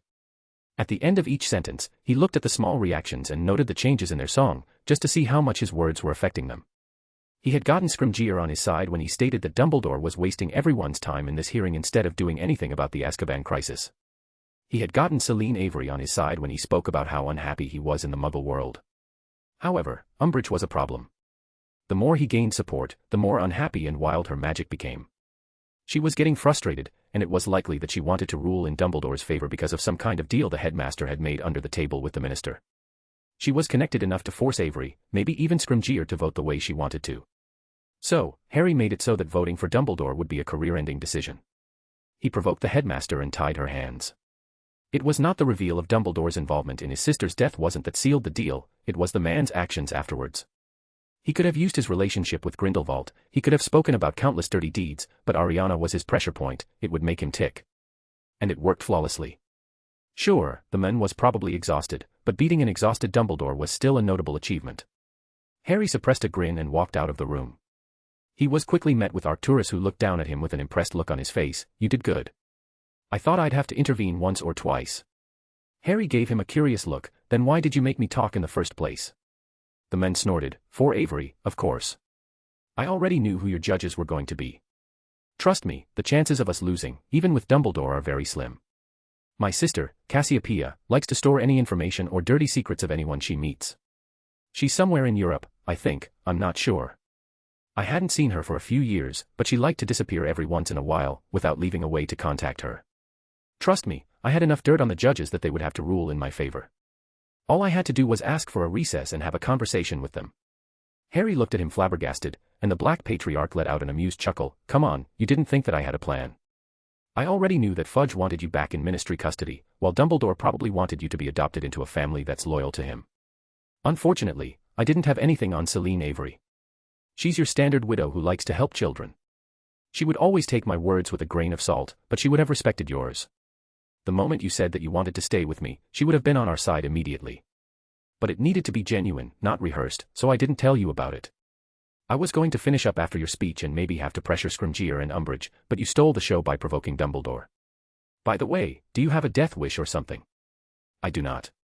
The last Potter responded with an indignant tone. You know what he was doing. He was in the wrong, but people were still going to side with him, and keep an eye on me. They're still going to keep an eye on you. And don't pretend that you just didn't want to get back at him. He painted you as a possible Dark Lord, so you painted him as a kinslayer. I'm not saying that what you did was wrong, only that it isn't a good idea to make an enemy of the most powerful wizard in Europe, maybe even the world. That course of action is one that I recommend, my boy, a voice spoke up behind them. Harry stiffened when he realized that it was Dumbledore. I could hardly be blamed for my measures when all you did was slander me to the public, Harry responded. Well, I do admit to being impulsive in the matter. But you had no right to reveal something as private as Ariana's death. Harry shrugged. Maybe it wasn't. But you also had no right slandering me. People are never going to be the same. They're always going to think that I have an ulterior motive for every single action I make. They're never going to trust me. It's only right that you suffer the same consequences that your actions will cause me. Everyone in magical Britain will know you as a kinslayer. They will look at you and see what other secrets you might have. You should be grateful. After all, I didn't reveal anything about who Bathilda's nephew really was. I have to say, I'm surprised that you even protested my guardianship. I thought we had an understanding since the Chamber of Secrets. We had no understanding. We agreed to a series of events, which benefited you as much as it did me. I made no further promises. Sure, but considering how competent I was during this negotiation, you must have known that if you went after me, I would return the favor. How did you know about my sister? The man suddenly asked. I told you, my mother did not have a journal. James liked to brag about his wife to everyone. He would have let it slip if he saw her write every day in a journal. Harry smiled. I guess it might not have been her journal. But it doesn't matter where I got my information, it's out now. How does it feel for the world to know your deepest shame? It must be cathartic, in a way, to not keep all this emotion bottled up. They often say that confessing is very good for the soul. What would you say about that, headmaster? How did you know about my sister? Was it Aberforth? He insisted. No, your brother wouldn't want to make a spectacle of his sister's death. He feels guilty, you know, that he might have been the one casting the curse, even if he's the unlikely culprit out of the three of you. Dumbledore froze for a second and Harry continued, you see, whatever happened was chaotic, and as you know, when it comes to unstable magic, the intent of the castor is often the deciding factor. Aberforth loved his sister more than anything. He didn't like that you weren't doing your job taking care of her, but you. You were resentful of her, keeping you trapped in this small village instead of exploring the world like you wanted. And your friend, he hated her for chaining you to this place. Whose intent do you think won the encounter and subconsciously hurt your sister while you were all unharmed? You had no right, the defeater of Grindelwald protested loudly. I had every right. You're the one who came after me. You're the one who thinks he's entitled to control me, that the rules don't apply to him just because he's powerful. You gave me no choice. You removed any chance of me winning, so my only idea was to make you lose more than me. It's a bit of a mercenary mindset, but it's mine, nonetheless. The headmaster answered while gritting his teeth, I'll take that into consideration next time. What makes you think that there would be a next time? Call it a hunch. Goodbye, Mr. Potter. I will see you at the start of the school year, I suppose. The headmaster turned and left. The moment he went away, Harry took a deep breath and shuddered slightly. Arcturus gave him an amusing look. The sad thing is, that if I wasn't there, it would have been the right decision. But you didn't trust me enough, and you made an enemy you can't handle. Dumbledore can be very petty sometimes, and you're staying in his school for most of the year. Harry sighed, I know that this wasn't the smart thing to do. I was just so angry. Of course, it wasn't a smart thing. You remind me a bit of your grandfather with that temper of yours. He had one too. It was this cold rage that made him so rational, yet irrational at the same time. I remember the day my sister was attacked in the back by a bunch of Gryffindors. Charles was already sweet on her, back then. He beat them to a pulp and made them beg my sister for forgiveness. He didn't yell once, he even didn't do anything out of the ordinary. He just walked there, drew his wand with a passive expression on his face, and no one tried to touch him and my sister since. The Potters lost a lot of support in the Wisengamot because of this stunt.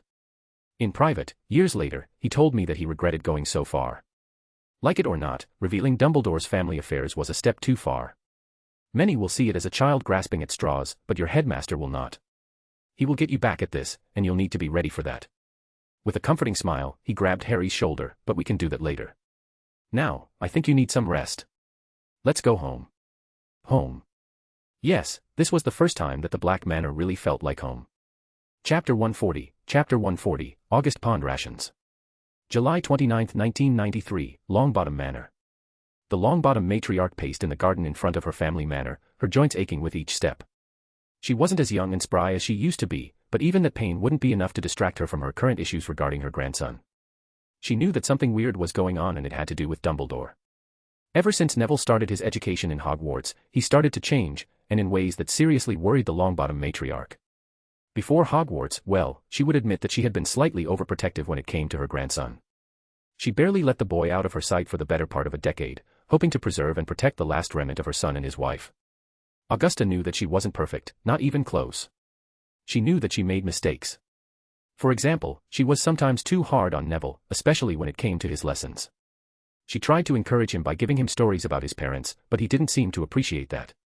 But her grandson was happy before Hogwarts. He was stifled by her protectiveness and her discipline, but he was a hyperactive little boy filled with joy and happiness. Oh, he had a large ego that she tried to curtail, but he was a celebrity, a hero to the entirety of magical Britain, and keeping him away from that was unrealistic. Any child would have been the same. Neville was famous before he could walk, for something that he couldn't even remember, and sometimes Augusta wished that she'd taken him in the Muggle world, away from all of this, just so he would have had a normal life. Still, Neville went to Hogwarts as an excitable little bundle of joy who wanted to make new friends, and instead, he was tangled with things that no child should even have to come close to. Her grandson changed during his time in this cursed castle, and it wasn't for the better. Without her to support him, Neville spiraled out of control. He decided to have Ron Weasley and Hermione Granger as his friends. She didn't have a problem with either. The Granger girl motivated him to do better in his classes, but the Weasley boy pulled him down. She had nothing against the family, even if they lost a lot of prestige in the last couple of centuries, but the boy was lazy and stopped Neville from focusing on his coursework. He even alienated her grandson from most of the other scions of old families in the school. Neville's school rivalries escalated, turning from minor pranking and academic rivalries with Slytherin House, into harassment and assault. Her grandson spent most of his free time in detentions that he had admittedly earned. But for some reason, he was always pulled into a scheme or another. Fighting a troll, smuggling a baby dragon, going through Dumbledore's little obstacle course, confronting the wraith of the Dark Lord who had killed his parents, and that was just his first year. In his second, he seemed to want nothing more than to escalate. Like breaking the statute of secrecy by publicly going to Hogwarts using a flying car without any invisibility charms. People have been killed for less. After all, the safety of the magical world was paramount, and the statute was put in place to protect it. But that wasn't it. He used an illegal potion to impersonate scions of powerful families to break into the Slytherin common room. She had to pay a good sum of gold to the families of the victims. If it had been anyone else, they would have been arrested and expelled, but as usual, Dumbledore protected Neville for some kind of ulterior motive that she didn't about that. It was wrong. Neville should have been faced with the consequences of his actions. She would intervene if it would seriously harm him, but he had to learn that the law applied to him as much as anyone else. Alas, all Dumbledore did was bury everything under the carpet and say that her grandson used some obscure illusion spell. Right, like Neville, who had an average somewhere between an acceptable and exceed expectations, would be able to cast a newt spell perfectly enough that no one in a room filled with students would have been able to tell. She had punished him privately during his suspension, but it wasn't enough, and she knew that it barely fazed him anymore.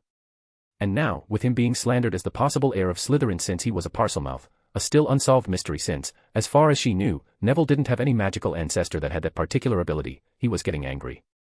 No one believed him about the basilisk stroke that fire, which turned into an inferno when he realized that his friend might never recover from what happened. His friendship with the Weasley boy going up in flames did not help matters. Honestly, Augusta had her doubts about Dumbledore's story, in the first place. Neville might be a pretty good wizard for his age, especially when it came to defense against the dark arts, but the tactics that he described about fighting the basilisk were theoretically possible. Not a lot is known about the fearsome beasts, but it would take a lot of research to figure out those tactics, and Neville's imagination couldn't have come up with the exact correct method for it. The only thing left was him being trapped in some kind of illusion, but no illusion was vivid enough for Neville to remember smells and accurate sounds. And the chances that a diary of all things could be enchanted and cursed to do what it did was a bit fantastical. There were no traces of mental manipulation in his memories, as far as she could tell. Which left her with a single conclusion. Whatever story Dumbledore was spouting wasn't true. Her grandson had fought a basilisk and killed it with a sword. A basilisk being used during the attack's fit. She was supposed to be proud, but all she could feel was fear and panic. It would make sense for Dumbledore to deny the existence of a basilisk in his school, but then, what else was he hiding? What other dangers was the man planning on subjecting Neville to? And will her grandson survive the headmaster's trials that he was so insistent to subject Neville to? And if she opposed him, would he try to take her grandson away from her, like he tried to take the Potter boy from Black? And wasn't that a wake-up call? Dumbledore had invited her and a good chunk of the Wisengamot members as an audience to the boy's guardianship hearing, only for him to start painting a child as the future Dark Lord that needed to be controlled. Oh, she knew that the boy was special. Hell, everyone knew that the boy was special, and everyone wanted a piece of him. He was a known magical prodigy from a very respected family. He had no history of misbehavior, barely any school punishments, and perfect grades. And his headmaster, someone that was supposed to help him in school, started to demonize him. And people looked like they believed him. She could see the fear in their eyes during Dumbledore's speech, and the gleam in the eyes of traditionalist families at the thought of a new possible Dark Lord that would replace the previous one. Not that the upstart that called himself Lord Voldemort was a Dark Lord. Augusta remembered the Great War, she remembered Grindelwald. Now, that was a Dark Lord who terrorized the entire world in his presence. He inspired thousands of people to join his ranks with his sheer charisma, and his ideals of what the magical world should be. He never hid his intentions or his goals. He never tortured his allies needlessly, and he definitely respected his enemies enough to face them directly. Voldemort, on the other hand, was a man who hid in the shadows, striking from behind, making friends fight one another. He was unbalanced, which made sense considering the obvious ritual marks that he made to increase his power. He had literally run out of things to sacrifice in his quest for power and wasn't that miserable. He was strong, very much so, but he acted more like an enabler than anything else. He was the excuse people used to go back to their basic urges, kill and torture people without anything else. He was a monstrous wizard, but it was what he represented that caused so much damage in their society. Noble men and women became monsters because he simply allowed them to become one. Back to the Potter boy, she thought that his headmaster's plan would win until the boy started talking. He was already an interest of hers because of the fact that Alice was his godmother. Augusta wished that she could have raised him alongside Neville, but the law was clear. In the event of being orphaned and both magical godparents being unable to take care of the child, the guardianship of a child is given to the closest blood relative, magical or muggle, becoming a ward of the ministry should the guardians be muggles. It was made decades back by some minister in a vain attempt at getting control over the fortunes of extinct houses. Being a ward of the ministry meant that it could gain access to their vaults and empty them before the Century Inactivity Clause could be used by the Goblin Nation to get access to the vault themselves. Arcturus Black was able to get the Muggle Guardians to sign away young Harry's custody, and with that, became the boy's official guardian. Dumbledore had told Augusta that he had tricked them into signing the documents and wanted to stop the Black Patriarch from destroying the last remnant of James and Lily Potter. With the Muggle Guardians being proven to be ineffective, he had meant to use the boy's connection of Alice as her godchild so that she would become his guardian.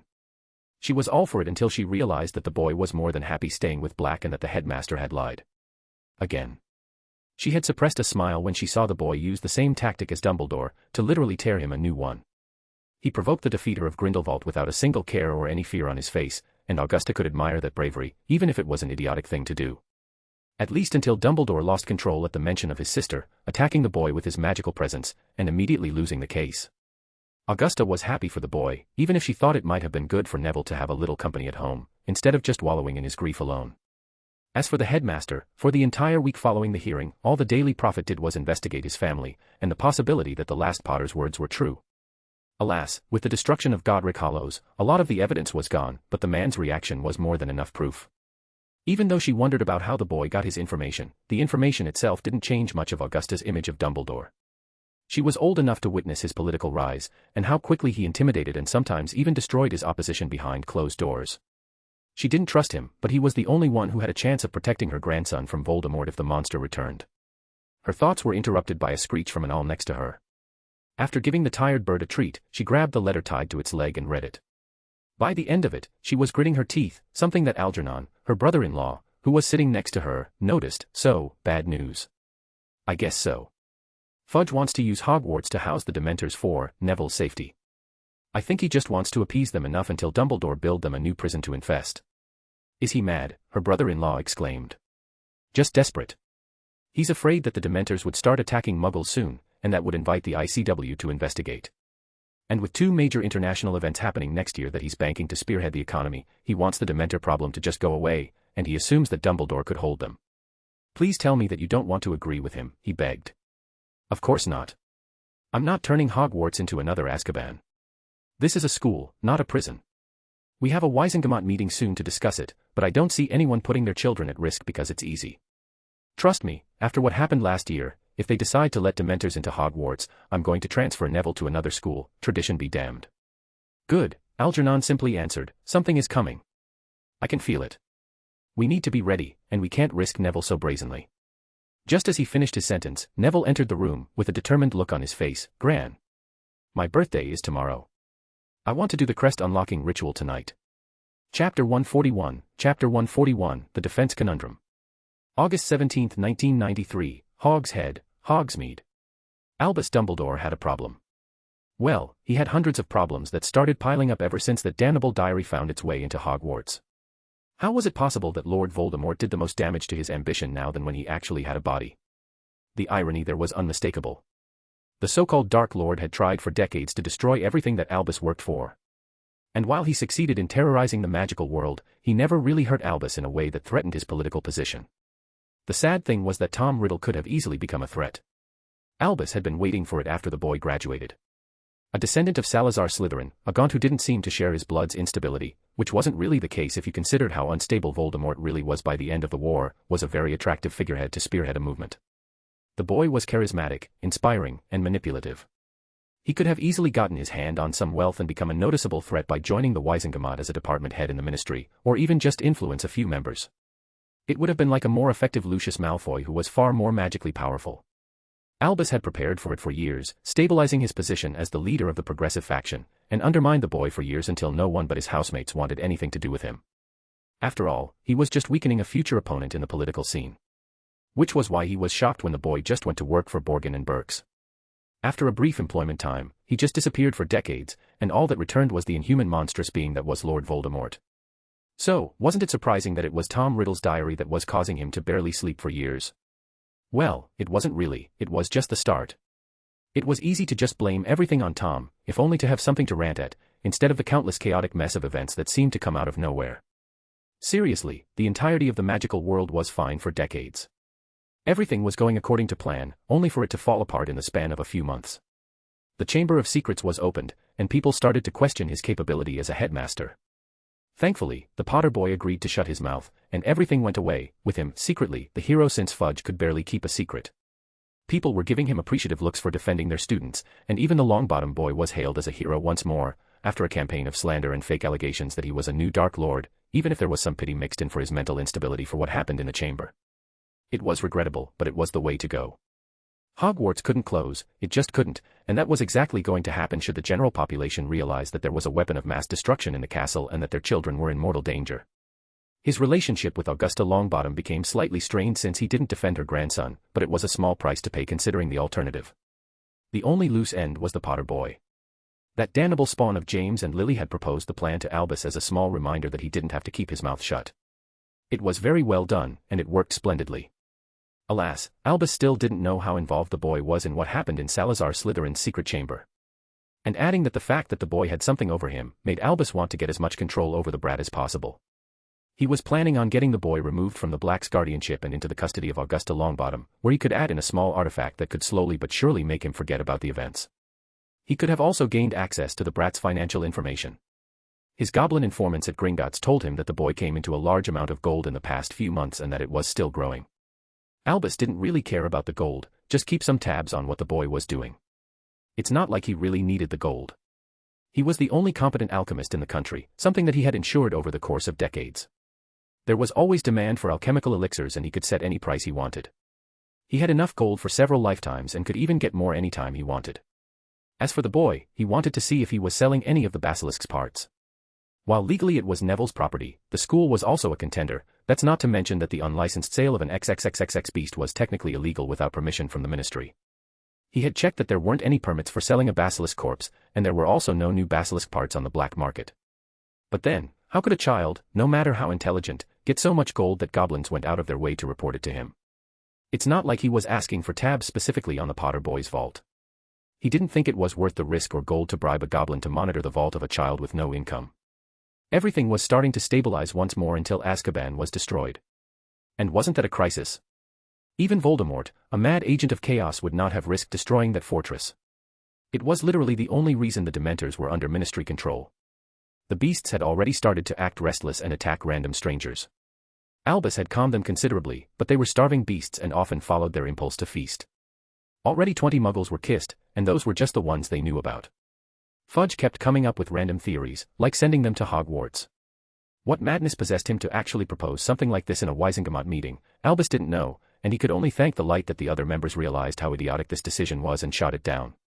There were some proposals about sending them to Nurmengard momentarily while Albus rebuilds the new prison, as he had promised Fudge. The defeater of Grindelwald had argued heavily against that considering the fascination his old friend had over the monsters.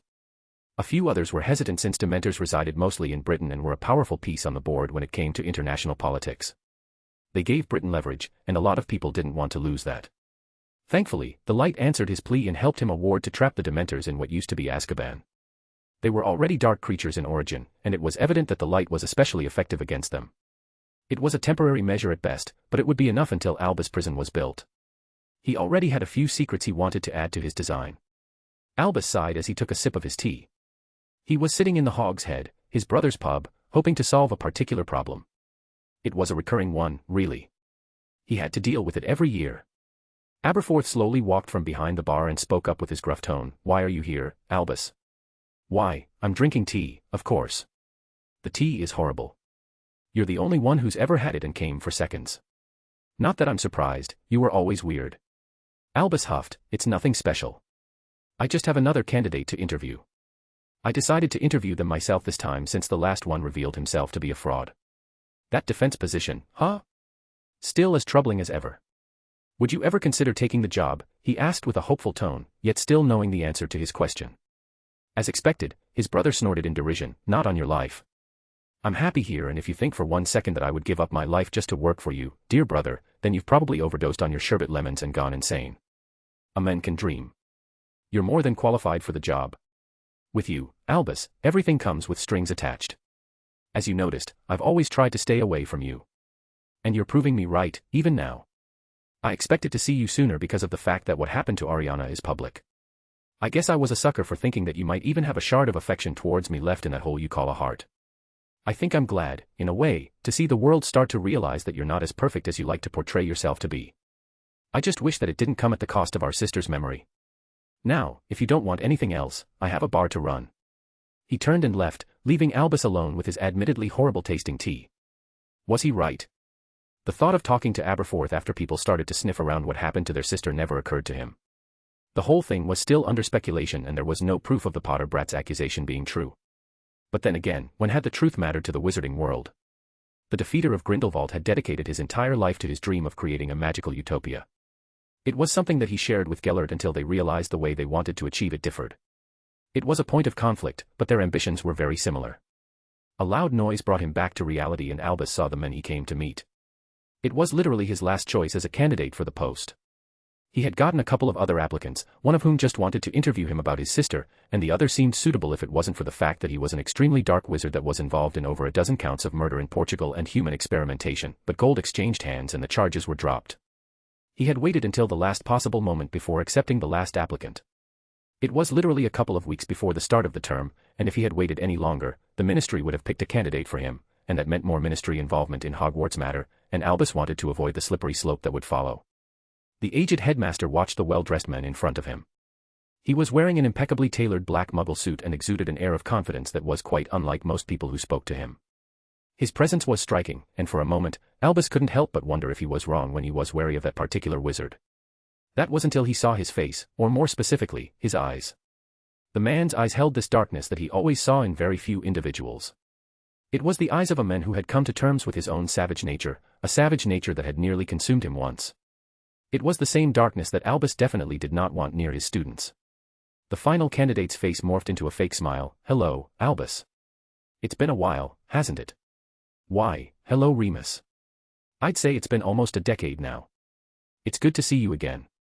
That was a lie and both of them knew it. They had left things on bad terms and Albus did his best to observe the man who was now basically the stranger. The man's face, though aged and weathered, still held an undeniable resemblance to the young Remus Lupin he once knew. However, his graying hair, now neatly combed, was a far cry from the messy, tattered look Albus remembered during the days of the Marauders. The man was different in both appearance and nature, and it was very understandable. People do not come out the same after the tragedy young Remus suffered. After the rest of the Marauders perished, he was left alone, a wolf without his pack, and overwhelmed in his grief, he ran away and let the beast inside him free. Albus didn't really have time to follow him, but he kept tabs on the boy as he spiraled out of control. It was a tragic tale, until one day, something happened. He left the pack he had been a part of and joined some Muggle corporation. He wormed his way to the top and was now living a comfortable and wealthy life in the Muggle world. Albus didn't know if he was drinking wolfsbane, nor how he could afford it if he did. The truth was that Muggle currency meant very little for wizards apart from ways to integrate Muggleborns into magical society. It was just paper, and the goblins did not make any exchanges for gold apart from the Muggleborn Hogwarts exchange program. He couldn't even buy gold in the Muggle world and sell it. The goblins didn't really accept normal gold, treasuring enchantments and artifacts instead. It was what gave authenticity to magical currency. A lot of Muggleborns thought that they were clever buying some gold using Muggle money and tried to sell it off to the goblins. They were caught every time and didn't get an extra canute. Gold, silver, and bronze were just metals that were perfected to hold enchantments that were fine-tuned over the course of thousands of years. Mining gold or buying it and selling it to the goblins wouldn't work. This characteristic of the goblins was why they were so happy to fund Cursebreaker investigations since they could find rare enchanted items, which they treasure more. Long story short, Remus shouldn't have the galleons to hire a potion master to brew the potion for him. So, what did the men do during the full moon? As curious as he was going to force Remus to drink wolfsbane. It was technically required by the ministry, after all. But aside from his lycanthropy, Albus had a feeling that hiring Remus was going to be troublesome. "It's good to see you too. But let's make this brief. We both know that you're going to hire me and since you waited so long, I know that you didn't want to hire me in the first place. I don't know if you became prejudiced against people like me or not, and I don't particularly care. So, since you're kinda pressed for time, let's talk about my future salary." Yes, this was going to be troublesome indeed. Chapter 142, House on Fire. September 1st, 1993, Black Manor. He was in a forest, with trees spanning endlessly all around him. He couldn't see much since it was dark, with his surroundings only illuminated by the full moon shining in the sky. It was quiet, with only the faint sounds of ruffling leaves and crickets making him believe that he wasn't deaf. The twisted branches of the ancient trees seemed to reach out for him, their long, skeletal fingers casting eerie shadows on the forest floor. The moonlight painted an ethereal glow on the leaves, turning them silver, and the faint, rhythmic chirping of the crickets created an otherworldly serenade. Yet, there was something missing, something unnatural. He couldn't feel the wind on his face. The cold air that should refresh him was completely missing. Now that he was thinking about it, he wasn't even breathing. How was that possible? How was he even alive? A loud scream broke the veil of silence and broke whatever train of thought he had. Without a second's thought, he rushed towards the source of the noise, ignoring the fact that he was going far faster than any normal human should. He even ignored that he wasn't even running, he was gliding. The forest seemed to part before him as he glided effortlessly through the twisted trees, his heart pounding in his chest. He couldn't explain it, but a strange urgency consumed him, driving him forward as if he were propelled by some unseen force. The distant cries grew louder, more agonized, and he knew he had to reach the source of the commotion, regardless of the surreal circumstances surrounding him. He was obviously going to the border of the forest since the trees were getting smaller as he went on. It was probably near some kind of civilization since the light seemed to grow the closer he got. However, when he finally exited the forest, the sight in front of him caused him to freeze. The lights weren't signs of civilization. No, it was fire. People were screaming, running away from the growing inferno that was consuming it. It didn't take long to figure out what he was seeing. Hogsmeade was burning. The beloved village lay in ruins. The quaint cottages were engulfed in flames, their wooden beams crackling and splintering as they succumbed to the inferno. Smoke billowed into the night sky, mingling with the full moon's silvery glow, creating a surreal, apocalyptic backdrop. The village square was completely decimated. The Three Broomsticks Inn, usually a warm and inviting haven, was a charred husk. Honeyduck's sweet shop, the very essence of childhood wonder, had been reduced to a blackened, smoldering ruin. Amidst the chaos, figures moved, silhouetted against the raging fire. Panicked villagers were fleeing in all directions, their faces etched with terror. Some tried to douse the flames with feeble streams of water conjured from their wands, while others desperately attempted to rescue trapped loved ones from the burning structures. This isn't real, he told himself. And it was true. It wasn't. The world was wispy, muffled. He couldn't feel the heat, he couldn't feel the rise of adrenaline, the blood pumping in his veins. The figure responsible for the attack turned, and Harry was shocked to see a man with white hair, giving him an amused smile. But it was the man's eyes that drew his attention and sent a shiver down his spine. The man's eyes were like twin pools of absolute blackness, devoid of any color or discernible iris. There was no white, no pupils, just an endless void that seemed to absorb all light. The figure tilted his head amusingly and said, "Is it?" Before he could say anything, a giant wave of black fire came out of nowhere and engulfed everything, even him. The last thing he heard was the faint noise of a wolf howling. And just like that, Harry woke up with a gasp and looked around. He was met with his room in black Manor, making him sigh in relief and lie down on his bed once more. He really hated those dreams. He had been having them ever since his 13th birthday, when his crest was unlocked. He was already starting to forget about what he had seen. It was a side effect of prophetic visions. They tended to fade away and no memory tricks could change that. In just a handful of seconds, his vision started to fade away, leaving only a few impressions, like the terror he felt, and the fact that Hogsmeade was on fire. It didn't have to mean anything. It might be a vision of a very distant future, it might have been a vision of the past, it might just be a remote possibility that wormed its way into his dreams. It didn't even have to be a real fire or even an attack. Not all visions were literal images of the future. That was the curse of seers, interpreting the visions was far more challenging than receiving them. It was very possible that this was literally nothing. But why didn't that reassure him? Why was he still feeling the terror that he felt in this particular vision? He had no idea. He had no one that could help him, and it's not like his crest helped in any way. Speaking of his crest, Harry didn't really have time to explore it, with Arcturus choosing this time to train him on what it meant to be in charge of the Black family until his second-born, that is. It was pretty interesting. Not as interesting as learning magic, but Harry was always a bit curious about history, and believe it or not, the Black family was involved in a lot of events for thousands of years. The lessons were a mixture of the history of the Black family, their assets, and their investment, with a couple of curses that were perfected over centuries but were often shared with close friends and family. They had barely scratched the surface, but after an entire summer of studying politics and economics under the demanding taskmaster that was Arcturus, Harry wanted to go back to Hogwarts and continue exploring his magic, especially his crests. His magic circles were now a lot easier to cast when he tried, and they were more varied. He didn't have time to study them during the summer, but his next year probably wouldn't have a cursed diary setting a basilisk on the student body. At least, Harry hoped it wouldn't. His dreams seemed to get darker and scarier the more his summer vacation came close to its end. It wasn't a good omen, but there was still something refreshingly original about this school year. Harry didn't know what was coming, and that was exhilarating. It was like a weight was lifted from his shoulders. In his first 2 years in Hogwarts, there was always this narrative of what was supposed to happen in the background. Quirrell going after Flamel's stone, the Chamber of Secrets being opened. Harry felt responsible, in a way, for those events, because he knew that they were happening. It was foolish, sacrificing, and idiotic.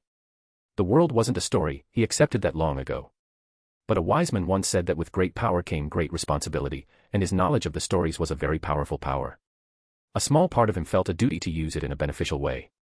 Well, a bigger part of him just wanted to survive, considering that there was supposed to be a basilisk and a possessed in his first years. Thankfully, the choice to act was finally taken from his hands. He didn't have to worry about being responsible, because that's where the real world was starting to diverge from the stories. According to his past life, Sirius Black was supposed to escape and try to kill Pettigrew. Well, Sirius was dead, and while a few high-level Death Eaters were missing, the Ministry didn't end up putting the Dementors in Hogwarts. Everything was already fucked, to begin with, and that meant that Harry didn't know what was coming, and that fact shouldn't have been as comforting to him as much as it was. Death Eaters might come after Longbottom, or they might not. It was entirely Dumbledore's responsibility to save his precious prophecy child, not Harry's. And still, with the prophecy not being fulfilled yet, the boy was still under fate's protection, which meant that he was going to be fine until Voldemort inevitably came back. The only thing that dampened his mood was his prophetic dreams. They were worrying, but they were just that, dreams of a possible future, not unscapable outlines in a story. In an odd way, not knowing what was going to happen made life that much brighter, that much more real. Harry didn't know if he was going to be attacked by a possessed professor, or if he was going to live in a place that literally had a weapon of mass destruction inside, but at least he knew that it was out of his hands. Honestly, he was tempted to ask Arcturus to send him to Bose Battens or Demstrung, maybe even Ilvermorny, because he was afraid that he didn't know what was going to happen. Tom Riddle had proven the past years that the world was very different from the ones from the stories, and Jormungandr's existence was further proof of that. He had found no sign that the world serpent had ever existed in the Hogwarts library, even in the forbidden section. Outside of a few books on Norse mythology, there was very little about it. And if it existed, then why wouldn't other mythological beasts? Leaving Hogwarts wouldn't have made him any safer just because he didn't know the narrative anymore. However, Harry realized that he wouldn't even know what was going to happen outside of Hogwarts, and that outside the castle, he wasn't guaranteed that he wouldn't be attacked or pulled into another game because of some stranger. He would need to keep his skills sharp in case he had to face something like that again. And when Harry looked at it objectively, he realized that he would rather stay in the castle. He saw no point being separated from his friends, or even losing access to the Hogwarts library. Since he could sneak into the forbidden section, it was far more useful to him than it was for most other students. Those dreams had to have meant something, and Harry would lie if he didn't admit to being curious. Perhaps the coming school year would be peaceful, perhaps this was all just a nightmare. Alas, he knew deep down that something was coming. It was a warning, and he needed to be ready. For what, he didn't know yet. Thankfully, there was a silver lining. Harry could transfer schools if he thought he was in too much danger. He had a legal guardian now, and that gave him a lot more options than he had before. There was no need to move to another country just because of a dream, because of a mere possibility. Shaking his head, he made his way down to the dining room, where his breakfast was already served. Arcturus, as always, didn't say anything, choosing to continue reading his issue of the Daily Prophet. Shrugging, Harry started eating. It was probably the last time he was going to have breakfast in this place for months. The olderman spoke up first. "So, this is it, huh? I guess. It's been nice." And it was true. This summer of 1993 had been rich in surprises, both good and bad, but it was over. It was the first day in September, and that meant that it was time to go back to school. It was weird having a guardian. Having someone who tried to actively help him and train him was something he never experienced in both lifetimes. It was always just him, alone, having to fight for every scrap he could have had. He had to be manipulative all the time, and now that he had a real home, a place where he wouldn't have needed to lie to stay there, it was just different. But in a good way. Arcturus was far more empathetic than Harry thought he would be. He understood where Harry was coming from and let things proceed at a pace the younger boy was more comfortable in. "And your trunk? Made it last night. I don't like to leave things to the last seconds and make mistakes." "Good, why don't you go get it, while I freshen up and get ready? Let's meet near the front door in a couple of minutes." Harry nodded and went back to his room to get his trunk. By the time he came back, he saw that the olderman was sitting near the front door, still reading his newspaper. The Black Patriarch put the paper down, got up and motioned Harry to follow him. Yeah, Arcturus was a man of few words. He didn't talk unless he was really invested in the conversation. Harry did as he was told and walked out of the manor, to the garden. Have you ever sighed along opera before? The alderman asked while he offered his hand. No, Harry responded, but it looked uncomfortable. Technically it's not dangerous as long as your passenger is more than 11 years old. Before that, any accidental magic during the apparition might kill everyone involved. But you're right, it is very uncomfortable at the start, but you'll need to get used to it since it's our best mode of transport. The last Potter nodded hesitantly and grabbed the man's arm very tightly. The Black Patriarch had a slight smile on his face. Good. Now remember not to let go. Grab on as tightly as you can. Without saying anything else, Harry felt Arcturus' arm twist away from him and redouble his grip. The next thing he knew, everything went black. He was being pressed very hard from all directions. He could not breathe. There were iron bands tightening around his chest. His eyeballs were being forced back into his head. His eardrums were being pushed deeper into his skull. His arcane hearing was going haywire. There was a similarity to the spatial expansion charms that he taught himself the previous year but were far more chaotic and far more complex. How do average wizards even master something like this? It was just so complicated. And just like that everything came back to normal, and the stifling feeling was gone. Harry gulped a great lungful of air and opened his eyes. The full experience was as if he had been forced into a very tight rubber tube without dying. There had to be some kind of human transfiguration involved. But then, how can people who have never gotten past their OWLS in transfiguration do it? It didn't make sense. He couldn't even think of anything because he had the urge to throw up. Damn, that motion sickness was coming back after the actual trip. Harry restrained himself and glared at his smirking guardian. We are never going to do that ever again. The men snorted. If I had a canute every time someone told me that on their first try at apparition. They all end up using it. The first time is always the worst.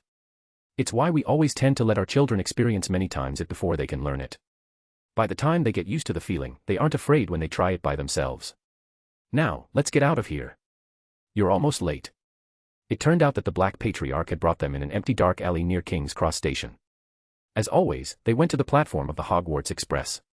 Both he and Arcturus said their goodbyes, hoping to look for his friends again. Thankfully, it didn't take long to find them.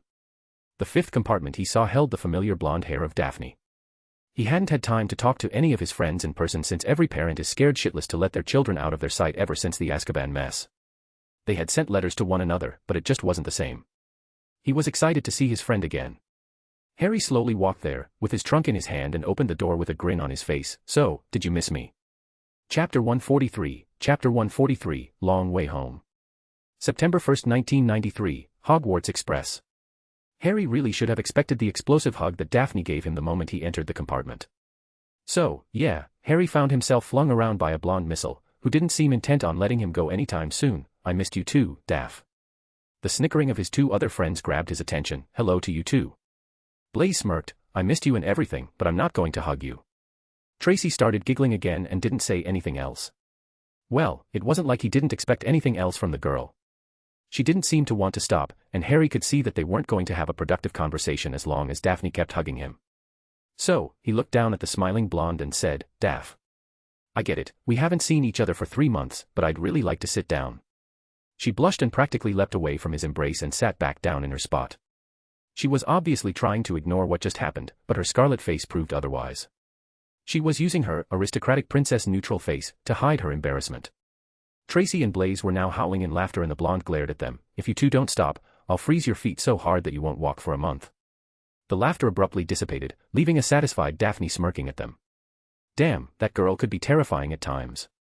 Choosing to ignore whatever madness happened in the previous couple of minutes, Harry spoke up. So, how was your summer? Horrible. Boring. Not that bad. The last one was from Blaise and the two other girls glared at him in envy. The dark-skinned boy raised his hands in defeat. I was just being honest. My mother took me to Italy before the Azkaban fiasco, so I just had a regular summer there like I do every year.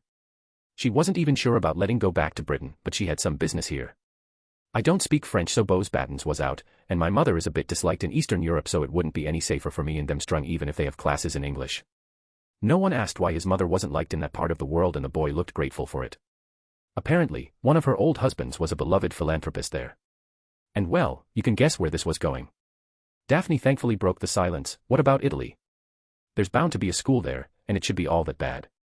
There is a school in Italy, but it's kind of small, and it doesn't cover a lot of the material.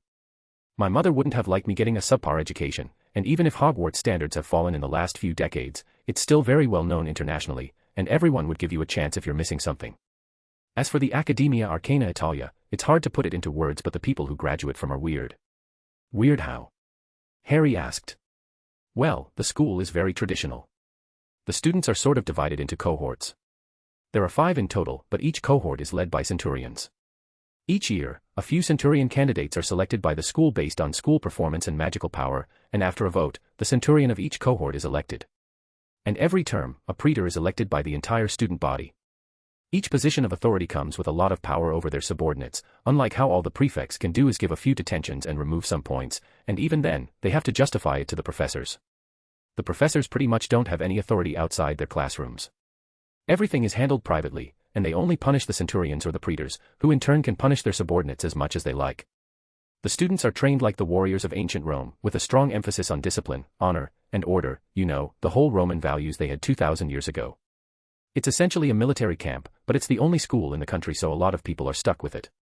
Most of the magical families just send their kids to Dumstrung or Bosbatten since they're better schools and their graduates don't have to adjust to the current society and are taught enough to be accepted. But Muggleborns in Italy are normally stuck with the academy since you can't get accepted into an international school without applying first. Harry never really thought about magic schools all that much. There was Hogwarts in Scotland, Bosbattens in France, Dumstrung in Northern Europe, Castelobruxo in Brazil, Ilvermorny in the United States, Wagadu in Uganda, and Mahutokoro in Japan. But those were the big ones, the big schools that had graduates that changed the world, that advanced magic. But there had to be smaller schools, especially for people who just didn't speak the language or couldn't get into one of the bigger schools. Blaise seemed to have had enough of the spotlight and directed it towards the girls. So, while I was sunbathing on a beach in Italy, what were you up to, ladies? They both glared at him, and Tracy started first. Well, I was stuck at home under heavy wards. The only thing I could do was I'll order stuff, and even then, my parents had to cast a lot of detection charms on everything. I didn't even get to see the alley once. This is my first time outside my house in over 2 months, and I'm going to school. Blaise practically wilted as the girl's voice got progressively louder. She was heaving by the end of her sentence. Daphne though continued for her in a frosty tone, and I had to suffer for my heiress lessons from my father without any reprieve. Every minute was an etiquette lesson of some sort. Do you have any idea how much I just wanted to bash his head in? A green grass never shows weakness, a green grass hides in the grass and strikes at the most opportune moment. Well, I wanted to curse him at the most opportune moment. So, Blaise, what do you think I was up to? Calm down, Daff, the Italian boy said while raising his hand in surrender. What would the rest of the school say about their ice queen if they saw you like this? Harry frowned. How is she an ice queen? I really don't get it. Well, you don't see what she's like when you're not around. That frigid face of hers, and those murderous eyes make her really terrifying. After she froze a few bits with that horrible spell of hers, people started calling her that. Luckily for all of us, she pretty much melts whenever you're around. Ouch. Daphne had discreetly sent a stinging hex at his bits and the Italian boy yelped in pain. The blonde had a satisfied smile on her face. Now, don't speak rubbish, Blaise dear. Yes, ma'am, he responded. I guess we don't have to ask Harry about his summer, do we? Tracy smirked. Oh, you mean the summer where he publicly defied Dumbledore, told everyone about one of his secrets, and got away with it unscathed? No, I mean the summer when he was adopted by one of the most fearsome political players in the last century, Daphne retorted. They both turned at once, giving him an expectant look. It was freaky. I got nothing new to say, really. I wouldn't have gone after Dumbledore if he hadn't pretty much labeled me a future Dark Lord in front of half the ministry. And how did you know about his sister? Harry shrugged. A vision. I told you that I had tended to get them over the last year. I saw Dumbledore, his brother, and some other boy having a duel. There was this bright light and the girl in the room was dead. It wasn't hard to figure out what had happened. I was going to keep it to myself, but I got so angry at him during that hearing, and it sort of slipped out. It wasn't the truth, but it was a very convenient lie. Really, having prophetic visions tended to make people stop questioning any weird knowledge he had. Natural foresight wasn't something that was well documented since it varied with every person, and Harry was taking advantage of that. Well, congratulations, you have done the most damage to his political standing than people have in 50 years, Daphne said approvingly. Yeah, and it was dumb. I painted a target on my back with that. Sure, his speech was overshadowed by my revelations, but people are now a bit more wary of me, and Dumbledore will now consider me to be an enemy, something that I didn't really want. Blaise snorted. I can't believe that Dumbledore was taken down by a vision of all things. I'm assuming you're taking divination this year. I'm going to try it out, and if I don't like it, I'll just leave. I already decided to take all the electives apart from Muggle studies. And even then, I'm going to try to have an OWL in it in my 5th year. What would you need a Muggle studies OWL for? Tracy asked. A lot of jobs need them. I'm thinking about going into curse breaking and it's one of the requirements. You only really need to pass, so an A is enough, but there are a lot of other jobs that need it too. Obliviators, hit wizards, and a lot of other professions require an OWL in Muggle studies. It seems silly to rule out a lot of good careers just to not take a simple exam in a few years, especially one that is stupidly easy to pass. Only you would think that taking an extra OWL is the same as a simple exam, Tracy answered with a snort. Harry shrugged. You could ask your mother about it, the last Potter responded. She probably knows more about it than I do. That was a true statement. Tracy's mother worked in the ministry. Harry didn't know in which department exactly since the girl never shared that information, but she should be knowledgeable about the most common requirements for a lot of job applications. Funnily enough, Muggle studies, charms, and arithmancy were the most demanded skills in the ministry. They didn't care about defense outside of the DMLE, transfiguration was always a plus, but not really useful in an office. The high-level newt electives like enchanting and alchemy were just overkill. Tracy obviously didn't want to talk about it and changed the subject. Sure, I will. Now, you wouldn't believe what I heard not talking about. Theodore Nott was a bookish boy in their year. He had a small group made up of Lily Moon and Millicent Bulstrode. He wasn't really a sociable person, then again, neither was Harry. He was just a quiet boy who kept to himself. He was somewhat good in class, but nothing to really write about. However, the most remarkable thing about him was his father, Cassius Nott, who was one of the most infamous Imperius victims in the war. He was also rumored to be a sadistic man who reveled in the suffering of others, and with Lucius Malfoy out of the way, he was one of the biggest contenders as the leader of the traditionalist faction in the Wisingamot. The man's reputation was one of the biggest reasons everyone just avoided Nott altogether. Harry didn't care enough to actively befriend anyone in his first year, and his current friends had basically attached themselves to him, something that he was currently grateful for. Still, Harry would keep an eye on the Nott scion for the foreseeable future. He hoped that the apple fell far from the tree. Blaise straightened up, hoping to hear some gossip. What is it? Well, he said that his father was busy talking to Karkaroff all summer, you know, the headmaster of Durmstrang. Apparently, there's this big event next year and they wanted to come to some kind of arrangement. I don't know what it is, but it's an international thing. That's on top of the Quidditch World Cup. Harry knew what they were talking about. The Triwizard Tournament wasn't something that could spontaneously be arranged. It was an international event, a traditional tournament that had far too many deaths for comfort by today's standards. They had to change a lot, make a lot of compromises to get the sweet spot between safety and entertainment. Before he could interject, they all turned towards the door, where someone was knocking. It wasn't the fact that someone was knocking that made them freeze, but who was in front of the door. It was Neville Longbottom. Harry hesitantly waved his wand, causing the door to unlock. The boy who lived opened the door and spoke up hesitantly. Potter. Can we talk for a bit? Well, that was surprising. Chapter 144, Chapter 144, Survivor's Guilt. September 1, 1993, Hogwarts Express. Harry honestly didn't know what to expect. His interactions in the past 2 years with the Longbottom scion indicated that the boy probably wanted to hex him or play some kind of stupid prank. The entire thing was already complicated enough. Had his mother or Harry's mother been alive, they would have been raised together, as brothers. In a way, he was happy that they didn't grow up in the same household. It wouldn't have been easy to live next to a boy as spoilt as he was. It was expected really, to have a boy raised as a heroic figure, famous for something that happened before he could even walk, famous for his parents dying. It would have given anyone a big head. Neville Longbottom was a hero, and that was something the entirety of magical Britain agreed on. Honestly, it was a miracle that his head wasn't even bigger. It probably had to do with Augusta Longbottom's discipline more than anything else. But it wasn't enough for him to grow into a stable human being. He obviously thought that everyone owed him something because he allegedly saved them. The public didn't seem inclined to deny him anything. The boy had literally built his entire identity to be this heroic figure, and it was obvious with the way he kept attacking the Slytherins, or mini Death Eaters in the boy's mind. Harry had gleaned these characteristics in the first few months of school, and that was the reason why he never even attempted to grow any kind of amicable relationship with the boy who lived.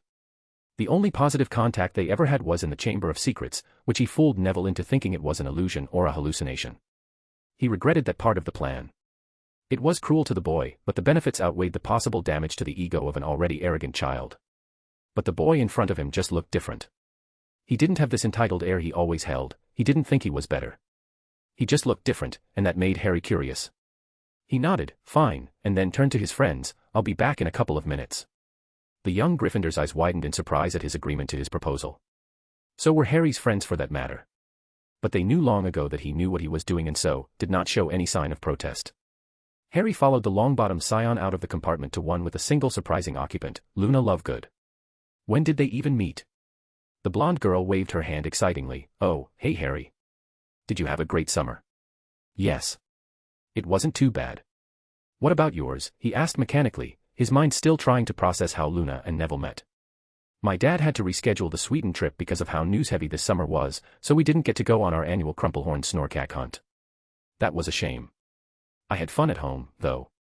Harry nodded and smiled indulgently at the girl. He had really grown to like her during the past year. Even after he had gotten rid of Riddle, they still hung out a few times a week, where he mostly tutored her. She was a very curious girl and had some nice insights. She would be a great researcher if she ever chose to pursue that profession, but her love of magical creatures meant that she was probably going to follow Newt Scamander's footsteps and become a magizoologist. With a questioning look on his face, the last Potter turned towards the boy who lived who shrugged. Mrs. Weasley invited me to wipe the slate clean with Ron. It wasn't a good idea and I ended up meeting Luna there. She was nice. Yes, she is, Harry replied. So, what do you want?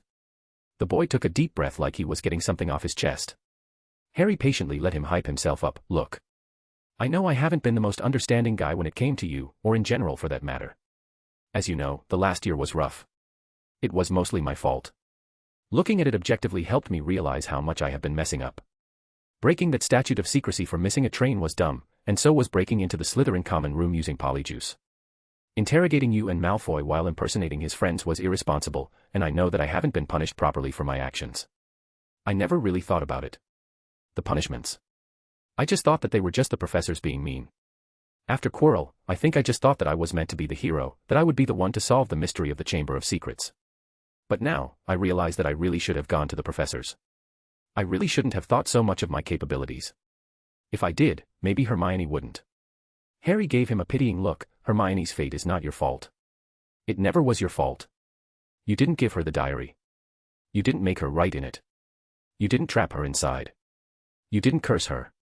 You didn't do anything wrong. And Harry was being sincere when he said that. Neville Longbottom had done nothing wrong when it came to Harry's confrontation with Riddle. By the time they arrived in the chamber, Hermione was already gone. There was nothing either of them could have done to stop that. What happened to the Muggleborn was a tragedy, one that Harry wished had never happened.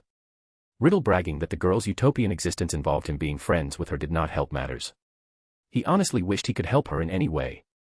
Alas, he didn't even have enough information about soul magic to even attempt something like this, and the entire field of magic was banned practically everywhere in the world. Perhaps his crest would help, but so far, it didn't unlock any information about soul magic. He was going to leave the unspeakable to try to figure it out for now, and he would try to help if he ever had access to the magical knowledge required to do so. Hermione Granger's fate was an accident.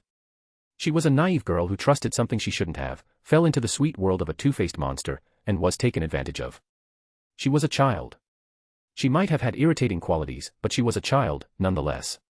She never got to experience the real world, and it wasn't anyone's fault.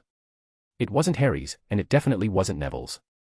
Alas, the boy didn't seem to agree with him on this point. No. It is my fault. I should have seen it. She was acting odd. She disappeared on me and Ron all the time. I should have known that something was wrong. The boy took a deep breath to calm down. She had my back even when the entire school already assumed that I was guilty. And I couldn't even protect her. It wasn't your responsibility to protect her. The boy laughed harrowingly. My grandmother told me the exact same thing. But it doesn't change that I lost her. And Ron, but he was never really my friend, was he? He was the boy who lived's friend, not Neville Longbottom's. I can see that now. Some people will always try to use you because of your status in society. Your grandmother must have warned you about that before you went to school. He nodded sheepishly. I guess she did. But I didn't listen. I never really had to deal with any of that. My grandmother always used illusions to hide me when I was younger during our trips out of the manor. I guess the whole hero of magical Britain thing went to my head.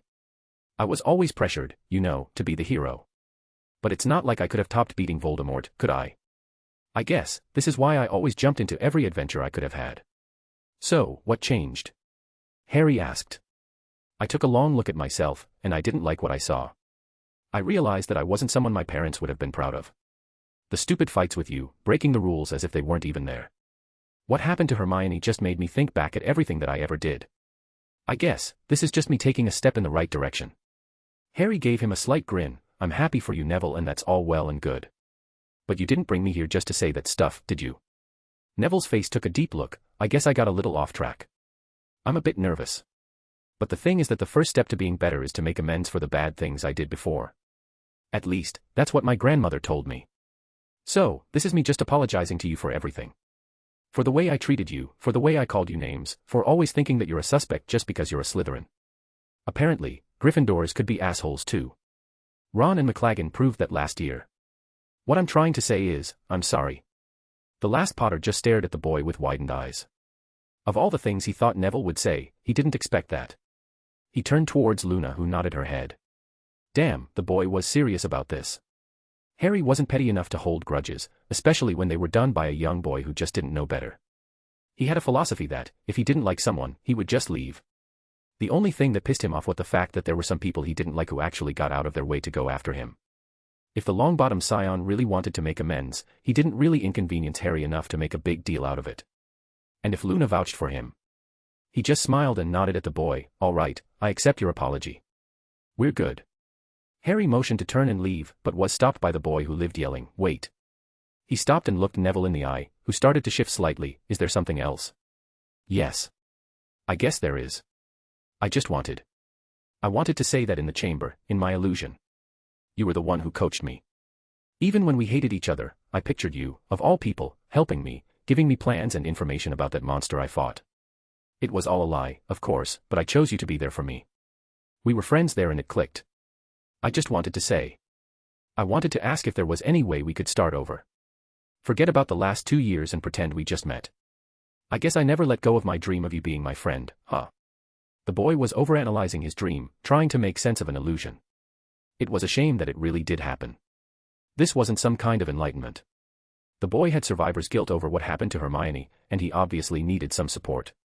He was trying to rationalize events that Harry planned. The only reason Neville was even involved was because he was a Parselmouth and Harry needed that. There was also the fact that his prophecy made him an easy weapon to use against the basilisk. He was just the insurance, but if he hadn't been able to speak Parseltongue, none of this would have happened. Hermione would have been found alone with the cursed diary, and that would have been it.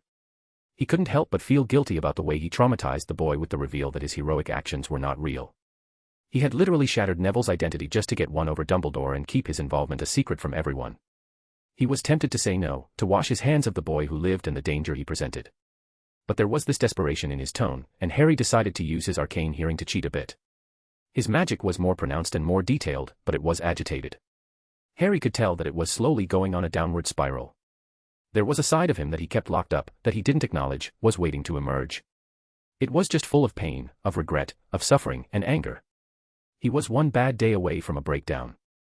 This was the damage Harry had caused with his stunt with Neville. And he was amused while doing it. And wasn't that a wake-up call? He was responsible for this, and he had to deal with the consequences. It might have been a decision made out of guilt, out of self-preservation, out of pity, but he was going to stick with it. He nodded, fine. We'll talk more in the castle, but I really have to go back to the compartment. The relieved smile Harry got in return did not make him feel any better for the rest of the day. Chapter 145, Thrice Warned. September 1st, 1993, Hogwarts Express. There was a small pile of sweets when Harry returned to his compartment. The trolley lady must have visited his friends, and Tracy, as usual, decided to pour a lot of her pocket money into sweets. That girl really was a glutton. Harry watched in amusement as she and Blaise gorged themselves in the various assortments of candy. They were lucky that the blinds were closed, because if any of the other Slytherins saw them, they would have been politically untouchable, in a bad way that is. Daphne, though, looked at them with a mixture of amused disgust. Yeah, her heiress training had hammered in her head that this kind of behavior was unacceptable. Harry didn't know much about what she was being taught, but he had the impression that her father was particularly strict and that their relationship was somewhat strained. She immediately noticed that Harry was back and spoke up in a haughty tone. You sure took your time. We were starting to think that you got lost somewhere. Very funny, he responded with a dry tone. The whole Longbottom thing was surprising, believe it or not. What did he want? Blaise asked, suddenly interested. Nothing really. He wanted to apologize and start over. I think he's just lonely, after what happened to Hermione. Everyone just steers clear of him because of the whole insanity thing after the chamber. He's been slandered non-stop for months and the prophet didn't even print out a retraction. And you know how his friendship with Weasley imploded. He's vulnerable and could be useful in the long run. And wasn't that an understatement? Everyone knew about the official destruction of the Golden Trio. With Hermione out of the picture and Ron badmouthing her to everyone who would listen, the boy who lived exploded. The resulting fight heavily damaged the Gryffindor common room and got both boys detention for the rest of the school year. But one thing is for certain, Ron Weasley wasn't under Longbottom's protection anymore. It was a foolish thing to do, especially since the only thing that made the redhead remarkable in any way, outside of some talent in chess, was his relationship with Longbottom. It wasn't just because he was the boy who lived, but because of his position as the Longbottom scion and his future political influence that made sticking with him appealing. Weasley could have ended up as his understudy, or his assistant, which would have given him a lot of power and influence that his family just didn't have. Like Dolores Umbridge was the voice of Cornelius Fudge, Ronald Weasley could have been the voice of Neville Longbottom. His older brother, Percy, had looked especially put out by this, since Ron could have used his relationship with Neville to grease some palms and get him a good starting position in the ministry. Alas, the boy was now going to live with his feeble natural talents. These were all great reasons to befriend the boy, especially since they were starting to get involved in Slytherin politics starting this year. Of course, Daphne saw through all of that. You're not doing this because of some political position. I know you hate that stuff. You're doing it because you feel guilty. Harry deflated, fine. But you didn't see the damage I did by screwing with him so much. Everyone thinks he's unstable, and they're not really wrong. But he's like that because of me, not because of some cursed diary that turned into an illusion. They all looked at each other before nodding. Fine, but be careful. You said it yourself that bad things always happen to Longbottom. Harry couldn't really dispute that, but the boy always actively pursued danger. And it's not like he was going to actually pursue a friendship with Neville. They were starting over, and that didn't mean anything more than them not being antagonistic between one another, which was mostly on Neville's side. Whatever happened between them was water under the bridge, nothing more. Harry had no plans to actually join any of the boys' adventures or be pulled into Dumbledore's little puppet show. Blaise decided to change the subject, so, anyone has anything interesting to say? He was oddly looking at Daphne, who was in turn doing her best to ignore him. Well, before Harry left, we were talking about the international event that's going on next year. There's this big debate in the Wisengamot to cancel the whole thing, so it might not happen, but it's some kind of international school tournament. Tracy seemed to also jump at that topic. Wait, why would they do that? It sounds kinda exciting. Tracy, you don't even know what that tournament is. Harry answered dryly. And you do? It's also a school tournament, in Hogwarts. So, we'll get to see it in person. Harry rolled his eyes. It's called the Triwizard Tournament. It's a pretty barbaric thing by today's standards. It involved 3 European schools, Hogwarts, Beauxbatons, and Durmstrang. A champion is elected for each school, and they have to complete some very dangerous tasks to win. Entertaining on paper, but the fatality rates were too high, and it was cancelled. And someone thought about reinstating them.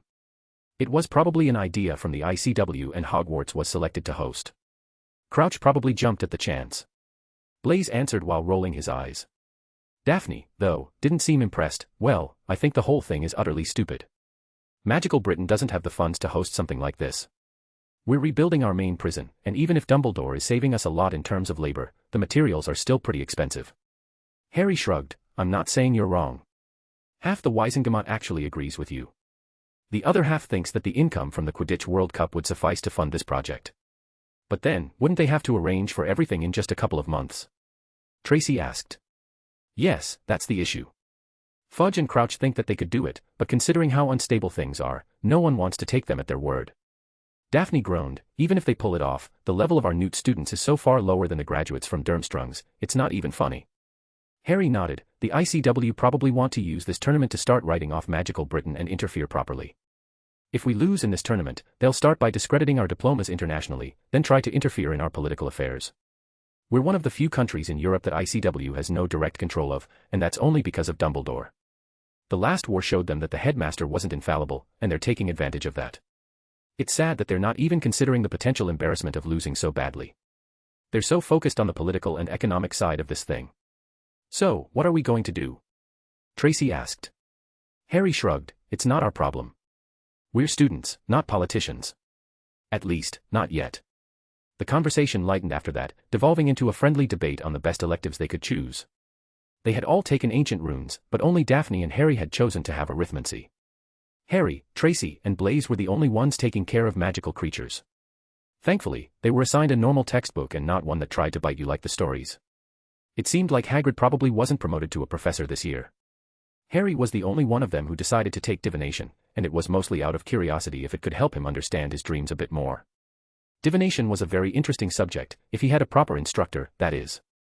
He would decide on his own after the first lesson. Honestly, Harry wanted to not take any of the electives, since he knew all of the materials.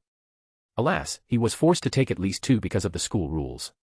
Care of magical creatures and divination were the only 2 fields he didn't really explore, and he had taken runes and arithmancy as a sign of solidarity. It also gave him the choice to drop both care and divination if he found them to be useless.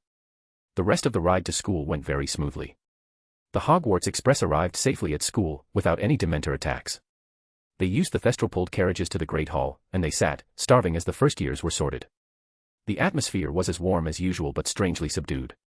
It seemed like the Azkaban fiasco had touched every magical soul in the country in some way. People lived in fear and uncertainty. Harry was too hungry to really care about any of that. The only surprise was when McGonagall yelled out a familiar name, Greengrass, Astoria. A small clone of Daphne skipped to the sorting hat and put it on without a single ounce of hesitation. As for Harry, he immediately turned towards Daphne, who pretended not to see him, choosing to focus on her sister's sorting. It took a couple of minutes, but the hat yelled out, Slytherin. Daphne seemed to deflate slightly. If he hadn't known any better, Harry would have thought that she didn't want her sister in their house. He would ask about her later in private. The younger Greengrass walked with a large smile on her face towards her sister and took a seat next to her. She looked around, and when she saw Harry, her eyes lightened up. Hi, I'm Astoria, Daphne's sister. I'm assuming you're Harry. He just nodded, surprised by the girl's energy. Astoria seemed to take that in stride. I've heard so much about you. Daphne quickly glared at her sister, making her gulp slightly and deflate. Ignore that. I'll just focus on the sorting. By the time the sorting ended, Harry's stomach was growling. He hadn't eaten anything since breakfast. By the end, around 12 Slytherins had joined their house, a far larger number than the previous years. But it seemed like there was a small baby boom after Voldemort was defeated. Finally, Dumbledore rose from his seat, and the entire hall quietened immediately. Harry couldn't help but admire that. It was like someone had pressed a mute button on the entire hall. Harry hadn't seen the men since his guardianship audience, and he didn't seem any different. He maybe looked a bit older, probably because of how many things he had to juggle. As the defeater of Grindelwald surveyed the room, his gaze stayed a fraction of a second longer when his eyes met Harry's. Yeah, the men wasn't over what happened. It wasn't unexpected, but a small part of Harry had hoped that the men would let bygones stay bygones. Perhaps it was too much to expect a century-year-old headmaster to be the mature one in the situation, and wasn't that a disappointing realization? The men smiled softly and said, Welcome. I know that most of you are hungry, so I'll keep this brief before most of you are too bloated on our marvelous food to listen. I'll start things off by addressing the returning students. I would like to say that it's good to see you back, and we're all glad to spend another year teaching you the wonders of magic and getting to know you even more.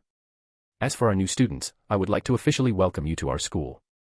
Hogwarts is a place of wonder and magic, but magic could also be dangerous. That's why we have some strict rules and regulations that we would like you to follow. Your heads of house will hopefully explain them to you in detail, and the student rulebook is in the library for you to read. As for our faculty, I am pleased to welcome 2 new senior professors into our ranks. First of all, Professor Grubbyplank has agreed to take the job of care of magical creature teacher. Her predecessor, Professor Ketleban, decided to retire last year to spend more time with his remaining limbs. I have no doubts that you will enjoy her lessons well. A nice silver-haired woman stood up while everyone clapped. Harry didn't know much about her, but she did substitute for Ketleban a few times when he got too injured, and the feedback was usually positive. That was already a good point. Finally, Professor Remus Lupin has kindly accepted to fill the position of Defense Against the Dark Arts teacher. This time, Harry really did stiffen. The man who stood up looked well kept, wearing enough Muggle clothes to be considered scandalous, alongside his traditional robes. He looked confident in his skin with a few faint scars on his face. This wasn't what Remus Lupin was supposed to be like in the stories. Then again, they have been wrong before. Curious, Harry spread his arcane magic and focused on the man standing at the high table and did his best not to gasp. Hunger, Pure Hunger was the dominant song. It was loud, unrelenting, savage, mixed in with an aggressive and predatory undertone, mixed with a lingering sadness and loneliness.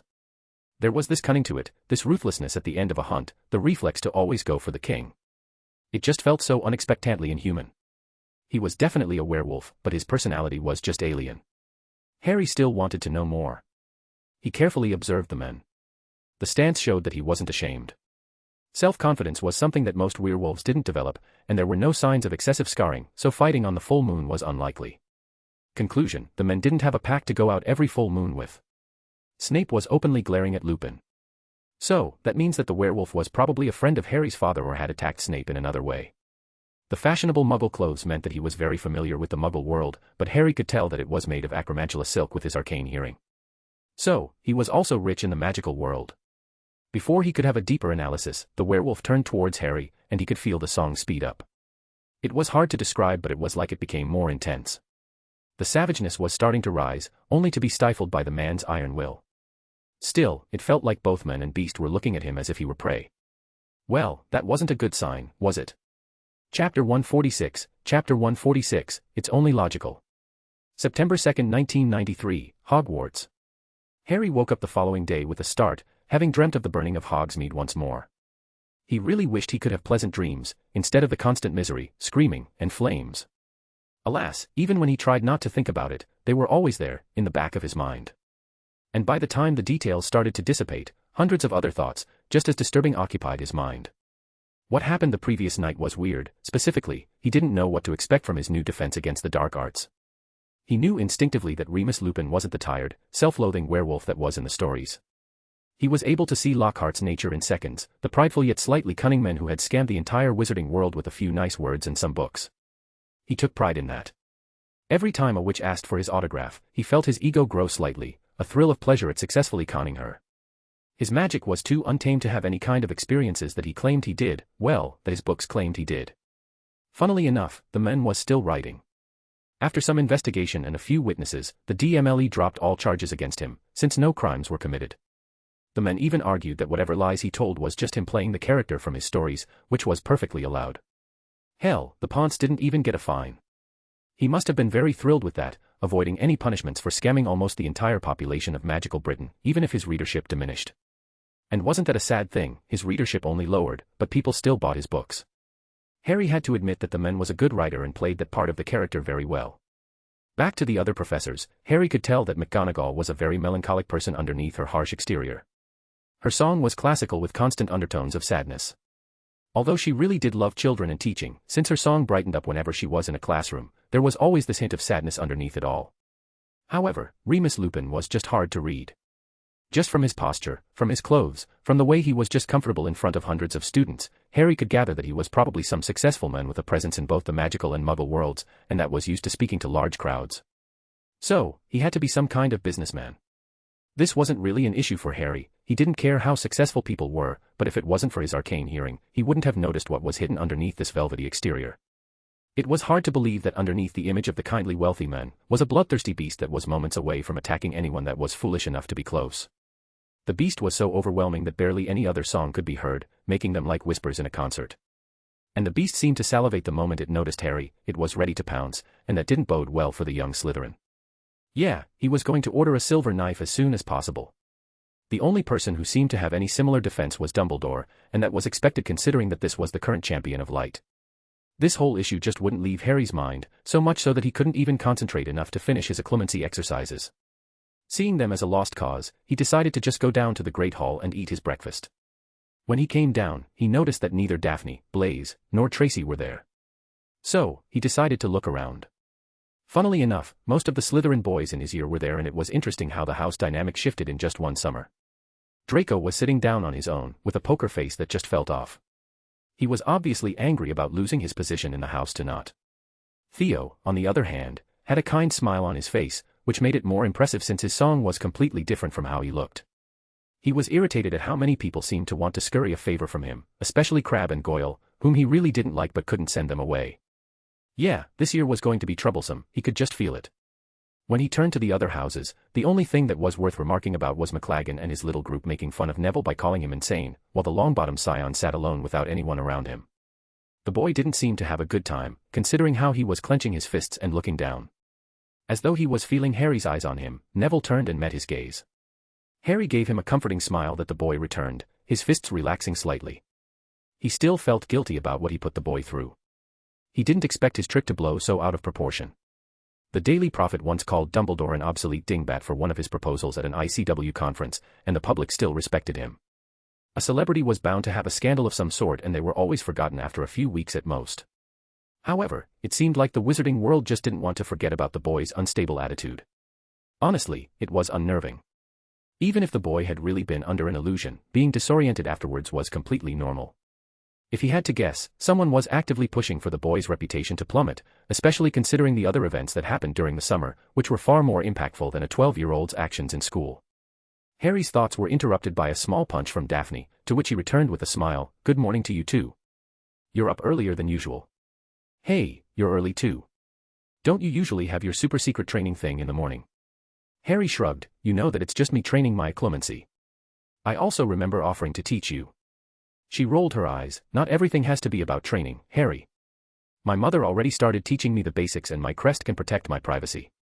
How you have the patience to clear your mind for an hour every day, I have no idea." Snorting, he replied, "It wasn't easy at first, but you get used to it after a while. Speaking of your crest, you did get yours fully unlocked last year, right?" "Yeah, but my father forbade me from using it until we trained it a bit during the summer. I can't really say more. You know, family secret stuff. Don't worry about it, I was just seeing if you could use it in our next duel. Maybe you'll have a chance at landing a hit." The blonde glared at him. "You're on." Her frown immediately turned into a small smile. "I really did miss you." "Me too, Daph." Harry heard a small noise and saw McLaggen try to discreetly hex Neville, but the boy somehow intercepted it. It was a little impressive since the boy hadn't even shown a single ounce of skill in any of his classes. Maybe he finally started to pull his act together or something. The blonde next to him seemed to roll her eyes at McLaggen. That was really short-sighted on McLaggen's part. Rumors of instability or not, Longbottom will be an influential figure in the future. These little school antics might look harmless now, but grudges could run really deep, and I don't see Longbottom as the forgiving type. Although, I have to admire his restraint. I would have hexed them a long time ago. I know you would too. Harry shook his head. I would have cursed them with something that would only affect them later on when I had an alibi. Daphne giggled, probably remembering how he had revealed the golden trio without anyone knowing that it was him who did it. He was proud of that one. Harry looked at his schedule, which he found on his bed after the opening feast, and saw that his first 2 classes were in arithmancy. Well, that explained Tracy and Blaze not being there since they weren't taking the class, something that he really disapproved of. If he was completely honest, the last Potter thought that not having a competent understanding or arithmancy really affected the competency of a wizard or witch. A good foundation in this field translated to a good understanding of spells in other fields as well, which made Harry really doubt the competency of the Charms and Transfiguration Newt classes since they didn't require an OWL in arithmancy to enter. Oh, Harry had no doubt that this was going to bore the hell out of him since he actually understood the material. But he was doing it for Daphne's sake more than anything else. A few minutes later, the 2 Slytherins had finished their breakfast and walked away to their first arithmancy class. Harry was somewhat curious about Professor Vector, who was a relatively new addition to the staff, having started teaching 5 years ago. The journey took longer than they anticipated. Neither of them had been to the arithmancy classroom, which turned out to be in the northern wing of the castle. They ended up asking a painting for directions, but they still arrived around 5 minutes early. When they sat down, Harry noticed a few mathematical formulas written on the walls. He recognized a few, one of them being the standard addition of fire element in a spell, and another was what seemed to be a base for a shock-resistant ward, which could theoretically be translated to a very efficient physical-resistant shield charm. He really liked the classroom, which gave him a slight feeling of nostalgia. At least if he ever got bored, he would study the formulas on the board. They seemed a lot more interesting than the basic character arithmetic divination that they were going to start with. The second thing he noticed was something that Daphne voiced. I know that not a lot of people would take this class, but I didn't expect so little. She was right. By the time class started, there were less than 10 students in the classroom. 4 of those were Ravenclaws, which included Padma Patil, Sully, Morag McDougal, and Michael Corner. Slytherins were made up of Harry, Daphne, Nott and Draco, which was slightly surprising. There was just Susan Bones from Hufflepuff, and literally no one from Gryffindor. That little fact made Harry feel bad since he was sure that Hermione would have been there. No, it wasn't the time for this, and what happened to the Muggleborn wasn't his fault. That was 9 students in total, out of 40 students. Only a little more than a fifth of their year mates chose one of the most important classes in modern magic, and wasn't that a disappointment? This was literally the only class that could help in spell creation and actively encouraged students to innovate. The only one that came close was runes, and even then, it was too dangerous to experiment on them without a good foundation in arithmancy. Harry's reply was cut short when the professor entered the room and locked the door behind her. She had brown hair and hazel eyes, but what was more noticeable was the fact that she was young for someone who held a mastery in arithmancy, and that made him curious. The professor spoke up in a no-nonsense tone. Good morning. My name is Professor Septima Vector, and I will be your arithmancy professor in your time here at Hogwarts. Before we could start, I wanted to have a few ground rules. The unfortunate truth is that most of you will not like my class, and by association, me. It's not because I'm some kind of devilish professor, but because we have a lot to catch up on and very little time to do so. Catch up on what? Corner interjected, we haven't even started yet. Vector glared at the boy who practically wilted, exactly. In most other schools, this class is not an elective. Let me make myself clear here. I will not allow any student of mine to graduate with a level of knowledge that is lower than the one recognized by the ICW, and that means that we'll have to cram 5 years of content into just 3. If you have a problem with that, you can leave. We will have multiple tests and assignments, and if I see that you have no hope of following up with the pace of the class, you will leave my class.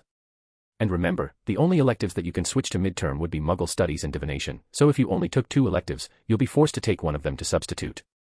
The entire classroom gulped and the woman smiled. Now, with that out of the way, let's get started with the lesson. Chapter 147, Lupin Behavior. September 2, 1993, Hogwarts. As their first arithmancy class ended, Harry grudgingly accepted the fact that Professor Vector knew what she was talking about. Their first lesson was simple and something that Harry knew by heart. It was a simple introduction about what the entire field was for, as well as some basic rules, or axioms that they would use to build practically all other theorems. Arithmancy wasn't just a way to create spells or enchantments, it's not using numbers to predict people's characters, although that's typically what other schools learn in their first year. No, arithmancy is a language. A language to interpret the world, to be more specific, a language to interpret magic. It wasn't complete, not by a long shot, but with every new discovery, the magical world steps 1 foot closer to having a complete understanding of the arcane. It was a language based on Muggle mathematics, which is used to interpret the physical universe. And since spells already affected the physical world, it would have been foolish not to use an already interesting foundation. However, interpreting the metaphysical world was just one step further. It required something more, like a new dimension of necessary calculations to achieve the same result, which meant that even the simplest spell could be very difficult to interpret. There was a reason why spellcraft was very difficult. Harry could tell that the pace she chose for the class was far higher than that of the other classes. The frankly insane assignment that Vector assigned was proof of that. Arithmancy, in general, was challenging. The learning curve was very steep and not could follow that. This was evident by an outburst from Michael Corner the moment he left the classroom. I'm done with this. I didn't sign up for this bullshit. It was a testament to how difficult the class was when no one refuted that statement. It wasn't that hard, to be honest, but Vector really was going too fast for the average teenager to follow. Daphne was holding her head, probably having a headache from the information overflow, and murmured discreetly to him, "It's a sad day when I'm agreeing to Michael Corner of all people, but this was insane." He simply shrugged in return, "Not that much." She was a bit quick, but that's understandable considering how behind we are. It's pretty fun when you start experimenting with it, but I don't think Vector would waste time with parlor tricks just to get people interested. Yeah, we're not all insane like you. My parents even got me an arithmancy tutor during the summer and I could barely understand our lesson. I can't help but wonder how the others who are experiencing this for the first time are doing. Harry watched as the rest of the students left with dejected expressions on their faces. I think Corner was the only one without any prior tutoring. Bones Aunt wouldn't let her flounder like this. Not and Malfoy's parents must know how difficult this class was, and they're not hurting for gold. I don't know much about Patil, Lee, and McDougal, but they were still following along. They weren't comfortable, that's for sure, but they understood a bit of the basic principles, enough to make do, for now. And there's you. What about me? She glared at him. You're joking, right? You spent half the time working with the equations that she had on the board around the room. What? He asked with a confused expression. They're very interesting and I haven't seen work that complex except for some really arcane stuff. Some were kinda simple, but a lot were really elegant. One of them was incomplete but it's very interesting. I think that it was what she's currently working on. It's a shield charm that allows you to envelop it with another spell, or another shield entirely, like a variably layered shielding. I think it can even activate spells in the shields to cast them if they break, but that's a bit out there. Daphne snorted. See, you already know most of the material. Out of curiosity, how much ahead are you? I don't really know, he said. It's not that I'm being difficult, it's that it's hard to put a label on what you're studying in post-newt stuff. You just choose specialties that interest you. You're so tutoring me in this. I'm always happy to help, Daph, he answered with a smile, making her blush slightly. The blonde quickly changed the subject. So, what do we have next? Harry took out his schedule, double defense sessions with Gryffindors. She groaned. Why do we always have them in defense? It's like whoever made those schedules want to start as many fights as possible. Although, I am curious about Lupin as a professor. And wasn't that an understatement? Harry had complicated feelings about their new defense professor, who definitely had too much interest in Harry. The last Potter never really cared about researching his parents for obvious reasons. They died when he was a child. He already had his family legacy in terms of his cloak, his crest, and his gold. And while he was curious about what happened in Godric's Hollows, it was purely from an academic standpoint. After all, Harry loved puzzles. He never researched the Marauders. He never researched his mother. He honestly didn't care. Only one member was still alive, and he was supposed to be this cowardly werewolf who never tried to contact Harry in any way. And that was all fine with him. Remus Lupin's presence in the castle, the evidence that he was so different, made him throw everything he assumed happened out of the window. The truth was that Harry assumed that the divergence from the stories was Voldemort choosing to mark Neville as his equal. But now, he wasn't so sure. He didn't like being uncertain. It was a puzzle, which was something he loved solving, but it was too personal for comfort. He decided to just wait and see. Sure, Harry responded briskly. All right, that's enough. Daphne exclaimed, what is your problem with him? I could tell that you don't like him from the feast, but I don't know why. You mean like you're hiding your sister from me? She glared at him, I'm not hiding Astoria from you. And stopped deflecting. What's with Lupin? He's a werewolf, he returned. As worrying as this is, I know you enough to know that's not it. Fine. I think he was friends with my parents, all right. And I just feel uncomfortable around him. The way he's looking at me just gives me the creeps and I don't like it. Daphne stayed silent for a moment. Thankfully, she didn't say anything because Blaise and Tracy literally just walked towards them. She glared at him and muttered, we'll talk about this later.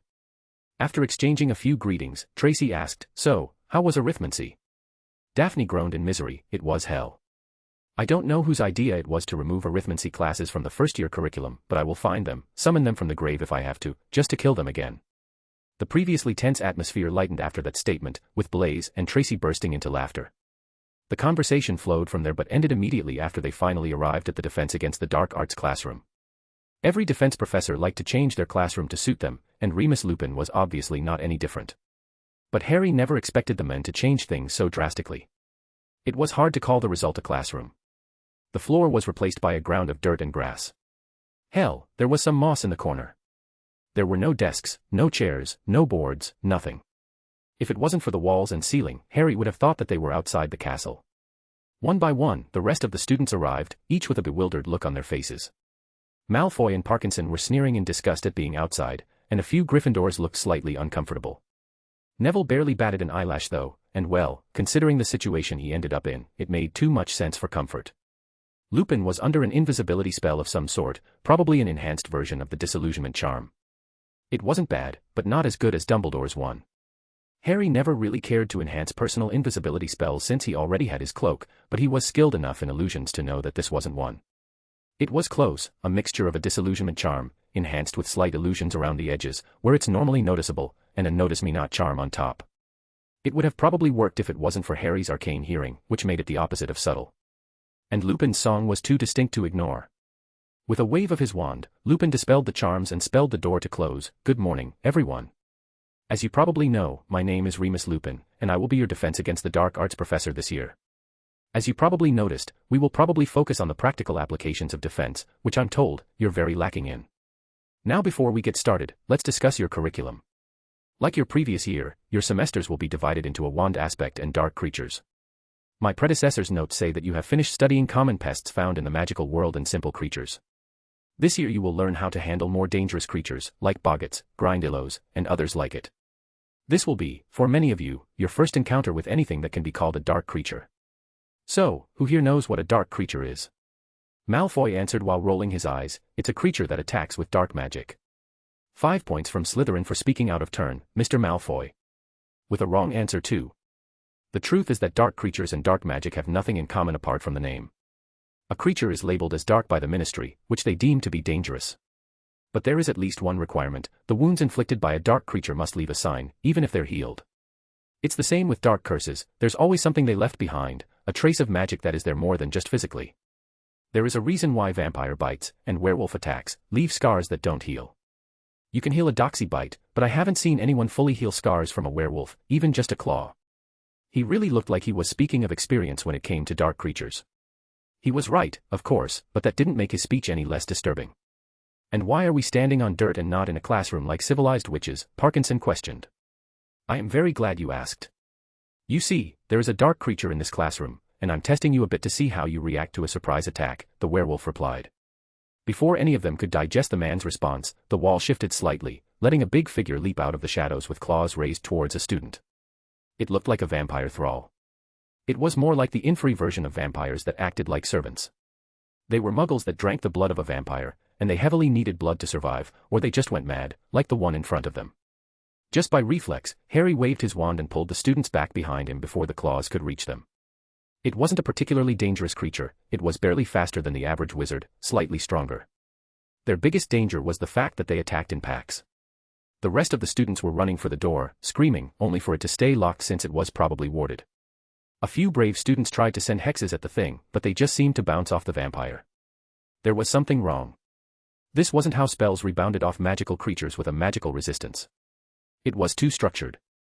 The rebounds were too perfect, the directions of the return spells were exactly the same as the incoming spells. There was none of the randomness and unpredictability that came with living breathing beings. Now that he thought about it, the movements of the creature were too structured. It didn't attack on a feeding frenzy like Harry assumed. Deciding to investigate further, he analyzed the creature with his arcane magic and discovered that it was nothing more than an animated structure. It was a bit impressive, the transfiguration was spot on, and the whole structure was very well warded, but the whole thing was under Lupin's control, who had a disturbing grin on his face. Growling to himself, Harry waved his wand again and cancelled the animation. Lupin gave Harry a surprised look as the spell wormed its way through the enchanted protections that the werewolf put on his construct as if they weren't there and removed the connection between it and its controller. The vampire thrall fell face first mid-lunge, and Seamus Finnegan poked it with his wand. Is it dead? Everyone turned to Harry with odd looks on their faces, but he didn't care. He was looking at Lupin's face, who looked surprised at first, then started to grow a disturbing smile on his face. He tried not to flinch when he heard the caged beast inside him release a deafening howl. Chapter 148, Chapter 148, Thickening Mist. September 5, 1993, Hogwarts. It had been a few days since the disturbing defense lesson with Lupin and people were already giving him a wide berth. Harry assumed that with the insanity that had been happening in magical Britain, people started to forget about him a bit. After all, the past school year and the summer were filled with one scandal after another. Longbottom went insane, Azkaban was destroyed with a few of Voldemort's top lieutenants missing, the Dementors were slowly getting out of control, and finally, there were rumors that Dumbledore may or may not have killed his own sister. What was a third-year Slytherin compared to all of that? He never attacked anyone, and rarely ever got into fights. Outside of a few forgettable incidents and being good in class, Harry could easily be forgotten in a crowd, at least by students. The professors were as vigilant as ever when it came to him and paid attention to his slight experimentation during classes, but his classmates just forgot about him. Well, slaying a vampire was enough for them to remember that, yes, Harry was a fucking badass. Yes, he could hurt anyone if they picked a fight with him, and he was very good at dueling. He kinda regretted never taking Flitwick on his offer to enter tournaments, but it wasn't really something he liked. He was always an introvert and putting more attention on him just made him uncomfortable. He liked dueling for the art. It was fun seeing how people would counter certain spells in ways that would be more advantageous to them. Plus, he kinda needed a guardian's permission to enter, something that was never possible before the previous summer, and he was too busy with Arcturus to entertain the possibility. As he sat in the Great Hall for his breakfast, he noticed something in his orange juice. Ah, a prank potion of some kind, to turn anyone who drank it into some kind of fake vampire. Sort of basic, but the only notable part was the modification in case someone tried using the general dispelling charm on anyone under its influence, which would reveal a derogatory message or some other glowing over his head. It wasn't hard to brew. There were ways to treat ingredients that saturate it by casting the spell repeatedly at it. A neutral material with a high magical absorbance rate would be ideal, and use it as a foundation to add properties to stop such spells from doing anything, or even trigger a secondary use. It was a modern method that was barely a few decades old, but it was inventive. Still, whoever had done it hadn't bothered protecting their magical signature. Which wasn't really a big deal if it was anyone else, it wasn't something outside of criminals or paranoid people did. But it was a shame that it took him exactly 12 seconds to pinpoint the perpetrators, who should have been very obvious, the Weasley twins. They never really tried to target him before, but in most houses, there was the implied rule that they should leave the first years and second years alone. So, this must have been their first attempt at it, but why him? They probably heard about the vampire scenario and wanted to take advantage of it. Now, what was he supposed to do? He wouldn't ignore it since the twins would assume that there was a mistake in their potion and try again later. He also didn't want to be obvious about it. Perhaps a switching charm would work. No, switching any magical item was in general a bad idea. It was a transfiguration spell, in its base, and it involved simultaneously transforming two items into each other. It was temporary, of course, and it did remove a lot of mental strain in normal transfiguration spells since it analyzes the desired material and shape automatically without input from the caster. The only difference was that it was a spell that needed to be cast at 2 objects at once, and that wasn't something easy to get used to. The entire spell was technically an introduction to multiple casting, which was essentially multitasking using magic. Alas, transfiguring potions was a bad idea since the interaction between the magics can have unpredictable outcomes. It was one of the first rules that Snape told them about. The answer was very simple. Hello, could a house elf please empty the contents of my glass to the ones belonging to the Weasley twins? It was a bit of a long shot, but the house elves, that the twins probably asked to add the potion to his drink, listened to him, since his cup emptied itself. They must have liked the idea of getting back at the Weasleys for the constant antics over the years. His cup was immediately refilled with some new juice that wasn't spelt, he checked. Daphne must have heard him. What are you doing? The Weasley terrors tried to potion me, he simply replied. I got the elves to put whatever potion they tried to use into their goblets. She snorted slightly. I'm looking forward to seeing that. Do you want to go to the library after breakfast? I'm sorry, he answered while shaking his head. I know that you're free, but I have my first divination class that day. I can't believe you're taking that class. You're either a seer, and it comes naturally, or not, and then it's useless. Harry took a sip of his orange juice and shrugged. You know that divination is more than seeing the future, and it's one of the disciplines that has very few informative books on the subject. Trust me, I looked. There are books with certain spells that use it, but not any real theory about it, or how they were made. I guess I'm just curious. If Trelawney is bad, I'll just leave. I'm already taking too many classes and it's taking up a lot of my free time.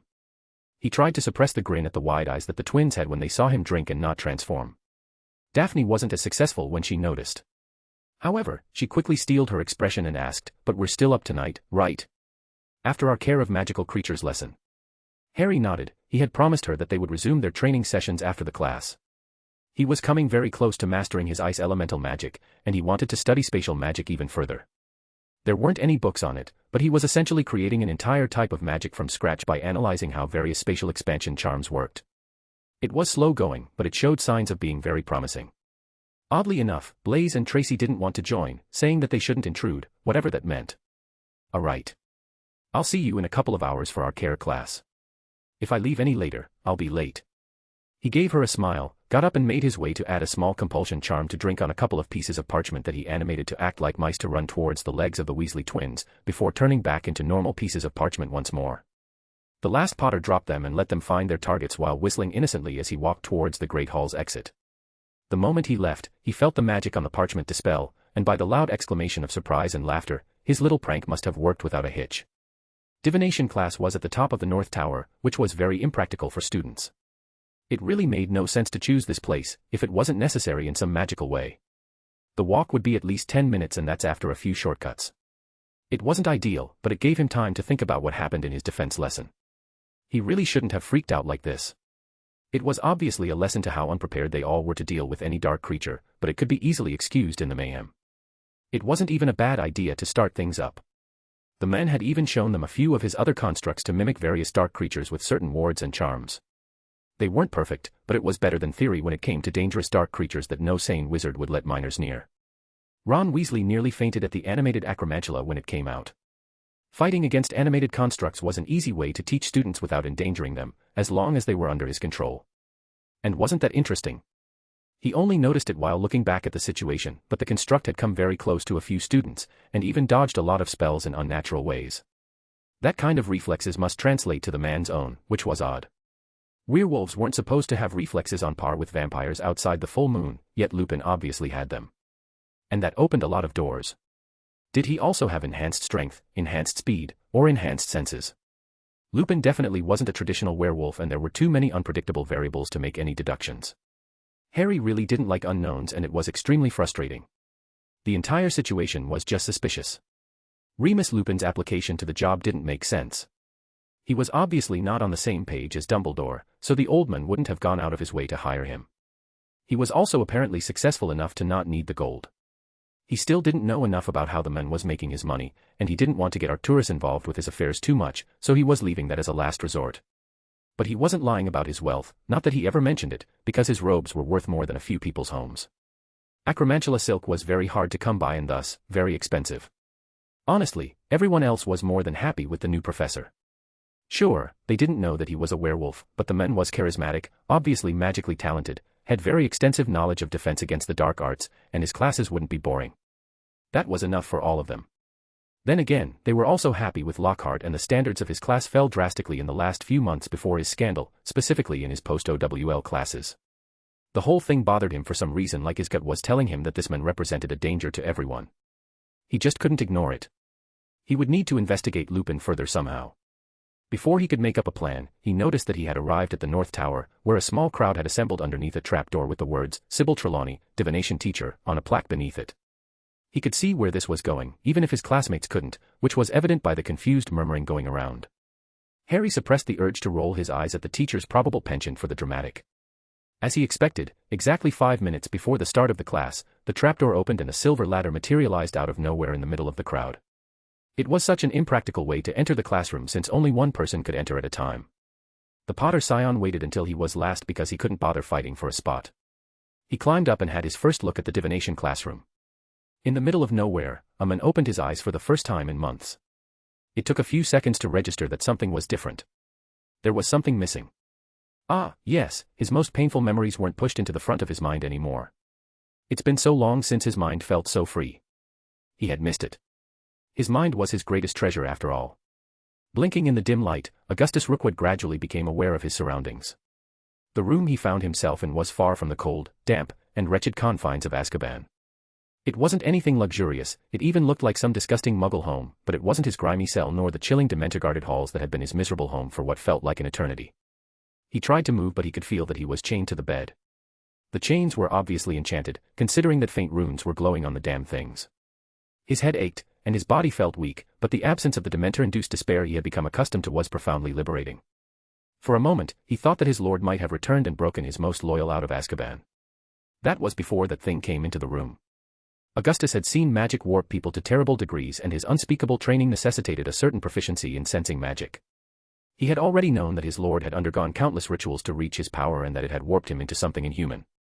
But he had never sensed anything like what was in front of him. It looked like a man, and moved like a man. But it definitely wasn't natural by any means. The Death Eater couldn't help but feel terrified with its every move.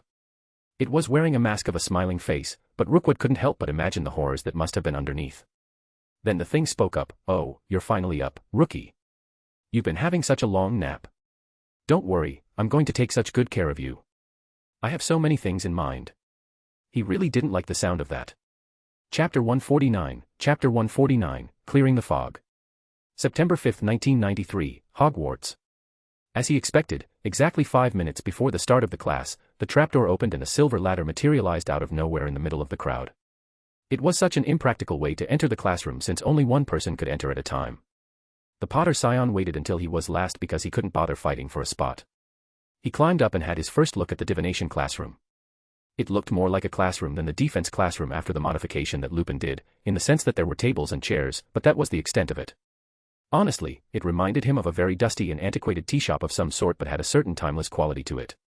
Shimmering crystal balls, of varying sizes, occupied shelves along the walls, their surfaces reflecting the candlelight in a captivating dance of colors. Tattered, velvet curtains hung at the windows, creating an illusion of secrecy and seclusion. The room's shelves were lined with peculiar objects, from dream catchers to ancient-looking scrolls, all creating an ambience of mystery. The central table was a massive, circular wooden contraption, covered in intricate, celestial patterns that seemed to move and shift, forming new constellations as you gazed upon them. Atop the table, there was a mishmash of teacups, saucers, and plates, as well as a myriad of teapots, each one unique in design and style, hence the tea shop description. The chairs around the table were equally eclectic, with some resembling Victorian-era armchairs, others with ornate carvings, and a few appearing to have been plucked from entirely different centuries. They were as mismatched as the rest of the room, and adding the faint lighting from the myriad of candles floating in the air, the room just illuminated enough to see each other, but enough to be considered really lit. All in all, it looked like an attic filled with divination artifacts scattered around. It even had this weird smell that made Harry dizzy just by breathing inside the classroom. He didn't know if it was some kind of incense or weird perfume, but he didn't like it. When he sat down in one of the few remaining chairs, he noticed that the professor was also nowhere to be found. With his arcane hearing, Harry saw that Trelawney was sitting in an obscured part of the room with a notice-me-not charm. Did she want to make a surprise appearance like Snape did in their first potion class? The answer came a second later when a disheveled woman appeared from the shadows, making Lavender and Parvati Patil yelp in fear. "Welcome all. My name is Professor Trelawney. Most of you would not have seen me around the castle since I tend to prefer my solitude, but I will be your divination teacher in the foreseeable future. For some of you, this class might be one of the most difficult ones yet, and for others, passing might be as easy as breathing. You cannot learn the art of divination by studying books, but through experience and insight, which is why our classes will be more casual than your normal lessons. She let out a loud pause, and for the first time, Harry took a good look at her. She was very thin, with very thick glasses that he could tell were enchanted in some way, and wearing rings and bracelets that were thicker than her fingers. The divination professor sat down in the largest chair and smiled slightly. So before we even start learning how to divine the future, who can tell me what divination even is? Lavender raised her hand and answered, "It's seeing the future, right?" "That's not technically wrong, but not really the full answer," the professor explained. "It's a very common misconception that divination is just seeing the future. Sure, a few skilled practitioners can actually make predictions and prophecies of the future, but the entire field of divination is far more than that. There are many definitions out there, but personally, I believe that divination is the art of gathering information on the past, present, or future using various magical means. We can see the past because of the fact that magic remembers. Everything that happens in the present shapes magic in a way that it is possible to see it again after the fact. The more magical the event is, the more obvious it is to see. However, the more time passes, the harder it is to get a clear image of the truth. We call this aspect postcognition. She waved her wand, and an illusion took shape and surrounded them. It showed images of wars, of large spells, entrancing everyone. She smirked slightly and continued, "We can also see the present. It might sound meaningless, but that also means that we can observe locations far away without making ourselves known.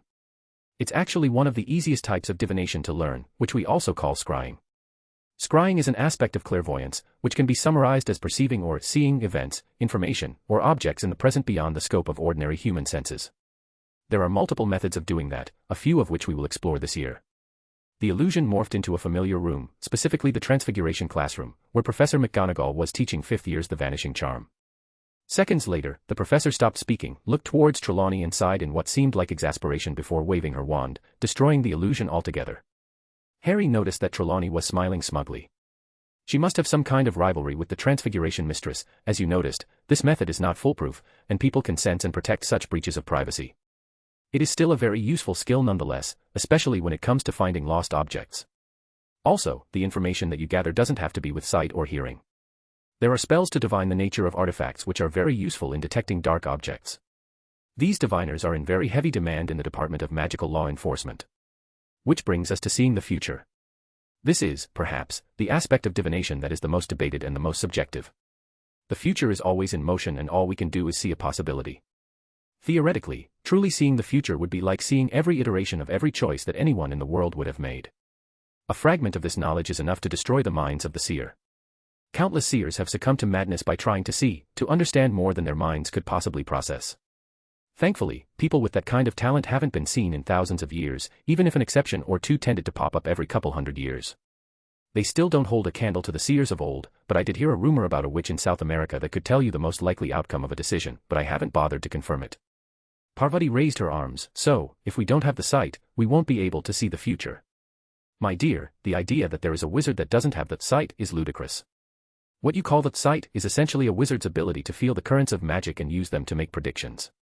We use this connection to subconsciously channel in many ways, like tea leaves or crystal balls, to see the most likely outcome. People can have very varying talents in sensing magic or be attuned to a very specific method of channeling our predictions, but every wizard and witch should be capable of this skill. However, if you mean true seers, then it's an ability that you have to be born with. It comes with very vivid visions of events, but they aren't absolute. In contrast, there are prophets, like myself, which is an entirely different thing. We sometimes enter trances and let the world speak through us. Our words are absolute even if we don't remember them. They will happen because there isn't a path in the future where they won't happen. The world itself will enforce them, and you would need to fight the entire will of magic to stop it from happening, something that I don't see anyone capable of doing anytime soon, and I can't even imagine the consequences should that happen. Parvati looked thoughtful at the answer. The professor then stiffened. "Oh, that introduction took a little longer than usual. The only thing I have to talk to you about before we can get started is how you're going to be graded. Every term, we will learn at least one method of precognition, one method of postcognition, and one method of clairvoyance. We will have assignments and exams at the end of every term, where you can choose whatever method you prefer to find out the information asked. This is the exact protocol that your OWL examinations will have, and this would serve you well for the rest of your education. With that out of the way, let's get started in our first lesson, which is about sensing magic." All in all, the rest of the lesson was pretty much Trelawney coaching them to sense magic. She had brought up 2 boxes in front of them, one of which was very heavily cursed. The idea was to grow people's sixth sense in a way that every student could actively use. The incense was making them a little dizzy, which would prevent people from overthinking, and it was working. It was a very novel method of teaching magical sensing.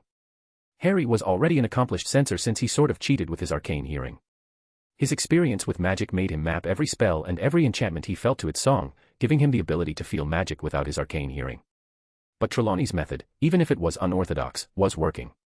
It was fascinating how quickly mediocre students grasped the idea. Of course, the professor switched the boxes with more subtle curses and different enchantments. They still haven't gotten to the final level, but it was still enough. So far, the class was informative, very well-paced and interesting enough for students to keep paying attention, even if the incense dulled their cognitive abilities. Trelawney was competent and that was enough for Harry. Actually, it was beyond what he hoped for. This class would potentially be the one where he actually learned the most since he couldn't teach himself how to interpret visions with a book. Trelawney seemed experienced enough to give him advice, and that was one of the main reasons he picked this elective. He needed someone to talk to about his dreams, one that would help him understand, or at least remember. All he remembered was Hogsmeade burning, and it definitely felt like a warning. But he needed more details, he needed more information before making any plans. He still didn't know if he could trust Trelawney, but the fact that the option was still there was already comforting. Harry didn't want Dumbledore or some stranger to know about his prophetic visions. That would have been a very bad idea. However, although the lesson was interesting, Harry was still bored out of his mind since he already mastered that particular skill. To pass the time, he decided to finally take the time to see who even attended this class. It was mostly made up of Gryffindors, Ron Weasley, Seamus Finnegan, and Dean Thomas for the boys, who started hanging out after the falling out between Weasley and Neville, and Lavender Brown, and Parvati Patil for the girls. There was also Faye Dunbar and Michael Corner from Ravenclaw, who ended up forced to take the class since he dropped out of arithmancy. Hannah Abbott and Zachariah Smith were the only Hufflepuffs, and Harry and Lily Moon were the only Slytherins. It wasn't really the turnout of people who are good academically. Most of the wizarding world tended to divination for granted a bit. They had a point, from a parent's perspective, arithmancy, care of magical creatures, ancient runes, hell even Muggle studies, offered career prospects.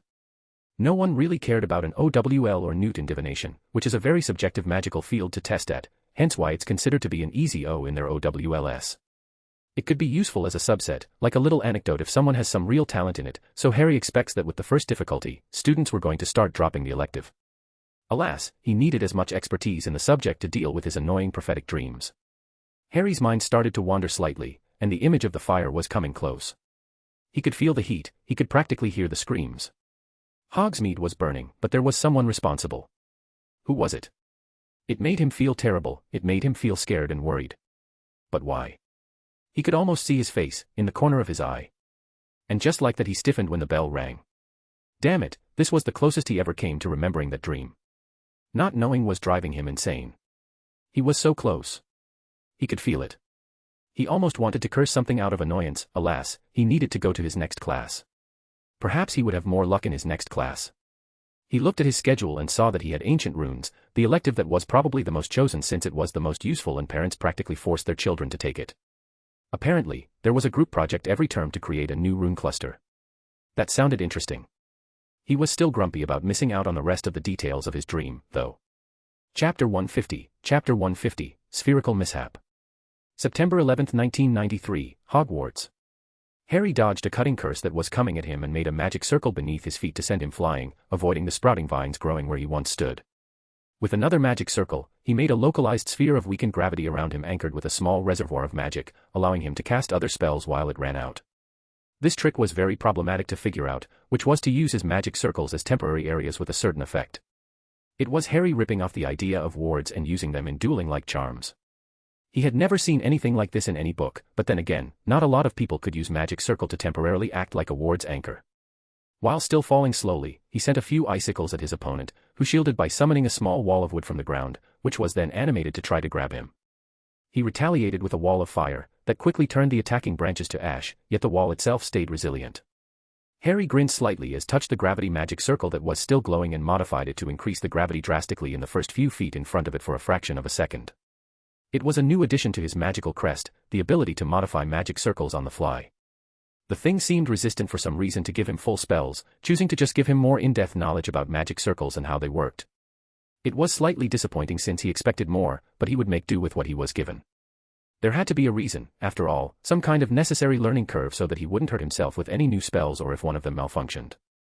Although the crest seemed to reward him whenever he experimented with his magic, like small nudges and principles that would help him more. Back to the duel, he had yet to activate the modified circle. However, instead of going through with it, he created another circle to telekinetically push him up in the air, out of the gravity circle's range. With a thought, the circle activated, and the wooden wall collapsed, crushed on its own weight, revealing its caster whose eyes were widened in surprise. Smirking, he cast a simple stunning charm at her. He saw that she was preparing to redirect it, only for it to accelerate suddenly, making her miss the spell entirely, and knocking her out. The last Potter quickly revived Daphne, who stood up with a small glare on her face. What in Merlin's name was that? Harry answered with a smug smile, I bent space in front of the spell to knock you off your rhythm. She huffed, that's a dirty trick. Daphne was right, of course, it was a dirty trick. Any dueler worth their salt can sense spells. It was very common in competitions to make spells faster or slower to confuse their opponent, and there were a few remarkable wizards and witches that could make the spell speed vary after it was cast. It was technically allowed in competition since the spells were allowed, and it wasn't really shared with the general public. If Harry could guess, it was probably a great feat of magical control and arithmancy, to add a small layer in each spell to modify its movements in a way that's decided while it was cast. It was pretty risky since the details had to be decided while the dueler was casting the spell, making them make predictions of the movements of their opponents that were 2 or 3 seconds in advance, which is pretty long-term when it came to the average professional duel. Of course, what Harry did was different. He cast a secondary spell after the stunning charm that compressed the fabric of space for a fraction of a second, making it seem like it accelerated suddenly. It was far more flexible than the other methods, but it was exponentially harder to pull off. The last Potter simply shrugged. You said that you wanted to participate in the under-17 dueling tournament in the summer, and these sorts of tricks are things that you're going to see there. He was right, of course. But if he was honest, he didn't really do this only for Daphne's sake. He was practicing his spatial manipulation, which was a lot harder than he thought it would be. It turned out that manipulating the fabric of space wasn't easy. Standardized spells, like the expansion charm, could be used by any skilled wizard, and Harry was pretty much modifying it on the fly to make this feat of magic, but that was literally all he managed to do. It took weeks for him to modify the expansion part to compress space, and that, alone, was a very worthy achievement. Alas, the spell had too many components and no one ever wrote its arithmetic form for him to analyze. The fact that he could already do this much was attributed to his arcane hearing, which allowed him to isolate the concept of expansion to compression. He tried to go around it by studying gravity magic since space and gravity were very closely related. Luckily, there were some more pointers on that front, but what people called gravity-altering spells were just conjuring multiple forces telekinetically to accentuate or decrease the effect of gravity, not actively manipulate it. Like that final move against Daphne to destroy her reinforced wood wall was essentially a downward telekinetic force that adds to gravity, not a real increase of gravity. Thankfully, Harry was already somewhat knowledgeable on how gravity worked thanks to his past life, hence how he incorporated simple tricks into his magic circles. He was still a long way off any tangible result, but it was progress, nonetheless. Still, he wanted to practice the spatial compression spell to make it so he could cast both it and the normal spell at once, to almost make it so the spell barely travels any distance to find its victims. It was hard, but he was getting better at it every day. He stiffened when he felt Daphne hit his shoulder. You haven't been listening to a word I said, did you, Harry? Sorry, he answered sheepishly. What were you talking about? Just the usual, asking you to join me in signing up for the dueling tournament. He groaned. Look, I told you many times that I'm not interested in showing off for people, by casting a set of restricted spells with no thought about it. Sure, it's a good display of counter-cursing and strategic thinking, but very few people actually appreciate it. I saw last year's final in the Prophet, and it was just a bunch of people sending blasting curses and shield charms. I just don't think that it would be fun for me to beat students without it being at least a bit challenging. But it could land you sponsorships, which you could use if you decide to duel full-time. I know I'm interested. No, you're not, Harry answered while shaking his head. You either want to be a healer or a curse breaker. And since you already know that I'm interested in curse breaking, you're probably leaning towards healing. She gaped at him for a few seconds before stealing her expression. How could you possibly know that? Because of your sister, right? I didn't notice it at first. After a few hours together I could tell that there was something wrong with her, some kind of curse, I believe. It has to be something very obscure for your parents not to have found a cure by now. She looked furious. No, they just gave up. On their daughter. Mother tried it first. For years, she sent her to healers all around the world, curse breakers, but nothing worked. Father didn't even try. Apparently, it's a curse that's been in the Greengrass bloodline for centuries, which affects the youngest daughter in the family. In the end, they just gave up and told me that they didn't want to make whatever time Astoria had into constant visits to healers and to let her enjoy her life as much as she could. But I refuse. The blonde had tears in her eyes and looked down, murmuring, "I just don't want to lose my sister." Harry knelt and gave her a small hug. "Tell you what. I'll do my best to help you become the best healer in the world, and we're both going to look into your sister's condition together. How does that sound?" She just hugged him tighter. "You promise?" "Yes, I promise." They stayed there, in silence, for a few minutes before Harry had to ask, "So, what's with your obsession with this tournament? I know that you like dueling since it helped you learn to defend yourself, but you never really cared about the tournaments." She looked down once more. "Astoria said that it would be cool to see me when after I told her that I was in Flitwick's club." Harry grinned. "She really has you wrapped around her finger, doesn't she?" His answer was a glare and a stinging hex that he redirected to the wall. "Enough with the violence, woman." She grinned. "What can I say? You taught me well. I didn't expect that it would come back to bite me in the ass." Harry exclaimed back. "Speaking of bites in the ass, what are you going to do with your runes project?" the blonde asked. And wasn't that a horrible topic to switch to? To say that Ancient Runes class was a disappointment would be an understatement. Oh, he had no problem with Professor Babbling, who was really passionate about the subject, but with the curriculum. They would spend the entire first term learning Elder Futhark but would not activate any runes.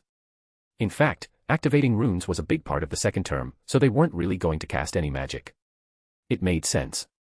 Runes were dangerous, and understanding the alphabet, as well as knowing the exact procedures and dangers of how to activate runes, are very important. But still, for someone like Harry who had memorized half that stuff in his first year, it was just so boring.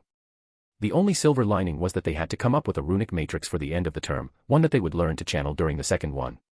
They could use any runic language, so Harry could benefit slightly by learning a new language. He was leaning towards Egyptian hieroglyphs. He didn't know what rune matrix he wanted to create, but learning the language alone would benefit him in the long run. The bummer was the fact that this was a group project. Specifically, this was a group project where partners had to be from different houses. It was some new initiative from Dumbledore after the war, to make all group projects spread out between houses.